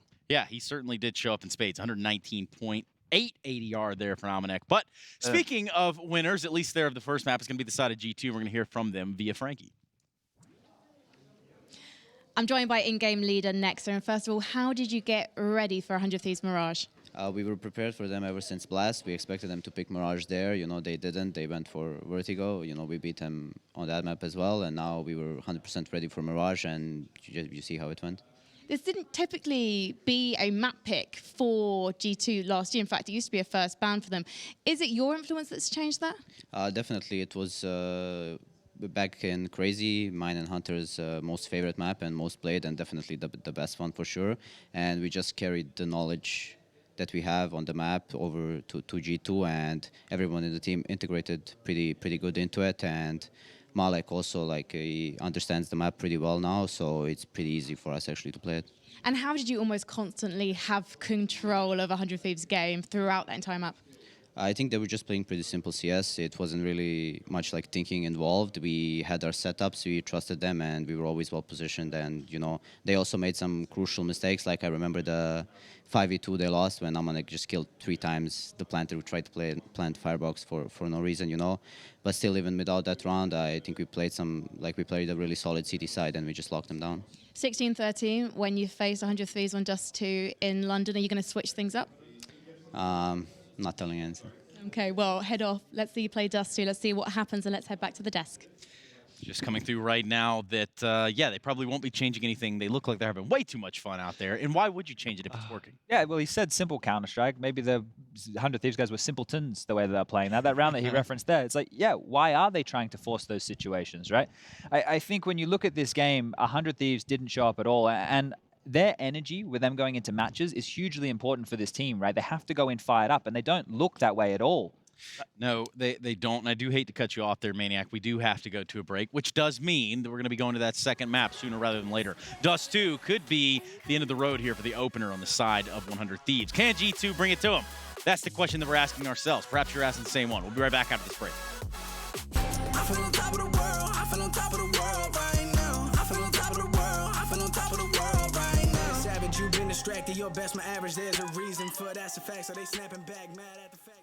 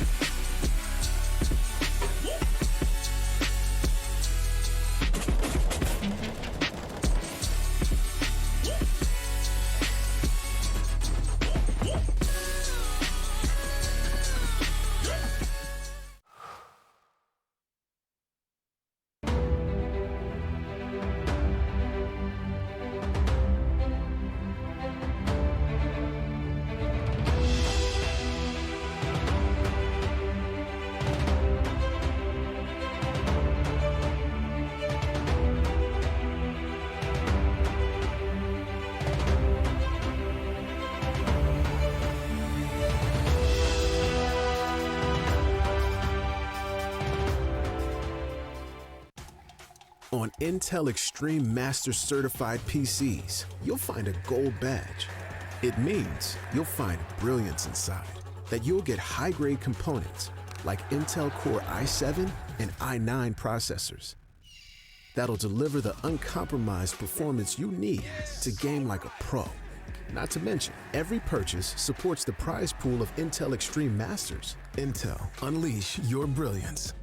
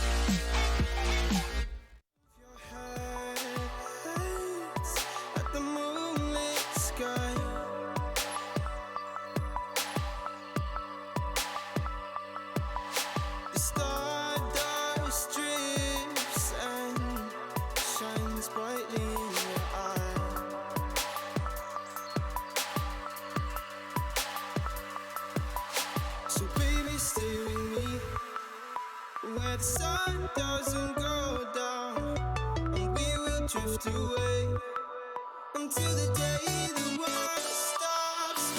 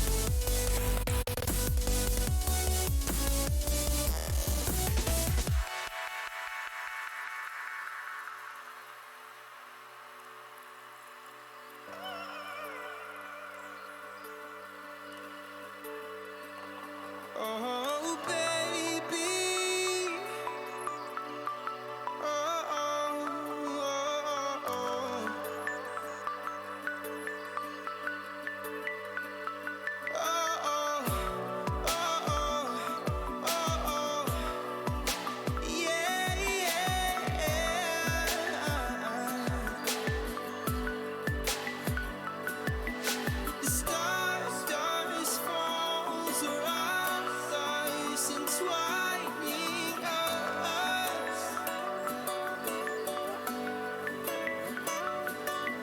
So baby, stay with me where the sun doesn't go down, and we will drift away until the day the world stops spinning,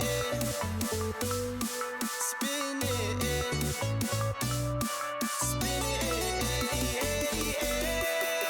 until the day the world stops spinning.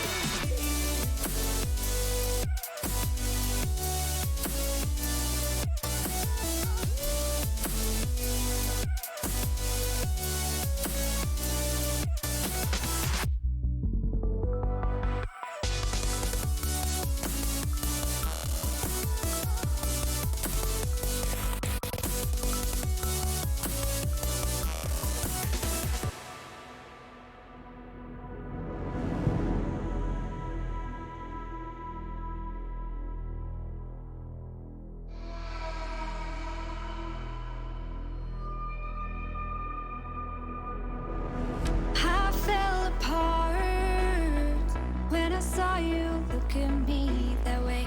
It broke my heart to see. It was a moment of darkness, a moment in time that I regret for being so heartless. It was a moment Intel Extreme Masters is brought to you in part by Intel, Acer Predator, Mountain Dew Amp Game Fuel, Vodafone, and Euronics.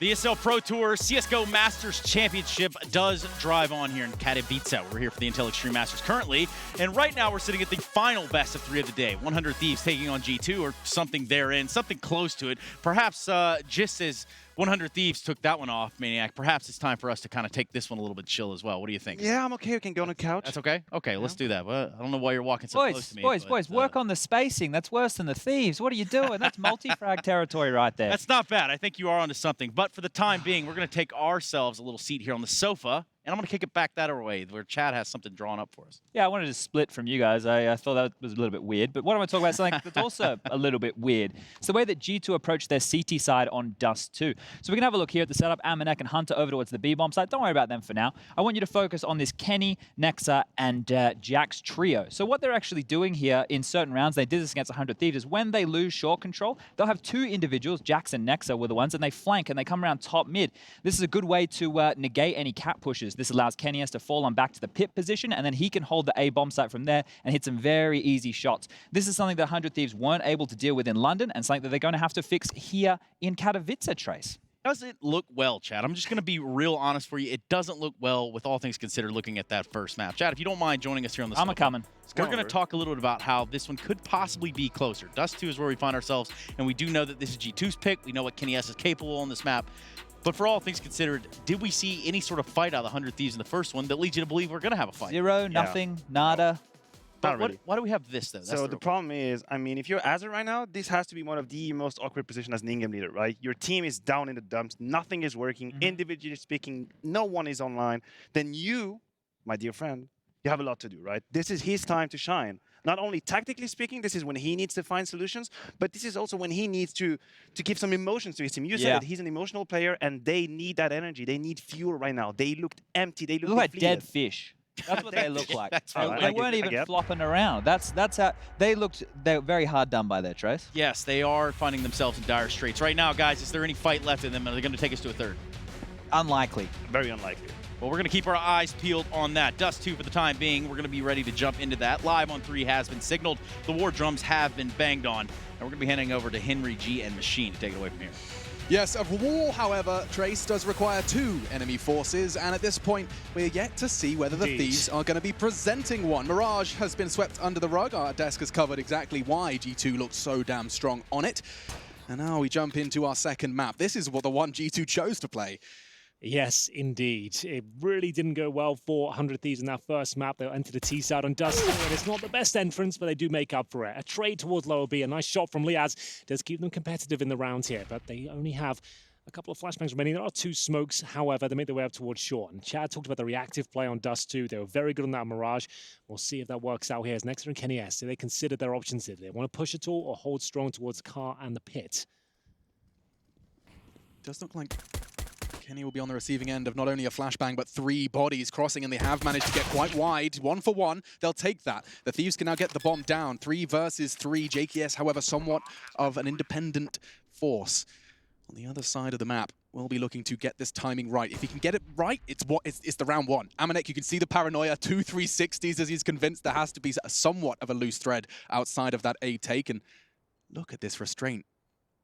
He could dig himself out of this. It's down to timing. Jake, yes, that's the call and the shot. Great precision. Now into the site they go. Smoke, no kit. That's a problem. Nexa does have that Kevlar, and he will be pushing in, and Hunter's the one to find the first. Nexa the second. Time, however, becoming an issue. JKS, he's been the hero, and he has to do so much more in the smoke. Tap, tap, tap, and he's done it. Zips up the body bag and secures the first. Wow, that couldn't have been closer there. JKS taking on a 15 points of help at the start of the round, has to hold towards lower What a B. hero. You know exactly where he is. The smoke goes down on the bomb. They thought they were done for there, but JKS comes up valiantly up towards a short position, finds the first kill, and then it's just a matter of luck at that point, tapping through the smoke, hoping for the best, but every bullet connected. Yeah, he wasn't falling into the trap of trying to unload that clip. Indeed. He did manage to maintain his restraint, keep those bullets accurate, and just commit to his blind guess in that smoke.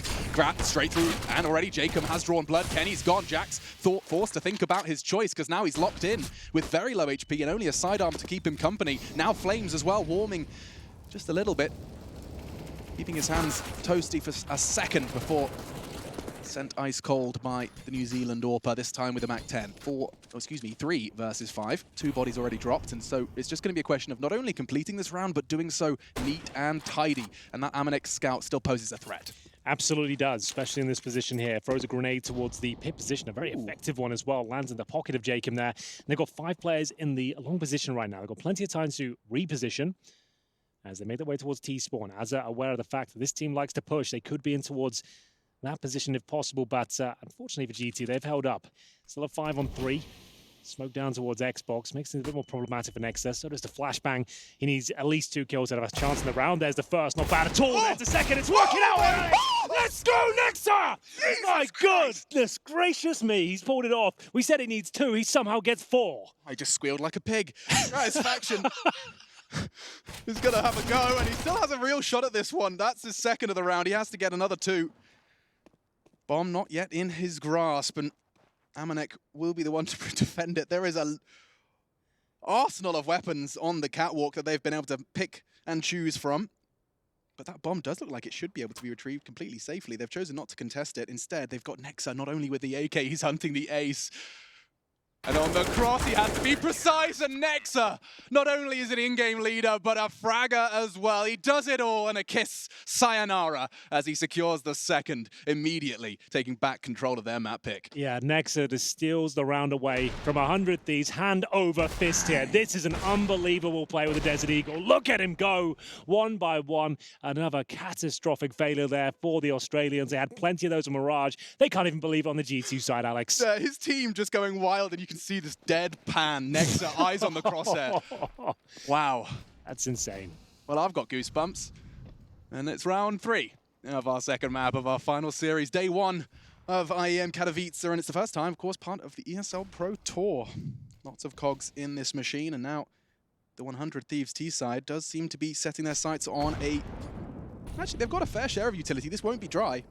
5 Mildly players, moist, perhaps. Yeah, indeed. 5 players at short. They're going to execute the best they can and try and nullify Kenny S, but he hasn't got an AWP. He's got the MP9. It's a scrappy weapon and a scrappy round here. They're going to make their way out. The flashbang's not really that effective. He throws one out himself, and he's looking for a couple of kills here, but the Desert Eagle has now found a lot of kills. I think that's 5 in the last 2, as we'll see Jacob recover.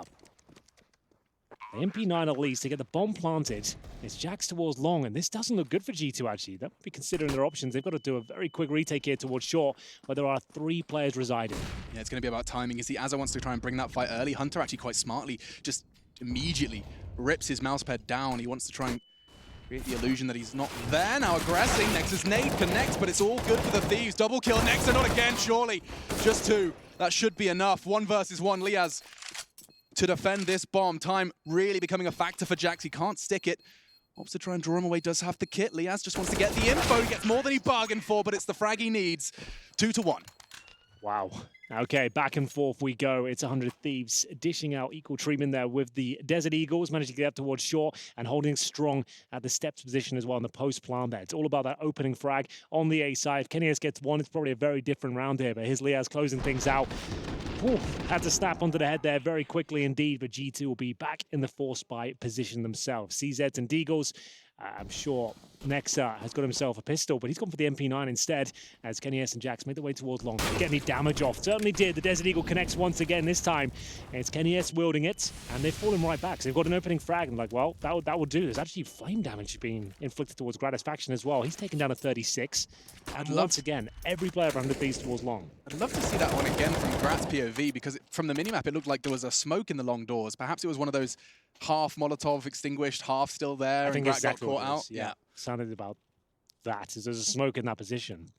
So what have they got left? They've got long control, nowhere else on the map, and we know what G2 are like. They are not going to be that faithful in the fact they can just fall back and have an open map for themselves. Gratisfaction will be the back of the pack right now. Looks like they're committing towards long.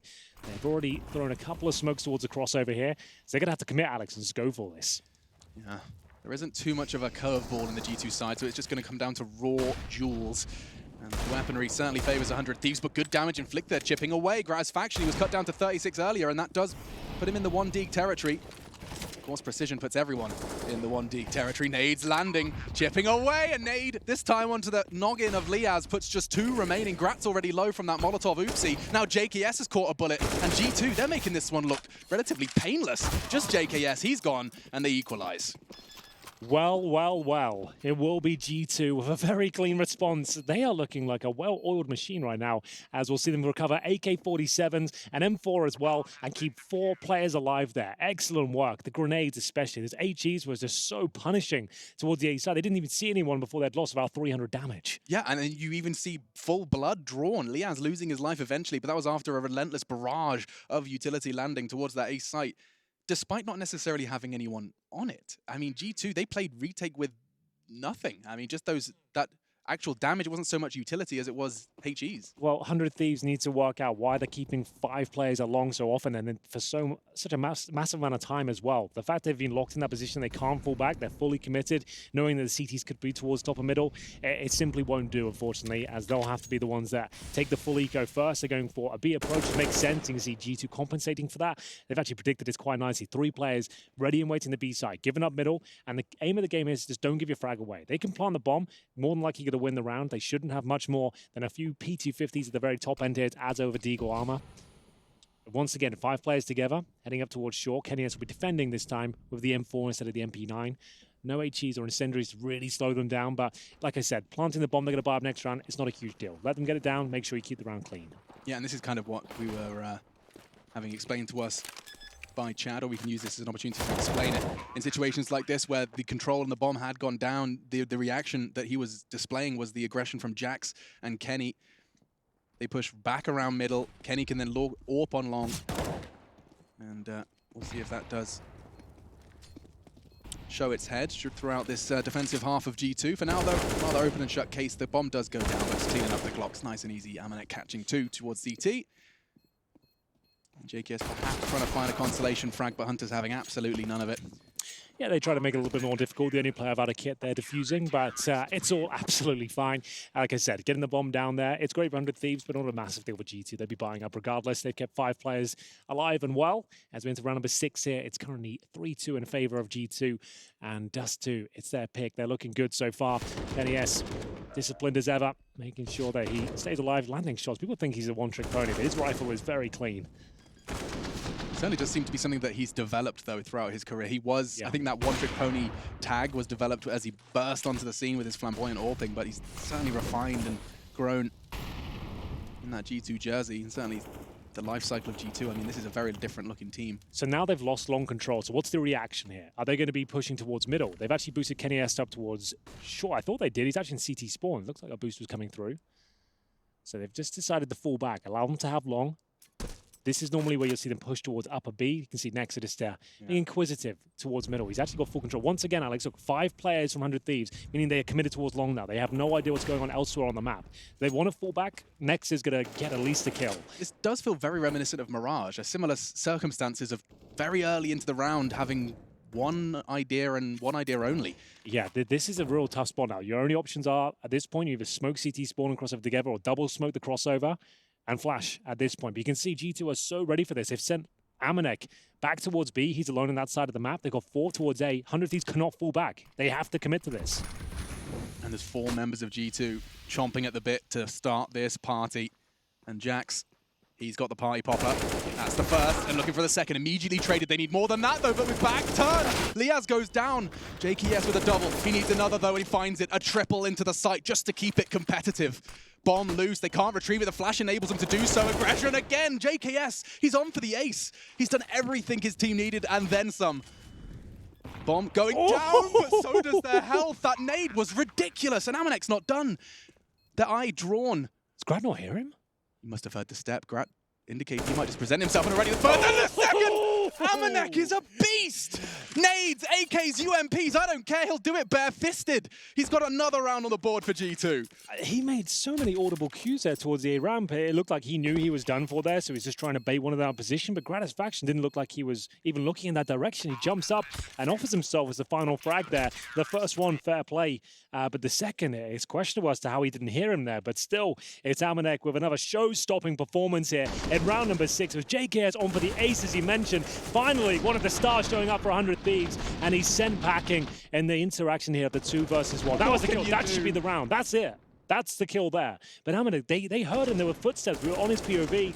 They must not have got the memo as Gratisfaction both low. And again, it's that A cheat is punishing them so much. They get the bomb down, but it lands in their pockets. Does about 50 damage to both, and the round falls apart. It will be 4-2. I wouldn't be surprised if G2 Esports have been spending quite a bit of time just making sure that their nades are actually going where they think they're going, because it does seem to be a real refined lineup. Doesn't matter which side of the map they're playing this retake from, there is a way to push that because it's such, I mean, you are always going to, on that after plant, going to have someone present on that bomb box, right? Every single time we've seen 100 Thieves in control of that area of the map, we've seen nades landing on their heads.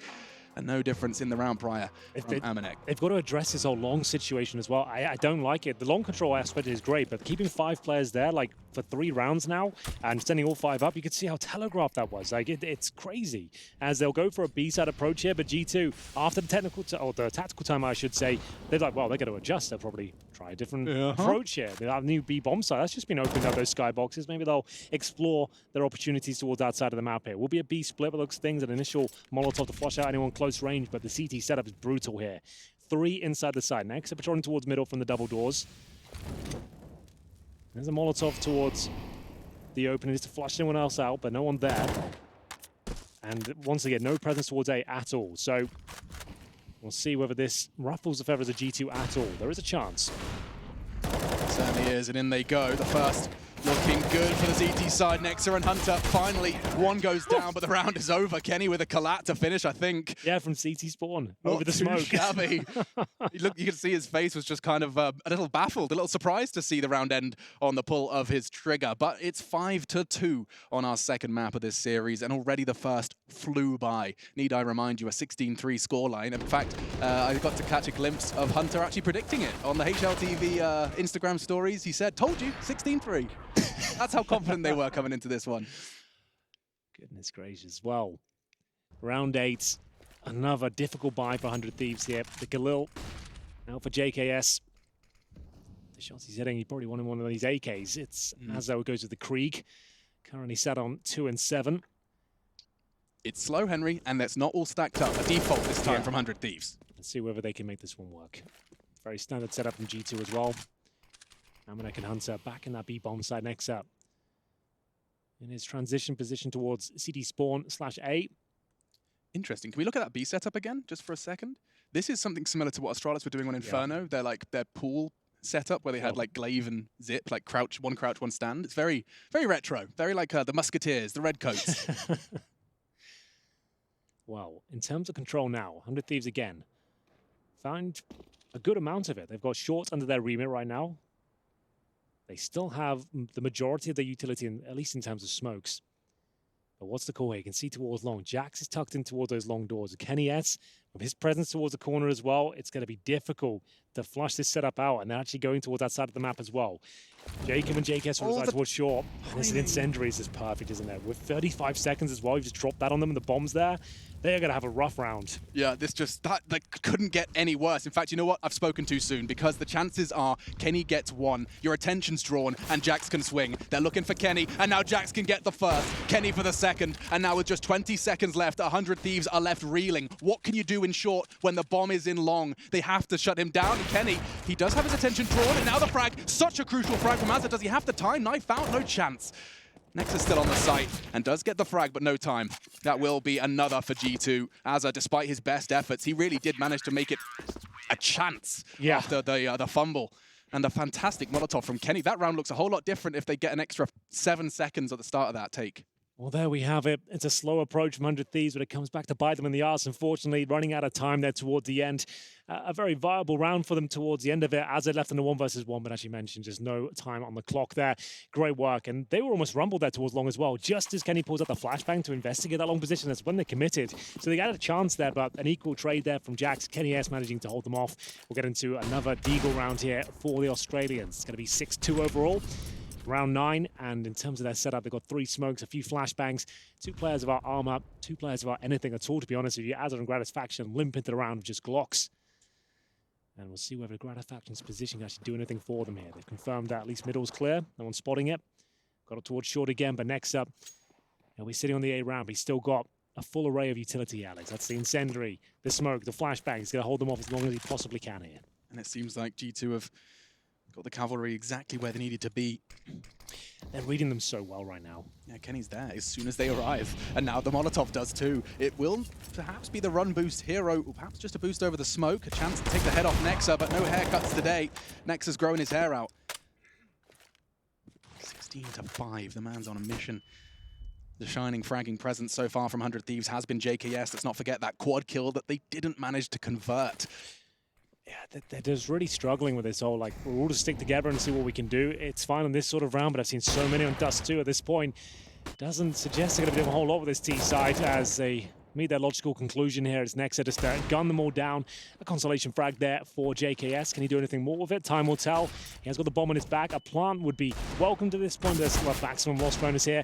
A shot, gets a couple, that will do, but it's still going to be 7-2 overall. You can see Kenny S smile on his face as he lands that final shot there. Money's starting to build up quite nicely on the CT side. Same story for 100 Thieves though, but need to start posting some rounds here. This cannot continue. Remember, they've won the pistol again, like did the Mirage, and the 3rd round as well, but that's all they've picked up so far. Not a single gun round under their control. Oh. And so far, from a tactical point of view, really not feeling it, Alex. Really not enjoying what they're putting down right now. If you had to kind of summarize it in a succinct way, is it as simple as just giving too much of the map to G2? I think so. It looks like they're playing like almost scared of their opposition. They've been rumbled on Mirage, they've been flanked so much, and now they've just got that in their head. The retake towards the long position coming through, and Jax just mows them down with the M4. It still could be an even situation here. They know he's at the blue bin at this point. He's trying to get the utility down, but surely Azza will get him. Oh, it's so scrappy and awkward here, but Gratisfaction still fighting tooth and nail. Needs to get this kill though. Is there a chance? He's running out of bullets here with the M4, trying to finish things off. Not going to happen.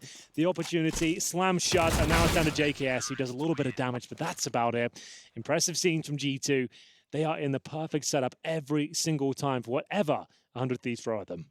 Lovely work from Jax, and stark contrast as we jump to the 100 Thieves cam. It's their first timeout of the 2nd map.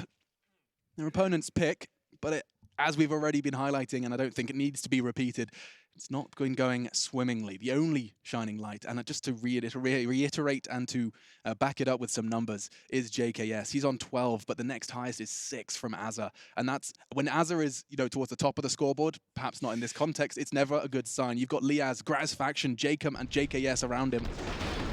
Let's we talked about the HEs a lot. Let's have a look at the numbers for that as well. Amanek, after 10 rounds of play, has 297 utility damage. Huh? I have never seen anything like that. 3 kills worth of damage. I don't know what the records are with the utility damage, but that seems insane. Like, if I finished a whole map with like 300 damage, I've had a godlike performance. Yeah. Like, that's insane. He's got 300 within 10 rounds. Okay, now that is an observation. Let's keep our eye on that as well as this as this CT half. Ooh, there's more. Speak of the devil, who was it? This time it's Azza who gets a chunk of shrapnel lodged in his 100 Thieves jersey. Again, they gather. Limited weaponry and utility. We saw them try the Vanguard smokes. Won't be happening this time. Just the one this attack in the hands of Jacob. Meets another nade and a bullet from Kenny. And no, not another! Oh, it's getting worse and worse as utility damage gets better and better for G2. Yeah, they're really stepping up in every facet of the game so far. So good. Yeah, and it's JKS hoping to get a deagle kill here, but doesn't nail the one ball. And at this point, Hunter just laughing. He's having a good time out there. Gratisfaction certainly not. 5 versus 1. And they know exactly where he is. 3-piece there for Hunter to close things out. It's going to be 5 players surviving once again. They have barely broken a sweat here. This is insane. It does really feel like G2 have ascended to a whole new breed from what we've previously expected from the organization. 2020 certainly looking bright. Look at this from Kenny as well. I mean, what is he working with there? I'm pretty sure if I counted the pixels, I could on one hand of what he could see of Liaz. Incredible shot. Yeah.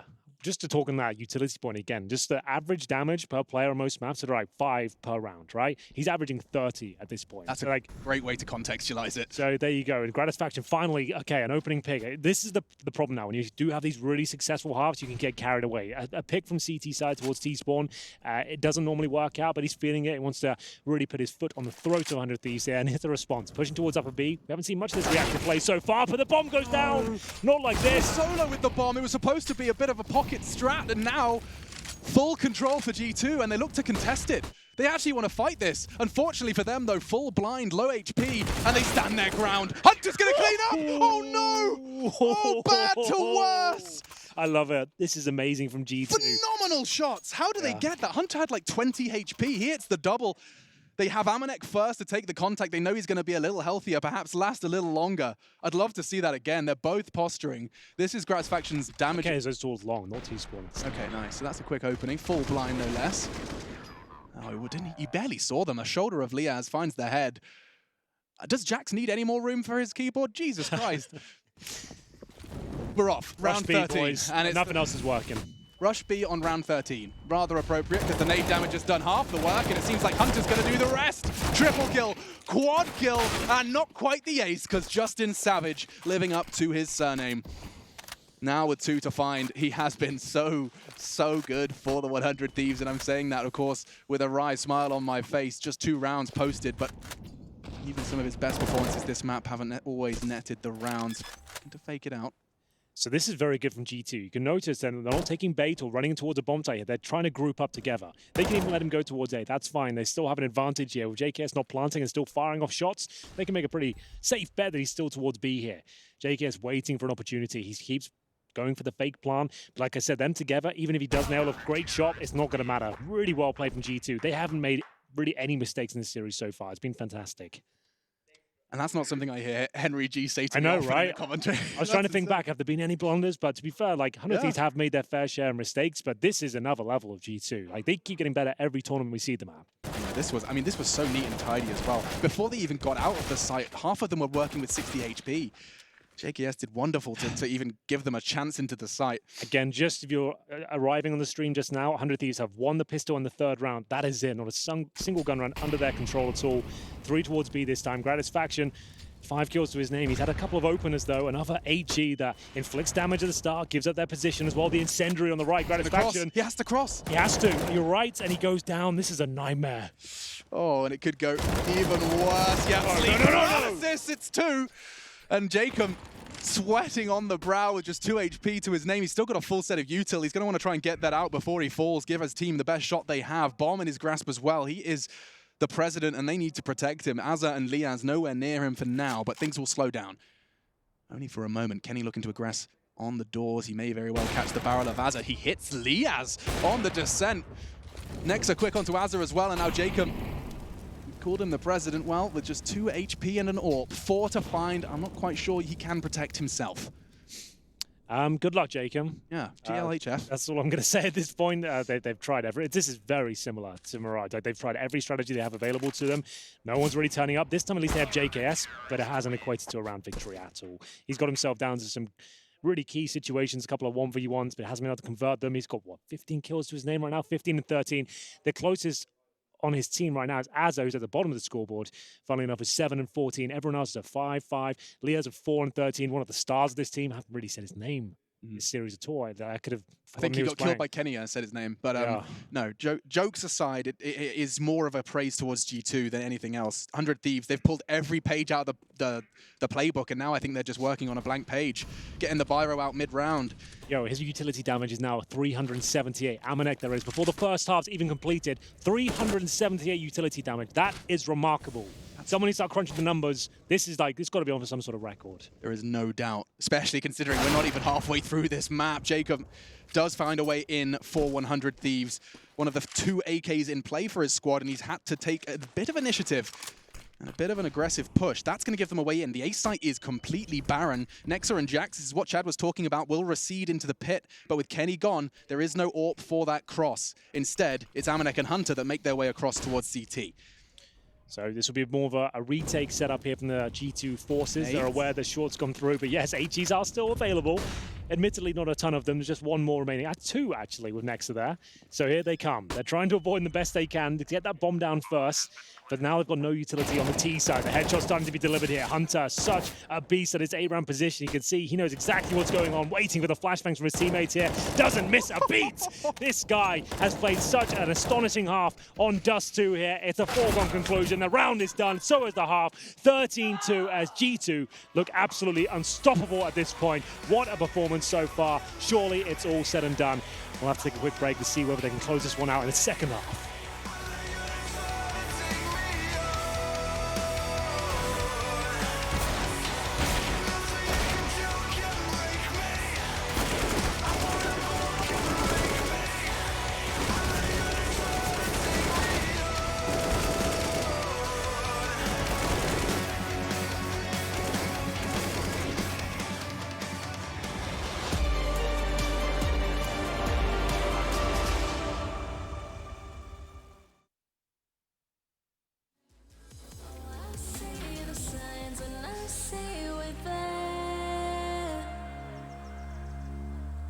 And I feel the lies and I feel the sand.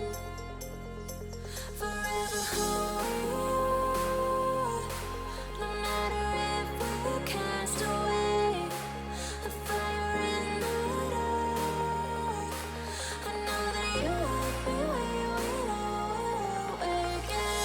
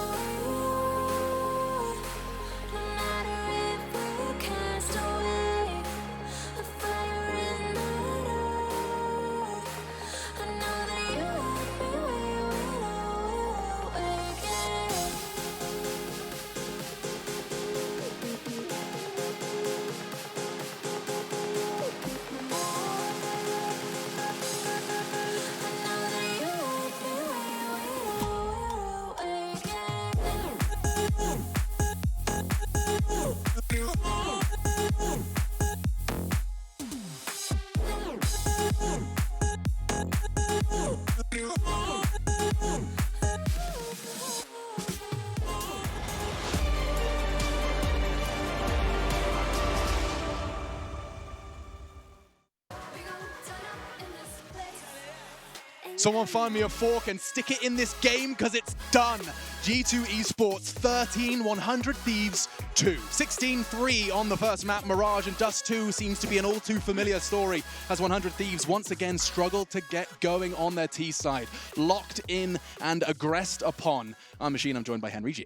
So we talked about utility damage there a lot. Amanek finishes the half with 420 damage. He's blazing ahead there, Alex. Woo! He is doing a fantastic job in that department. As we get into the pistol here, Kenny S gets a bullet to the face. Didn't see that too often. He doesn't get taken down, but he certainly receives a lot of damage there. Gratisfaction can deal out equal treatment here towards the lower B position. We saw this in the first half as well. Remember, 100 Thieves actually won the majority of the pistols so far. They've looked great in these rounds. It's a good more point. of this. Very good point. 50% of their rounds in the first half were pistol rounds, actually. Yep. Keep our eyes on this one. Next will be flashing the doors. Looks like it could be a double pump, though. They use the first just to force it into a 1v1, and a second to follow. Never mind, no flash necessary, as Jax's Glock initiates what could very well be one of the last rounds of this series. Looking to change things, though, is Gratisfaction. He's tucked in on the wall, forced off by the aggression of Jax, and he just stands in the middle of nowhere, gets the burst. Gratisfaction falls eventually to the relentless clicks of Amanek, and all onto Jacob. A 1 versus 3 very early into this round, and the bomb yet to cross. He would have to find 50% of his total frags at this point to even win the round, and, well, doesn't even get close. It will be Amanek to close things out there. One of the few pistols G2 have found might be enough just to close things out here. As you see, the Max 7 instantaneously bought by Jacob. They're the scouts as well.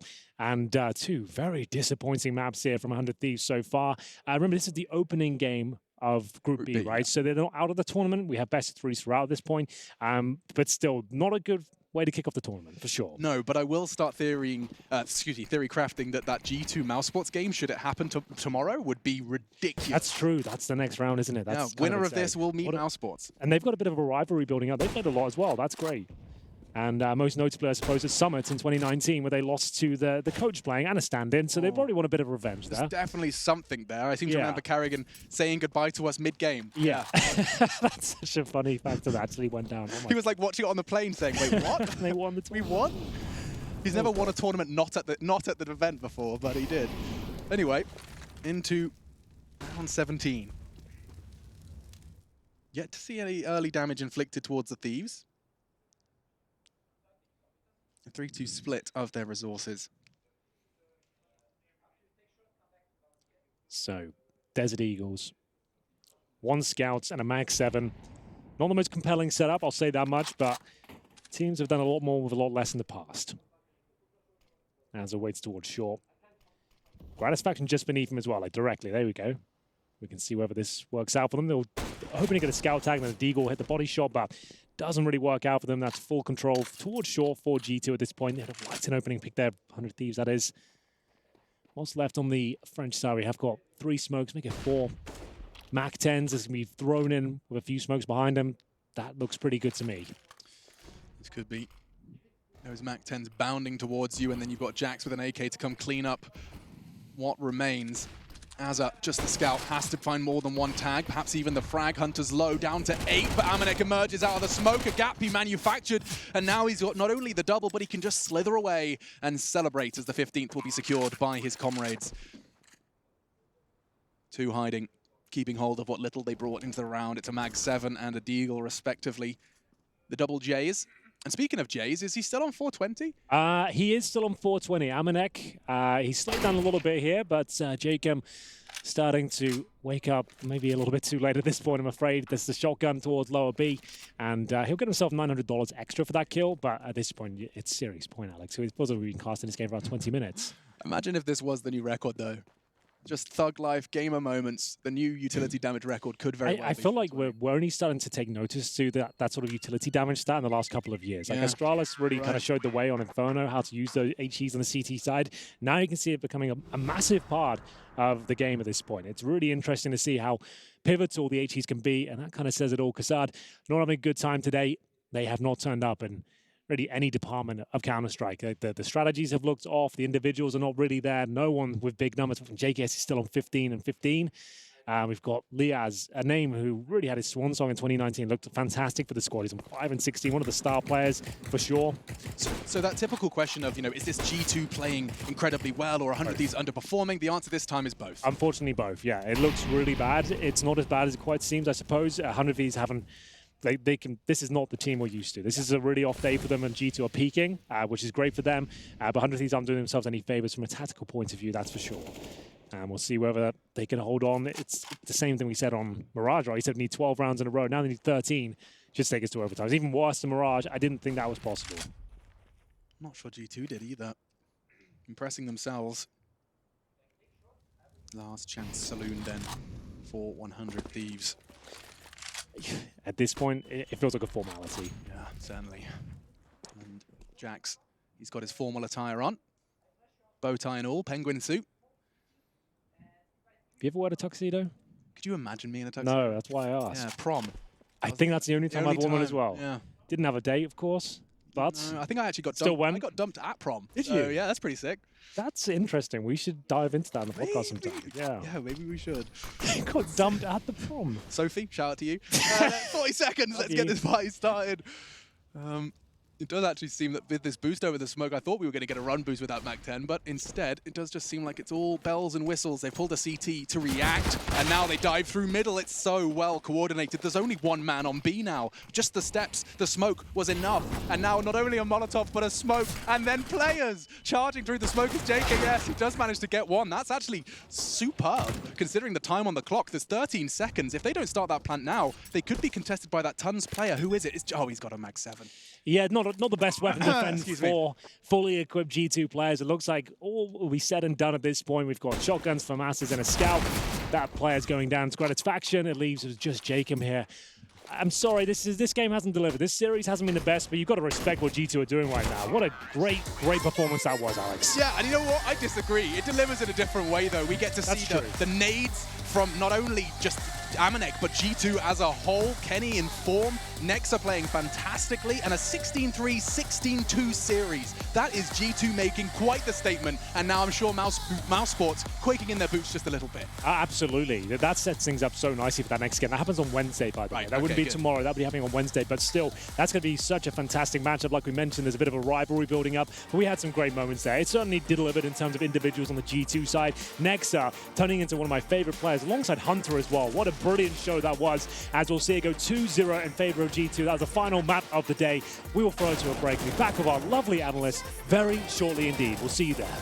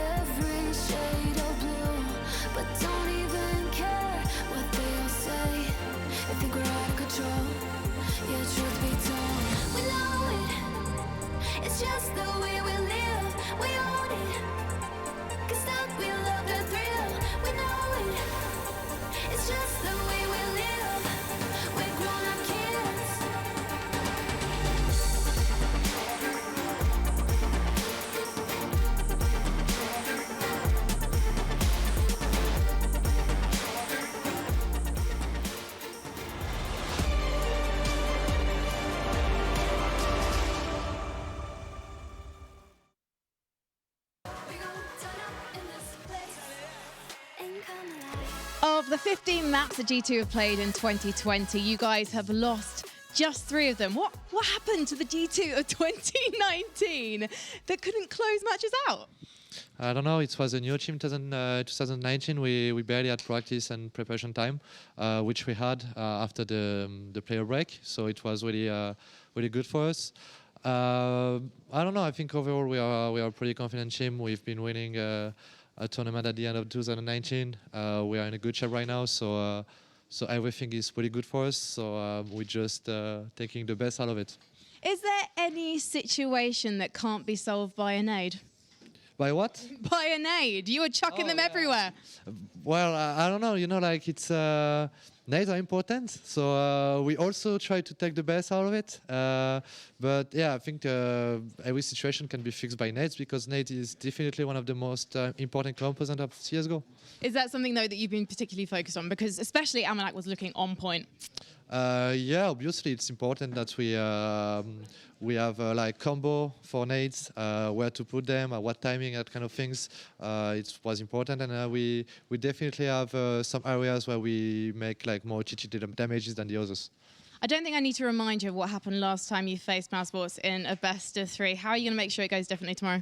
I don't know, but for sure they don't play with standing or coach, so that should be easier. And they definitely are the most confident team at the tournament so far. Even like more confident than Astralis or teams like that. I think they are in a really good shape. They've had like 5 finals in a row with 4 wins, including ours.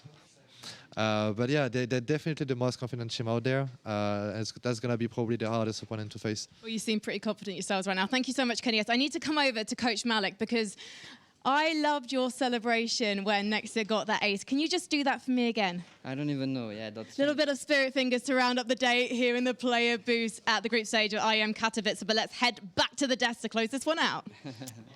Thank you very much, Frankie. That's right. We are going to be closing this day out, and almost as fast as it started, at least here for this last best of 3 of the day, and it's the 100 Thieves that can't find any footing. Now, before we jump too far into it, I want to paint a picture, or at least pictures. The easiest way for me to explain this one. Guys, what happens if I open one of these beautiful Mountain Dew Amp game fuels, and I just leave it there for indefinite amount of time? Mate, I have no idea. Do you know?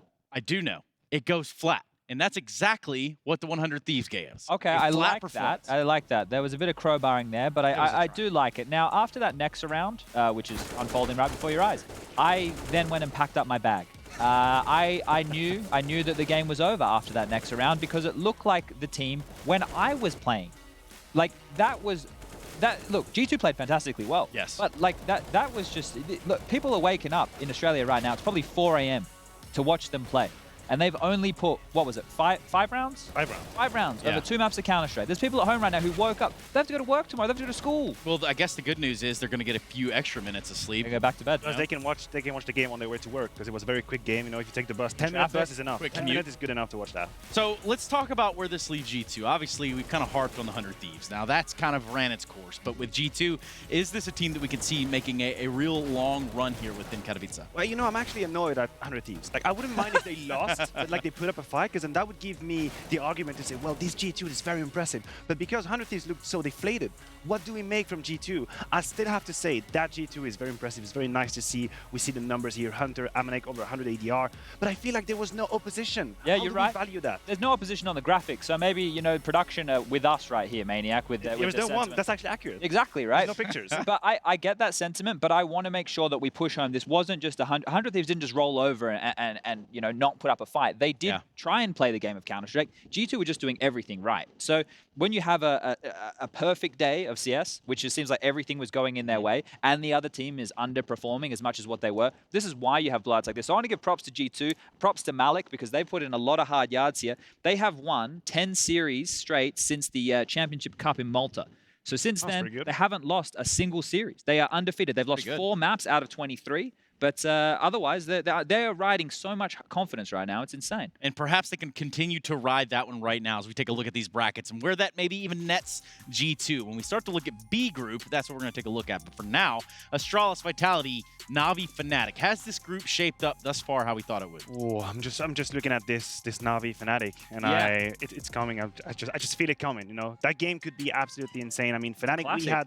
We had doubts about Fnatic coming into this. We said they were kind of AFK for 78 days. days, but they actually came, guns blazing. They had that comeback on their first game. Now they're going to face Na'Vi. Now, if we switch over to Group B, G2 Mouse Force, with that G2 right here, and Mouse Force at the end of 2019, this is a banger. I know your favorite teams, though, Trace, are down in the bottom half of that bracket, and we see them play first tomorrow. The Liquid and EGs of the world. Yeah, that's going to be something, isn't it? I would surely love to see that horse kind of get back in the saddle, or however that's supposed to work. Or maybe it's the saddle on the horse. Nonetheless, let's take a look at that schedule that you're talking about, Chad. We do need to talk a little bit about those matches that we're looking at. It's going to be NIP Vitality, or at least that's how it kind of unfolded to this point. Yeah, that was what happened today. Yep. NIP looked that's tomorrow. There we go. There it is. EG Mad Lions. Yes, EG Mad Lions. We're going to have a Strawless Vitality and then a little bit of Na'Vi Fnatic action. Guys, which one are you most excited for? Maniac already said Na'Vi versus Fnatic, so I'm going to take the EG versus Mad Lions game.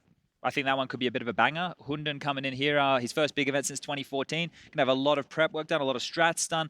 And we need to see if EG can deliver that firepower off the back of Breeze looking good over there in London. So that's my game. No, I agree on that sentiment. I also think that when it comes to Mad Lions, the question that we have is, hey, what about the firepower? Can they shoot fast enough? Are they skilled enough? Well, you go up against EG, a team that at some point we label one of the most skilled teams that ever was. Well, that's going to be a test right here. If you can survive that test for Mad Lions, that's a big achievement. And let's not forget that EG do have a notch towards that coveted Intel Grand Slam. However, that's enough chitter chatter for us today. We're going to be going to an extended break, meaning we're coming back tomorrow, which is where we want you to be with us. We're going to be jumping out of here right now. And also, I just want to give a quick shout out to my little sister who's watching at home. Good night, everybody. We'll see you tomorrow. I've come to make a name, ready for battle. 'Cause I got a throne to claim. Think that I'll crumble. I'll show you a mistake. Where you see me going, better run for cover. 'Cause I'm not soaring and I'm never going under. I survived the pain, I know it made me stronger. So make the mistake. I gave it no go.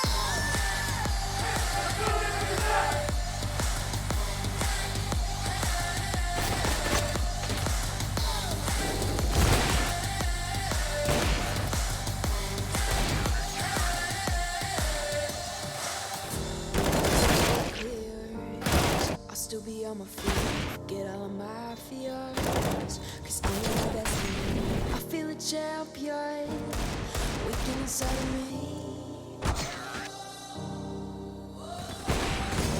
This emotion, the legends look good. This is my moment. Don't break my focus, know where I'm going. This is my moment. Where you see me coming, better run for cover. 'Cause I'm not soaring and I'm never going under. I survived the pain, I know it made me stronger. So make the mistake. I came to conquer.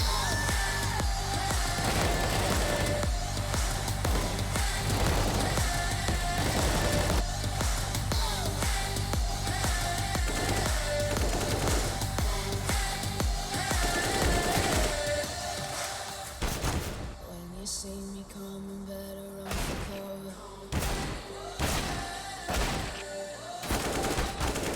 I survived the pain, I know it made me stronger.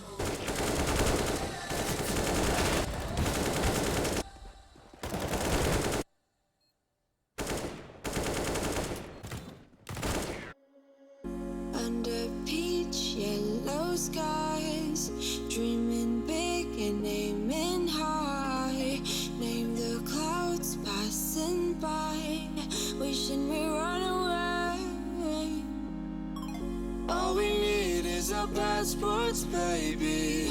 Leave the rest in our troubled minds. Let us go down in laughter, baby.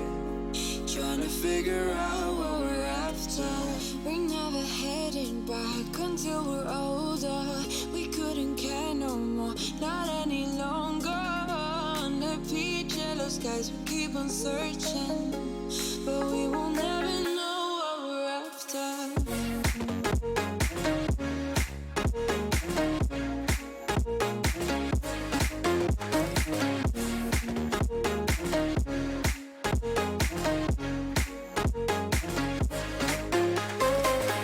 Book a plane,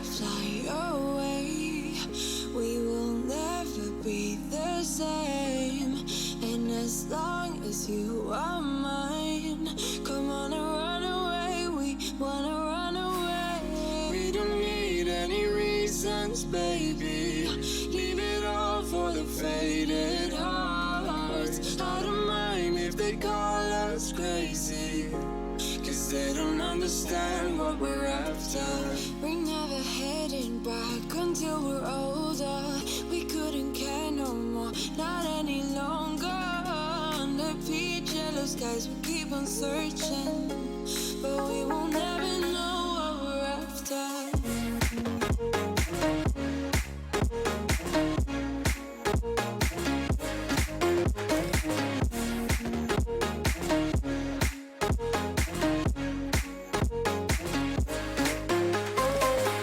We're no kids no more. I need to feel alive in this dreadful town. I'm running out of time, and as long as you're mine, I wanna run away. We're never heading back until we're older. We couldn't care no more, not any longer. Under peach yellow skies, we keep on searching, but we will never know what we're after.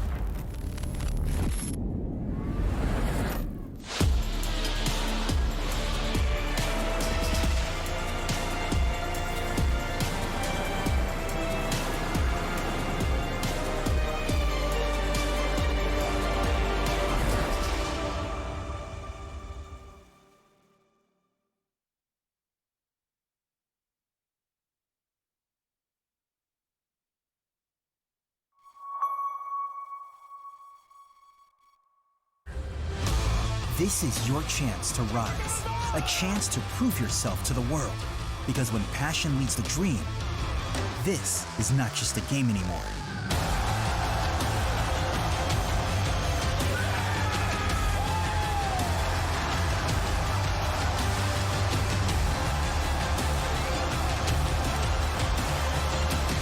This is the ESL One Rio Major Championship.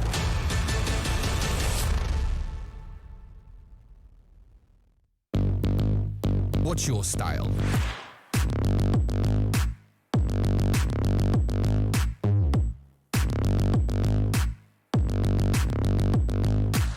Get your merch at shop.eslgaming.com.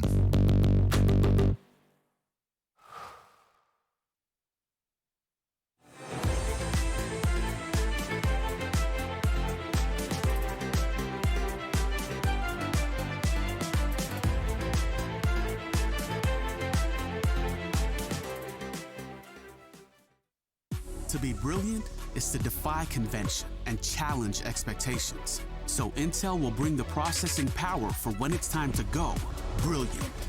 Frame rates that keep up with your reflexes. Brilliant. Fast clock speeds for when you're on the clock. Brilliant.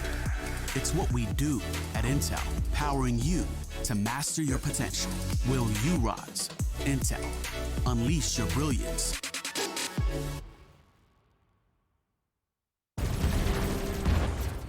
Everybody loves an underdog. Who needs to be liked? Mountain Dew Amp Game Fuel. Victory in a can. For them, to simply exist is not enough. They must strive for more. They risk everything to build a legacy, just to have it torn down. Many have tried to reach the unobtainable, but only a few achieve greatness. They have many names. We call them stars. Euronics, a human touch in a digital world. My name is Jordan Gilbert, aka Nothing. Hi, my name is Sue Lee. My handle is Snix. I think it's important for these initiatives to happen. Empathy really, really goes a long way, and it always means so much to us, and I think that's where initiatives like this really help. I encourage everyone in the community, anytime they see bullying, anytime they see someone getting called names, I encourage you to step up and say something. Good luck, have fun. Good luck, have fun.